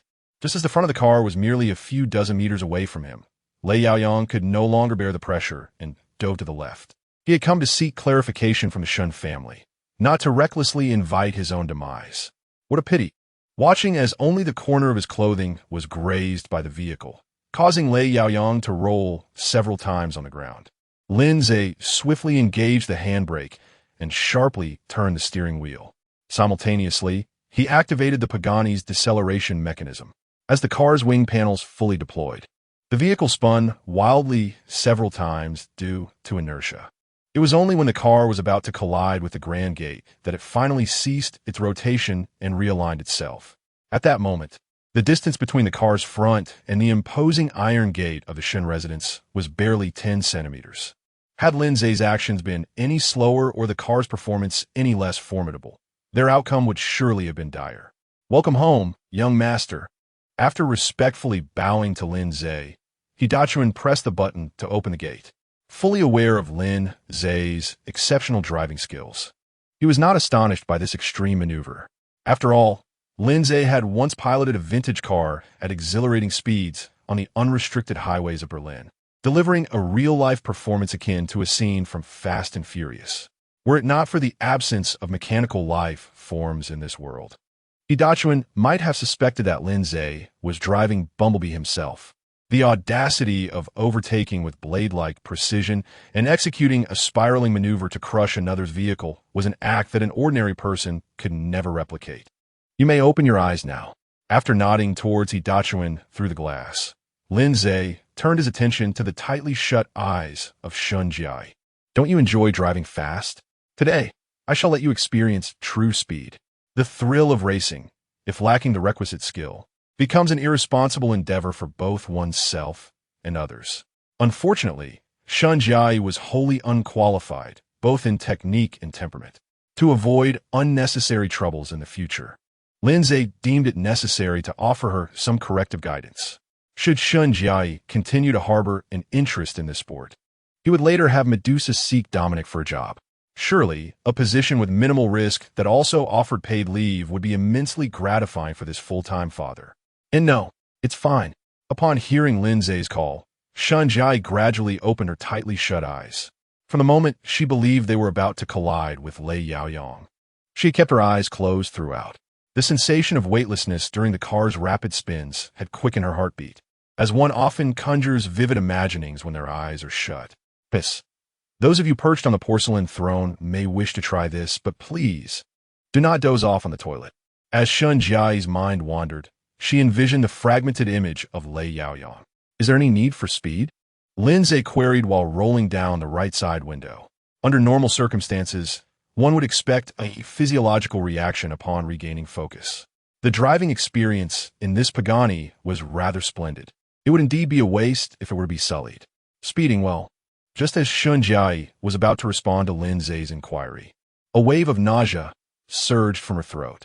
She leaned out of the car. Ugh. Ugh. Observing Lei Yaoyang, whose face was now smeared with Shun Jai's vomit, Lin Ze found himself at a loss for words, unsure whether to express sympathy or amusement at the unfortunate turn of events. Though the sliding maneuver had been rather stylish, catching someone else's vomit was rather unappealing. Even with the repugnant odor wafting around, Lei Yaoyang fought against the urge to retch, hastily rising to grasp the window frame. Shun Xiao, Miss Shun, may I join you inside? I have matters to discuss with your father. 1 million. What? At Lin Ze's abrupt declaration of the sum, A flicker of rigidity crossed Lei Yaoyang's face for a brief moment. However, quickly regaining his composure, he earnestly patted his chest and addressed Lin Ze with conviction. If I can meet with old Master Shun, I will have the money sent over immediately. As long as he could speak with Shun Ligua and clarify matters, he was confident in his ability to facilitate the re-signing of the marriage contract between their families. At that point, a mere million would seem trivial, for he envisioned the entire Shun clan falling into his grasp. Chapter 66, the so-called physical examination report. You are overthinking. I merely demand compensation for the vehicle. After slightly raising the car window, Lin Ze pointed to a slender scratch above, claiming a repair estimate of 1 million. If you cannot produce this amount today, you shall not leave. Although even if Lei Yaoyang were to meet Shen Ligua, it would not alter the inevitable outcome. However, Lin Ze felt considerable irritation towards this persistent individual who had been loitering at his doorstep. Were it not for the system task emphasizing the need to dismantle the Lei group through conventional means, he might have considered sending someone to the Lei family residence in the dead of night. It is quite normal for a person perpetually engrossed in corporate affairs to suddenly succumb to overwork. Yet, the inability to employ extraordinary measures does not imply that Lin Ze intended to allow the other party to continue their comfortable existence during this period. He merely needed to devise a way to incite discord between the Lei father and daughter, thereby enjoying a rather captivating spectacle. Demanding that Lei Yaoyang cover the repair cost for the car window was merely the first step in this intricate plan. After all, the damage caused by pent-up anger, once unleashed, can often be far more devastating. What? Gazing at the approximately 1 centimeter scratch on the car window, Lei Yaoyang felt as though his lungs were about to explode from indignation. No matter how valuable the car may be, demanding 1 million for a minuscule scratch seems rather excessive. Observing Lei Yaoyang daring to question the young master, Hidachuan promptly performed an impressive disappearing act with his upper garment. Although the gold-tier bodyguard primarily focuses on protection, seizing the initiative can be equally crucial. Should Lei Yaoyang refuse to pay today, he would ensure the latter understands the meaning of cruelty. As for his clothing, he would seek reimbursement from the young master later. For standing bare-chested outside would undoubtedly tarnish his image. Damn it. Watching the muscular, buzz-cut Hidachuan beside him, Lei Yaoyang yearned to extract his prized possession from his trousers and send Lin Hung away. Yet, he understood that such an action would lead to dire consequences for himself. After years of living a wealthy life, he was no longer the same person who roamed the streets. Within 3 minutes, transfer the money to this account. After waving a bank card in front of Lei Yaoyang, Lin Ze turned to the side to address Hidachuan, stating that if the funds were not received within 3 minutes, he would report them for trespassing. It is exceedingly difficult to please a woman, yet provoking her is remarkably easy. Presently, he was deliberately inciting Lei Yaoyang, preparing to unleash the accumulated tension for a final explosion. Understood, young master. In the midst of the conversation, Hidachuan had already dragged Lei Yaoyang a considerable distance away. Since this vile creature had seen the account number, he should no longer linger near Lin Ze. As a competent gold-tier bodyguard, he would not permit Lin Ze to inhale tainted air. As for Shan Jiai, since Lin Ze had not spoken, this mere security guard ought to refrain from overstepping his bounds. After taking a deep breath to calm his emotions, Lei Yaoyang retrieved his phone to initiate a transfer. A mere 1 million was manageable for him. This maneuver was not only to showcase something to Lin Ze, but also to preempt any actions from Hidachuan. After all, the ragtag group behind him could handle ordinary individuals, yet they were insufficient to contend with the man sporting a buzz cut before him. A wise man does not suffer immediate losses. Should he successfully rekindle the alliance with the Shun family, all of his current endeavors would be worthwhile. 1 minute later, a notification chimed. Lin Ze's phone displayed the arrival of 1 million in his bank account. All right, Dachuan, toss them out. Observing the funds now in his account, Lin Ze decided it was time for Hidachuan to expel Lei Yaoyang and his companions. With the money already secured, there was no rush to execute the subsequent plans. Furthermore, the longer certain matters were delayed, the more pent-up frustration would fester within the adversaries. When that frustration ultimately erupted, It would be as unstoppable as a volcanic eruption. Master Shun, Miss Shun, wait. Just as Lin Ze was about to drive into the Shun residence, Lei Yaoyang swiftly employed his signature move. After skillfully utilizing his coat to escape Hidachuan's iron grip, he executed a quick maneuver akin to a raging rhinoceros and slid alongside the vehicle. However, having just been swindled out of 1 million, he refrained from touching the car door. Instead, he presented a stack of documents to Shun Jiai. Miss Shun, could you kindly review this document? Shiryu has not acted out of line. She remains unblemished, having done nothing to dishonor the Shun family. If young Master Shun is willing, I can have her come over tonight. Once the relationship with the Shun family was reaffirmed, all current predicaments would be effortlessly resolved. Thus, for Lei Yaoyang, sacrificing Lei Shiyu was an entirely acceptable bargaining chip. He was confident that his daughter's beauty would undoubtedly captivate the impetuous Lin Ze. As for why he didn't present it directly to Lin Ze, Lei Yaoyang asserted that while he possessed wealth, he had no desire to be a gullible fool. Based on his 2 interactions with Lin Ze, it was evident that handing over the documents directly would likely lead to further deceit. Therefore, presenting the documents to Shun Jiai was undoubtedly the optimal choice. As long as the medical examination records were seen by the other party, the 1 million spent would not be in vain. Looking at the documents Lei Yaoyang had placed before her, Shun Jiai couldn't help but feel a twinge of unease. Had she not previously seen the records Lin Ze had investigated, she might have been inclined to believe in the legitimacy of the examination presented. In the presence of more substantial evidence, this inspection record has become nothing short of a farce. Indeed, it is the medical examination report of Shiyu. As he spoke, Lei Yaoyang intended to thrust the document into Shun Jiai's arms. All the indicators were perfectly normal, confirming that Shiyu remains unblemished thus far. Were it not for the ambitious strides taken by the Lei family recently, he would not have been so humble in his demeanor. Now, in order to prevent the Lei family from regressing to a mere third-tier enterprise or facing bankruptcy, Lei Yaoyang could only place his hopes upon the Shun family. Bring it to me. Just as Lei Yaoyang prepared to deliver the file, Hidachuan seized him by the collar and flung him aside. Despite Lei Yaoyang's considerable weight of over 300 pounds, he still experienced the sensation of a crow taking flight in the face of Hidachuan's formidable muscular strength. I apologize, young master. It was my oversight. After casting Lei Yaoyang away, Hidachuan immediately turned to Lin Ze with a remorseful expression, stating, "Please punish me. I am willing to accept any consequence." If Lei Yaoyang harbored any malice towards Lin Ze and the others, this incident would transcend mere negligence. As a seasoned bodyguard, Hidachuan was prepared to accept any form of retribution. He would return to Liaoding to procure a manual on martial arts. And if he failed to master it within a month, he was prepared to encircle the entirety of Jiangnan in penance. After casually outlining Hidachuan's punishment, Lin Ze picked up the scattered medical report that lay upon Shun Jiai. After a cursory glance, a glimmer of amusement flickered in Lin Ze's eyes. It appeared that there was no need to wait any longer.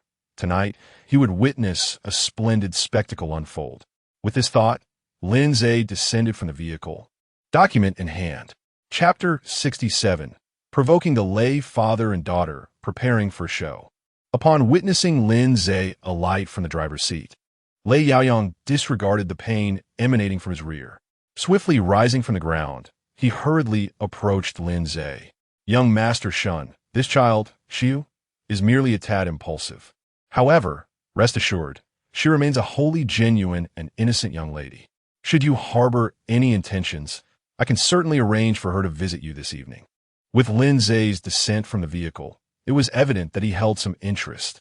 After all, how could he not manage a mere child with such a splendid daughter? Were it not for the necessity of leveraging Lei Shiyu to connect with the Shun family, he would have preferred other options. If you were to venture into the realm of procuring, you might find it more suitable than engaging in business.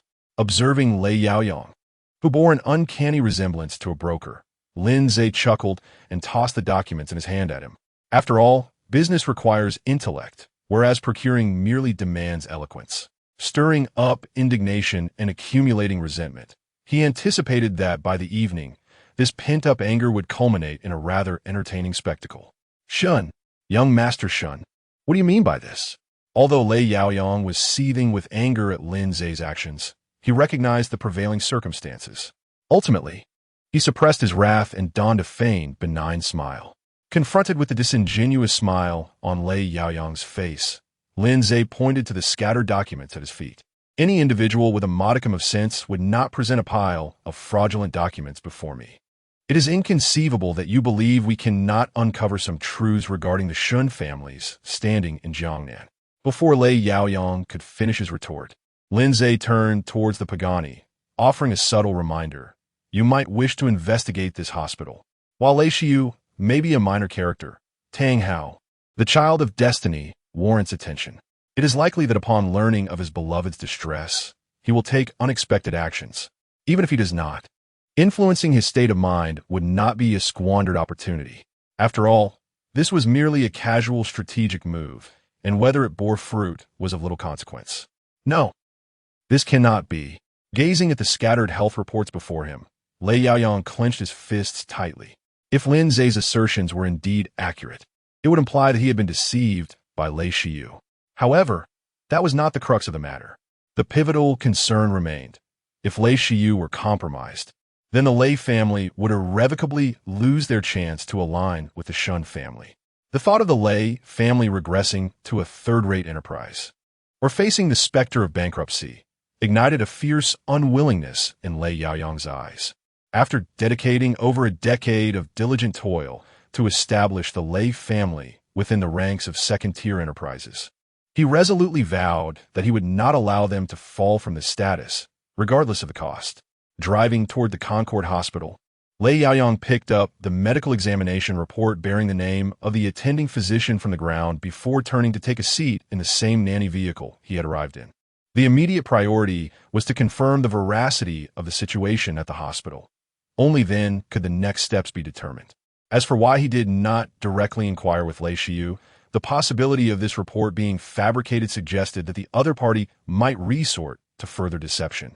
Therefore, verifying the circumstances with the attending physician at the hospital was undoubtedly the most pragmatic course of action at this juncture. Xiao Ze, are you plotting something? Xinjiai asked. Her curiosity piqued as she observed the grand procession of the Lei family departing through the rearview mirror.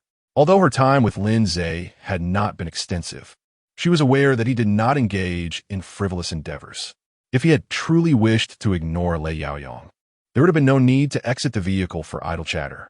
However, since Lin Ze had chosen to act in this manner, it was evident that he possessed knowledge she did not.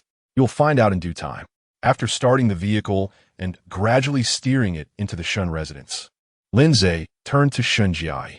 And are you not curious about how Lei Xiu will be treated once her identity as AC King is exposed? Based on his previous investigations into Lei Yaoyong, it was highly probable that the latter would exhibit some extreme reactions. Documenting these actions could significantly expedite the collapse of the Lei Group.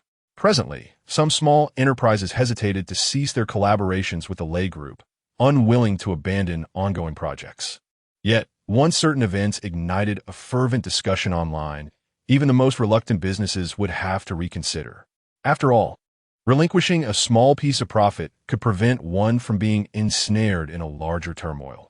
Any leader with a modicum of sense would understand the necessity of such a choice in turbulent times. Goodness, the next scene should be quite dreadful. A flicker of schadenfreude danced in Shun Jiai's eyes as she briefly envisioned the plots of film she had previously watched. Yet, she mused, but little brother, you must have other intentions as well. The consequences faced by Lei Xiu and Lei Yaoyong for their audacity to provoke the Shun family would surely be deserved.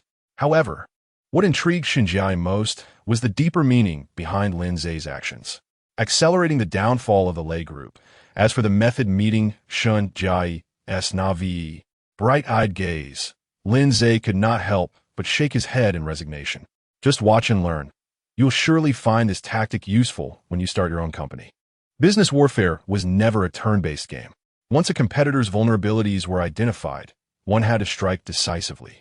Otherwise, if the opponent regained their footing, the repercussions would ultimately fall upon oneself. Xiao Ze, realizing that Lin Ze had no intention of revealing the answer, Xinjiai could only purse her lips and exclaim with mock severity. A riddle master would be better suited for Gotham. The sensation of an answer tantalizingly close, yet forever out of reach, left her feeling as though ants were crawling restlessly beneath her skin.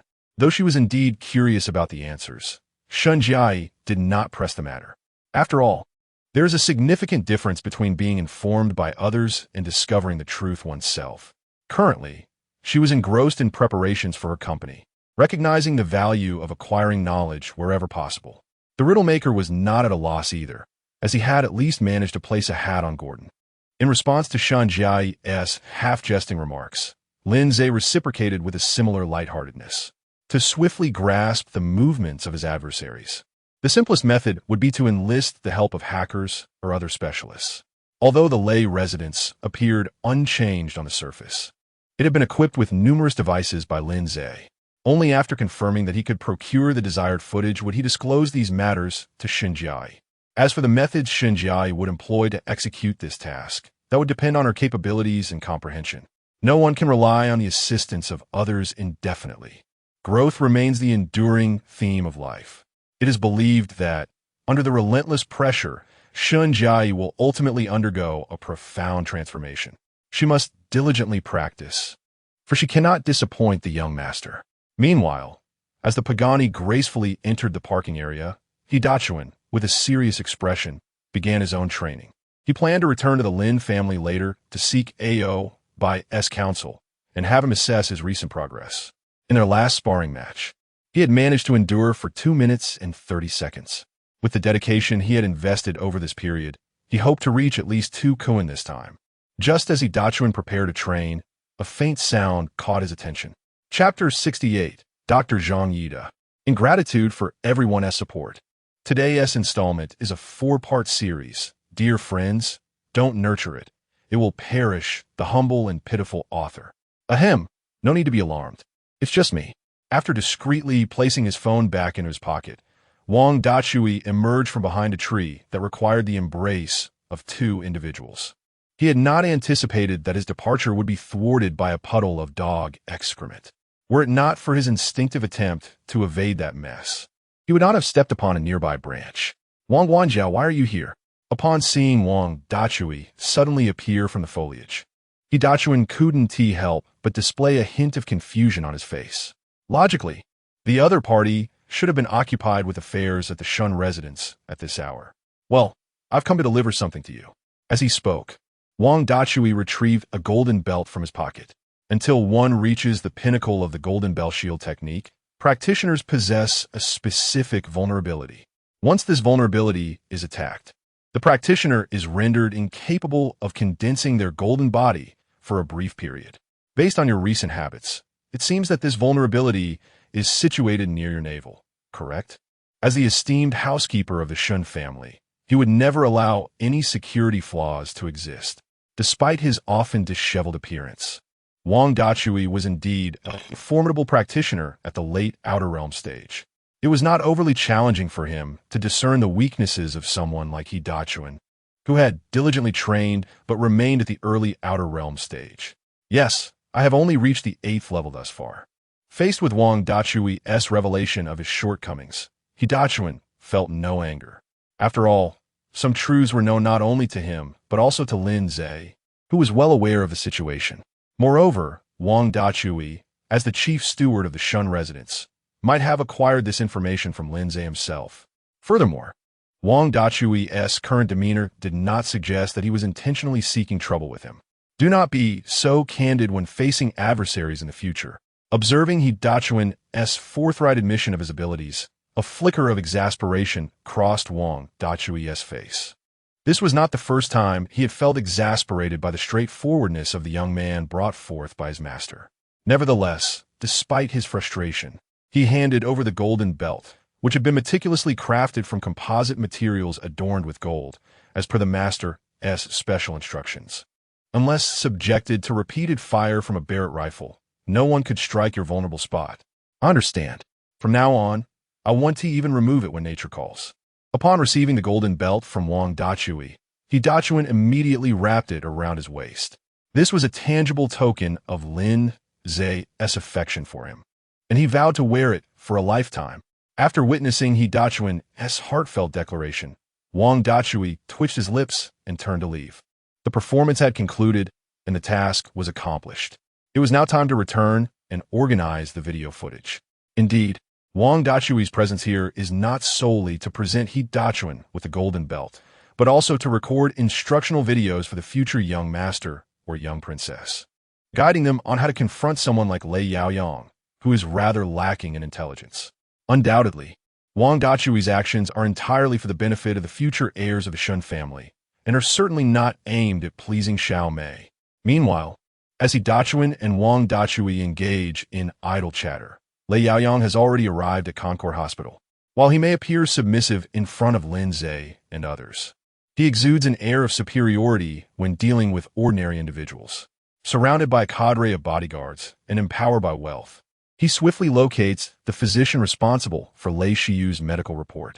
Upon witnessing Lei Yaoyang's intimidating demeanor and subsequently learning of his true identity, Dr. Zhang Yida decisively capitulates, offering Lei Shiyu a fabricated report for 300,000. The authentic report he can only describe as harrowing. In essence, after numerous surgeries, her chances of conceiving are virtually non-existent. If she truly desires to bear a child, in vitro fertilization may be her last hope. It is imperative that this information remains confidential. Failure to do so could have dire consequences. Clutching the genuine medical report tightly, Lei Yaoyang turned to Zhang Yida, issuing a stern warning. Although the Shin family is already aware of this situation, others remain oblivious. As long as Lei Shiyu maintains her good reputation, there remains room for maneuver. After all, falling back to a third-rate family is certainly preferable to the Lei family facing outright bankruptcy. I understand.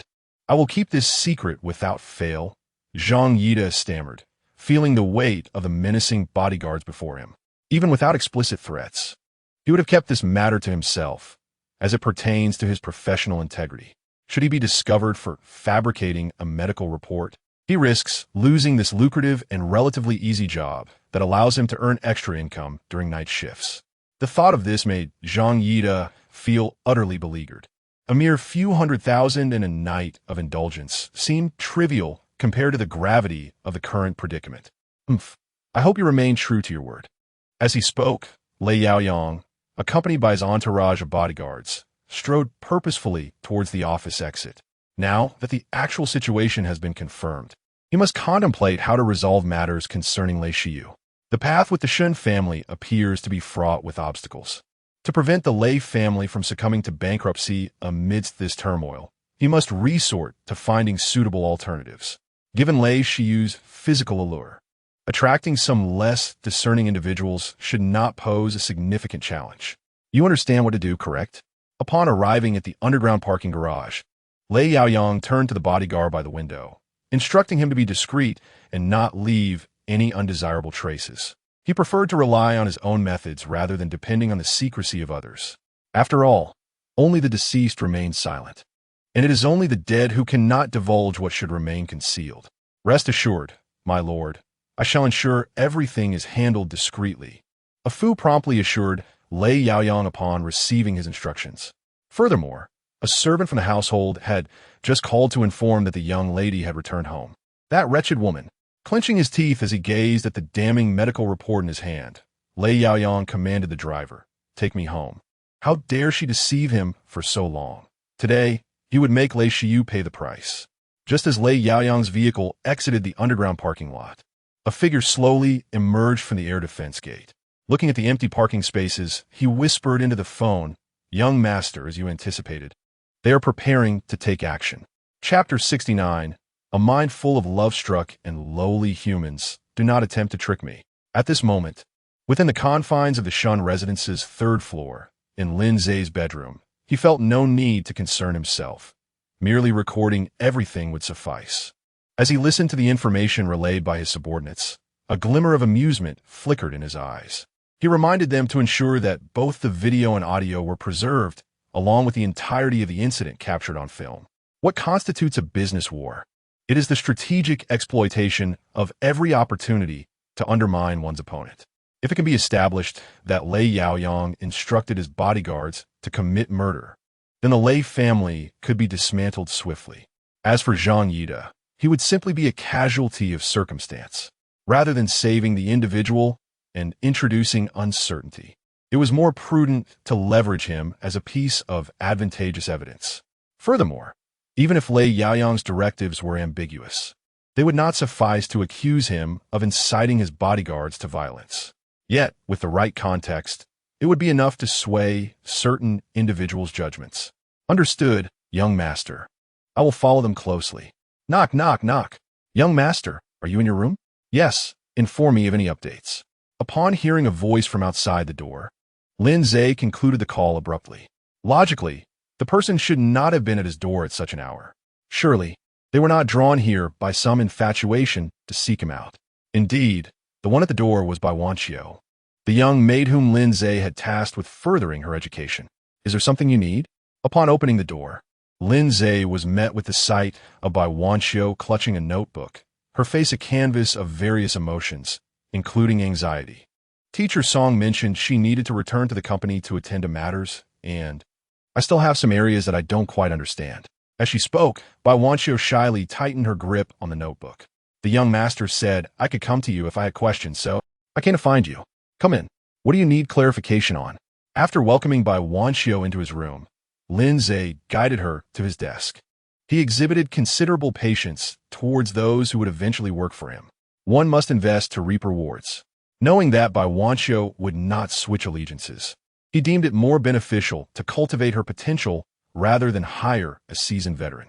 How wonderful, the young master has truly agreed to help me. Suppressing her inner excitement, Bai Wanqiu opened the notebook she had been clutching. It contained all the material she had studied with Song Yiting that day, which was her rationale for seeking out Lin Ze. Understanding or misunderstanding was of little consequence. What truly mattered was the desire to comprehend and the manner in which she wished to acquire that understanding. Although being in Lin Ze's presence made her feel apprehensive, she found herself unable to restrain her actions. Simply put, she wished to spend more time with him, even if it necessitated using her studies as a pretext. A few minutes later, why, young master, is this the correct approach? Inquiring about the solution. Indeed, proceed accordingly, guiding her through the problem-solving process. Very well, young master. I assure you that you shall not be disappointed. A determination to strive. Please proceed. Guiding the learning. Good. A tremor of joy. My heavens. Xiao Zhe actually. The sounds of study emanating from within the room caused Shunsiki's face to instantly display a look of astonishment. Sure, let's head downstairs. After placing a hand over her elder sister's mouth, Shun Jiai led the way down, though she had just expressed a preference for abundance in the car.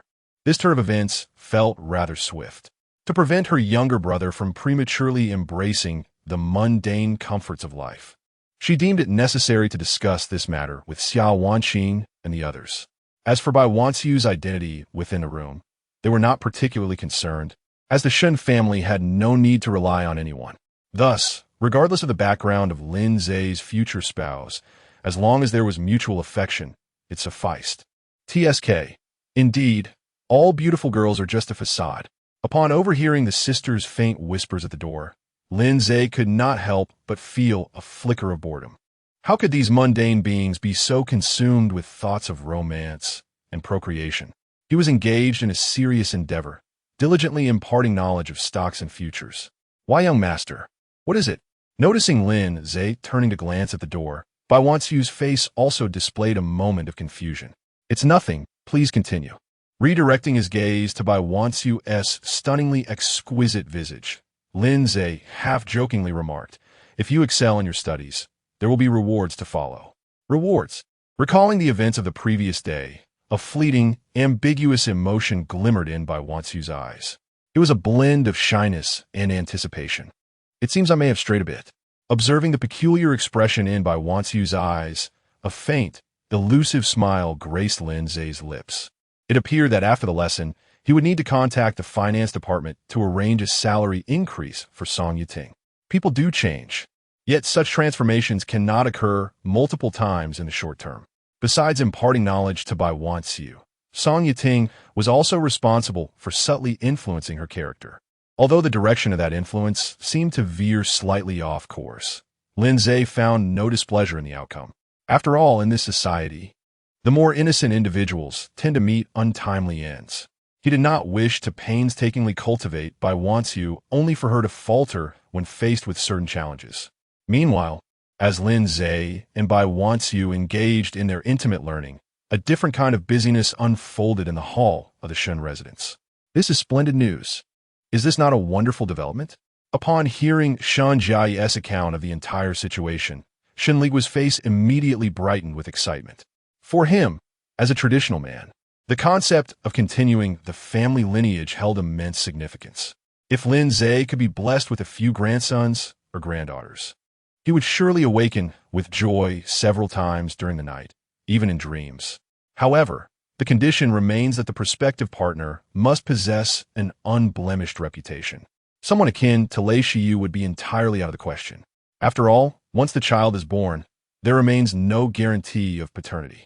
The Shun family is not a Na'vi entity, unlike that unfortunate man featured in the recent news who discovered that none of his 3 children were his own. Should the situation unfold as you both suggest, I shall have to contemplate the appropriate moment to bestow this bracelet. In contrast to her husband's exuberance, Xiao Wanqing found herself pondering various matters, such as the significance of rituals and the philosophical education preceding parenthood. At any rate, compared to the simple-minded Shen Ligua, her reflections were at least threefold in depth. The reason for this tripling, of course, lies in the intricacies of a thoughtful upbringing. Chapter 70, Lei Yaoyang. I am feeling quite irritable today. Mother, this is the bracelet you once mentioned you would give to the future daughter-in-law of the Shun family. Isn't it? Observing Xia Wanqing continually caressing the bracelet on her wrist, Shen Siki pursed her lips and ultimately chose to speak up. Although Xiao Ze's affection is of utmost importance, perhaps you should hold on to this item for now. Lin Ze's desire to be with Bai Wanqiu is perfectly acceptable, and as his elder sister, I wholeheartedly support him. Nonetheless, from a rational standpoint, I feel that it would be prudent to find someone who can truly assist Lin Ze in the future. Given that there's only one bracelet, it must be reserved for the most suitable candidate. I understand your concerns, but this item need not be kept. Upon sensing the underlying implications in his daughter's words, Shen Ligua could not help but feel a tinge of sorrow wash over his features. Your mother has dozens of identical ones in the safe in her room, which will be more than sufficient for Xiao Ze when the time comes. Reflecting on the past, when he was merely instructed to find one, he felt a pang in his heart. Once upon a time, Shen Ligua was the epitome of charm, pursued by countless young ladies, certainly no fewer than a few hundred. Yet, in a twist of fate, he had chosen a formidable enchantress who obliterated all other romantic prospects. Something feels amiss. Just as Shen Ligua was reminiscing about his glorious past, he suddenly sensed a subtle shift in the atmosphere. Turning his gaze, he discovered that the Shun sisters had mysteriously vanished, leaving only Xiao Wanqing, who wore a peculiar smile. My dear, it seems you harbor quite a bit of resentment, she remarked, tilting her head slightly while smiling at Shen Ligua. And no, how could I dare? Feeling the slight ache in his sides, Shen Ligua quickly defended himself. I merely wished to explain the actual situation to my daughters. Is that so? With a smile that barely concealed her amusement, Xiao Wanqing placed a hand on Shen Ligua's shoulder and stated, You better kneel properly tonight, otherwise you shall face the consequences. The ache in his sides was no punishment, merely a different form of reward to ensure he learned his lesson. Madam, the washboard is ready for you. At that moment, Wang Dachui emerged from the shadows, presenting a washboard. Ever since he acquired this item 3 years ago, he had been waiting for this day. Finally, at long last, his long-held wish was about to be realized. Xiao Wanqing, you did well, Steward Wang. Next time, please acquire one with finer serrations. Wang Dachui, certainly, madam. Shen Ligua, Wang Dachui. Meanwhile, unlike the harmonious atmosphere of the Shen residence, the Lei household was currently engulfed in a storm of chaos. Father, the Shun family. Bang! Before Lei Shiyu could articulate her thoughts, Lei Yaoyang unleashed his pent-up fury. Get out, all of you. No one is permitted to enter without my consent. After expelling all the servants from the study, Lei Yaoyang immediately flung the medical report at Lei Shiyu's face. You wretched woman, How dare you deceive me for so long? For someone like him, who placed immense value on the male hierarchy within the family, being duped by a woman was a profound disgrace. Had he not needed Lei Shiyu for future endeavors, he would have ensured she understood the meaning of cruelty. Damn it, why has this matter been exposed? Watching the scattered reports on the floor, Lei Shiyu's face turned ashen in an instant. She could not fathom why, despite all her preparations, Lei Yaoyang had discovered the truth. The Shen family is already aware of your misdeeds. They will never allow you to marry into their family. Grabbing Lei Shiyu by her hair, he yanked her up from the floor and locked eyes with her. But do not worry.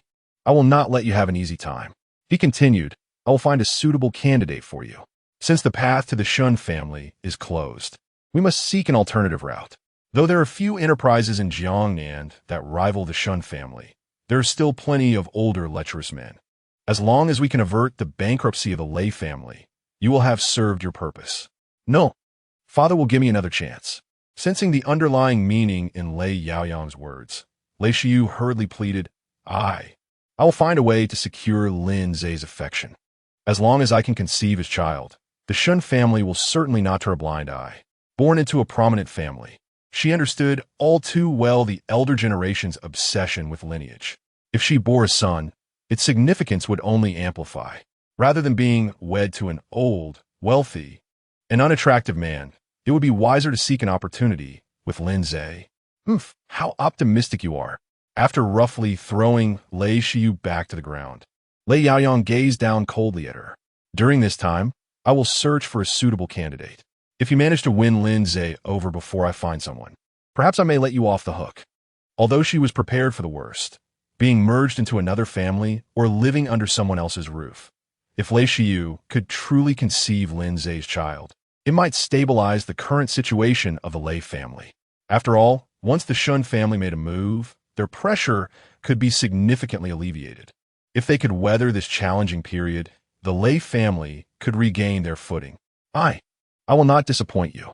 As she shakily rose from the floor, a hint of color returned to Lei Shiyu's face. Give me some time. I will surely manage to win over Lin Ze. In matters of love, a woman pursuing a man is often just a veil apart. Even if Lin Ze held no interest in her, she still had her ultimate trump card. At times, when primal instincts surge forth, they become impervious to the dictates of reason. Coincidentally, she possesses a means to amplify these very instincts. Although it is a last resort to be employed only in dire circumstances, should an opportunity arise to act against Lin Ze, Lei Shiyu would not hesitate for a moment. I hope he could truly accomplish it.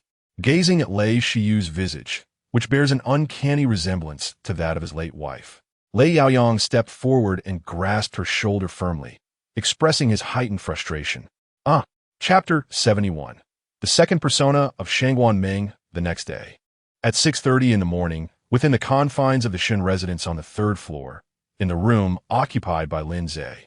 As anticipated, the investigation records sent over early this morning by Maidu confirmed his suspicions. Based on a medical record from the previous day, Maidu indeed uncovered some elusive clues. Although the Shangguan family possesses its own independent medical team, Shangguan Ming had ventured outside for medical treatment at one point. This visit was conducted in solitude, with only the doctor privy to the details. Had Maidu not painstakingly reviewed 6 years' worth of historical surveillance footage from various clinics and employed an ingenious facial recognition program for identification, uncovering Shangguan Ming's medical records would have been virtually impossible. During this period, it was also established that on June 12, 5 years ago, Shangguan Ming had indeed been in the vicinity of Sakura Bay. Furthermore, the photograph captured as she departed from Sakura Bay bore an uncanny resemblance to the disheveled young girl Lin Ze recalled. However, every advantage comes with its drawbacks. To trace Shangguan Ming's movements, Maidu had to sacrifice over a dozen high-end computers. Each of these machines, valued between 150,000 to 2 million, resulted in a staggering total cost of several million, even though only the internal processing chips had failed. Fortunately, these expenses could be reimbursed by Lin Ze. Otherwise, he would not have dared to proceed in such a manner. As for the urgency of the matter, it was simply because Maidu had assured Lin Ze that he could unveil the results within a day.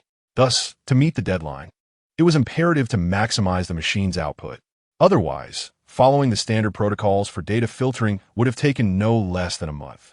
The history of mental illness and dissociative identity disorder suggested that prolonged exposure to a repressive environment had led to the emergence of a persona crafted for self-protection. After a cursory examination of a doctor's diagnostic report on his computer, Lin Ze began to form a preliminary understanding of the peculiar behaviors exhibited by Shangguan Meng that day. After all, according to the descriptions from the Destiny's villain system regarding the Eye of Inquiry, no information concerning the protagonist could remain hidden before it, akin to how Tang Hao could effortlessly discern the nature of his golden finger. As for why he had previously harbored doubts, it was merely a matter of being cautious, as his relationship with the Destiny's villain system was one of mutual benefit, warranting a measure of vigilance. Unless he could decipher the core code of the system, he could never fully entrust it with the secrets. While conspiracy theories can sometimes prove harmful, there are moments when they are indispensable. One must remain wary of the intentions of others, just as they must guard against their own vulnerabilities. Destiny's villain system. The host is rather peculiar, yet I find it quite satisfactory. Ha ha ha. Knock, knock, knock. Young master, it is time to rise. Understood. Upon hearing the call of Bai Wanxiu's voice outside the door, Lin Ze instinctively prepared to shut the screen. However, at the last moment, he altered his decision. Sometimes, seemingly inadvertent disclosures can mitigate a multitude of unnecessary troubles. As long as he could ascertain that Shangguan Meng posed no issues, he could comfortably regard her as a viable asset. Eventually, the two young women were destined to cross paths. Rather than allowing the situation to erupt in a fleeting moment, it would be wiser to let it unfold gradually over time. After all, Lin Dong, the king of the sea within the tower, poorly managed this aspect, resulting in 20 girlfriends discovering each other's existence simultaneously. One can only say his downfall. Even Chenggu would have to respectfully refer to him as the ancestral master. A few minutes later, as Lin Ze slowly departed the room, Bai Wanxiu's face flushed crimson, and she began tidying up. As an exemplary personal maid, it was only natural for her to organize her master's quarters. As for the reason behind her blush, it was merely due to excessive nervousness, perhaps causing a slight sense of breathlessness. While gathering the various scattered books on the table, she inadvertently touched the mouse, illuminating the previously dormant screen. What is this? Upon discerning the information displayed on the computer screen, a flicker of inexplicable emotion crossed Bai Wanxiu's eyes. Shangguan Meng, what is your relationship with the young master? After Song Yiting's prompt the previous day, Bai Wanxiu understood that a person as exceptional as Lin Ze would inevitably attract numerous admirers, even without making an effort. Therefore, the notion of monopolizing him, while tantalizing, was undeniably a fantasy. Moreover, considering her own family background and status, desiring to claim Lin Ze for herself was undoubtedly a delusion. Thus, the only matter occupying Bai Wanxiu's thoughts was the nature of the girls who surrounded Lin Ze. Were they genuinely drawn to him out of affection, or did they harbor ulterior motives? If it were the former, she might feel a twinge of jealousy. However, if it were the latter, recalling her conversation with Lin Ze in the warehouse, a glint of danger flickered in her eyes. Through her recent transformation and evolution, she was no longer the naive girl she once was. Indeed, quite a remarkable change. Meanwhile, in the back seat of a black Lincoln en route to school, Lin Ze observed the somewhat perilous expression on Bai Wanxiu's face displayed on his phone screen, and a trace of delight surfaced in his gaze.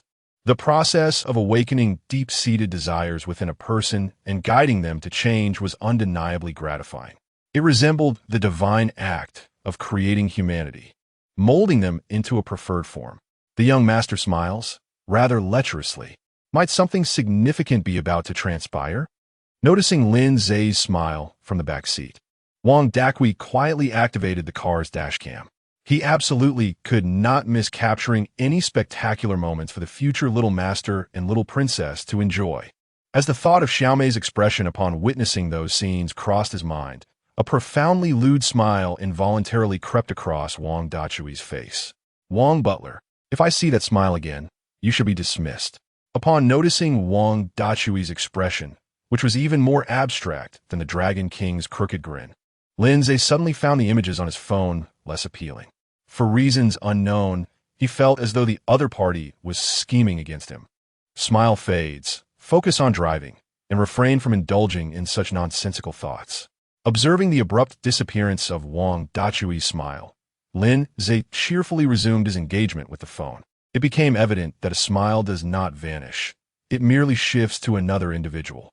Chapter 72, A Special Breakfast. Half an hour later, in room 306 of the Pinnacle Teaching Building at Haichen University. Due to the varying schedule of classes each day, students must traverse to different classrooms for each lesson. For those who have yet to reach this stage in life, consider this a brief introduction to university life. Following the incidents at the school gate the previous night, many have come to realize that Lin Ze is the younger brother of Shun Jiai. Initially, when Lei Shiyu referred to Lin Ze as Shun Jiai's brother, most took it as a jest. After all, the world of celebrities feels so distant from the ordinary person, leading to an instinctive skepticism.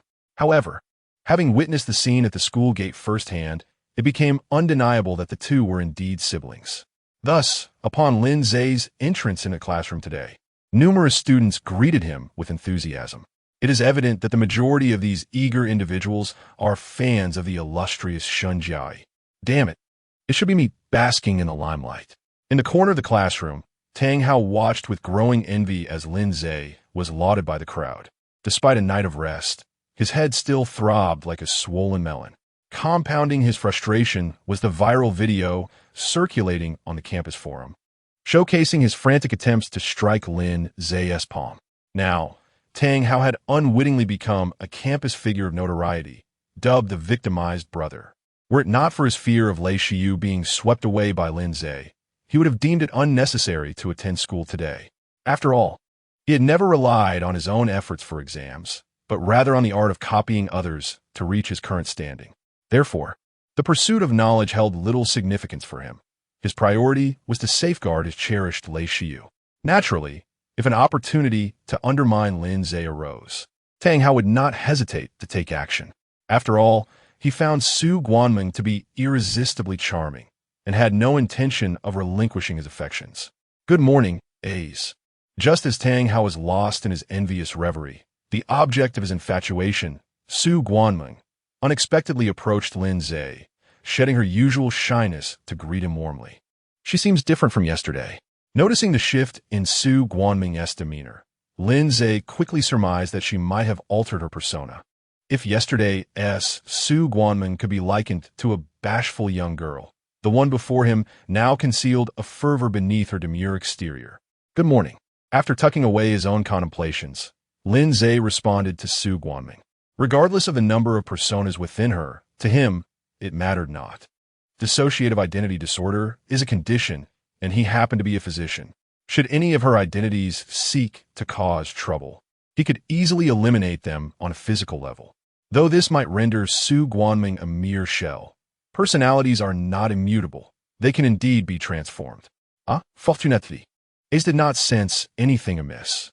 Observing that Lin Ze exhibited no unusual behavior, Shang Guanming could not help but release a sigh of relief. As a testament to their harmonious coexistence, it was customary for each of them to alternate control over their shared body daily. Thankfully, Shang Guanjing did not behave as she typically would, or else she would have been at a loss for what to do next. Unaware, are you? Oh, Meng, my dear. You remain too naive. Listening to Shang Guanming's self-reflective sigh, a glimmer of amusement flickered in Shang Guanjing's eyes. Unlike her host's simple-mindedness, she possessed a multitude of cunning insights. Although Lin Ze showed no apparent flaws, she keenly detected a fleeting change in his gaze. Of course, it was only through her vigilant observation that she could discern that fraction of a second switch. Yet, this is rather entertaining. It will be quite amusing when Meng learns the truth. With this slightly mischievous thought, Shang Guanjing chose not to disclose her discovery. After retrieving a meticulously packaged meal from her bag, she cheerfully presented it to Lin Ze, knowing he had likely skipped breakfast. Would you care to try this? Men are often fickle, especially those as exceptional as Lin Ze. Therefore, she felt no discomfort regarding the previous day's remarks at the CF interview. As long as she remained sufficiently outstanding and powerful, she could, to some extent, ward off Lin Ze's unwanted romantic pursuits. This dish was meticulously curated from her research on the various breakfasts Lin Ze enjoyed during his high school years. Shangguan Jing was confident that her extraordinary culinary skills would surely capture his heart. There is an old adage that states, to win a man's heart, one must first capture his stomach. Perfect timing, as I have yet to have breakfast myself. Meeting Shangguan Jing's gaze, which brimmed with complex emotions, Lin Ze also revealed a hint of understanding in his eyes. The line between genius and madness is often razor-thin. Geniuses are drawn to one another, as are the mad. In a sense, both Shangguan Jing and Lin Ze could be regarded as genius madmen. Through the monotonous passage of time, they had long diverged from the ordinary. While they appeared capable of enjoying a mundane existence, their inner lives starkly contrasted with such a fade. Thus, upon witnessing the delight and obsession in Shangguan Jing's eyes, Lin Ze gladly accepted her invitation. It is advisable to write the name of the personality occupying the body for better identification. Furthermore, such behavior would allow him to further ascertain Shangguan Jing's thoughts. After all, according to the typical narrative arc, if Shangguan Jing's true identity were that of a hidden protagonist's undercover agent, she would undoubtedly have laced the meal with some slow-acting poison. Then, in the climax, she could execute a dramatic betrayal. You shall undoubtedly be pleased. As she spoke, Shangguan Jing gracefully lifted the lid of the meal box. Shortly thereafter, a delightful array of dishes appeared before Lin Ze. Frito, steamed dumpling, rap due sao dumpling, steamed siu mai, and many other renowned and beloved delicacies of Cantonese morning tea were presented. Each dish was thoughtfully separated by bamboo dividers, meticulously sealing in flavors while preserving warmth. I prepared a little of everything. As I was unsure of your preferences, she remarked, playfully winking after handing Lin Ze a pair of chopsticks. Do give it a try. My culinary skills are rather commendable. Thank you. In the face of Shangguan Jing's enthusiastic demeanor, Lin Ze felt no inclination to decline. After accepting the chopsticks she offered, he picked up one of the shrimp dumplings. However, instead of consuming it immediately, he took a moment to carefully discern the ingredients within. Consuming these may lead to a restless night, he mused, before shifting his gaze to the smiling Shangguan Meng beside him. P.S. A little guessing game. Can you guess what S inside? And thus, I bid you all good night. Chapter 73. Would you like me to treat you? The trash can eat first. If you desire a meal tonight, feel free to call me at any time. Meeting Lin Ze's profound gaze, Shangguan Jing cheerfully extracted a pink pineapple from her bag. They had yet to exchange contact information yesterday. She wondered if today she could obtain Lin Ze's number. The richness of Chinese culture is truly profound. Even the simple term eat can convey myriad meanings. For instance, in certain dynasties, the word eat was nearly synonymous with drink. In contemporary times, aside from consuming food, there exists a rather macabre interpretation of eating as well. Of course, not in the sense of a gourmet's palate. We are, after all, engaged in a serious narrative. Certainly, if you wish. After savoring a shrimp dumpling, Lin Ze proceeded to save his contact information on Shangguan Jing's phone, also adding some communication applications along the way. As for the ingredients, there was nothing particularly peculiar about them. Rather, they comprised an assortment of health supplements. Although the flavors had been cleverly masked, Lin Ze could still discern hints of their presence. And as for the specific supplements, they were the kind that would induce nosebleeds and insomnia if consumed. What are you two discussing? I feel something is amiss. Although Shangguan Jing was delighted to exchange contact details with Lin Ze, Shangguan Meng sensed an underlying peculiarity. What else could we be talking about? But that Lin Ze wishes to sample our late-night snacks? Observing her owner's foolish demeanor, Shangguan Jing chose not to elaborate further. After all, some matters are best revealed when the time for revelation arrives, providing the most delightful surprise. Given Shangguan Meng's character, this surprise would likely transform into a fright. As for why Shangguan Meng was oblivious to the ingredients, Shangguan Jing explained that when she rose early to prepare breakfast, someone was still sleeping soundly, as if in a deep slumber. However, it was only natural for Shangguan Meng to be difficult to awaken at such an hour. After all, what kind-hearted person would rise at 2:30 in the morning to cook? All right, You can reach me on Super Chat if needed. After returning the phone to Shangwan Jing, Lin Ze resumed his breakfast. Though the amount appeared substantial for a martial artist, it was merely an appetizer. Moreover, there was no rush regarding Shangwan Jing's matters. This seemingly straightforward situation was, in reality, fraught with complexities. Thus, sometimes a slow and steady approach proves to be a wise strategy. Don't find me bothersome when the time comes. Placing her phone back in her bag, Shangwan Jing picked up a xiaomai with her chopsticks. Lin Ze, do give this a try. It contains a special filling. Of course, this special filling did not refer to anything bizarre or outlandish. Though she may be considered an unconventional and somewhat deranged individual, she certainly does not resemble the well-adjusted crowd leading a seemingly pleasant life. It can only be said that the thoughts of those individuals are exceedingly advanced, so much so that even she, with her peculiarities, finds them bizarre. Xiaojing, isn't this a bit too hasty? Observing that Shangwan Jing had immediately activated her feeding mode, a rosy hue spread across Shangwan Meng's fair visage. Such actions, one would think, should only transpire after solidifying their relationship as a couple, engaging in those playful romantic games. Meng, hesitation leads to downfall, do you not realize? Faced with her host's indecisiveness, Shangwan Jing promptly responded, as long as we can seize A's heart through his stomach, we would have achieved a significant milestone. She had always regarded Shangwan Meng, her host, as a younger sister. In truth, her very existence was born out of Shangwan Meng's desire for protection. It was precisely for this reason that Shangwan Jing displayed boundless tolerance towards her. Otherwise, given her own disdainful nature, Shangwan Meng would surely vanish within days. As for how she might disappear, that would, of course, be a physical disappearance, as it is not particularly challenging to lead a foolish girl astray. Such a coincidence. Lin Ze, you're also having breakfast. Just as Lin Ze was about to accept Shangwan Jing's generous offering, an unwelcome voice intruded. It not only shattered the harmonious atmosphere between the two, but also caused Lin Ze's appetite to diminish significantly.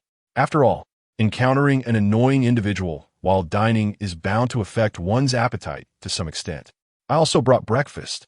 Why don't we share?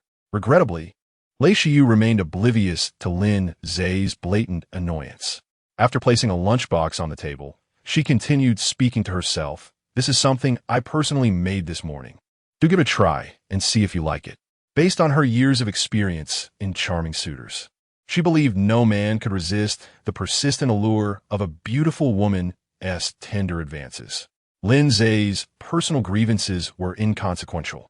She intended to gradually win him over with her gentle demeanor. As for this so-called specially prepared breakfast, it was, of course, arranged by the family servants who had risen early to prepare it. As the pampered daughter of the Lei family, she had never even set foot in the kitchen, let alone cooked a meal. However, in a sense, instructing the servants to prepare the meal could be seen as her personal involvement. Setting aside her lack of culinary experience, she indeed had difficulty rising early that morning. After a night of intense exertion, it is only natural for any normal person to wish to linger in bed. Of course, if Lin Ze expressed a desire to personally supervise the cooking process, Lei Shiyu would concede that, although she was indeed fatigued, it was not entirely out of the question. Fried rice with mushrooms, ham, and eggs, a homely dish she could certainly manage. Confronted by the unwelcome presence of Lei Shiyu, Shangwan Jing was on the verge of uttering something. However, before she could complete her thought, Lin Ze had already commenced his actions. No need, I find it distasteful. After casually discarding the meal box containing Lei Shiyu into the trash bin at the back, Lin Ze turned to Shangwan Jing and inquired, "Wet wipes. Do you recall what you mentioned yesterday? Were it not for the necessity of having Lei Shiyu provoke Tang Hao, he would have resolved the matter long ago. Nonetheless, it seems that gathering a few more videos would suffice to shatter Tang Hao's heart. After all, facing the disillusionment of one's cherished ideal is a universally painful experience, regardless of the protagonist's gender. As for what Shangwan Jing had said yesterday, it was, of course, a reminder to disinfect and maintain hygiene after coming into contact with unclean things. Chapter 74. Tang Hao's emo phase again. Observing Lin Ze's series of actions, Shang Wanming immediately clenched her small fist in delight. She had long harbored a dislike for Lei Shiyu. Were it not for her amiable nature, she would have unleashed a flurry of punches long ago. Although Lin Ze did not deliver a combination of strikes, his act of forcefully pinning Lei Shiyu to the ground was, in a sense, equally impactful as a physical assault. When will you learn to be as direct as A's? Shang Wanming remarked, watching Shang Wanjing, who could only smile helplessly at her sister's silly musings. Though her presence was primarily to protect Shang Wanming, she constantly hoped for her to learn self-defense. Even if it meant risking her own disappearance, that was the very essence of her existence. But you are here too. In response to Shang Wanjing's subtle admonition, Shang Wanming playfully tugged at her arm. Having grown accustomed to her sister's presence, she had unknowingly developed a sense of dependence. You. Although Shang Wanjing had been mentally engaging with her sister for quite some time, in reality, barely a second had passed. Thus, once their mental conversation concluded, she remembered to sanitize her hands after touching something dirty. With a smile, she retrieved a wet wipe from her bag and reached for Lin Ze's right hand, saying, "Let me assist you. This way, I can be more thorough." Getting close to Lin Ze would also give her the chance to irritate Lei Shiyu. If she let such opportunities slip by, it would be time for her to consider retirement. All right, I appreciate your help. Perceiving Shang Wanjing's intentions, Lin Ze chose not to refuse her offer. After all, why decline someone who was willing to serve him diligently? Additionally, using this chance to vex Lei Shiyu was certainly a commendable choice, especially since she had chosen to disrupt his meal. Damn it. This detestable couple. Watching Lin Ze and Shang Wanming flirt in front of her, Lei Shiyu felt her head buzz. This was a natural physical response to extreme anger. However, recalling the words spoken by Lei Yaoyong the previous night, she managed to suppress the impending fury. After all, if she did not find a way to deal with Lin Ze, she would be used as a bargaining chip by Lei Yaoyong. Who knew what bizarre individuals he might choose to stabilize the Lei family situation? I'm so sorry, Ace. I was wrong in the past. What can I do to earn your forgiveness? After donning a pitiful expression reminiscent of a delicate white lotus, Lei Shiyu immediately began to lament. As long as you are willing to forgive me, I will do anything. Typically, an impetuous youth would find it intolerable to engage with such a coy young woman, even though she was no longer the pristine original. Lei Shiyu remained confident in her ability to surpass most, thanks to her appearance and physique. Moreover, the insinuation was quite evident. She could hardly believe that Lin Ze would remain indifferent. If he were an ordinary protagonist driven by base instincts, he might have succumbed to the temptation in such a moment. However, Lin Ze was anything but ordinary. He was a Sigma male.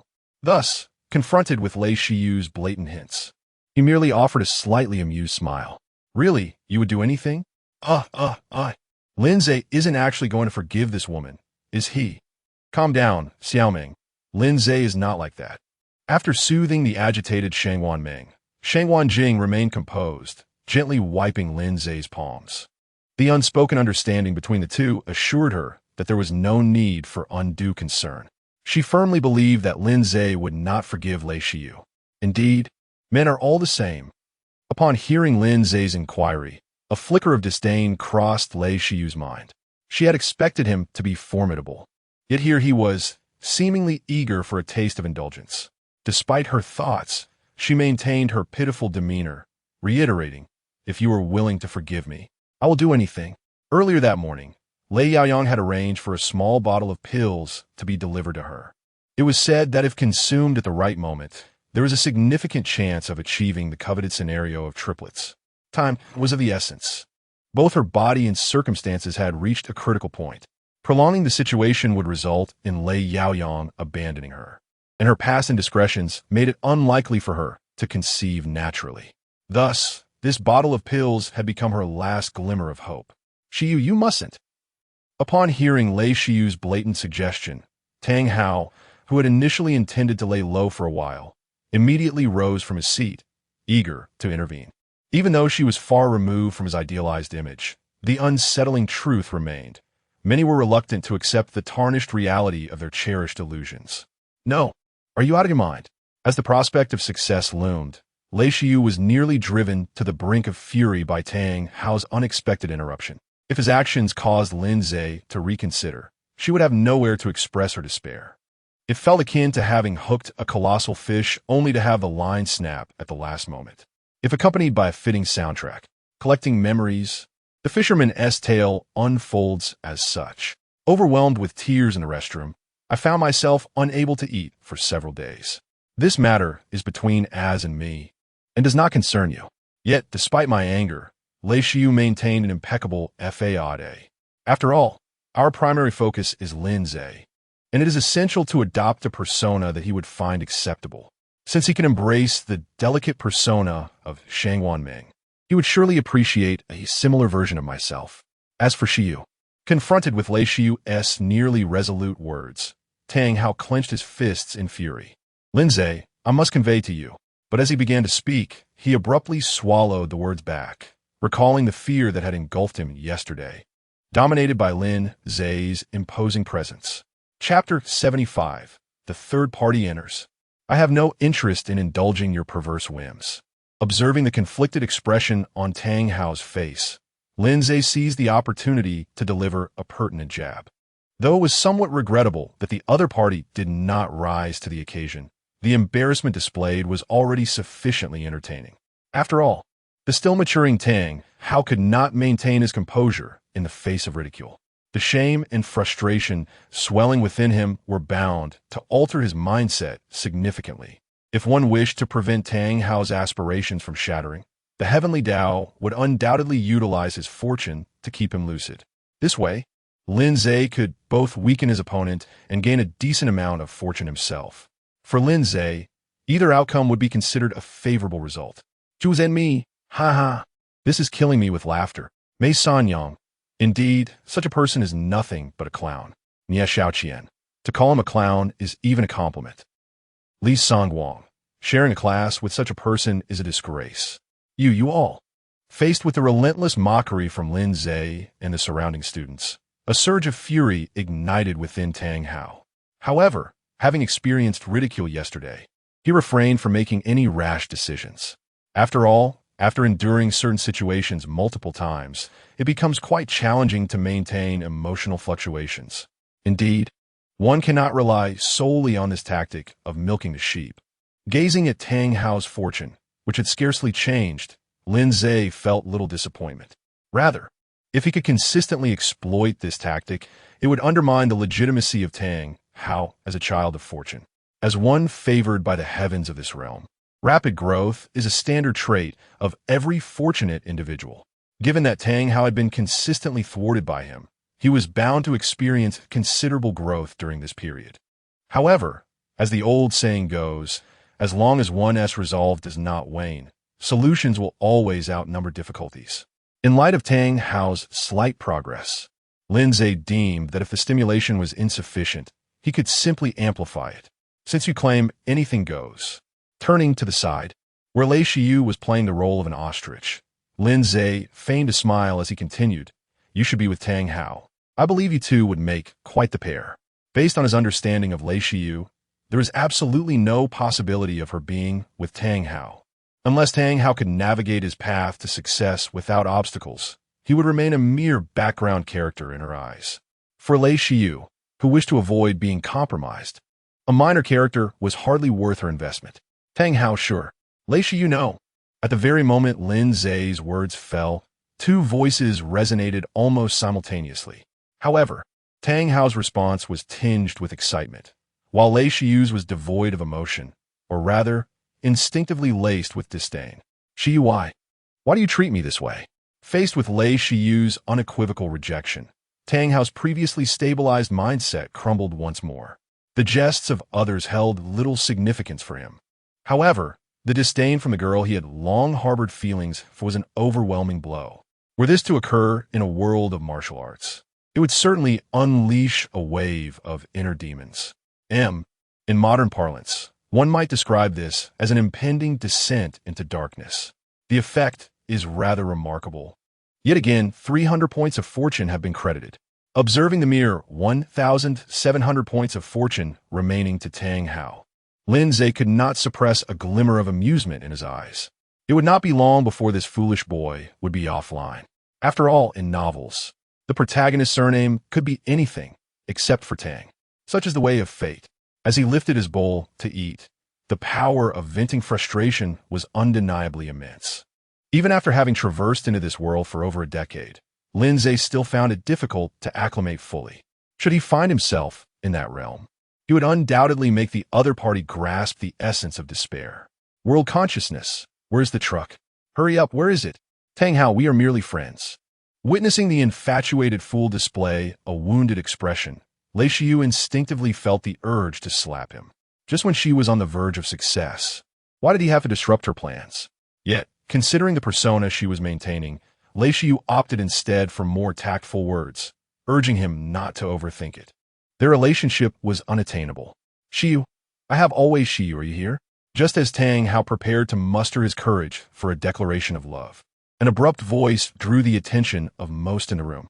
Looking in the direction of the sound, they beheld a boy, pale as a ghost and trembling slightly, standing at the classroom door. Damn it! Why is he here again?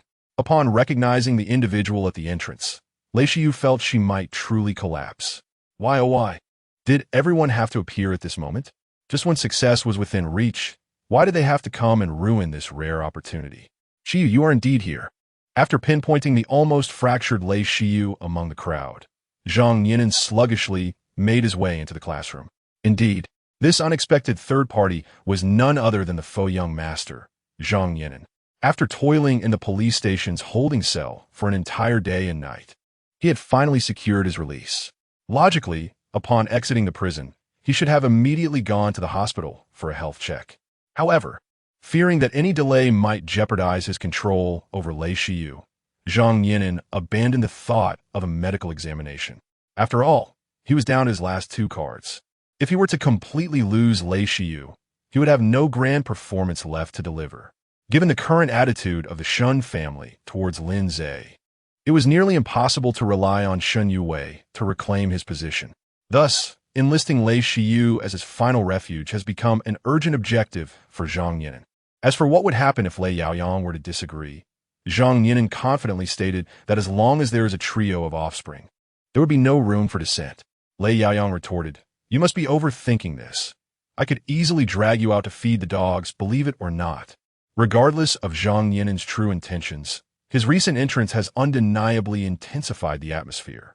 The glances directed at Lei Shiyu now carry a hint of disdain. Having actively courted Lin Ze, followed by the emergence of the sycophant Tang Hao, and now an unexpected pretty boy has surfaced. At this moment, although the bystander students in the class remained silent, a singular thought echoed in their minds. The seemingly innocent and fiery Lei Shiyu is, in reality, quite the scandalous player behind the scenes. Chapter 76.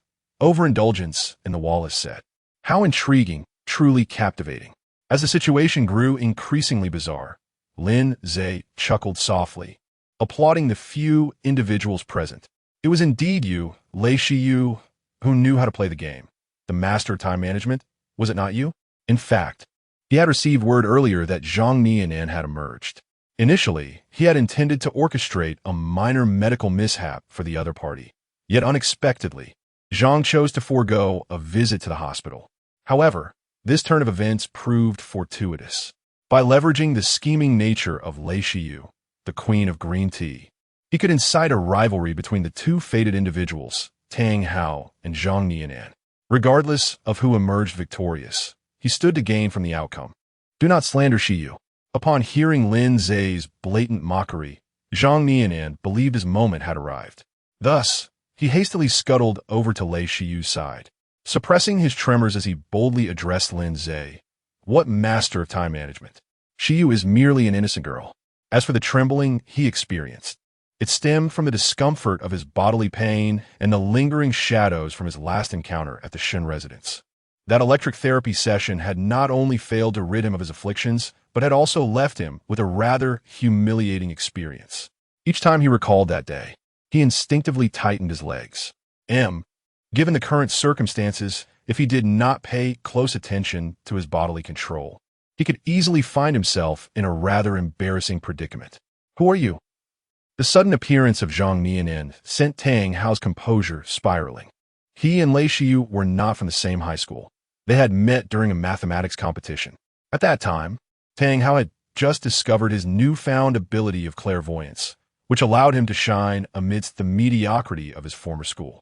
Subsequent serendipitous encounters had led Lei Shiyu to gradually become his unattainable ideal. However, for Tang Hao, whose mind was solely preoccupied with legacy, the details of Lei Shiyu's personal life held little significance.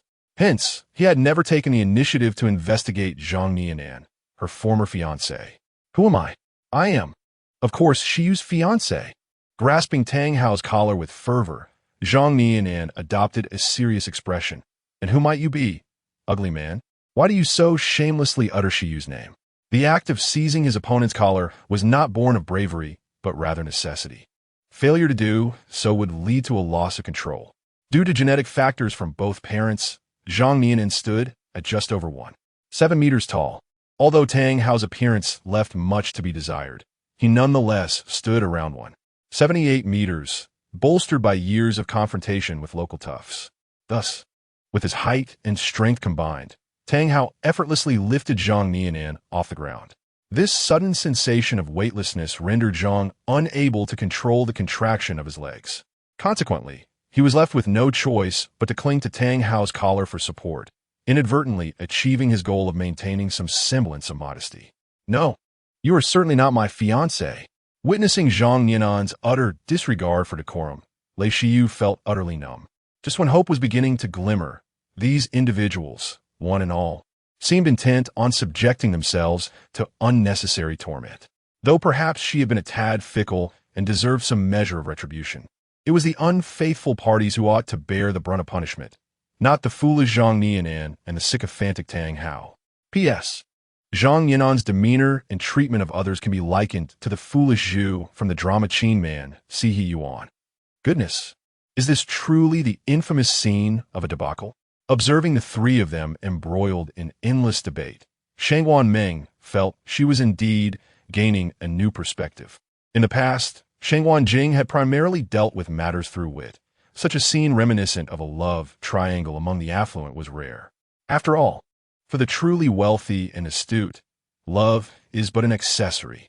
Power, wealth, and status, these are the treasures they pursue, with romance serving merely as a seasoning in the tapestry of daily life.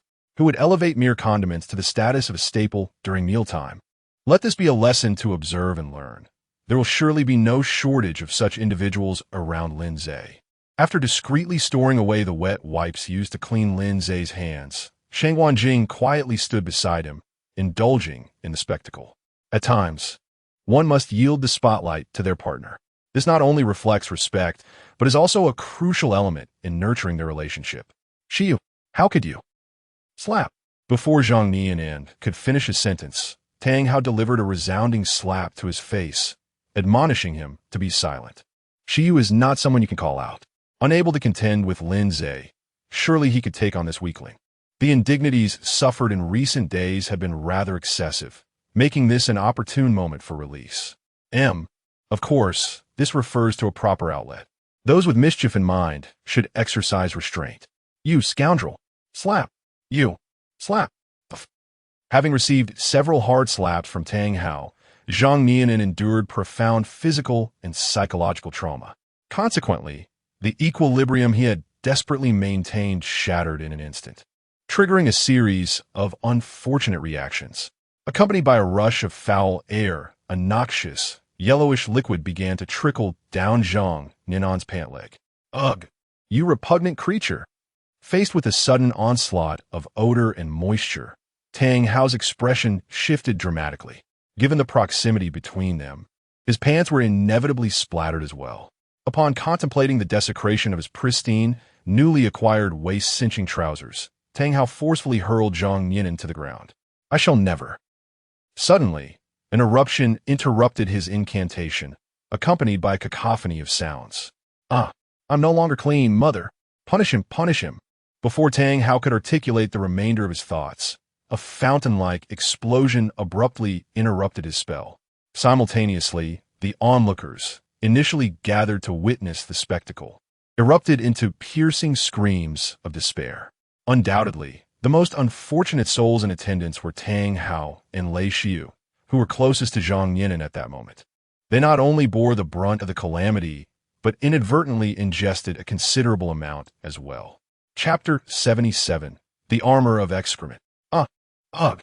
Overwhelmed by the incessant stench and viscous texture that assaulted his senses, Tang Hao's composure shattered as he clutched the table and began to vomit uncontrollably. It can be said that apart from those few who were enjoying a comfortable life, who would willingly indulge in such repulsive acts, even that man, who stood at the apex of the food chain, would surely never stoop to such depths. Ugh. Ugh. Sharing in Tang Hao's distress was Lei Xiu, who alongside him faced Zhang Yinan's onslaught in the hospital. Without these two brave souls as vanguards, at least half of those seated in the back row would have faced the full brunt of the attack. After all, the difference between close-range and long-range contact with buckshot is a matter of two entirely distinct concepts. Ugh, how revolting. Gazing at Zhang Yinan, who lay twisted and convulsing on the floor, unable to rise, alongside a multitude of classmates clutching tables and retching, Shangwan Meng, though not in control of her body, felt an overwhelming urge to vomit. The scene was simply too explosive, even for a mere consciousness. If it's disgusting, just close your eyes. If you don't look, it won't be nauseating. After offering some comfort to Shangwan Meng in her mind, Shangwan Jing glanced down at her right hand. At that moment, it was being held by a pair of warm, strong hands. Just before Zhang Yinan could unleash her bomb, Lin Ze, quick on his feet, pulled her back several paces. Otherwise, their close proximity would undoubtedly have subjected them to the same fate as the others. Regrettably, the food that had been laid out on the table was now contaminated and inedible. Ace, would you like to go outside during lunch break? After tightening her grip slightly, Shangwan Jing playfully winked. I know of a delightful little place nearby. It was merely a moment of mild distaste. She had encountered far worse before. Had it not been for her concern that certain images might be too much for Shangwan Meng to bear, she wouldn't have felt the need to shield the other's consciousness. After all, once one becomes accustomed to the sight of watermelons rolling about, they inevitably acquire a certain degree of resilience. All right, then you shall lead the way. In response to Shangwan Jing's unexpected invitation, Lin Ze found no cause for concern. While such a scene might be utterly revolting to an ordinary person, for those like them, it was already a commonplace occurrence. After all, during the execution of their duties, one could hardly expect their targets to have thoroughly cleansed their intestines beforehand. Thus, in certain extraordinary circumstances, live broadcasts far more shocking than the current scene had indeed played out before. It was he, the one who delighted in peculiar plays. Just as the two were deliberating their specific plans, a particularly stealthy student in the class suddenly appeared, as if he had uncovered a hidden opportunity. After pointing towards Zhang Yinan, who lay on the ground, he excitedly addressed his dormitory mates, exclaiming, I knew this guy looked familiar. He is the male lead from Animal World. However, perhaps due to his naturally loud voice or a deliberate intent, not only did his roommates hear him, but several other students nearby did as well. The speed at which gossip spread was astonishing, faster than your friend who claims to take only 3 seconds. In less than a minute, apart from a few still crouched on the ground retching, nearly everyone was aware of Zhang Yinan's role in Animal World. No, not like that. Listening to the incessant whispers around him, Zhang Yinan recalled the tragic events of that night. The discussions among the crowd echoed in his mind like the sinister whispers of demons, incessantly aggravating his already frayed nerves. The incidents at the auction, in the alley, within the community, and in the prison, all these memories reverberated in his consciousness. You disgusting bastard. Before Zhang Yinan could extricate himself from these horrifying recollections, Tang Hao delivered a swift kick to his face. Although he had grown up relying on street charity, he had never been reduced to such humiliation. Today, however, Zhang Yinan had brought shame upon himself, particularly in front of Lei Xiu. Tang Hao vowed that if he did not teach the other a lesson, he might as well change his name to Tang Xiaosan. I warn you to stay away from me. If you strike again, slap. Just as Zhang Yinan prepared to threaten him, a resounding slap landed on his face. Tang Hao was about to utter more harsh words when, in the next moment his mouth, which had finally been spared from the unbearable taste, was once again assaulted by a familiar flavor. Ah, Godi! Watching Tang Hao retch uncontrollably, Zhang Yinan gripped his weapon with a hint of madness. Sometimes, the things that terrify or disgust people can transform into remarkably effective weapons. Upon witnessing Zhang Yinan's current actions, many students began to quietly retreat towards the classroom exit. After all, any sane person would avoid such a scene. At that moment, Zhang Yinan was akin to someone who stumbled upon a pile of excrement on the street, yet, with an excited expression, decided to step right into it. To those who had bullied him, he vowed, "I will not let you escape unscathed." As he spoke, Zhang Yinan directed his gaze towards Lin Ze in the distance. The reason he had become the way he was today was entirely due to that individual. Ever since Lin Ze returned to the Shun family, his life had been nothing short of a nightmare. The thought of the recent humiliations and attacks fueled his determination as he struggled to rise from the ground and charged at Lin Ze. He believed that with the enhancement of magical powers, the other would surely hesitate to act against him.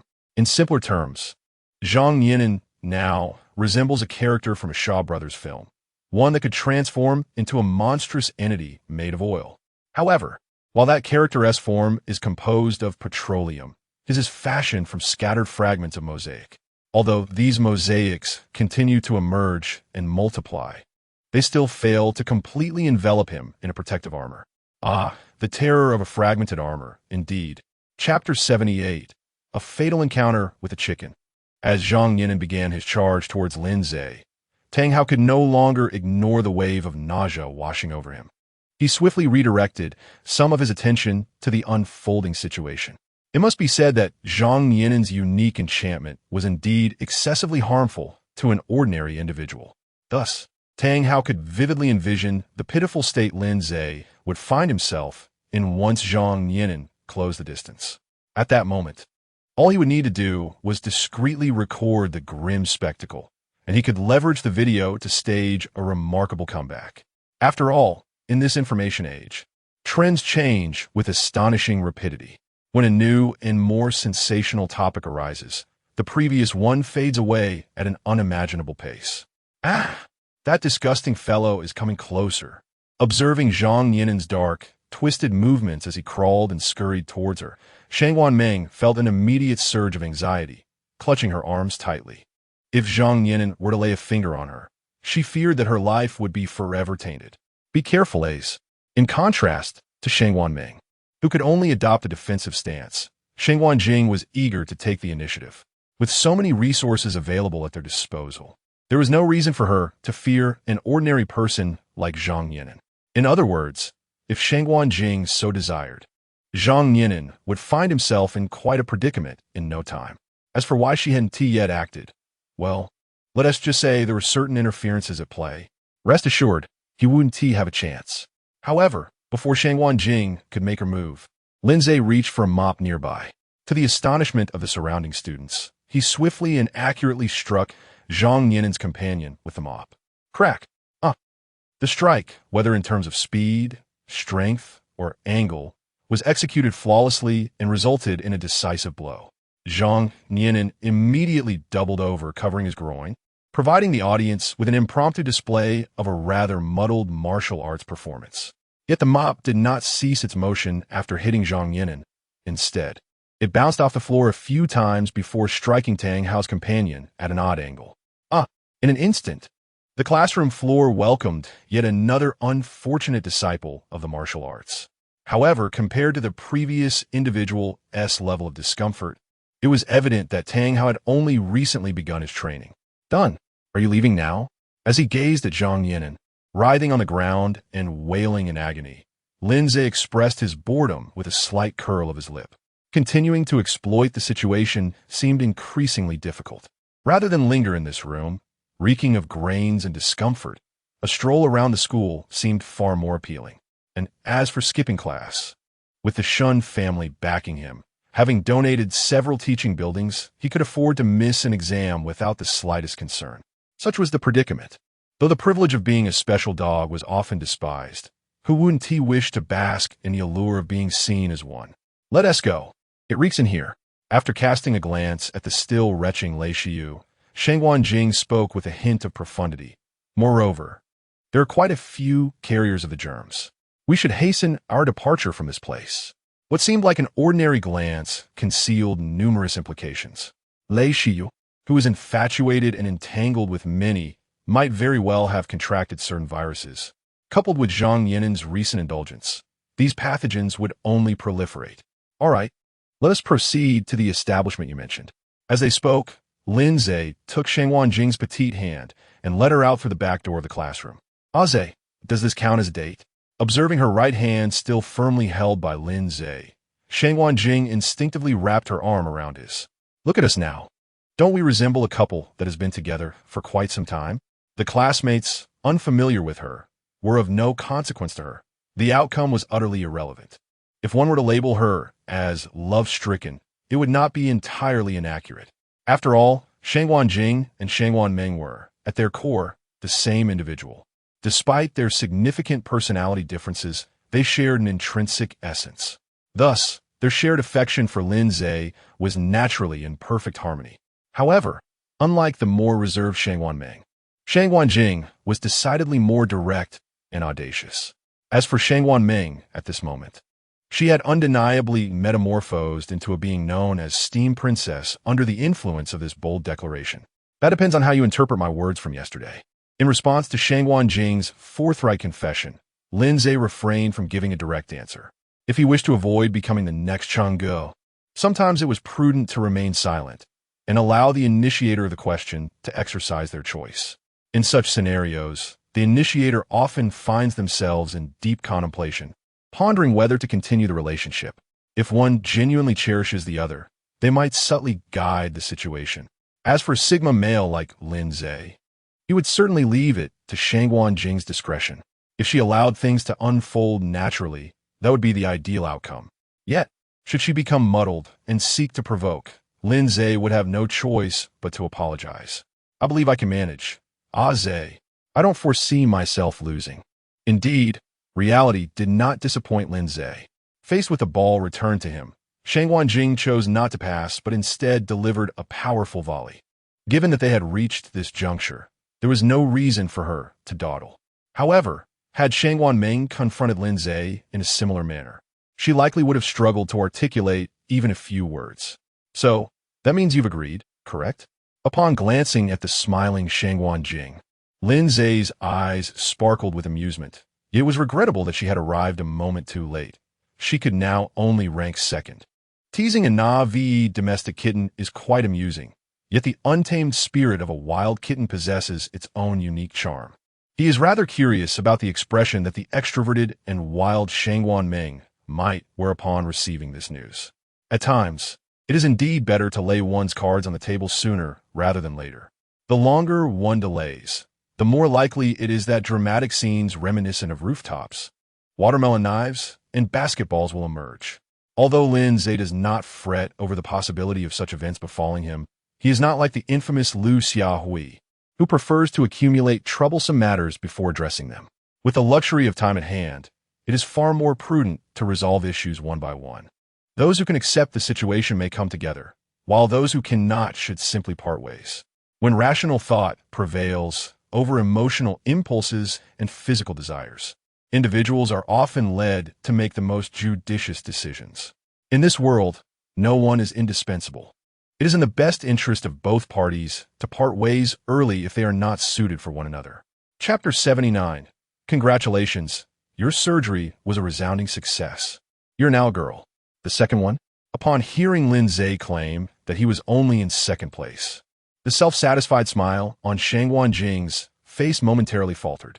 According to her prior investigations into Lin Ze, he should have been without a girlfriend. Why then did this unexpected rival suddenly emerge? Was it true that while she was diligently mentoring Shangwan Meng, some unknown little sprite had already stolen a march on her? Indeed, the second one. Noticing the fleeting stiffness on the other's face, Lin Ze turned, a smile playing on his lips, and remarked, "What do you think? Still feel there's no issue?" When events don't directly affect them, most people tend to dismiss them. Yet once certain situations unfold, many become reluctant to accept the reality. A notable example is a mediator who, despite advocating for magnanimity, declared a refusal to mediate after receiving a beating. Quite comical. Yes, and the matter has escalated significantly. As she spoke, Shengwan Jing forcefully pushed Lin Ze against the nearby wall. After slightly lifting her head to meet his gaze, she continued, articulating each word. Who is she? And at what stage are you two? Knowing oneself and one's adversary ensures victory in every battle. For this unexpected interloper, the first step is, of course, to gather intelligence. As for the second question, when possessiveness reaches a certain level, inexplicable comparisons inevitably arise. She is merely an ordinary little maid. What progress could they possibly have made? Lowering her head to bridge the distance between them, Lin Ze donned a playful smile, suggesting that he had done everything except the final act. What would she wish to do about it? Naturally, she would seek to reclaim her ground. Observing Lin Ze's slightly mischievous grin, Shengwan Jing expressed her intent through action. Wrapping her arms around his neck, she rose on her toes and kissed him. Instantly, the stairwell, typically devoid of visitors, was infused with the essence of youth. Meanwhile, on the other side, the chaotic incident in class, themed around pixelation, was brought to an abrupt halt by the security personnel. The instigator, Zhang Yinan, was taken away to the hospital, while Tang Hao was summoned by the disciplinary director.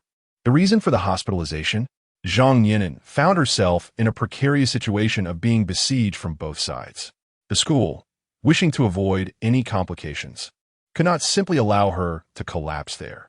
Nevertheless, following today, both Tang Hao and Lei Xiu would be widely recognized by the majority of the school community. After all, engaging in such antics as eating something is considered quite scandalous in any era. Even that man, known for his audacity, had never dared to sample another's offering. Hours later, at the Harmony Hospital in the male treatment department, you awaken. As Zhang Yinan opens his eyes in the hospital bed, Nurse Lu Mei approaches with a smile, offering comfort. How do you feel? Is there any discomfort? Whether driven by her profession or compassion, her demeanor reflects warmth. Though her primary motivation lies in the prospect of receiving a substantial bonus for caring for this patient. It is perplexing why a wealthy young lady would be drawn to someone with such peculiarities. Perhaps this is merely a quirk of the affluent. After all, the actors in the nature documentaries might have once been cherished pets in their households. Upon realizing his surroundings, Zhang Yinan comprehends where he is. He notices a lack of sensation in his lower body, but feels no panic. After all, it is likely that, like before, he will regain feeling in a few hours. Fixating his gaze on Lu Mei, he inquires about the circumstances that led him here and his current condition. Previously, overwhelming pain had caused him to lose consciousness before security could arrive, leaving him with no recollection of how he arrived at the hospital or what transpired. You were brought here by someone from the school, and as for your current state, Lu Mei organizes her thoughts delicately, intending to convey that after deducting a perfect score, only a failing mark remains. As she speaks, she subconsciously glances at Zhang Yinan's lower body. Given that this is a reputable hospital, unusual surgeries are rare, and the sight of a patient from a new era piques her curiosity. What are you talking about? What do you mean a perfect score is gone? Due to the substantial anesthetic administered during the surgery, Zhang Yinan struggles to grasp Lu Mei's meaning at first. However, upon noticing her gaze, a wave of realization washes over him. Hey, you must be joking, right? As he attempts to lift the blanket covering him, he finds his body still under the influence of the anesthetic, rendering his efforts futile. I'm afraid I speak the truth. But rest assured, the surgery was a success, and you will no longer pose a threat to your safety in the future. After tucking away some less pleasant phrases, Lu Mei prepares to leave the room in search of the doctor. Since the effects of the anesthetic have not yet worn off, she is unconcerned about any erratic behavior. It seems preferable to step outside for a moment of tranquility rather than remain and listen to Zhang Yinan's distress. No, this is impossible. This can't be happening. Upon hearing Lu Mei announce her current physical condition, Zhang Yinan immediately erupted in a fit of frustration. How could he possibly envision a future devoid of the radishes? Moreover, with the disappearance of the little radish strips, His ambitious plan of having 3 treasures in one pregnancy would be rendered futile. Consequently, his strategy of leveraging the radishes to manipulate Lei Shiyu and Shun Yue would become as insubstantial as water without roots, utterly nonsensical. Yinan, how are you? Just as Zhang Yinan was on the brink of emotional collapse, a somewhat urgent female voice resonated at the entrance of the hospital room. Following the sound, he beheld a professional woman, whose appearance and figure could easily score a commendable 95, hastily entering the room with a look of concern etched across her face. Chapter 80 Yao Ai, Lin Ze is exceedingly occupied. Damn it, why did you only appear now? As Shun Yue hurriedly approached the hospital bed, Zhang Yinan's eyes flickered with unwillingness and resentment. If only the other party had returned a bit earlier, she would not have found herself in such dire straits.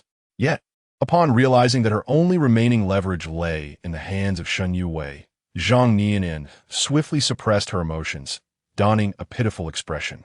Sister, oh woe is me. I thought I would never see you again. The cries and expressions were so dramatic that if she were to be thrust into the entertainment industry, she would undoubtedly return with accolades. After all, anyone unfamiliar with the situation would assume that Shun Yue had passed away and Zhang Nianin had come back to mourn her. Nianin, do not be afraid. Your sister has returned.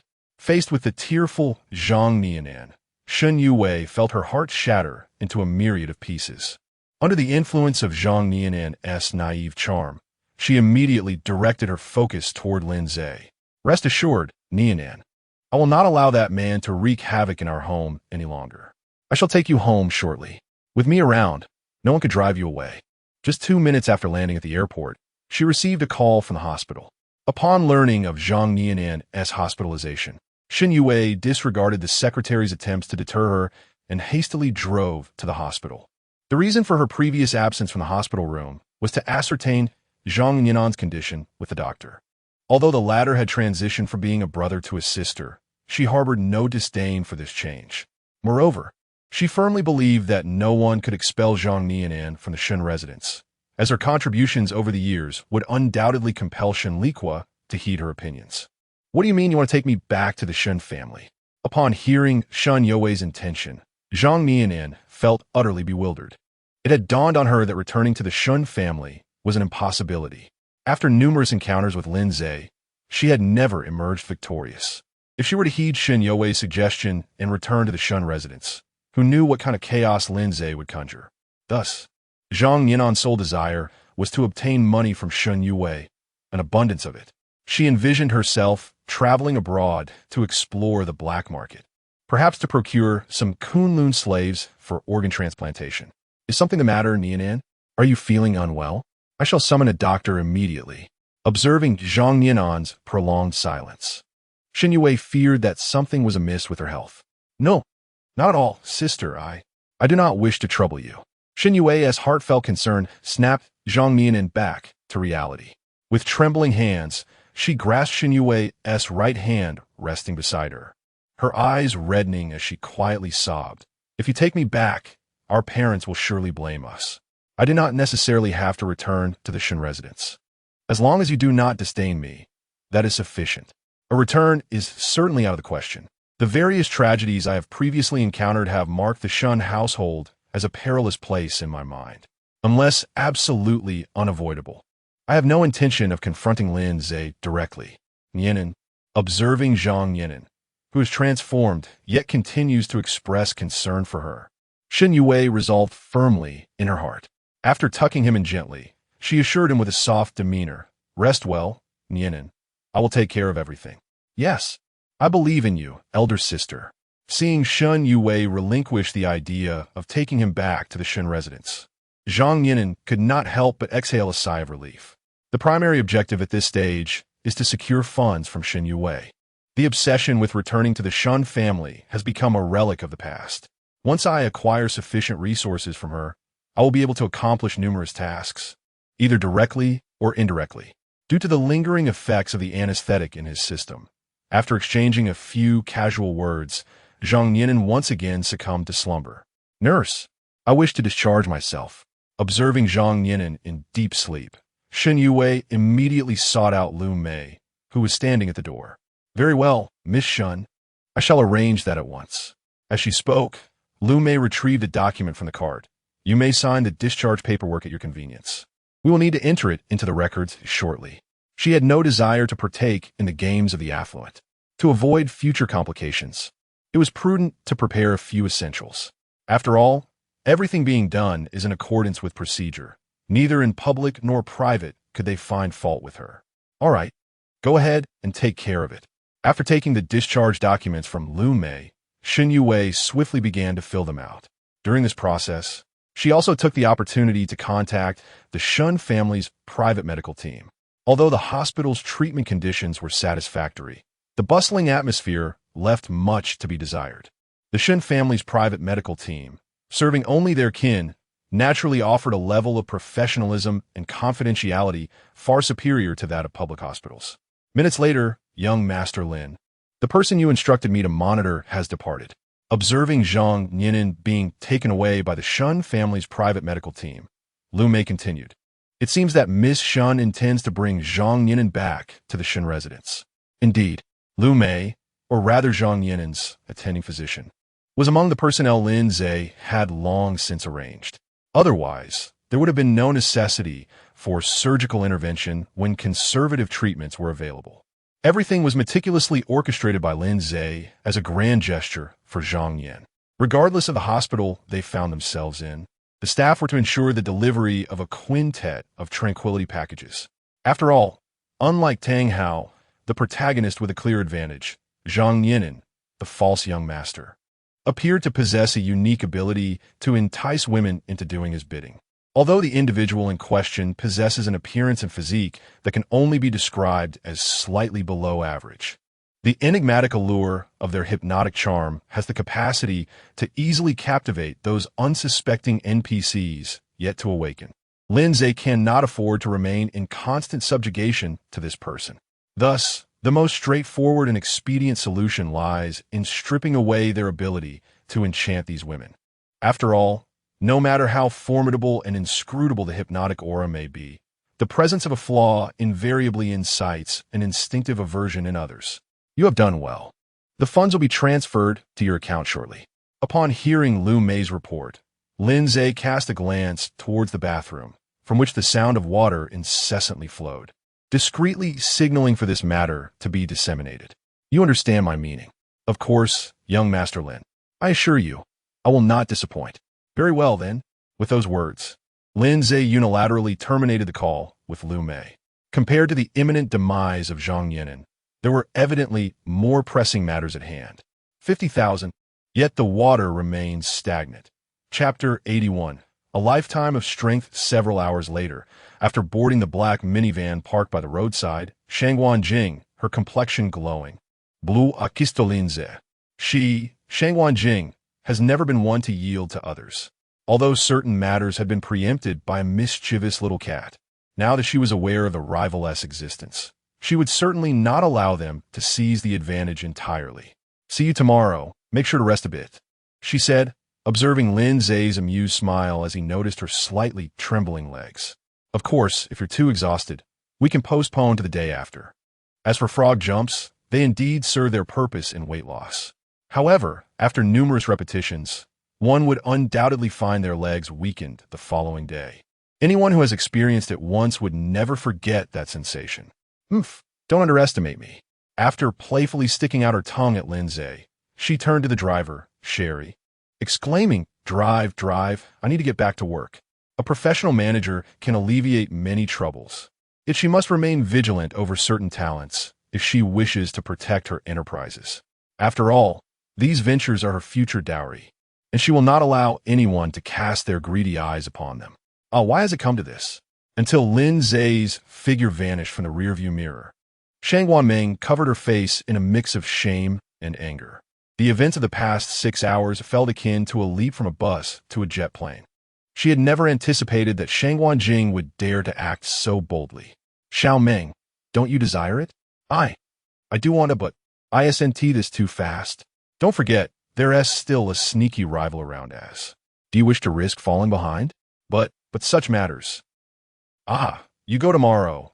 I need some time to gather myself before facing as. In any case, what was meant to happen has already transpired. Lingering on it would yield no benefit. Moreover, establishing a formal relationship with Lin Ze was indeed what she had longed for. Thus, caught in a clash between thought and desire, Shang Wanming ultimately chose to retreat into her shell. No, that's not acceptable. We agreed on one person per day. Shang Wanjing insisted, as she prepared to guide Shang Wanming once again. Meanwhile, at the main entrance of the Shun residence, an amusing scene was unfolding. Sister, please don't push me. It has already been several hours. Shen Yuwei, despite her typically good-natured temperament, had reached her breaking point as she confronted Shen Jiai, who was blocking her entry. In truth, she had already arrived at the Shun residence with Shun Yinan 2 hours prior. However, upon preparing to enter, she was thwarted by Shen Jiai, and this obstruction persisted for several hours. Sister, perhaps I should just leave, Shen Yinan suggested, fully aware of Shen Jiai's reluctance to allow her entry. Having regained consciousness and now seated in a wheelchair, Zhang Yinan began to persuade Shen Yuwei. Upon awakening to find himself at the gates of the Shun family, he felt an overwhelming urge to cleave Shen Yuwei into countless pieces. He had meticulously planned to flee with the money, yet somehow found himself back in this very place. Fortunately, it seemed that Lin Ze was not present. Otherwise, he would not have remained unscathed for so long. Thus, during Lin Ze's absence, he naturally intended to escape with Shen Yuwei. Sadly, Zhang Yinan overlooked a crucial detail. Shen Yuwei was determined to stand up for him. Consequently, her seemingly considerate attempt to dissuade him only ignited her rebellious spirit further. Yinan, do not be afraid. With your sister here, no one can bully you. After softly comforting the obedient and understanding Zhang Yinan, Shen Yuwei turned to deliver her final ultimatum to Shen Jiai. Shen Jiai, I warn you one last time. Now immediately step aside. Today, regardless of who attempts to stop me, I shall take Zhang Yinan home. Sister, I have made my stance clear. In response to Shen Yuwei's threatening proclamation, Shen Jiai showed no signs of retreat. With a serious expression, she pointed to the wooden sign beside her and continued, You may enter. However, those living comfortably and the foolish dog are not permitted inside. While referring to Zhang Yinan as a dog, was somewhat derogatory. The description of him as a person living comfortably was hardly fitting. Thus, despite her unwillingness to admit it, Shen Jiai had no choice but to regard Zhang Yinan as a mere dog. You, sister, let us go, as long as you do not abandon me. I am content. Observing Shen Yuwei's intent to continue arguing, Zhang Yinan hastily grasped her arm. His remaining instincts were fervently urging him to leave. If they lingered here any longer, something untoward was bound to occur. Faced with a strong desire for survival, even the prospect of playing the role of a small dog seemed bearable. Yinan, rest assured, I promised I would not let you be bullied. Grasping Zhang Yinan's hands, Shen Yuwei turned to the medical staff beside them and commanded, Subdue her. I am taking the young master inside. Since reason had failed, she resolved to resort to force. If she could just restrain Shen Jiai, she was confident she could take Zhang Yinan home. As for whether she could indeed subdue her, Shen Yuwei believed her ample personnel could easily manage the frail Shen Jiai. Upon witnessing the situation, several medical personnel exchanged glances for a considerable time. However, recalling that it was Shen Yuwei who typically disbursed their salaries, they silently approached Shen Jiai. After all, their task was merely to restrain her without any intention of crossing any lines. As for the deeper desires that might linger within, that is a matter of individual interpretation. Our apologies, Miss San, we are merely employees. After gradually closing the distance of a few meters to Shen Jiai, the leading man displayed a contrite smile and declared, Come on, everyone, let us move Miss San aside. I dare you to touch her. Move her away from the entrance. Before Shen Jiai could finish her words, Shen Yuwei issued her final command. She had lost all patience for further banter. My apologies, Miss San, this is the young lady's order. As he spoke, the leading man swiftly advanced towards Shen Jiai with his entourage. Suddenly, accompanied by a piercing scream, the leading man was sent sprawling through the air in a most undignified manner. Chapter 82. Yidachuan, I am an exemplary security guard. With my presence here today, I challenge anyone to dare to act further. After intimidating the medical staff with his show of force, Hidachuan turned to Shun Jai with a serious expression, assuring her, "Rest assured, 3rd Mississippi. As long as I stand before this entrance, unwelcome visitors shall never set foot in the Shun residence." He felt unable to intervene in the sisters' quarrel, as it would contravene the principles of an outstanding security guard. However, when it came to preventing uninvited guests from forcefully entering, he was fully entitled to take action. "Well done, my little buzz cut. I shall have Butler Wong grant you a raise shortly." With a formidable ally by her side, Shun Jiai's tension dissipated entirely. Since reason was no longer an option, she decided to resort to force. Although she was not particularly adept in combat, she possessed keen insight. From Hidachuan's recent kick, it was clear that even with the entire assembly against him, they would struggle to match his prowess. "Get lost. I hereby declare your dismissal." Shun Youwei's anger surged as she witnessed even a mere security guard daring to obstruct her. While Shun Jai was her sister, what was a lowly guard to her? "This is none of your business. My apologies, but I only take orders from young Master Lin." Hidachuan exhibited no evident emotional response to Shun Youwei's threat of dismissal. His presence here was solely due to Lin Yaodong's directive to safeguard Lin Ze's well-being. Objectively assessing their respective strengths. If they encountered an adversary that Lin Ze could not handle, his involvement would merely serve as an offering. Nevertheless, dealing with bothersome minor nuisances was well within Hidachuan's capabilities. Damn it right now. Just as Shun Youwei prepared to unleash her wrath upon Hidachuan, the distant hum of an internal combustion engine reverberated from the nearby intersection. Turning towards the sound, she beheld a gleaming silver Pagani racing toward the Shun residence. Is that man returning? Zhang Nianan felt a wave of dread wash over him as he witnessed the rapidly approaching Pagani. Despite all his calculations, he never anticipated being ensnared by Shun Youwei. The current situation was decidedly unfavorable for him, and he had no desire to remain there to endure further torment. Thus, seizing the opportunity before the Pagani arrived, he hastily tugged at Shun Youwei's sleeve. "Sister, let us leave. I am feeling unwell and would like to visit the hospital." His desire to depart was genuine, and he was indeed feeling unwell. Having undergone a lower body surgery, he found himself in discomfort even while partially reclining. Coupled with the waning effects of the anesthetic, Zhang Nianan yearned for another injection and a quiet place to rest. "Do not worry, Nianan. We shall head to the treatment room at home post-haste." Upon hearing Zhang Nianan express his discomfort, Shun Youwei momentarily disregarded the approaching Pagani. Regardless of who occupied the vehicle, the priority was to transport Zhang Nianan into the medical room. After softly reassuring him, she turned her gaze towards the nearby medical team members, urging, "Let us move. Each of you will receive 500,000 as long as you can get in." While the notion of monetary persuasion might seem absurd, it undeniably represents the most universal form of influence, particularly for those who are not genuinely affluent. In the face of such financial allure, most individuals tend to flexibly adjust their principles. This situation echoed a famous scene from a renowned film involving tomatoes. When the funds are sufficient, even the most mundane motivations can swiftly transform into astute judgment. Time for dinner. The moment the boss requires us is upon us. Let us go, brothers. Charge. Indeed, as Shun Youwei anticipated, great rewards inspire brave souls.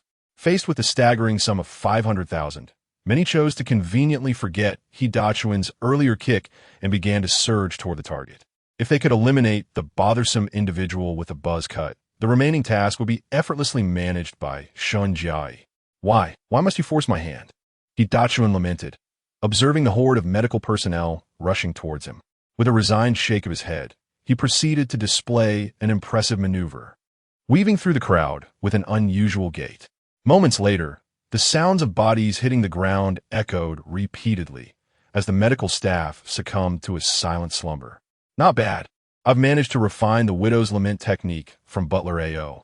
After glancing at the fallen personnel, Hidachuan straightened his posture. The experiment concluded, and the boss had returned. As an exemplary security personnel, his next duty was to welcome the master home. "Welcome back, young master."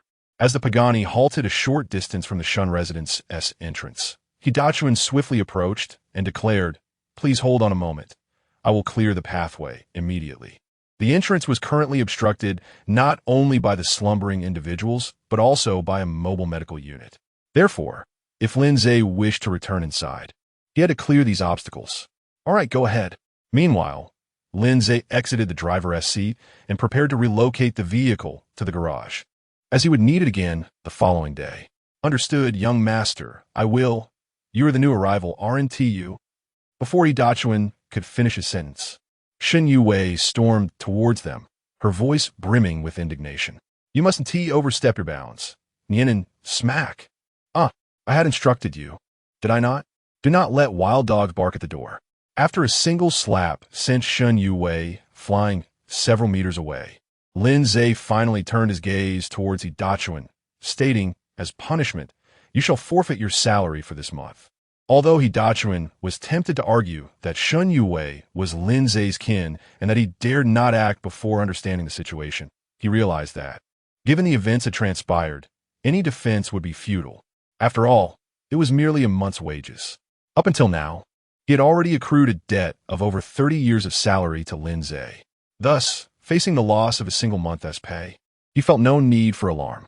At that moment, Shun Jiai came running up to the two, stealing glances at someone's abdominal muscles with a hint of admiration. The trends of this era were indeed peculiar, and she had not encountered such a classically appealing aesthetic in quite some time. As for Shin Yue, having already endured a beating alongside Shinseki, she felt it was only fitting for her dear friend to also partake in the experience. Chapter 83. The art of poisoning must be employed thus. One glance was enough to make one's eyes nearly fall out. As for the sudden infatuation of Shun Jiai, Lin Ze could not help but feel a twinge of helplessness. It is true that the desire for beauty resides in everyone. However, it seemed that the only thoughts occupying her mind were these trivialities, devoid of any substantial value. If she were to truly establish a company, it was likely that she would end up losing everything. It appears that I must ensure my covert operatives work diligently to secure the decision-making power and direction of the company within my grasp. Ahem, I was not peeking, right? When her younger brother caught her in the act of eavesdropping, Shun Jiai felt a slight flush of embarrassment. Nevertheless, being an acclaimed actress, she swiftly regained her composure and shifted the conversation. What should Xiaozi do now? Should he seek to eliminate that beast? Indeed, the beast she referred to was none other than Zhang Yinan. With Hidachuan and Lin Ze providing support from behind, she had no reason to worry about Shin Yue. Action was certainly necessary, though some waste could be put to use. As they spoke, Lin Ze took measured steps toward Zhang Yinan. I warn you. Do not come any closer." Zhang Yinan, unable to move due to his lower body injury, could only scream in despair, Sister, sister, help me." The prior encounters with Lin Ze had already planted a seed of fear within him. Now, rendered immobile, this fear had reached its zenith. It is well known that under extreme stress, a person can easily lose control.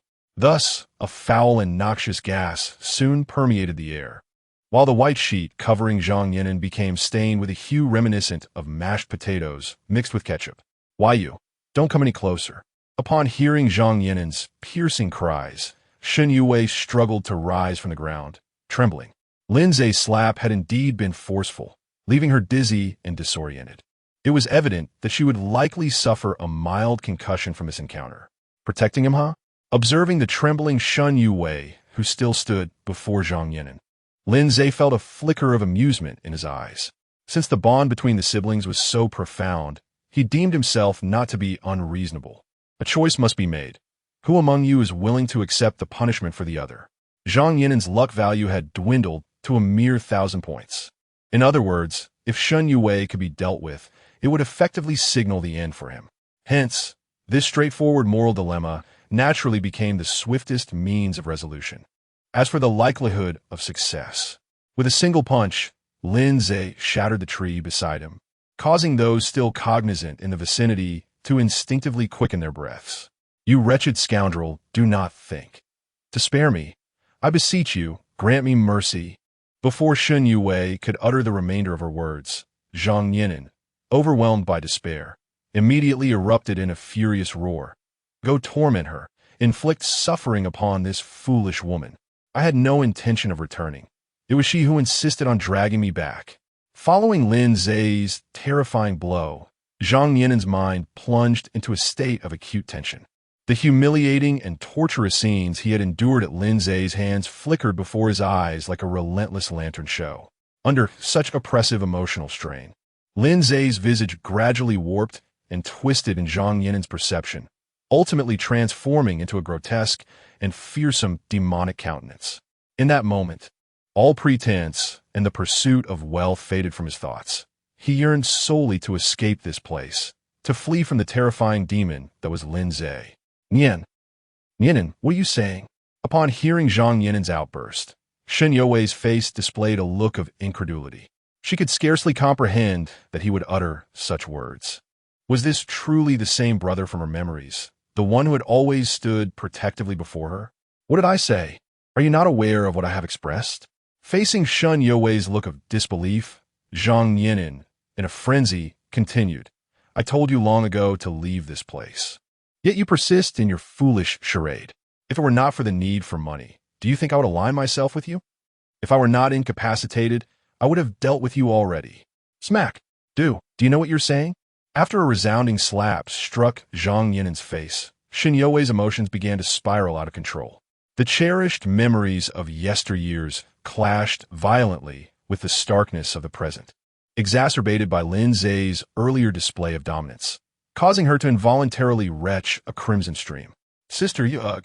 The forceful slap from Shen Youwei gradually jolted Zhang Yinen's chaotic mind into clarity, making him acutely aware of his previous utterances. Just as he was about to articulate his thoughts, Lin Ze, with a smirk, shoved a sizable branch into his mouth.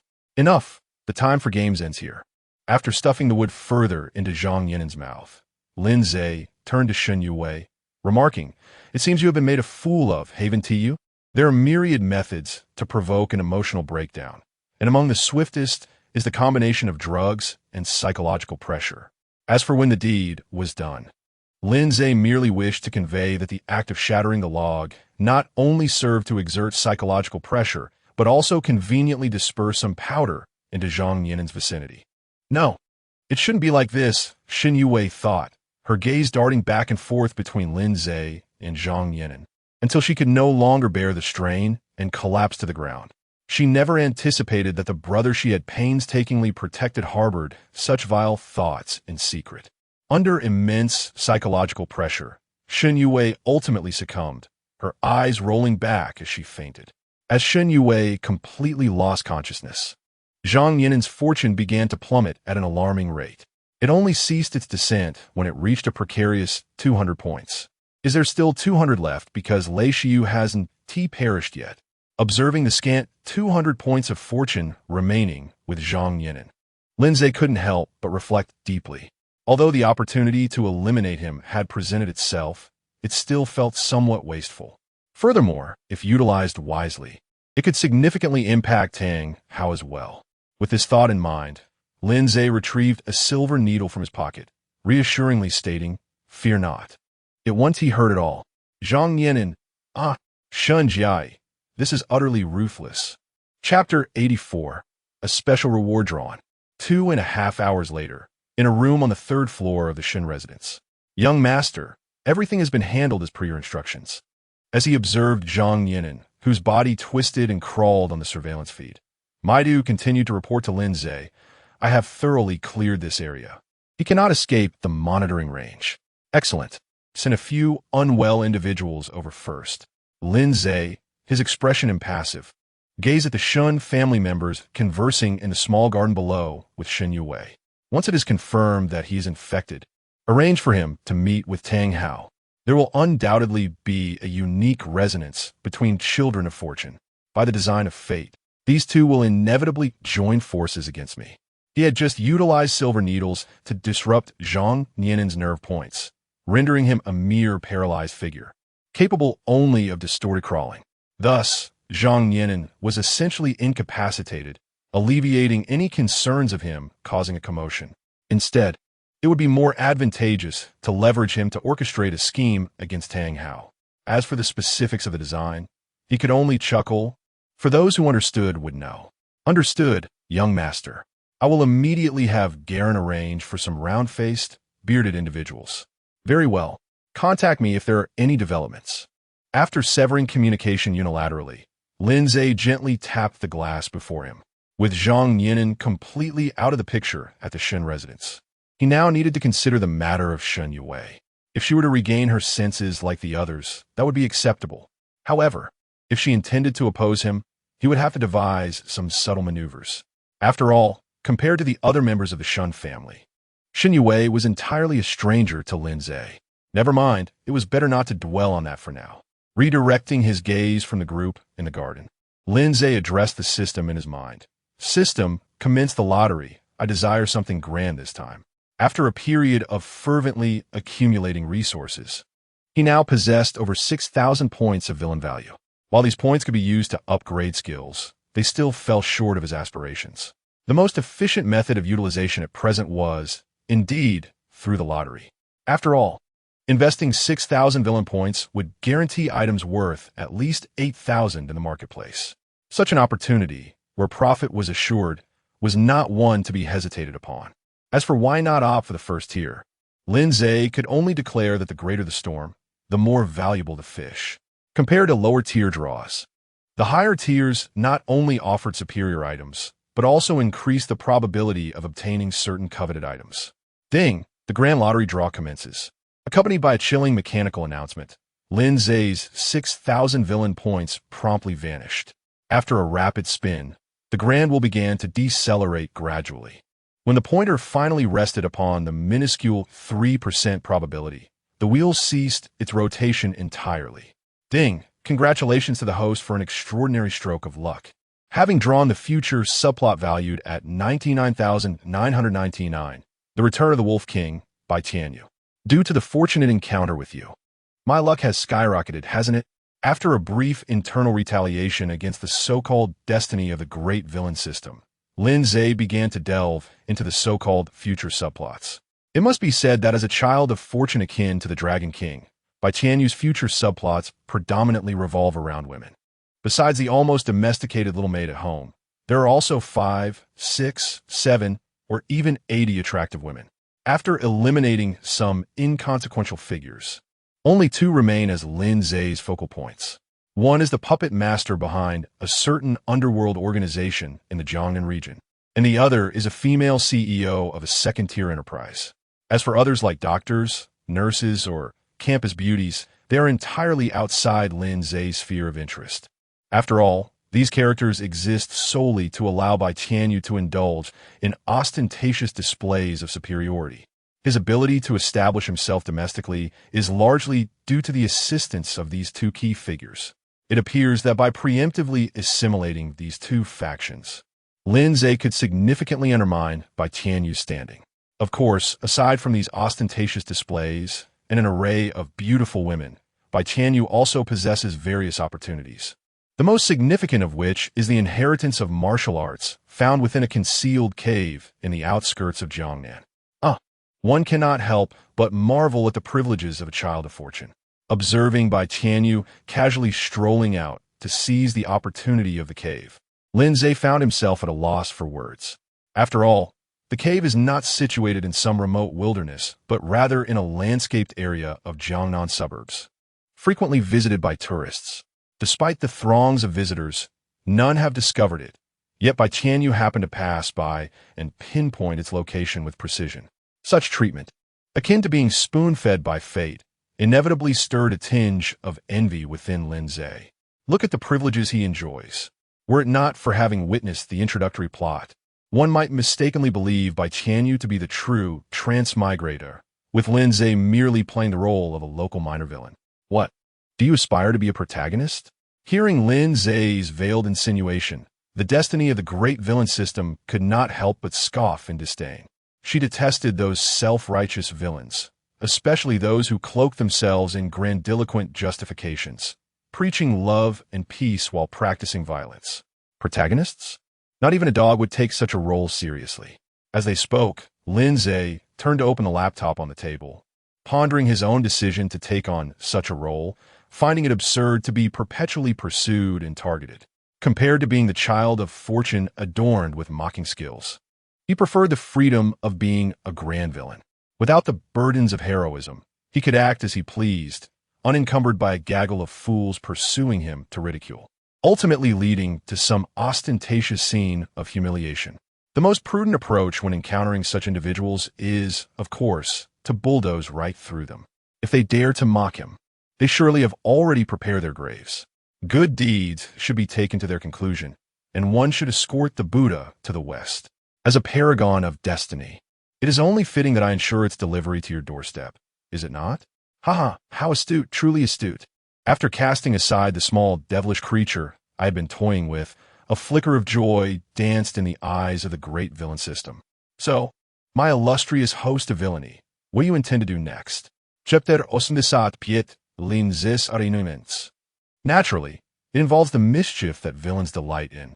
After sending the general location of the cave and a list of women associated with by Tianyu to Midu, a glimmer of anticipation and joy flickered in Lin Ze's eyes. One could only imagine the expression on the Wolf King's face upon returning to find his home laid to waste. That once famous crooked smile might very well transform into a crooked cry. Having discerned by Tianyu's future trajectory, it was only prudent for Lin Ze to initiate some preemptive maneuvers. For the women of little consequence, he would instruct his subordinates to ensnare them. For those of significance, he would observe closely for any potential vulnerabilities. As for the treasures within the cave, if he didn't thoroughly scour the ground, he might as well write his name backward. Regarding why he wouldn't personally target those inconsequential NPCs, Lin Ze mused that he was no stallion, unlike the protagonist who flits about indiscriminately. Haha, it shall indeed be quite amusing. Recalling the infamous crooked smile from the internet, a hint of anticipation also graced the face of the Destiny's great villain system. Capturing the moment of the opponent's crooked cry could very well lead to a significant increase in video views. Meanwhile, within the garden on the first floor of the Shun residence. So, dear sister, that beast is no human at all. After recounting the events from the recent auction to Shun Yuwei, Shun Jiai wrapped her arm around her companions, acknowledging that seeing the true nature of the individual was indeed beneficial. Although the past held some shame, she was willing to set it aside for the sake of harmony between Lin Ze and Shun Yuwei. So that's the reason for that video. Upon hearing Shun Jiai's detailed recounting, Shun Siki understood why there was such a video on the other S phone. It turned out that Zhang Yinen's scheme had backfired, ensnaring himself instead. Such occurrences had transpired. After hearing all this, Shun Yuwei instinctively glanced toward Lin Ze's room on the third floor. They had never engaged in normal conversation, and she knew little of this so-called blood-related younger brother. Yet through discussions with Shun Jiai and others from the Shun family, she began to form a preliminary understanding of Lin Ze, especially upon learning that the three sisters had all been soundly thrashed by him. Her initial displeasure dissipated considerably. After all, who would be in a good mood after receiving such a blow? Except, perhaps, those with peculiar preferences. Sister, you should try to understand Xiao Ze better.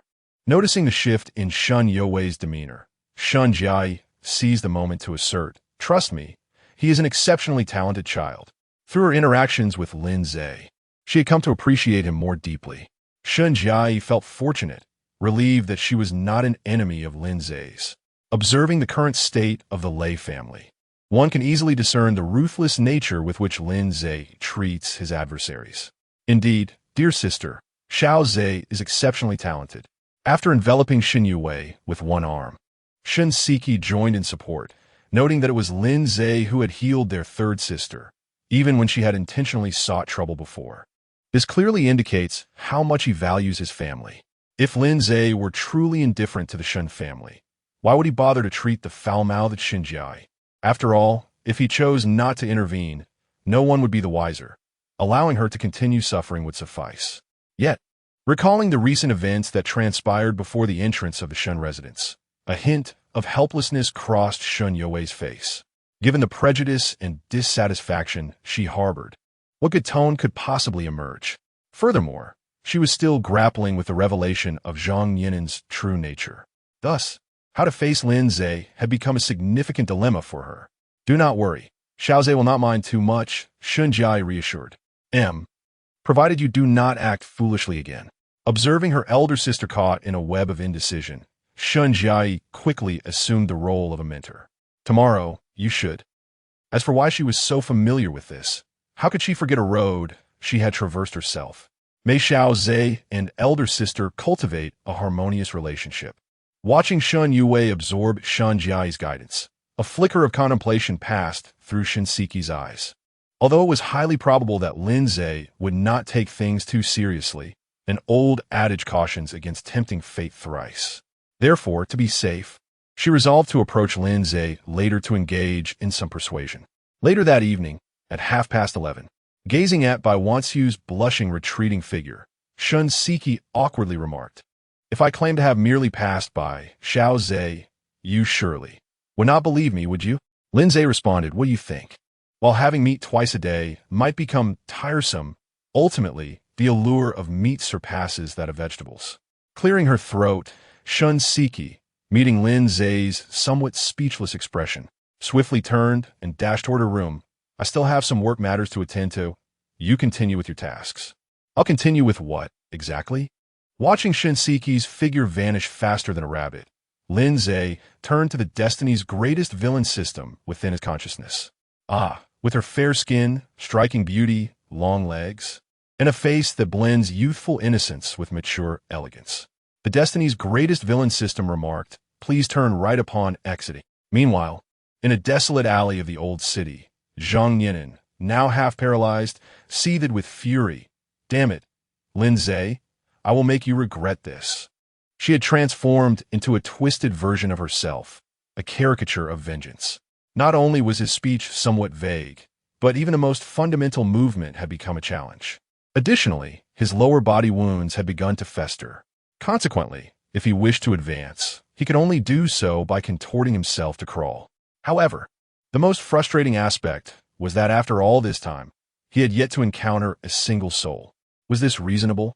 Surely, it could not be the apocalypse, leaving him as the sole inhabitant of the earth. As Zhang Yinan continued to curse Lin Ze, a few faint footsteps echoed from behind him. Before he could react, he was swiftly pulled by the ankle into a nearby alley. Chapter 86, Wang Dachui. I am indeed a culinary master. The following day, at 6:35 in the morning, within the grand hall of the Shin residence. "Is this your token of apology?" Lin Ze slightly raised his gaze to meet Shun Yue's eyes as he observed the rather unappealing bowl of egg noodles before him. Although he was unaware of the conversation that transpired between Shun Jiai and the others the previous night, the current circumstances appear to have unfolded quite smoothly. He was a person whose rationality outweighed his emotions. As long as there was a tangible benefit, he would not rebel against his own interests. Thus, he was not opposed to granting others a few more chances.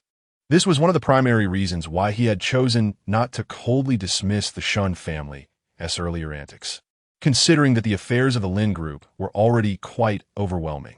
He required a clean background and a Shun family capable of continuing normal operations. "I truly apologize for last night." Meeting Lin Ze's calm and indifferent gaze, Shin Yue nervously clenched her fists. I am sorry, Xiao Ze.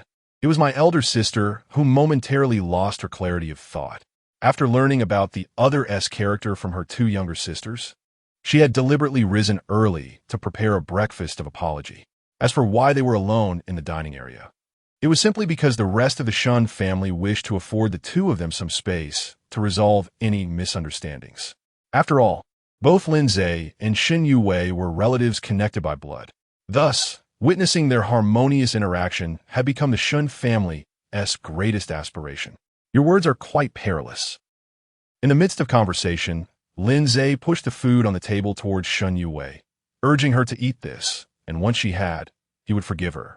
Shun Yue possessed commendable personal abilities. Most of the Shun family's emerging business ventures in recent years have been spearheaded by her. Naturally, Lin Ze had no reason to refuse such a capable individual. Once rationality held absolute sway, trivial matters of affection and conflict faded into insignificance. Society resembled a colossal machine, intricately functioning, with each individual playing a specific role as a cog. Finding the right cog among the multitude of varying sizes was no simple task. Therefore, When one encountered a suitable piece, it was only natural to embrace it. All right, I will eat. Without hesitation, Shen Yue accepted the bowl of egg noodles Lin Ze offered and immediately took a bite.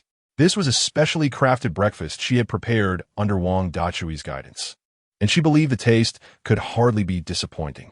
Rather than fixating on whether Lin Ze would partake, securing his forgiveness was paramount. However, the moment the noodles touched her tongue, an indescribable combination of flavors assailed her senses. Spicy with a hint of numbness, the numbing sensation intertwined with a touch of sweetness, and a subtle saltiness lurking underneath. In summary, it was a chaotic medley of inexplicable tastes, a mouthful of which would surely be intolerable to an ordinary person. Wang Dachui. Ah, this is exactly the flavor that Xiaomei once prepared for me. How delightful it is. But please do not attempt it again. I have no desire to find myself in a hospital. After tossing a pack of tissues in front of Shen Yue, Lin Ze picked up the bread from the table and made his way outside. Since the opportunity had already been extended, the remaining time should allow the other party to gather their thoughts. Ugh! After hurriedly rinsing the unpleasant taste from his mouth with water, Shen Yue rose to gaze at Lin Ze's retreating figure. Xiao Ze, can you forgive your sister? This bowl of noodles was simply intolerable, so dreadful that she feared she was crafting a culinary disaster for Lin Ze. Fortunately, he had not consumed it. Otherwise, there would have been no cleansing it even if one jumped into the Yellow River. There was nothing to forgive. It simply had not weighed on my mind. Glancing back at Shen Yue's face, which was rife with anticipation and anxiety, Lin Ze gently waved goodbye before continuing his exit. That which is easily obtained is often not cherished. Thus, a playful reluctance is undoubtedly the most prudent approach. Lin Ze had firmly resolved that Shen Yue, the chosen worker, would be at his mercy. Not even Jesus could intervene, not weighing it on my mind. Watching Lin Ze's figure gradually fade into the distance, Shen Yue could not help but let a slight smile grace her lips. She then returned to the table and reached for the chopsticks resting nearby. Since she had promised to finish everything, she could not go back on her word. Ugh, Wang Butler, your tongue should be donated if it cannot taste better. Ugh, slurp slurp, ugh. Meanwhile, at the entrance of the Shun family's garage, a voice trembled. Young master, from today onward, I shall escort you to school.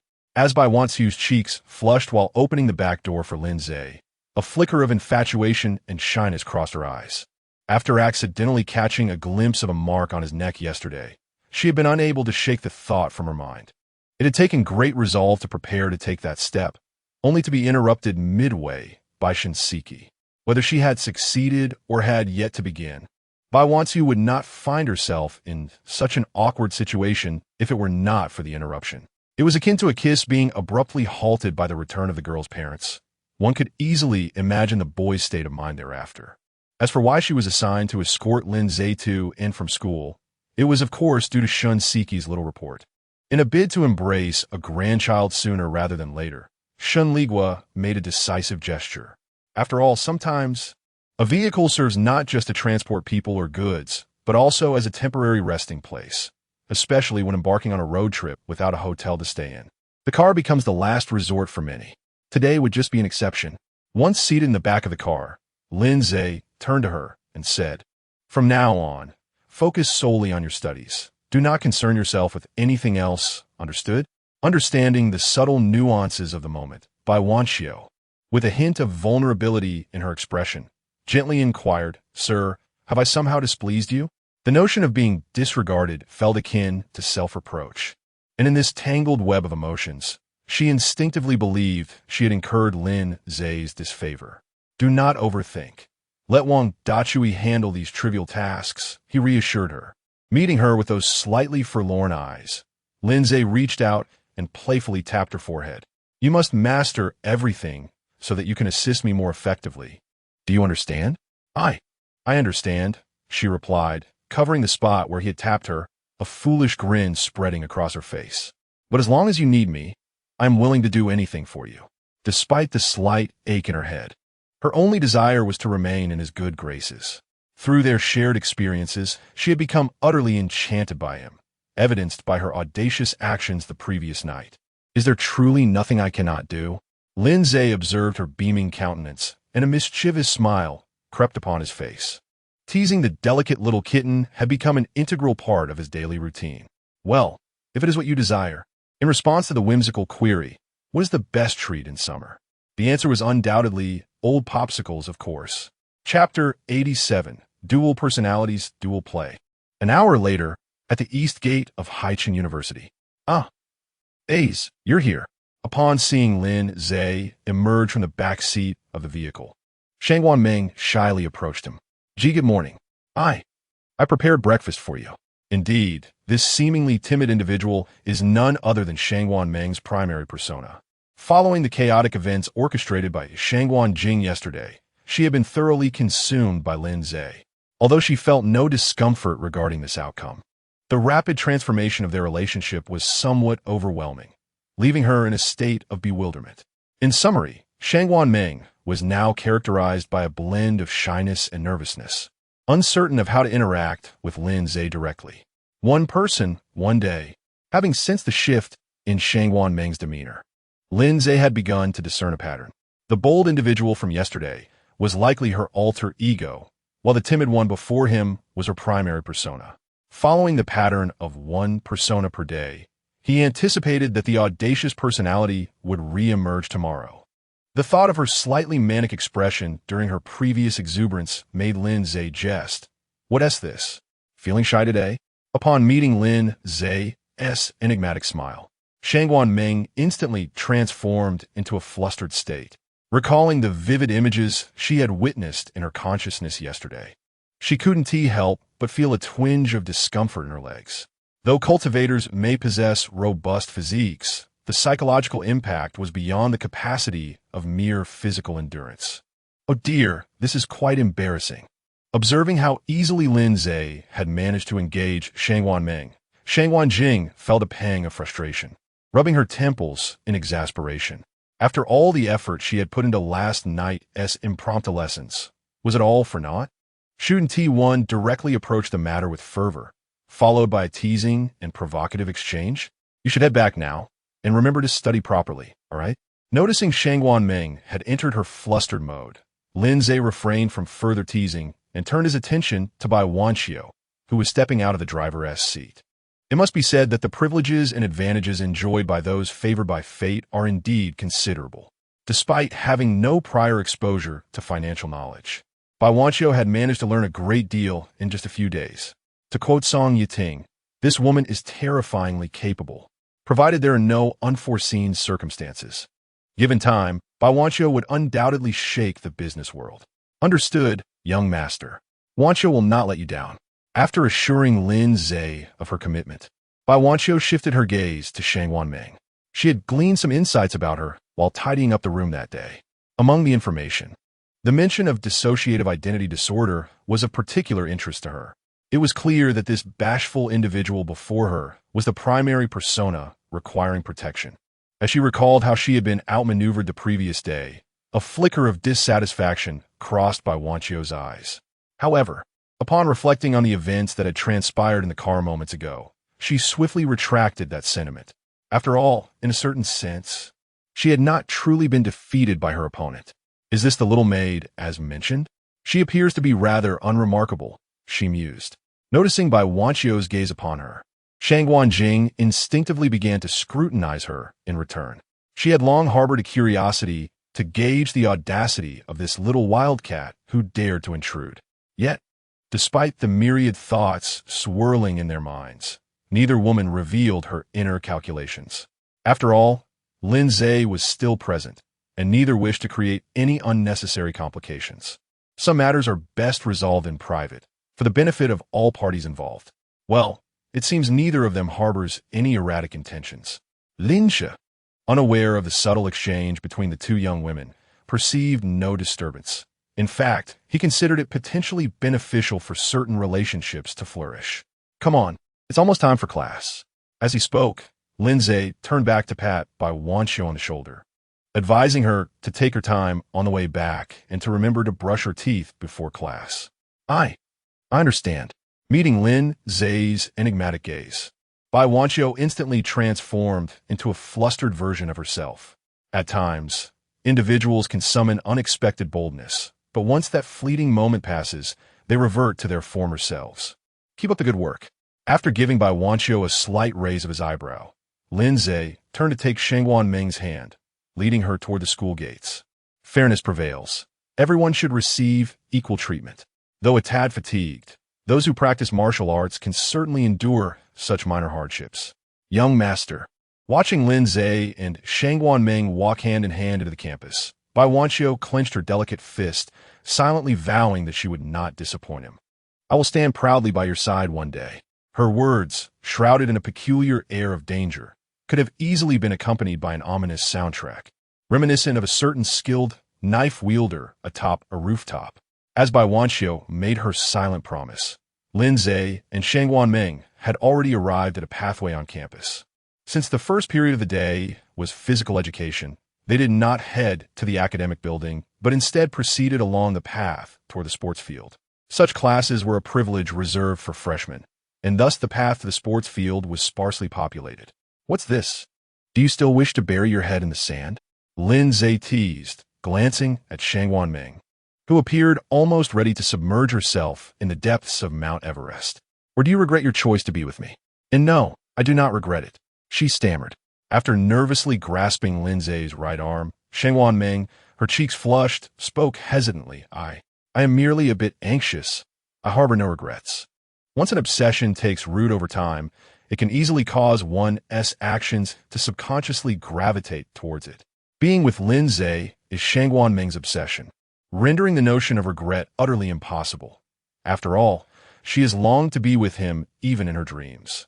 Let yesterday's version of you emerge for a moment.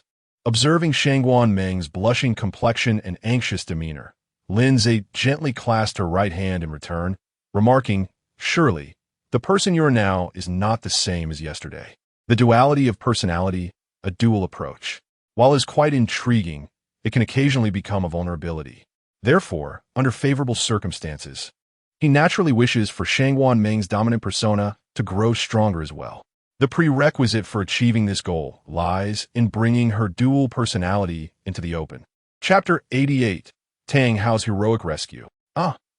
Ace, are you aware of this? Lin Ze's calm words struck Sabine Ming's heart like a heavy hammer.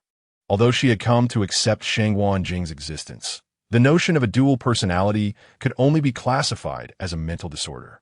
Thus, she found herself gripped by fear, apprehensive that Lin Ze might disdain her because of it. Calm down, little Ming. It is only natural for A's to guess, Shangguan Jing remarked, noticing Sabine Ming's spiraling anxiety. She helplessly reached out and gave her 2 gentle taps on the head. The disparity between her own character and that of Sabine Ming was vast, making discovery rather unsurprising.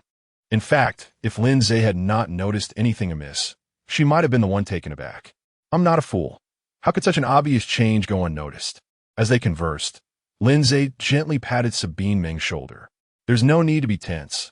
I do not wish to do anything untoward. If I truly minded, I would not be here at all.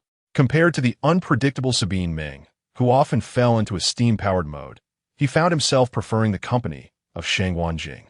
After all, in a certain sense, they belonged to the same ilk. Of course, bringing Shangguan Jing into the conversation was not with ulterior motives. He merely sought to understand her better. As for why he did not directly inquire with Sabine Ming, well, given her struggle to articulate even a single coherent thought, it would likely take hours just to glean something useful. Thus, seeking the more efficient Shangguan Jing was far more appealing. Strangely, why did he mention efficiency? I'm sorry, Ace. I didn't mean to. Just as Sabine Ming was about to speak, a somewhat raucous voice suddenly disrupted the harmonious atmosphere between them. Turning towards the sound, they saw the unsightly Tang Hao approaching rapidly, accompanied by several younger individuals. Lin Ze, release Sabine Ming at once, or I shall ensure you leave here on your stomach today. Upon reaching them, Tang Hao immediately assumed the role of the righteous defender. Do not fear, Sabine Ming. I will not allow this scoundrel to bully you. His initial intention had been to gather a group to give Lin Ze a thorough beating, venting the frustrations that had accumulated in recent times. However, he had not anticipated stumbling upon Lin Ze's intentions toward Sabine Ming. He figured that by heroically rescuing her, he could win her affections. Moreover, Through his investigations, Tang Hao had learned that Sabine Meng was the only child of the Shangwan family. Securing her favor would essentially provide him with a formidable ally. With the backing of the Shangwan family's influence, he could accelerate his rise to prominence. As for Lei Xiu, the explosive incident from yesterday had caused cracks in the faade of her idealized persona. Although Tang Hao still desired her, the fervor of his previous ambitions had significantly waned. Silence. The matters between Az and me are none of your concern. Upon witnessing the repugnant Tang Hao's unwarranted intrusion, attempting to sow discord between herself and Lin Ze, Shangwan Meng, already fraught with anxiety due to her dual personalities, finally found an appropriate outlet for her pent-up emotions. Taking a deep breath, she retorted sharply, "Leave. Just leave. Do not come here to repulse us." "Dear Shangwan, what are you saying? I am merely here to assist you." Tang Hao's smug expression faltered under the weight of Shangwan Meng's relentless verbal barrage. However, an interesting quirk of fate's favored individuals is their uncanny ability to fabricate excuses when faced with adversity from strikingly beautiful women. For instance, they might claim that a relative's visit has dampened their mood. After a brief moment of contemplation, Tang Hao's face brightened with a faux epiphany. "I see now. You must be worried that I cannot handle this scoundrel. Rest assured, I am not alone in this." As he spoke, he gestured towards the group of companions behind him. "These are my closest friends. Together, we can surely subdue that lowlife." These were the ruffians he had encountered before acquiring his extraordinary abilities. Had he not received his golden finger, he might well have ended up like them, merely a street thug. It was precisely because of their dubious backgrounds that Tang Hao exuded such confidence. After all, Lin Ze, no matter how formidable, could hardly take on 7 adversaries simultaneously. At that very moment, as Tang Hao's bravado echoed in the air, the ruffians approached Lin Ze and his companion with menacing grins plastered across their faces. In response to Tang Hao's profoundly foolish declaration, Shangwan Meng found herself at a loss for words. Although she had encountered both fools and rogues before, she had never before met a rogue so irredeemably foolish. Thus, despite her typically placid demeanor, she felt an overwhelming urge to deliver a sound thrashing to Tang Hao. "Stay put. Leave this to me." After gently ruffling Shangwan Meng's hair, Lin Ze turned to the smug Tang Hao in the distance. "I hope you have sufficient funds." "What? You smack?" Accompanied by the sharp sound of a slap and a cry of distress, Tang Hao, who had been daydreaming of heroically rescuing a damsel and living happily ever after, suddenly found himself performing an impromptu whirlwind spin in midair. After completing several dizzying rotations, he crashed heavily to the ground, convulsing violently. Gulp! Observing Tang Hao writhing on the ground, the band of ruffians involuntarily swallowed hard. Soon, one among them could no longer bear the mounting pressure and shouted in a panic, "Run! This guy is not human. Who could possibly leap across several meters in the blink of an eye and send someone into the air with a single slap? They merely accept payment to perform tasks, not to sacrifice their lives. It is utterly unnecessary to jeopardize one's existence for a mere few $100. Now, contemplating escape seems rather belated, does it not?" Observing the small-time delinquents scattering in all directions, Lin Ze calmly picked up a few stones from the ground. Whoosh, whoosh, whoosh. Bang, bang, bang. As the stones were hurled one by one, the fleeing ruffians fell to the ground. "It is now time to attend to you as well." After completing this, Lin Ze slowly approached the twitching Tang Hao. "Do not come any closer," Tang Hao stammered, struggling to rise from the floor. Yet, the force of Lin Ze's slap had left him unable to control his body. Thus, he could only helplessly watch as Lin Ze approached, unable to react. "Stop! Everyone! Cease this at once!"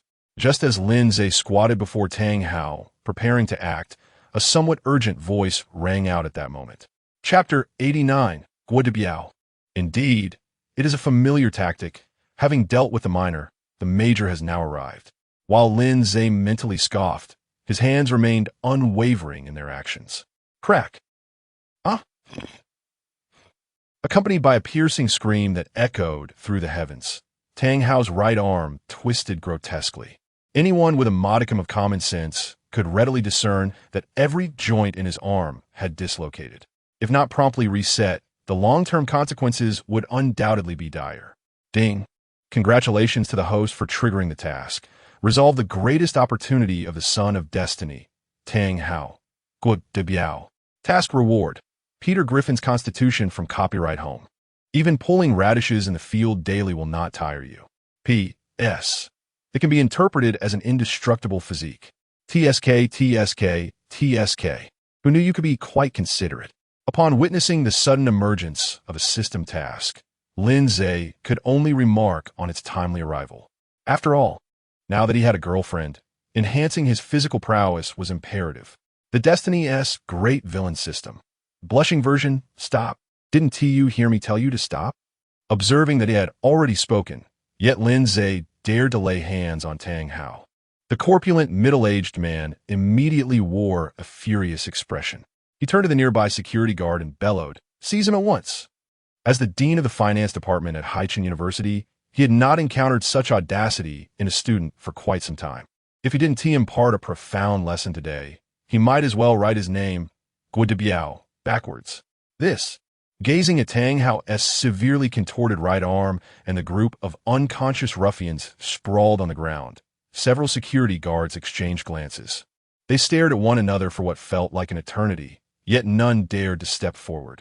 After all, earning only a few thousand yuan a month, sustaining injuries would leave them at a significant loss. As for seeking reimbursement from superiors, please, good luck with that. Dean, save me. After straining to turn his head towards Guo de Biao, Tang Hao immediately let out a pitiful wail. The two had met at an auction, where Guo de Biao had fortuitously fainted due to unforeseen circumstances, and Tang Hao just happened to possess a life-saving pill. Thus, their acquaintance blossomed into a meaningful friendship across the generational divide. Of course, Guo de Biao was particularly drawn to Tang Hao's expertise in appraisals, as the prospect of gaining much from a little investment was something no rational person would decline. Crack. MMM. You're quite noisy, you know? After dislocating Tang Hao's jaw, Lin Ze shifted his gaze towards Guo de Biao in the distance. What? Are you not going to investigate the situation first? Due to the presence of Tang Hao, the fortunate child of destiny within the school, he had long since conducted a thorough investigation into all the significant figures therein. Guo de Biao, the dean of the School of Finance, possessed no remarkable abilities. However, his talent for navigating relationships was unparalleled. It was precisely this skill that enabled him to ascend to the position of dean. In simpler terms, his capabilities were rather mediocre, yet he had climbed the ranks through flattery and sycophancy. Furthermore, leveraging his authority as dean, he had engaged in numerous and scrupulous activities behind the scenes, such as using diplomas as leverage to coerce students into accompanying certain influential figures. Don't worry, A's, I will protect you. As a group of security personnel surrounded Lin Ze, weapons in hand, Shangwan Ming, shedding her earlier timidity, instinctively spread her arms to shield him. Although, judging by Lin Ze's earlier display of combat prowess, these individuals were likely insufficient to pose any challenge. Her instinctual desire to protect him led Shangwan Ming to overlook this fact. What a beautiful woman! The moment Guo de Biao caught sight of Shangwan Ming's visage, a glint of greed flickered in his eyes. Despite having coerced numerous young women using his power, Shangwan Ming was undoubtedly the most exquisite among them. The thought of her delicate demeanor caused him to swallow hard. What class are you two from? With the facts laid bare before him, there was no point in further futile arguments. After casting a disdainful glance at Lin Ze and his companion, Guo de Biao immediately sought to extract information from them, or more specifically, from Shangwan Ming. It was apparent from her instinctive actions that she held Lin Ze in high regard. He surmised that by using Lin Ze as leverage, he could compel her to comply. As for what would follow, naturally, he intended to exploit her to the fullest before ultimately expelling both her and Lin Ze. After all, expelling a student was a trivial matter for him. That repulsive scoundrel. Upon sensing the blatant avarice in Guo de Biao's gaze, Shangwan Jing felt an overwhelming urge to confront him and strike him down. However, recalling that they were in Lin Ze's territory, she restrained her impulse. Moreover, This rare opportunity could serve to fortify Shang Wanmeng's resolve. It was indeed time for her to shed her tendency to retreat in the face of adversity. So, you intend to protect this scoundrel, do you?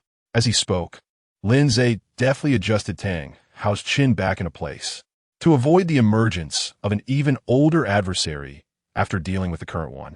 He prepared to implement a precautionary measure.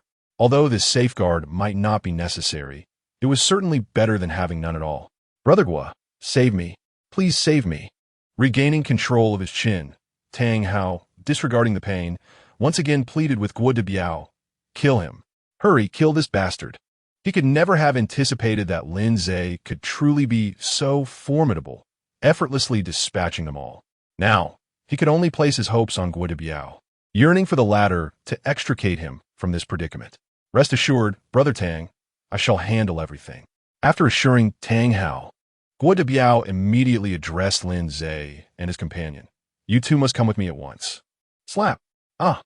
Accompanied by the sharp sound of a resounding slap, Guo de Biao swiftly followed in Tang Hao's unfortunate footsteps. Oh, my teeth, my teeth.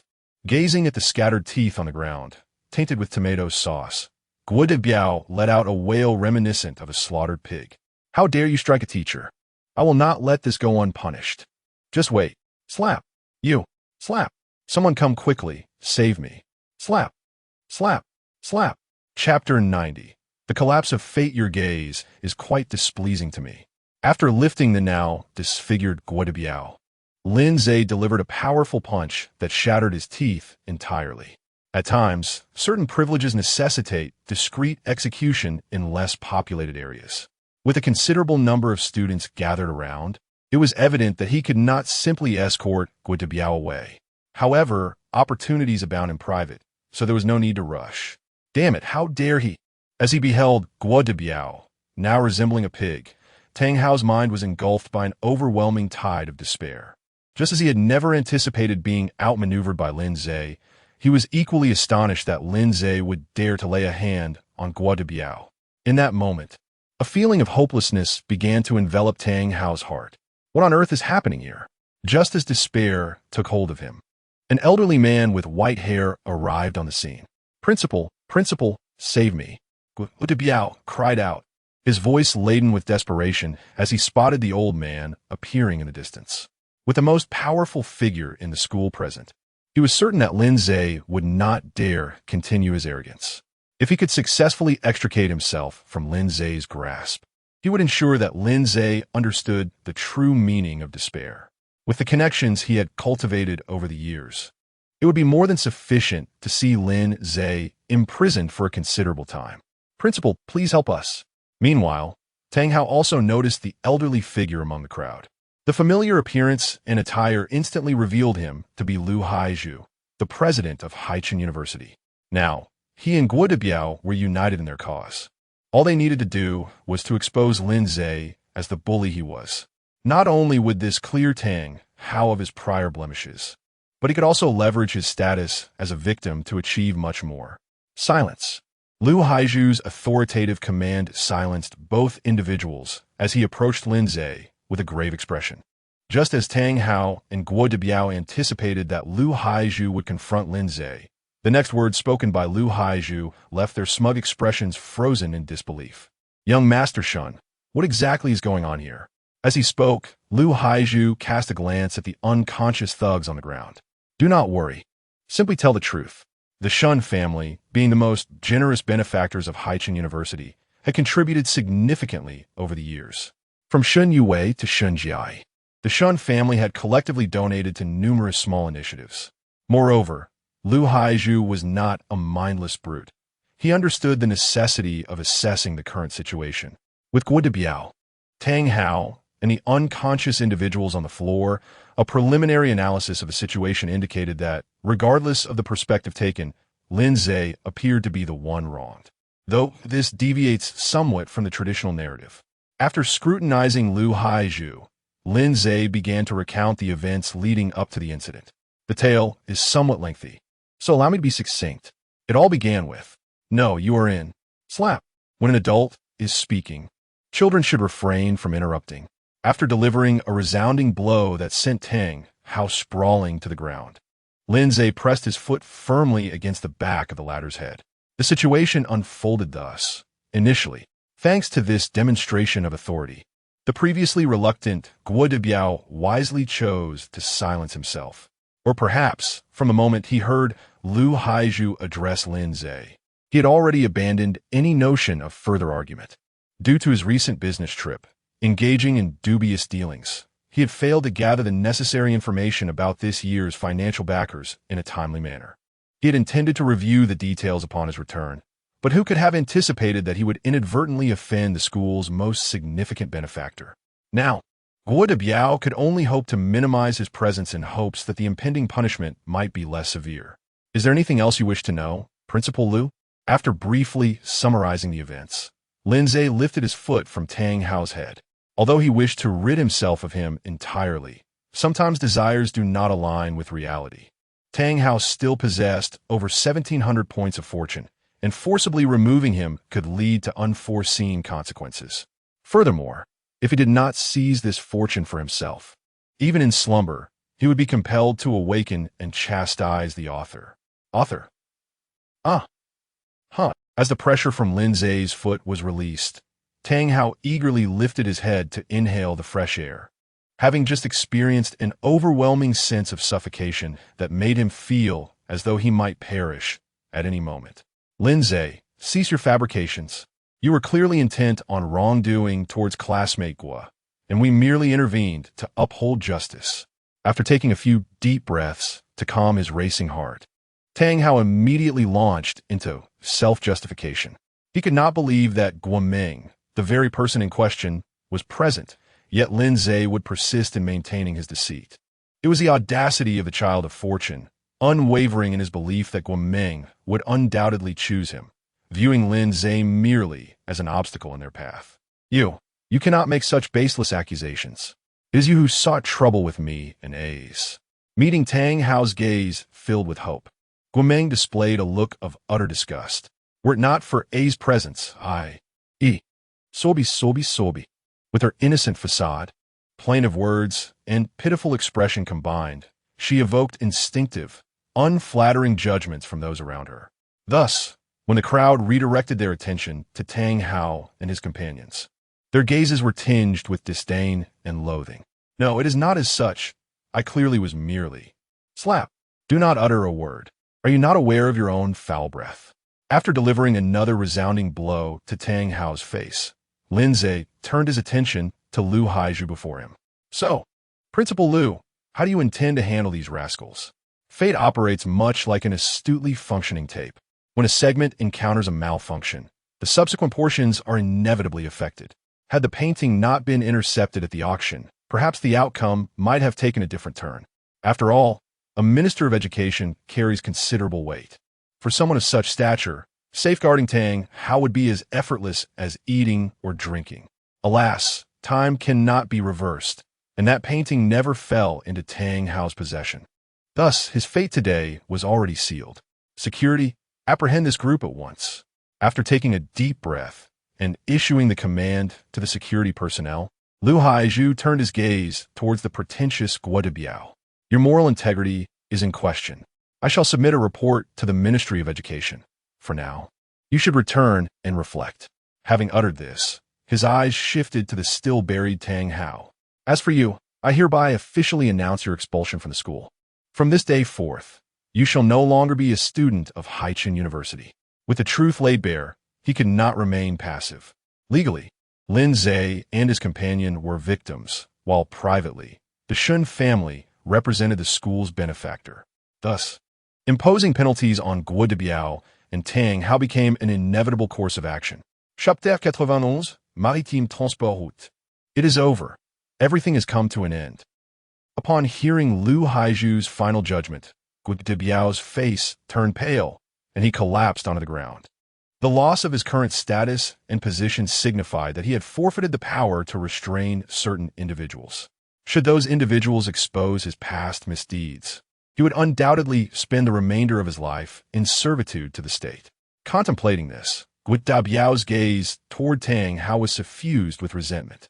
Had it not been for the desire to stand up for the latter, he would not have found himself in such a dire predicament. Ding. Detection indicates that Guo de Biao and Tang Hao have completely severed ties. Congratulations, host, on completing the task, resolving the greatest opportunity of the Son of Fortune, Tang Hao. Through Guo de Biao. Task reward. The physique of Peter Griffin from the copyright home, ensuring that even daily labor in the fields will not tire you. Currently stored in the system warehouse. Please integrate it promptly. TSK. Such fragile camaraderie indeed. As the system notification of task completion echoed in his mind, Lin Ze's eyes glimmered with amusement. Perhaps this was sufficient for the system, but for him, it was merely the beginning. Since Tang Hao and Guo de Biao were originally close friends, it would be fitting for them to share a similar fate thereafter. A few minutes later, after engaging in some light banter with Lin Ze, Lu Haizhu departed with Tang Hao and the others. However, due to Lin Ze's excessive force, he opted not to summon the police to address the matter. After all, some fool had invented the absurd concept of excessive self-defense. One could only hope that when the situation truly befell them, they would have no opportunity to mount any defensive measures. Are you all right, Ace? Observing the departing figures of Tang Hao and the others, Shangwan Ming immediately grasped Lin Ze's right arm, exclaiming, "You genuinely frightened me just now. If it had been her, she would indeed have been terrified, but you shouldn't be, right?" Meeting Shangwan Jing's feigned innocent gaze, Lin Ze gently cupped her chin and inquired, "How should I address you? Doorman number 2? Ah, nothing escapes your notice, Ace." As she spoke, Shangwan Jing's facade of innocence and fear dissipated entirely. Adopting a slightly sickly smile, she delicately licked her finger resting on her lips and said, "You can call me Jing, Ace." In truth, from the moment she had confronted Tang Hao, the two had switched personalities. After all, with Shangwan Ming's gentle disposition, no amount of pressure could compel her to change in a short span. The situation clearly required her testimony as a witness. Thus, to assist Lin Ze, they seamlessly transfer control. Your playful nature is quite incongruous. Releasing his hold on Shangwan Jing's chin, Lin Ze turned toward the nearby small pavilion and beckoned, "Come here. I have something to discuss with you." There are quite a few people around.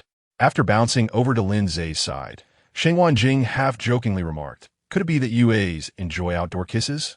Don't overthink it. How are you and your companion managing the affairs of the Shangwan family?"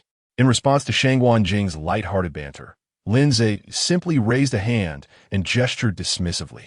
While matters of romance are certainly significant, the pressing concerns of business take precedence. Though Shangwan Jing may not rank among the most formidable in elite families, her enduring presence is indicative of her unique advantages. Her specialized maritime transport routes and certain connections are exceptionally suited to assist the Lin family in exporting specific goods.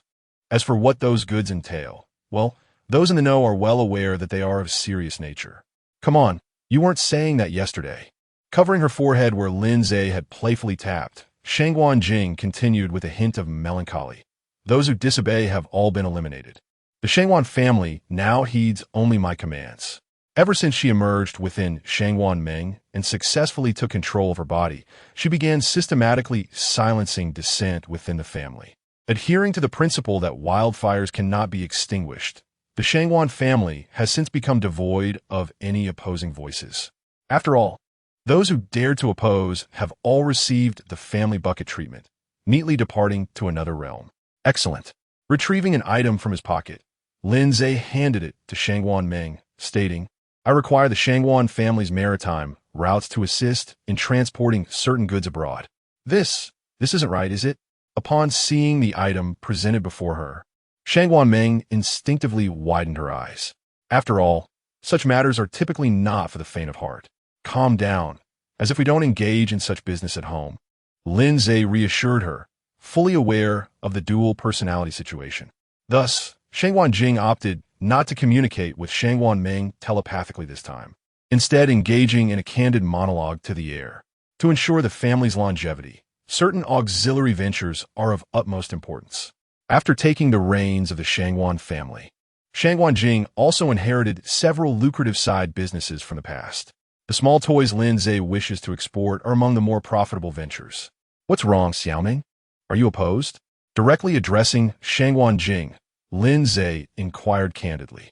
While the Lin family possesses several transport routes, establishing maritime ones requires years of cultivation.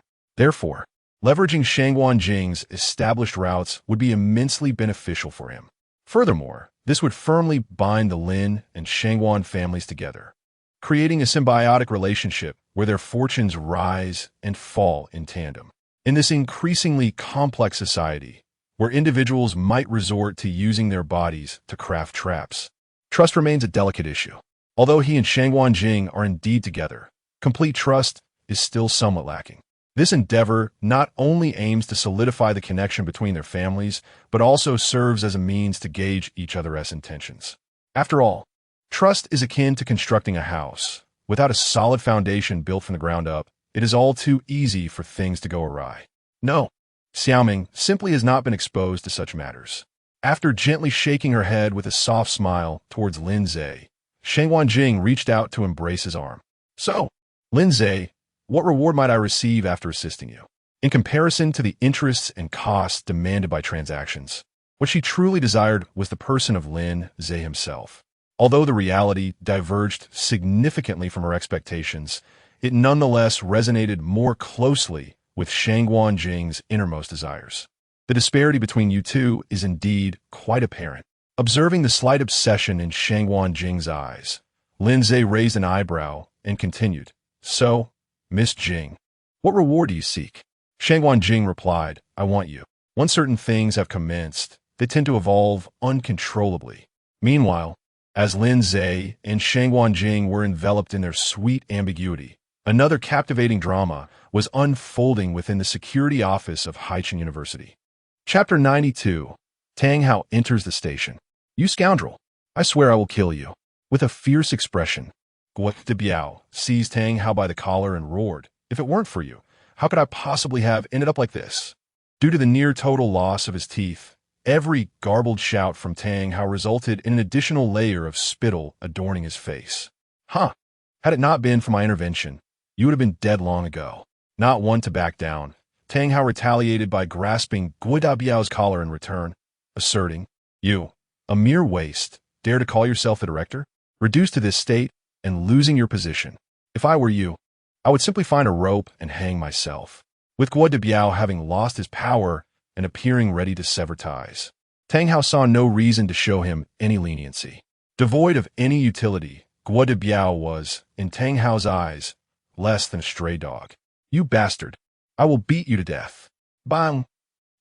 Before Guo Dabiao could finish his sentence, Tang Hao's fist had already collided with his nose. In a brawl, the element of surprise is paramount. Subduing an opponent before they can react is ideal. You scoundrel, I will not let this go. Feeling the sharp pain radiating from his nose, Guo Dabiao clutched it with one hand while fixing a venomous glare on Tang Hao. Although he had likely sealed his fate with a prison sentence, he believed that, thanks to his past covert dealings, he could still enjoy a better life than most, even behind bars. After all, some members of high society would go to great lengths to maintain a respectable image. You dare to threaten me? With anger simmering within, Tang Hao was not inclined to relent.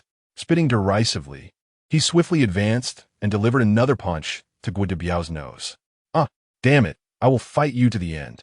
As Guo Dabiao, still reeling, attempted to respond, the security room door was abruptly flung open from the outside. Peering in, a cadre of uniformed officers stood at the threshold, their gaze fixed intently on the scene within. Guo Dabiao, you are suspected of multiple offenses, including XXXX. Please accompany us to the station. As Officer Zhang Zihao brandished the arrest warrant before Guo Dabiao, he produced a pair of silver handcuffs from his pocket. Damn it, just as I suspected. Watching the gleaming cuffs before him, Guo Dabiao's eyes flickered with intense resentment. The rapid exposure of his past misdeeds, drawing the attention of the police, was something he could scarcely believe without the involvement of the Shun family, who would willingly trade a life of comfort and freedom for the dark confines of a prison. In this moment, Guo Dabiao's resentment towards Tang Hao reached unprecedented heights. Had it not been for the latter's provocation of Lin Ze, he would not have found himself in such dire straits. Officer, I confess I will admit to everything. aware that he was likely destined for a lengthy imprisonment. Guo Biao immediately turned his gaze towards Tang Hao, considering him an accomplice who had often aided him in his misdeeds. Even if he were to serve time, he intended for Tang Hao to bear the brunt of the blame. In this way, he could enjoy his life behind bars while Tang Hao would be relegated to the most menial of tasks. The thought of such a scenario sparked a twisted glint in Guo Biao's eyes. "You scoundrel, stop fabricating lies." With the attention of numerous officers now fixed on him, Tang Hao glared at Guo Biao with indignation, exclaiming, "Officer, do not be deceived by this man. I have no connection with him whatsoever."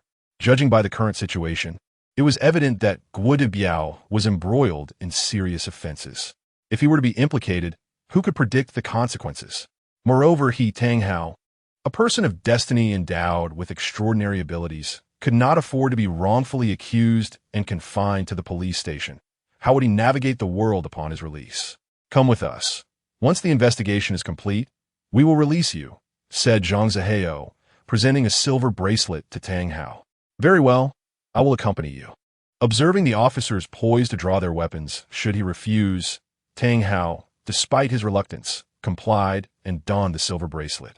After all, his extraordinary gifts did not enhance his physical resilience. A mere toy could spell his end. Furthermore, tales often depict police stations as havens for hidden powerhouses, where protagonists encounter remarkable fortunes upon entry. Perhaps he might even chance upon the standard alluring officer. Disband. After securing the silver bracelets on Tang Hao and another individual, Zhang Zehao turned to lead his team away. Meanwhile, Tang Hao, caught up in the excitement, remained oblivious to the psychological scars this visit to the police station would leave upon him. An hour and a half later, "Let's proceed with the standard protocol," Lin Ze said, glancing at the circling figure of Shangwan Jing. He continued speaking into the phone, "And do not forget the arrangements I made earlier." "Understood, young Master Lin. I will follow the directives." Casting a glance at Tang Hao, who was visible through the one-way glass, Deputy Police Chief Zhao Deju inquired, "Shall I add some pressure and confine him to death row?" "There is no need for unnecessary actions. Simply follow my instructions." Lin Ze interjected before Zhao Deju could finish his thought. "Remember, I instruct, you execute. No extraneous matters require your attention. Understood?" "Understood, young Master Lin." I was out of line. Upon hearing Lin Ze's emotionless words, Zhao Dezu's immediately concealed his ulterior motives and cautiously inquired, "Young Master Lin, I am curious about my daughter's situation." The response was reassuring. "Her surgery is already being arranged, and she will be completely recovered and discharged by next month at the latest."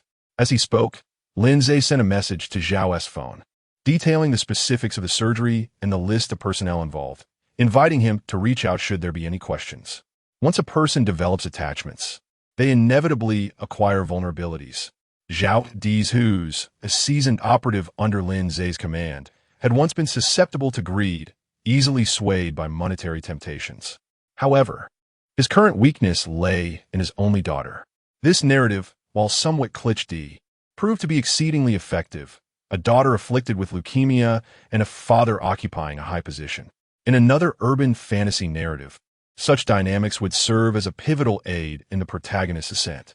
If the author were to indulge further, one could anticipate a delightful twist in the storyline. For after all, a young girl embodies the virtues of innocence. Thank you, young Master Lin. I shall forever be in your debt." The prospect of his daughter's recovery next month filled Zhao Dezu's face with palpable excitement. Regardless of the veracity of the statement, at that moment, his gratitude was genuine. "Focus on your duties." With that, Lin Ze abruptly concluded the communication. "Ze, it appears you harbor quite a few secrets."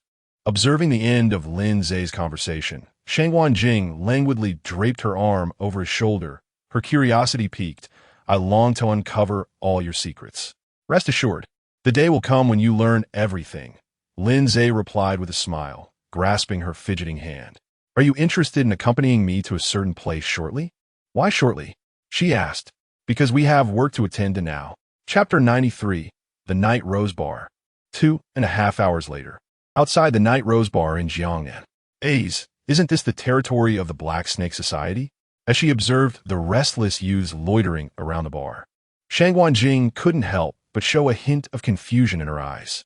The Black Snake Society is considered a second-tier underworld force in the Jiangnan region, while not weak. They hardly command significant respect. It goes without saying that even the Shun family, to which Lin Ze belongs, could easily overpower them, not to mention her own Shangwan family. Indeed, but this place is not solely under the Black Snake Society's control. As they spoke, Lin Ze took measured steps toward the entrance of a Night Rose bar. This establishment happened to be one of the two key resources upon by Tianyu's return to the country. After a night of thorough investigation, Lin Ze had already grasped the intricacies of this place.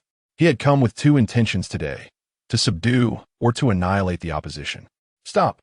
We don't operate during the day.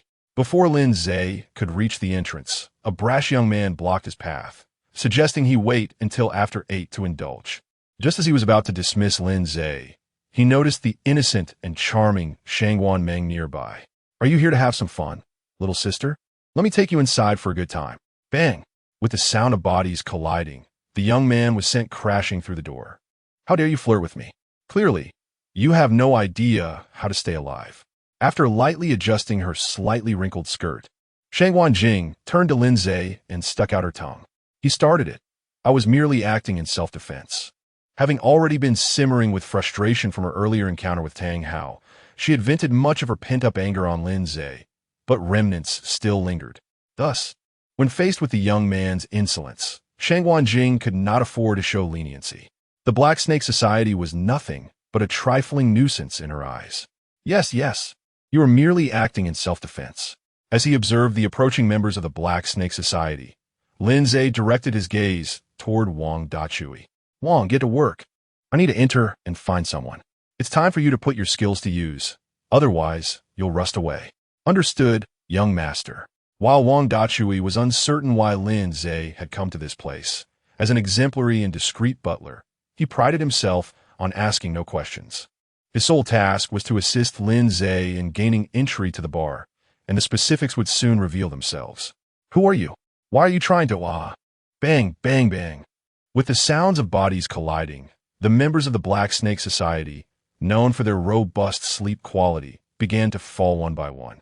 In less than 30 seconds, those who had rushed at the group were nearly all subdued by Wang Dachui. Unexpectedly, Ze is surrounded by quite a few skilled individuals. Observing Wang Dachui, who occasionally flashes a lewd grin while on the road, I find that his true abilities are surprisingly comparable to my own. Aside from a hint of astonishment, Shang Wanjing has also dismissed the idea of calling Sherry for support. It is not that she refuses assistance, but rather that the scale of reinforcements has been reduced from 1,000 to 100. After all, as a minor expert at the later stages of outer ring training, she is quite capable of easily taking on 100 ordinary individuals. How infuriating. He is actually a martial artist. Nevertheless, the Black Snake Society, albeit a small but notable underworld organization in the Jiangnan region, naturally comprises individuals who possess discernment. Upon recognizing Wang Dachui's peculiar identity and strength, they quickly identified him as a martial artist. Let's speak amicably. Has the Black Snake Society offended you in any way? After forcibly suppressing his rising anger, Wang Gooden approached Lin Ze, stopping a dozen meters away. If we have erred in any manner, we are willing to make amends. Although unclear about Wang Dachui's true capabilities, being targeted by a reasonably powerful martial artist poses a significant challenge to any faction, unless an opportunity to completely eliminate him arises. Enduring his intermittent harassment would jeopardize their business endeavors. Why the excessive chatter? Please do not obstruct my view of the spectacle. In response to Wang Gooden's probing and conciliatory overture, Wang Dachui disregarded him entirely. Upon swiftly closing the distance, he unleashed a dragon claw strike. If he were to halt here, it would render his anticipation utterly futile. He had come to witness his young master's display of prowess, not to collect protection fees due to financial constraints. Damn it, everyone charge.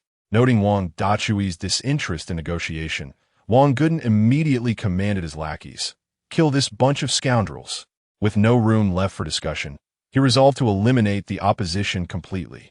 Meanwhile, as Wang Dachui rampaged in pursuit of entertainment. A junior thug seized the moment to scurry back into the nightshade bar. "Boss, it's bad.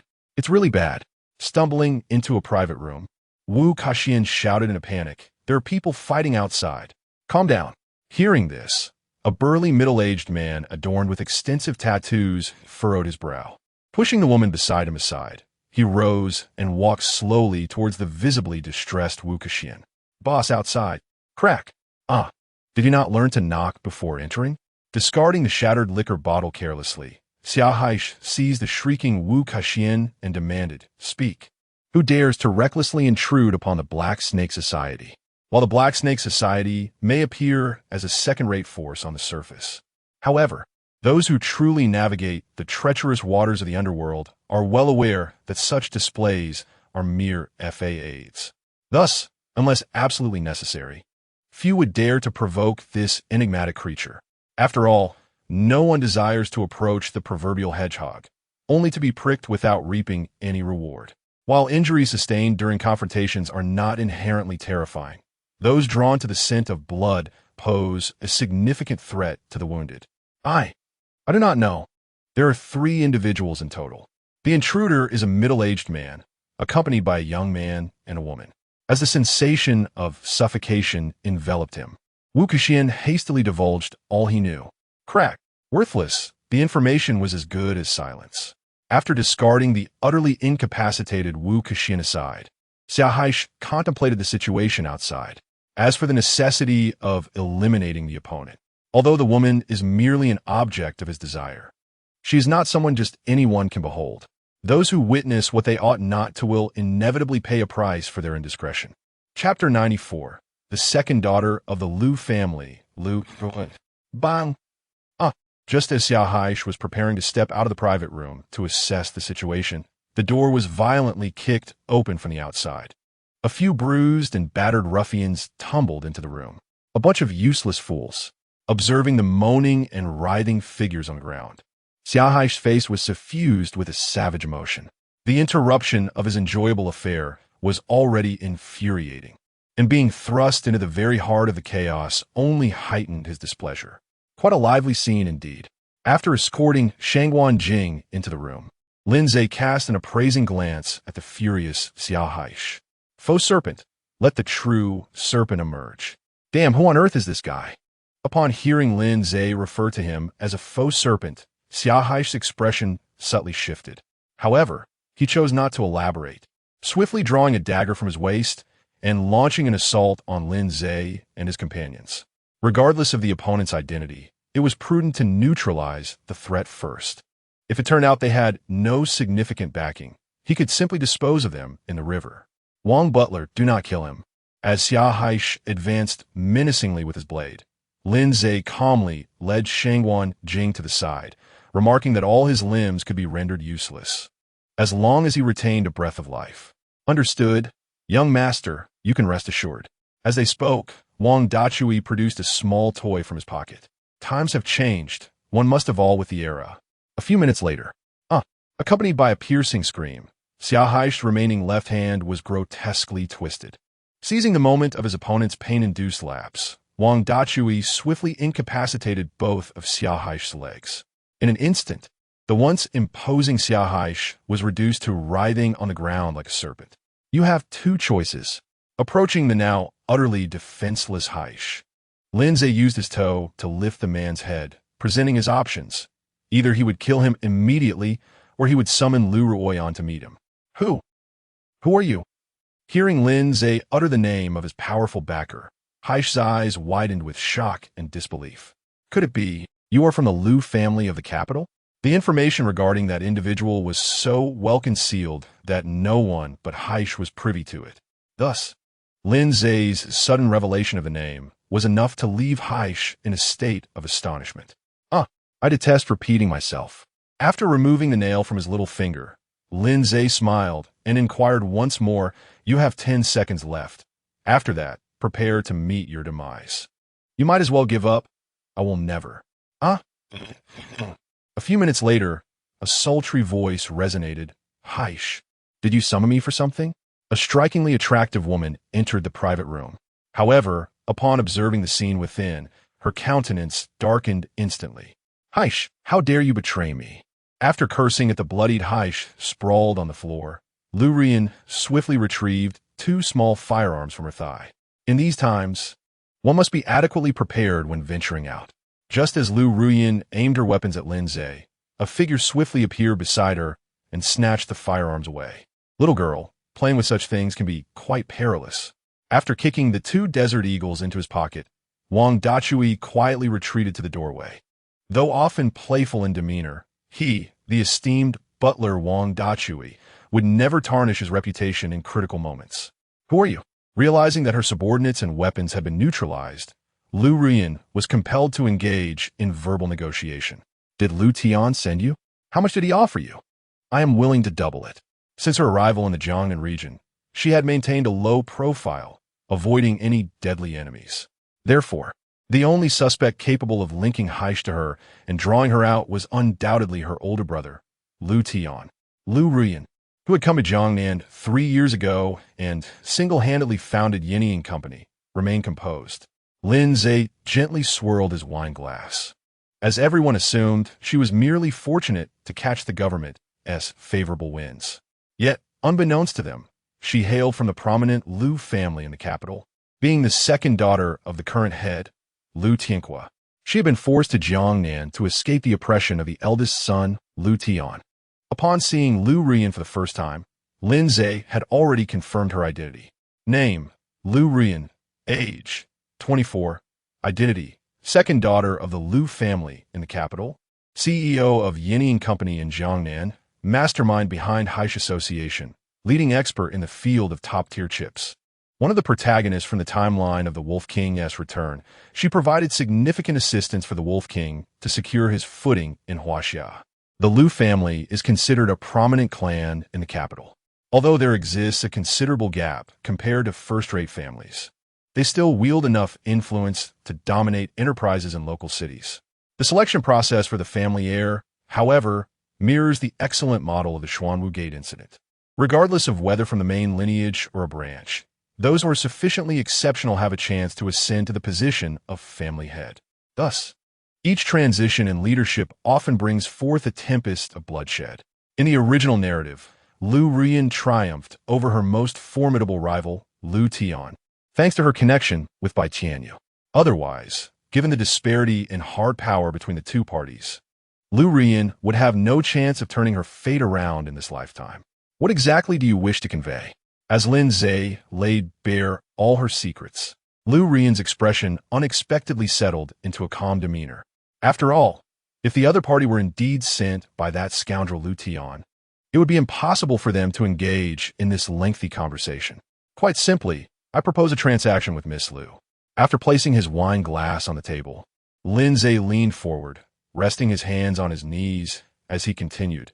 It is reasonable to assume that Lu Ruyan covets the position of head of the Lu family. Correct? The Lu family in the capital is not of paramount importance.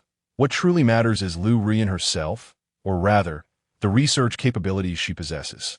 It was precisely because Lu Ruyan broke through the technological blockade and successfully developed a groundbreaking chip that many in higher echelons chose to turn a blind eye to the actions of Tianyu. Otherwise, the matters the other party undertook later would have warranted countless reprimands. Who are you exactly? How do you know so much? Meeting Lin Ze's perpetually calm gaze, Lu Ruyan instinctively clenched her fists. No matter how one looked at it, Lin Ze was certainly not a benevolent individual. Thus, she felt an urgent need to ascertain who he truly was and how he possessed such extensive knowledge. Chapter 95, I Desire You as a Person, Dr. Lu. Allow me to introduce myself. I am Lin Ze, the heir of the Lin family conglomerate in Jiangnan. Upon hearing Lin Ze's self-introduction, a flicker of disappointment instinctively flashed in Lu Ruyan's eyes. Young Master Lin, I fear you may not be able to assist me. The Lin family stature in Jiangnan is indeed formidable, yet conventional means and status may prove ineffective at certain junctures. Moreover, the distance between Jiangnan and the capital is quite vast. Even if the Lin family possesses greater hard power than the Lu family, it cannot extend its reach this far. The Ghost Zone is under the jurisdiction of the Lin family. Observing the fleeting disappointment in Lu Ruyan's gaze, Lin Ze lifted his glass once more after uttering this statement. I never anticipated that the Ghost Zone would be a force under A's command. Upon hearing Lin Ze declare that the Ghost Zone is indeed a power of the Lin family, Shangguan Jing's eyes momentarily sparkled with fascination. Truly, he's the man I have set my sights on. Were it not for the current circumstances, she would earnestly wish to unearth all of his secrets. The Ghost Zone, a clandestine organization that has risen over the past decade, specializing in the auction and circulation of items best kept in the shadows. No one truly knows the depths of its operations, yet it is acknowledged that this organization has a presence across the nation. Fortunately, the Ghost Zone does not meddle in the affairs of the underworld. Its focus remains solely on auctioning and trading goods. Otherwise, certain individuals would likely find themselves unable to remain idle, perhaps leading to a coalition of the 7 major factions launching an assault on the Bright Summit.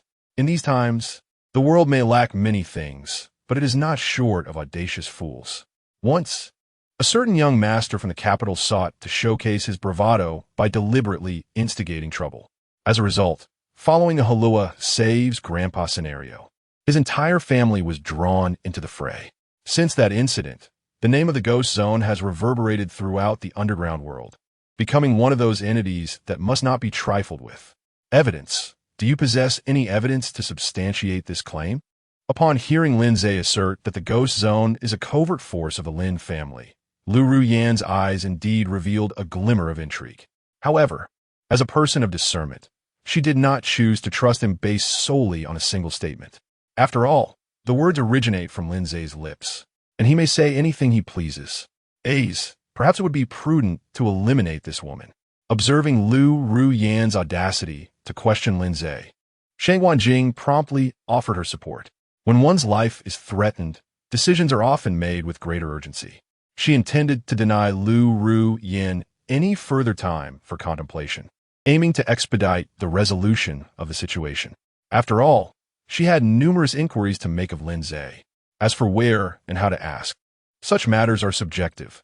Each individual may exercise their own imagination. Click. In response to Shangguan Jing's encouragement, Wang Dazue demonstrated keen awareness and cooperation. After disengaging the safeties on 2 Desert Eagles, he aimed them at Lu Ruyan's back. Witnessing Wang Dazue's gun point directed at her, a hint of panic surfaced on Lu Ruyan's face. It is better to cling to life than to perish. She fled thousands of miles to Jiangnan, driven by a desire to avoid an inexplicable demise. Now it was time to put away the distractions. Just as the atmosphere was on the verge of freezing, Lin Ze spoke up, shattering the tension. He tossed a document onto the table before Lu Ruyan and continued, "Open it and see. Within lies the evidence you seek." With pressure applied, a means of escape was naturally provided. The process of winning over a favored subordinate is akin to training a dog. One must wield a firm stick alongside a sweet treat to convey who the true master is. Gazing at the folder quietly resting on the table, Lu Ruyan hesitated for a moment before picking it up. In her current predicament, she had little choice. If she refrained from examining the document, she would likely end up as a mermaid soon. Upon seeing the contents of the first page, her pupils instinctively widened. Everyone in the Ghost Zone possesses a disguise, complete with corresponding badges and identification numbers. Only the upper management of the Dark Zone has the capacity to discern both the true and disguised identities of clients. The information contained within this document pertained to her and some of her subordinates in the Ghost Zone. Thus, even if Lin Ze were not the leader of the Dark Zone, he was at the very least part of its management hierarchy. Once she grasped this reality, Lu Ruyan placed the document back on the table. "Young Master Lin, what is it that you wish to obtain from me?" she inquired, aware that nothing comes without a cost. She did not trust that he would offer assistance without expectations. "Quite simply, I want you," Lin Ze replied. Meeting her gaze filled with confusion and uncertainty, he placed another document on the table. "You are a top-tier expert in chips and the most promising candidate to break through the technological blockade. I will assist you with the troubles regarding the Lu family, and in return, you will work for me. Of course, the Lu family remains yours.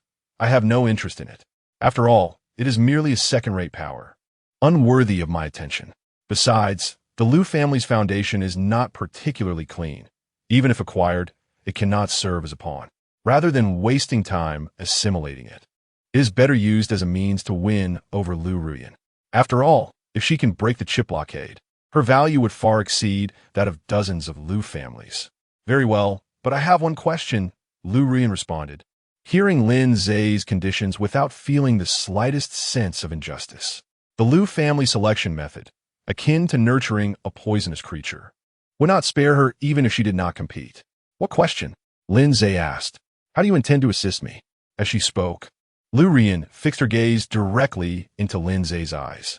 If this so-called help was predicated on the destruction of the Lu family, she would prefer to avoid his involvement altogether. Although the selection system of the Lu family lacks humanity, it is inextricably linked to oneself. On a personal level, it is a promise to the late grandmother, while on a public level, it is a desire to avoid being entangled. In the waters of the Hong Kong harbor, aboard the vessel Victoria, registered under the number SIN 20221234567, Lin Ze, meeting Lu Ruyan's earnest gaze, disclosed certain known information. Lu Tian is the actual owner of this ship, which he utilizes for bribery and illicit transactions. Given your capabilities, acquiring leverage against him should not prove difficult. The general affairs concerning the Victoria were also something Lin Ze gleaned from the narrative involving Bai Tianyu. As one of the shareholders of this vessel, the Wolf King Hall is naturally aware of the sordid affairs that transpire aboard. Consequently, when Lu Ruyan confronts Lu Tian later, Bai Tianyu employs this very tactic to ensnare him. After all, in his pursuit to appease difficult business partners, Lu Tian periodically resorts to coercive tactics, such as high-interest loans, to force young women onto his ship. The combination of coercion and money laundering, among other charges, is more than sufficient to ensure a lengthy imprisonment for him. Chapter 96. The same motion, different sensations. Very well, I shall send someone to investigate. After firmly committing the ship's number and name to memory, Lu Ruyan gazed into Lin Ze's still impassive eyes and could not resist inquiring. Are you not afraid that once I have dealt with Lu Tian, I might turn against you? You are an astute individual, aware of what actions are prudent and which are not. As he spoke, Lin Ze rose and approached Lu Ruyan, lifting her chin with a firm hand. And believe me, you would not wish to discover the consequences of such actions. Betrayal is akin to infidelity. It occurs either not at all or countless times thereafter. Thus, Lin Ze's customary response to betrayal is to transform the traitor into a mermaid. Although Lu Ruyan is undeniably a rare talent, he had no intention of granting her any leniency.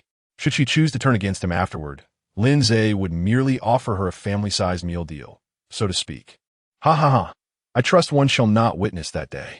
Casting a sidelong glance at the fallen black serpent, Lu Ruyan silently extended her right hand toward Wang Dachui. Return what you owe me. Give it to her. In response to Wang Dachui's questioning gaze, Lin Ze nodded, eager to observe Lu Ruyan's forthcoming actions.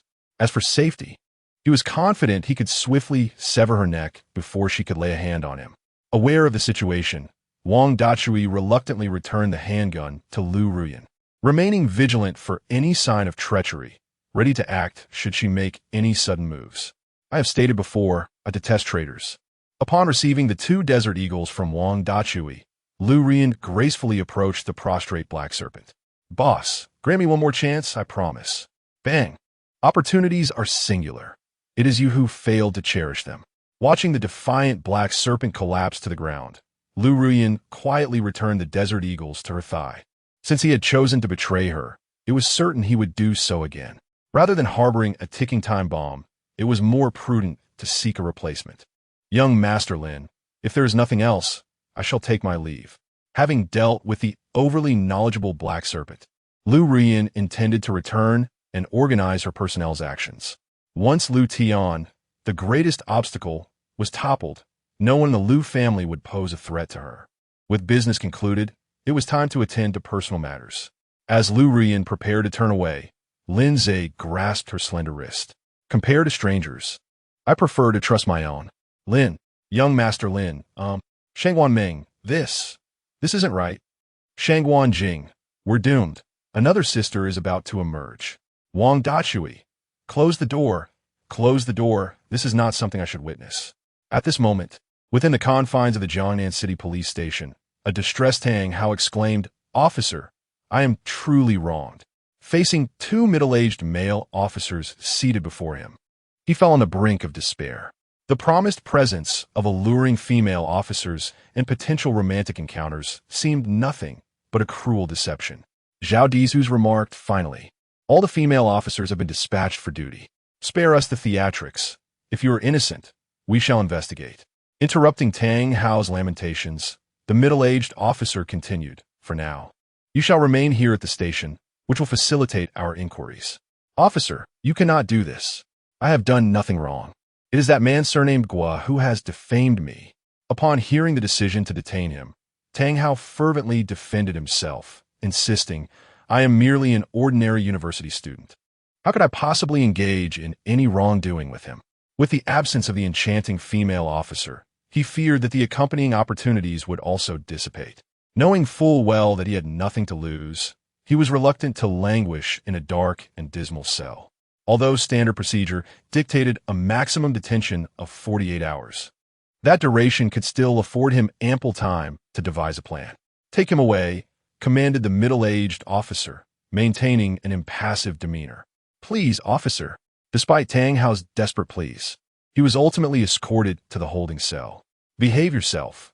You'll be released once the time is up," said a young officer as he removed Tang Hao's silver bracelet and swiftly secured the cell door from the outside. There was no semblance of normalcy within these walls, and he had no desire to linger any longer. "Kid, what crime brought you here?" A group of round-faced men with scruffy beards surrounded Tang Hao once the young officer's silhouette vanished down the corridor. Why should I tell you how I ended up here?" Tang Hao assumed a defensive stance, warning, "Keep your distance, or I swear I will make you regret it." He had heard from others that to avoid being victimized in such a place, one must project an air of ferocity and madness. Only by doing so would potential aggressors reconsider the consequences of their actions. Yielding and compromising would only result in greater suffering. "Well, this young man has quite the spirit," one of the burly men with a round face and a scruffy beard said, his eyes glinting with greed. "Brothers, let us show this kid what respect looks like. Please, don't come any closer. I warn you." Just as Tang Hao attempted to issue a threat, the group of men descended upon him, overwhelming him with their numbers. The lightest among these individuals weighs at least 180 pounds. Consequently, Tang Hao had no strength left to resist and was effortlessly subdued by the crowd, losing all combat capability. He appeared quite pale. "No. How terrifying." Listening to the chilling screams echoing from the cell, the young officer silently rubbed his arms. At such a moment, he had no desire to join the fray. It was better to feign ignorance. He could only hope that Tang Hao would emerge alive from within. Otherwise, he would find himself in a troublesome situation later on. Chapter 97. An exhilarating three-person, four-legged game. 3 hours later, within the dimly lit confines of the Nightshade Bar. "Congratulations, host, for completely severing the connection between Lu Ruyin and Bai Tianyu, thereby indirectly undermining the latter's developmental progress. Reward, 1,000 points of villain value. In debt. Taking action is the most prudent choice." Upon hearing the sudden system notification echo in his mind, Lin Ze couldn't help but feel a hint of amusement.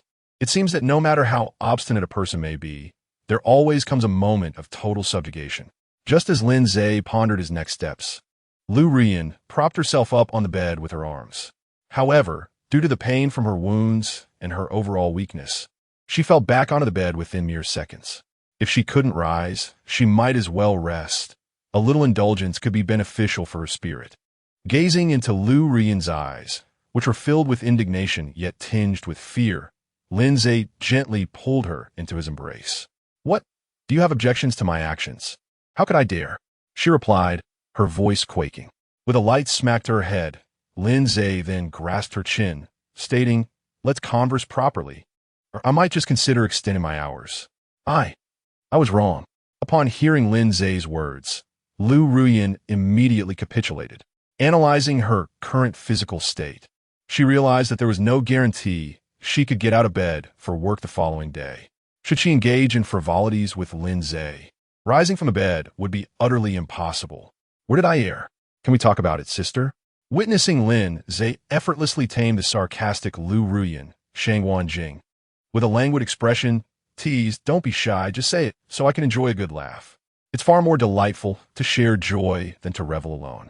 How regrettable it would be to miss witnessing such an amusing scene of taming a little cat. What sister? By age, I am clearly the elder. Shangwan Jing's sudden interjection successfully provided Lu Ruyan with a means to divert her attention. Since the events had already transpired, dwelling on them would bear no fruit. Initially, she believed she would harbor resentment towards Lin Ze, but reality proved her gravely mistaken. In terms of capability, background, and appearance, Lin Ze was the most exceptional individual she had encountered in all her years. Of course, one cannot disregard the influence of the first filter.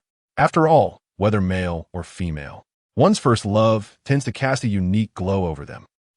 Such matters are dictated by the order of arrival, she thought, sticking out her tongue disdainfully at Lu Ruyan.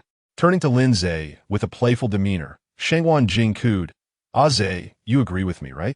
Lin, Ze. Seeing Shangwan Jing resort to a cute and playful tone, Lu Ruyan began to emulate her.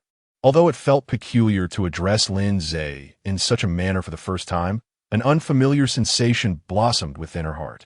It seems that every friend who has experienced love can comprehend this peculiar sensation. As for those who have not, I regret to inform you that I cannot assist you. Lin Ze, are you both certain you wish to regard me with such expressions? Lu Ruyan, please, spare us. Shangwan Jing, the weather is quite pleasant. To this, Lin Ze could only express that life is meant for movement. Life persists, and so must motion. 2.5 hours later, when Lin Ze departed, there was no farewell ceremony. Only 2 pairs of weary and somewhat resentful gazes remained. As for whether the two would argue after his departure, Lin Ze maintained that a private disagreement would be inconsequential, provided they did not create chaos for themselves.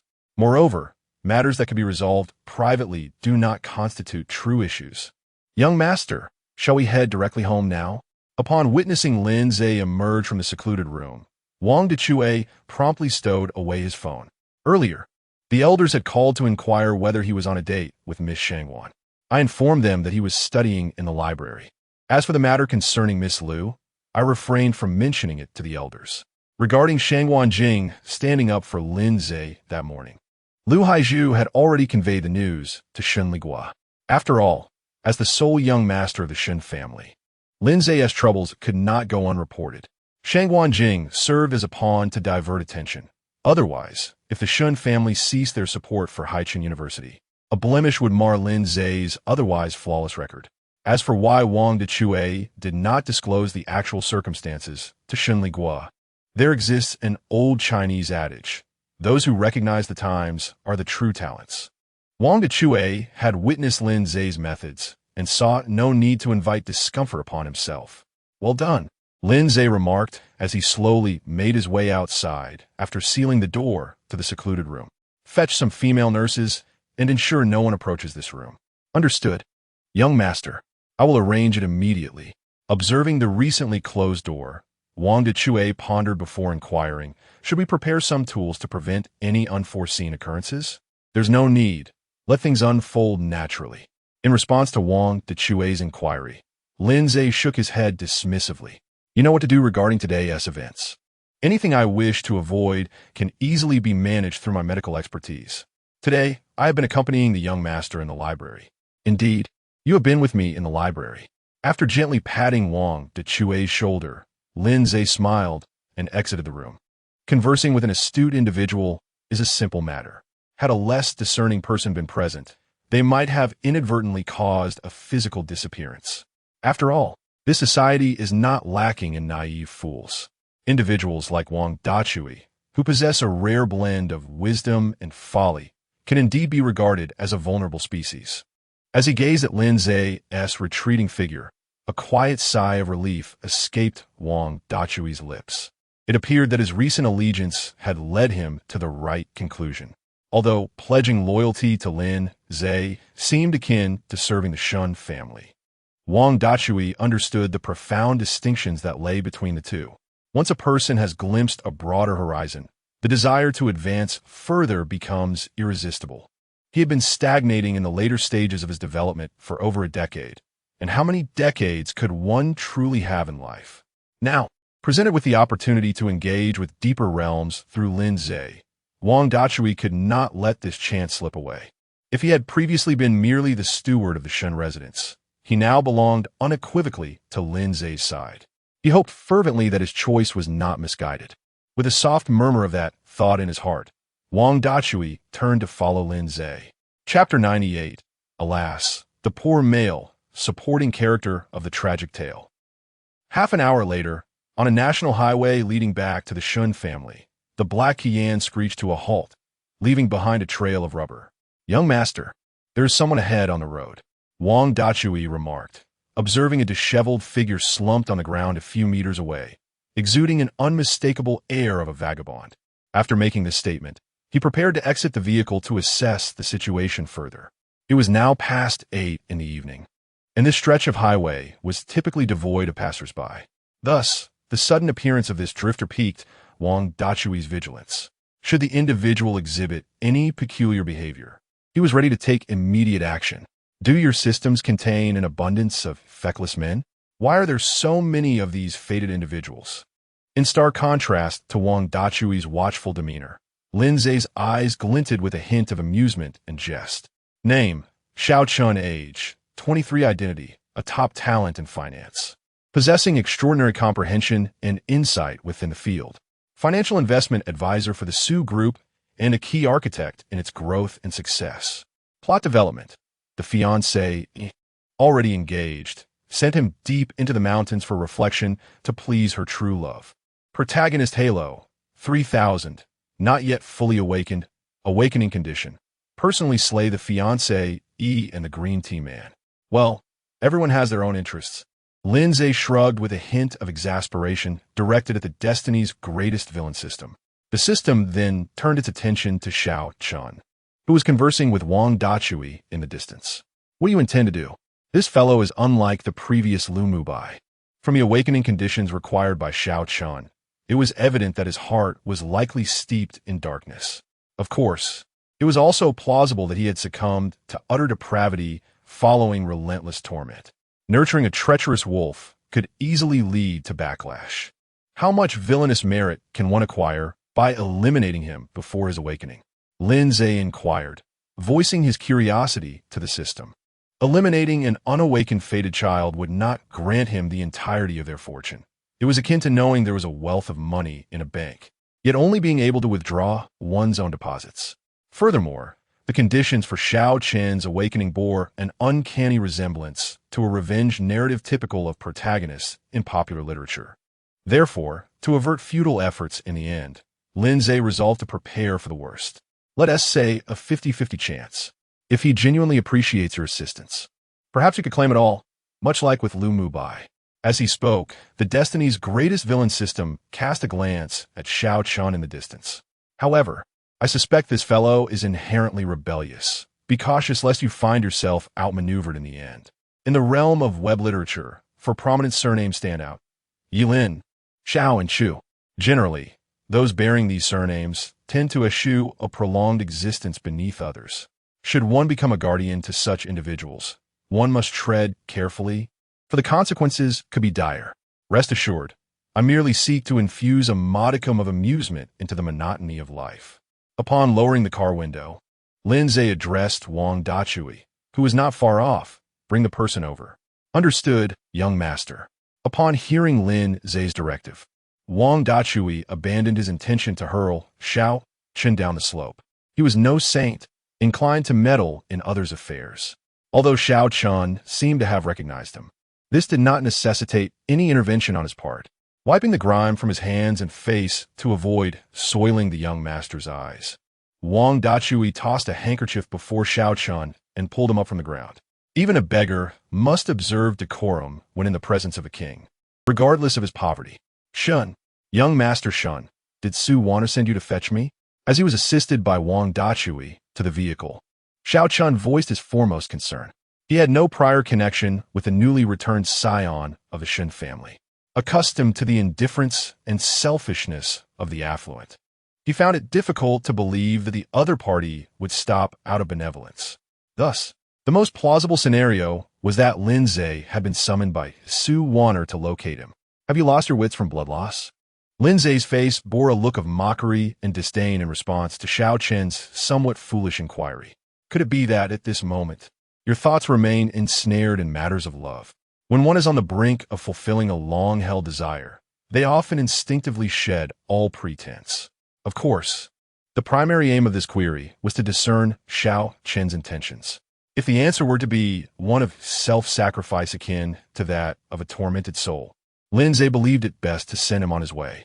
After all, even if such a person were to regain their senses, they would still be of a fragile disposition, a pure-hearted warrior unworthy of esteem. Had I overthought the situation? Upon hearing Lin Ze's subtly derisive reply, the last flicker of hope in Xiao Chen's eyes quietly extinguished. The greater the hope, the greater the disappointment. When disappointment accumulates to a certain threshold, the heart's sanctuary inevitably collapses. Xiao Chen, I'm aware of your capabilities. The Su Group's ascension to a second-tier enterprise is largely attributable to your efforts. Noticing the subtle shift in Xiao Chen's gaze, Lin Ze gradually posed another question. Moreover, you and Su Wanner have become quite the topic of jest among many. You sacrificed everything for her, only to have it all snatched away by a male interloper. I find myself curious. What compels you to endure this? Indeed, why do I choose to persist? Reflecting on the sacrifices he had made for Su Wanner, Xiao Chen instinctively tightened his scarred right hand. Even as the wounds throbbed and blood flowed, he had no intention of releasing his grip. I have great faith in your abilities, and thus, I am prepared to offer you an opportunity. However, prior to that, meeting the calm yet slightly insane gaze of Xiao Chen, Lin Ze slowly inquired. Word by word, I wish to know how you intend to handle Su Wanner and the Su Group. Should you eliminate either the Su Group or Su Wanner, and yet Xiao Chen remains resolute in his refusal to submit, then it would be time for me to take action against this imminent progeny of fortune. Nonetheless, before proceeding, Lin Ze resolved to grant him an opportunity. While talent may not be particularly scarce, those endowed with destiny are indeed rare. As for how to manage them, reflecting on the myriad humiliations and torments he had previously endured, a fleeting glimmer of madness crossed Xiao Chen's eyes. An eye for an eye, a tooth for a tooth. I shall compel them to endure all that I have suffered. When the edifice known as love collapses, the concealed hatred will inevitably surface. At this juncture, he harbored no affection for Su Wanner, only a lingering desire for retribution. Chapter 99. A new heroine, an unknown protagonist. Congratulations. You have successfully passed the first round of interviews. As he spoke, Lin Ze slowly opened the rear door of the vehicle. Come aboard. We will first head to the police station, then to the hospital. Police station? We're going to the police station too. Less chatter. Do as the young master instructs. With a cold interruption of Xiao Chen's instinctive inquiry, Wang Dazue forcibly shoved him into the trunk. Although Lin Ze might not have objected to the other party getting in the car as an exemplary chief steward, he could not allow himself to watch the two of them sit together. After all, considering Xiao Chen's physical condition, he was no better than a discarded rag compared to the street's homeless. Lin Ze certainly did not wish for any adverse effects on his health due to this. Seek help from the police. Can't you make reasonable use of your injuries? As he observed Xiao Chen being unceremoniously stuffed into the trunk, a hint of helplessness flashed in Lin Ze's eyes. It must be said that in the realm of female-centric tragic narratives, what predominates is a lack of normal individuals. Despite having been imprisoned and mistreated for so long, Xiao Chen had not even considered seeking assistance from the authorities. Perhaps, in the worldview of such tales, the profession of a police officer simply did not exist. Report to the police?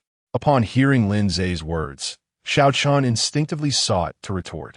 Ordinary individuals fighting against the powerful would only worsen their circumstances by reporting to the police.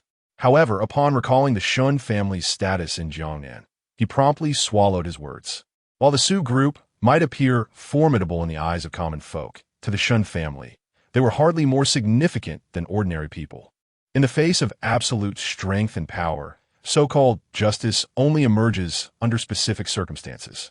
2.5 hours later, within the VIP ward of Jiangnan City People's Hospital. Since you are aware of the Su family's weaknesses, it is best you handle them yourself. Gazing at Xiao Chun, who lay in bed receiving an 4-drip, Lin Ze turned to the professional OL beauty beside him. During this time, Manager Song will assist you. Feel free to ask her for anything you require. Manager Song, who is also by Wanchio's mentor, Song Yiting. Although the Su family is merely a second-rate force, even the smallest mosquito is still flesh. To have it thoroughly consumed through Xiao Chun's efforts could also be considered a means of repaying his medical expenses. As for whether it was safe to have Song Yiting by Xiao Chen's side, Lin Ze believed that aside from himself, who cultivated flowers, Song Yiting had little interest in a well-known cuckold like Xiao Chun. Moreover, given that this cuckold currently lacked the strength to lift anything, even if things went awry, it would merely result in a double kill. In this world, everything is in short supply, except for replaceable human beings. Understood, young Master Shun. Within a week at most, I can ensure the complete bankruptcy of the Su family. As he tightly grasped the bed sheets, a flicker of madness and resentment shone in Xiao Chen's eyes. Su Wanner had rendered him incapable of being a man and subjected him to such torment. If it cannot be utterly destroyed, he might as well embrace death. Excellent. I eagerly anticipate your results. With that, Lin Ze turned and strode towards the hospital exit, assuring that you need not worry about the police. By tomorrow at the latest, you shall receive the outcome. When Xiao Chun reported to the police, the operator initially presumed he was part of the film crew. After all, which ordinary person would be devoid of any unblemished flesh? As for the matter of failing to become a man, Lin Ze merely wished to expedite matters, to ascertain whether Xiao Chun would genuinely yield. Should the other party sincerely submit, he would not be opposed to facilitating a restoration. Su Wanner, Jibo Xiao, I shall ensure you regret all your actions against me. Until the door of the hospital room was firmly shut, a malevolent expression immediately surfaced on Xiao Chen's face. In the dimly lit room, the voice was filled with bitterness. If only a fitting background score accompanied it. TSK, TSK. The sentiment could only be grasped by those who understand. Meanwhile, as Xiao Chun cursed Su Wanner and Jibo Xiao within the confines of the room, just outside in the corridor, a conversation unfolded. Young master, Miss Bai is learning swiftly.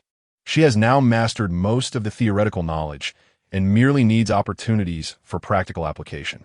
Observing Lin Ze gazing out at the distant cityscape, Song Yiting's eyes flickered with a hint of infatuation and longing.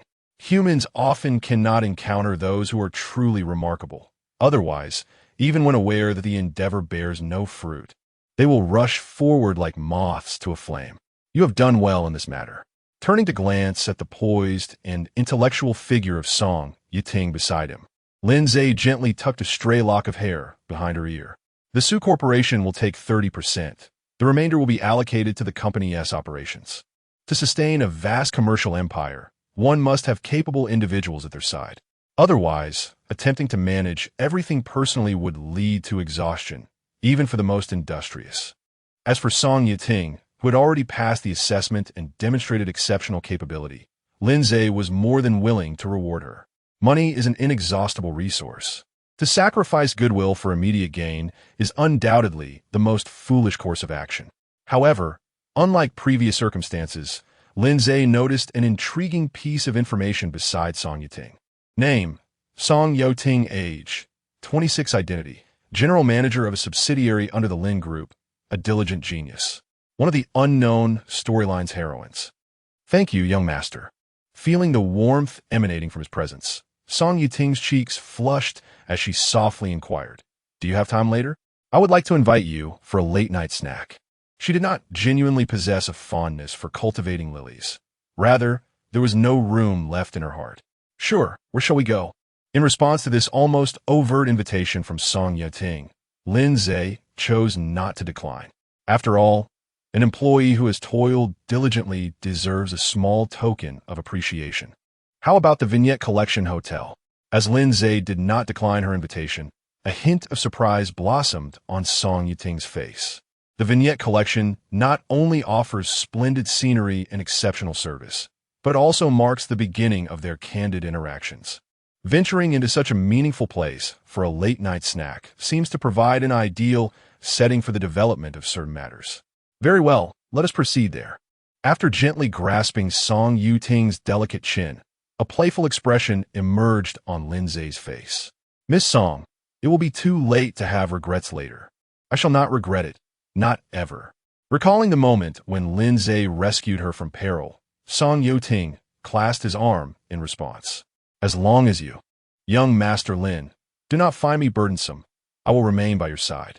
A familiar narrative unfolds. The unspoken rules of the workplace, the hero saving the damsel, granting opportunities. Although this series of events may seem cliché, they have rendered Song Yuting's heart solely capable of cherishing Lin Ze. At his beck and call, she would not hesitate, even in the face of death. Wang Dachui remarked, I hope our young master won't be caught in a split when he grows old and needs to use the restroom. Chapter 100. Guo De Biao has met his demise in Song Yuting's company. Just as Lin Ze was preparing to accompany Song Yuting to the Vignette Collection Hotel for a late-night snack, within the confines of the Jiangnan City Police Department cell, the sounds of snoring fill the air. Watching his fellow inmates sprawled on the ground in deep slumber, Tang Hao felt two streams of humiliation trickle down his cheeks. He vowed that once he rose to power in the future, he would ensure the downfall of these individuals. 10 hours, an entire span of 10 hours, of being forcibly tasked with cleaning the toilets had utterly stripped Tang Hao of any control over his own body. If he had even a modicum of physical autonomy left, he would have surely used his teeth to take down these slumbering figures. Awakening, they seemed refreshed and revitalized. Just as Tang Hao's mind began to wander into daydreams, an inmate unexpectedly stood up from the floor and cast his gaze toward Tang Hao. You, don't come over here, he shouted in alarm. The echoes of Tang Hao's distant screams brought a sense of vengeful delight to Guo De Biao's face. Thanks to the various resources at his disposal, his circumstances were far more favorable than Tang Hao's. His living conditions and environment were considerably better. He resided in a twin room, with meals provided separately. Were it not for the occasional inspections from above, one might suspect his single occupancy could rival that of a Swedish prison. Speaking of Swedish prisons, while reality might sting a bit, in terms of living conditions and facilities, they surpassed many monthly rentals costing several thousand. As Guo De Biao chuckled softly to himself, a pair of rough, dark hands suddenly covered his nose and mouth from behind. Who are you? What do you want? Caught off guard by the sudden assault, he had not anticipated this action from his roommate, who had remained lethargic since entering. Young Master Lin sent me to deliver a message. After inserting a silver needle approximately 30 centimeters long into Guo De Biao's nostril, the figure in black continued to whisper softly in his ear, "Next time, keep your eyes open." As he felt the chilling sensation invade his nostrils, Guo De Biao instinctively began to struggle. Alas, in the face of overwhelming strength, all resistance proved futile. With a trickle of tomato sauce flowing from his nostrils, Guo De Biao's body quickly succumbed to weakness. At the door, summoned someone to mop the floor. As he spoke, the figure in black swiftly began to arrange the scene with various tools. Could you show a bit of respect for my profession? After tossing some specialized equipment to the figure in black, Zhao Dizhus turned his gaze toward the cell, where anguished cries continued to emanate. Do not attempt anything excessive. Simply follow the young master's instructions, the figure in black cautioned, sensing Zhao Dizhus' intent. Though the reason behind Lin Ze's decision to retain Tang Hao, the foolish individual, remains unclear, as a competent tool, their sole obligation is to execute one another's directives. Indeed, you are entirely correct. After diverting his gaze from Tang Hao's cell, Zhao Dizhu crouched down to collaborate with him in arranging the scene. Given the gravity of their offenses, it is not uncommon for prisoners to succumb to the pressure and take their own lives. Later that day, at 7:30 in the morning, "Young master, breakfast is ready for you." After placing a change of clothes beside the bed, Song Yuting leaned down to plant a kiss on Lin Ze's cheek. "I'm off to work now. Do you wish to rest a while longer?" In contrast to her role as a worker, Lin Ze bore the demeanor of a professional. Rising at 6 in the morning to attend to various matters, he had been tirelessly engaged in work until now. It is worth noting that due to their late-night revelry, the two had not retired until approximately 2:30. This translates to Lin Ze having only enjoyed 3.5 hours of rest before rising to labor diligently once more. "I'm fine, what about you? Don't you need to rest?" After pulling Song Yuting into his embrace, a teasing smile graced Lin Ze's face, recalling how someone had behaved the previous night. Don't say another word." Pressing her finger against Lin Ze's lips to silence him, Song Yuting felt a flush rise to her cheeks. "That wasn't me last night. It was my twin sister, Song Yaji." In moments of heightened emotion, individuals often lose their self-control. Upon regaining their composure, many experience profound embarrassment. Such was the case with Song Yuting at this moment. "Since you've rewarded your twin sister, shouldn't you, as the elder, make amends as well? Perhaps, next time, I really should get to work now." As she spoke, Song Yuting stood from Lin Ze's embrace. At this point, she felt an overwhelming fatigue, so much so that she longed to lie down and rest. Continuing to jest with Lin Ze could certainly lead to unforeseen consequences. If you're tired, then rest properly. It's perfectly acceptable to delegate tasks to your subordinates from time to time. Observing Song Yuting's somewhat limping departure, Lin Ze tossed her a vial. "Take this. It can be used both internally and externally. The remainder should be sent to the laboratory for reduction experiments. Once compliant, we can proceed with sales." As a masterful practitioner of medicine, he was well versed in an array of peculiar pharmaceuticals. The primary function of the medication provided to Song Yuting was to invigorate blood circulation, dissipate stagnation, reduce swelling, and alleviate pain. Moreover, the subsidiary company she managed was, in fact, a pharmaceutical firm, with most of its formulations originating from Lin Ze himself. As for the so-called reduction experiments, Lin Ze could only assert that commerce is often shrouded in deception, and without trickery, there can be no trade. Some products, if they exhibit exceptionally remarkable effects, are not merely disruptive to the market, especially considering that certain individuals do not possess robust constitutions. The efficacy of potent medications can indeed lead to rapid healing, yet they may also impose a significant burden on the body.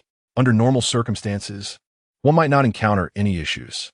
However, when faced with weakness or the frailty of old age, certain individuals may struggle to withstand the side effects induced by such powerful drugs. Therefore, curtailing experiments can, to some extent, be viewed as a form of veiled protection for patients. Nevertheless, even after multiple reductions in potency, these medications remain far superior to the inferior products available on the market. Consequently, pharmaceutical companies continue to thrive, consistently generating at least 1,000 small profit targets each year. "I understand, young master. I will deliver it to the laboratory shortly." After carefully stowing away the vial, Song Yuting playfully winked at Lin Ze. "By the way, young master, Sister Song Yuting promises to make amends for standing you up next time." With that, she swiftly turned and exited the room. Such a rare opportunity to arrange another meeting with him was not one she would easily forfeit. She truly behaves like a child. Lin Ze mused with a light chuckle as he gazed at the door that had just been closed. He then prepared to resume his work. Yet, just as he was about to immerse himself in his tasks, his phone, resting on the desk, suddenly vibrated.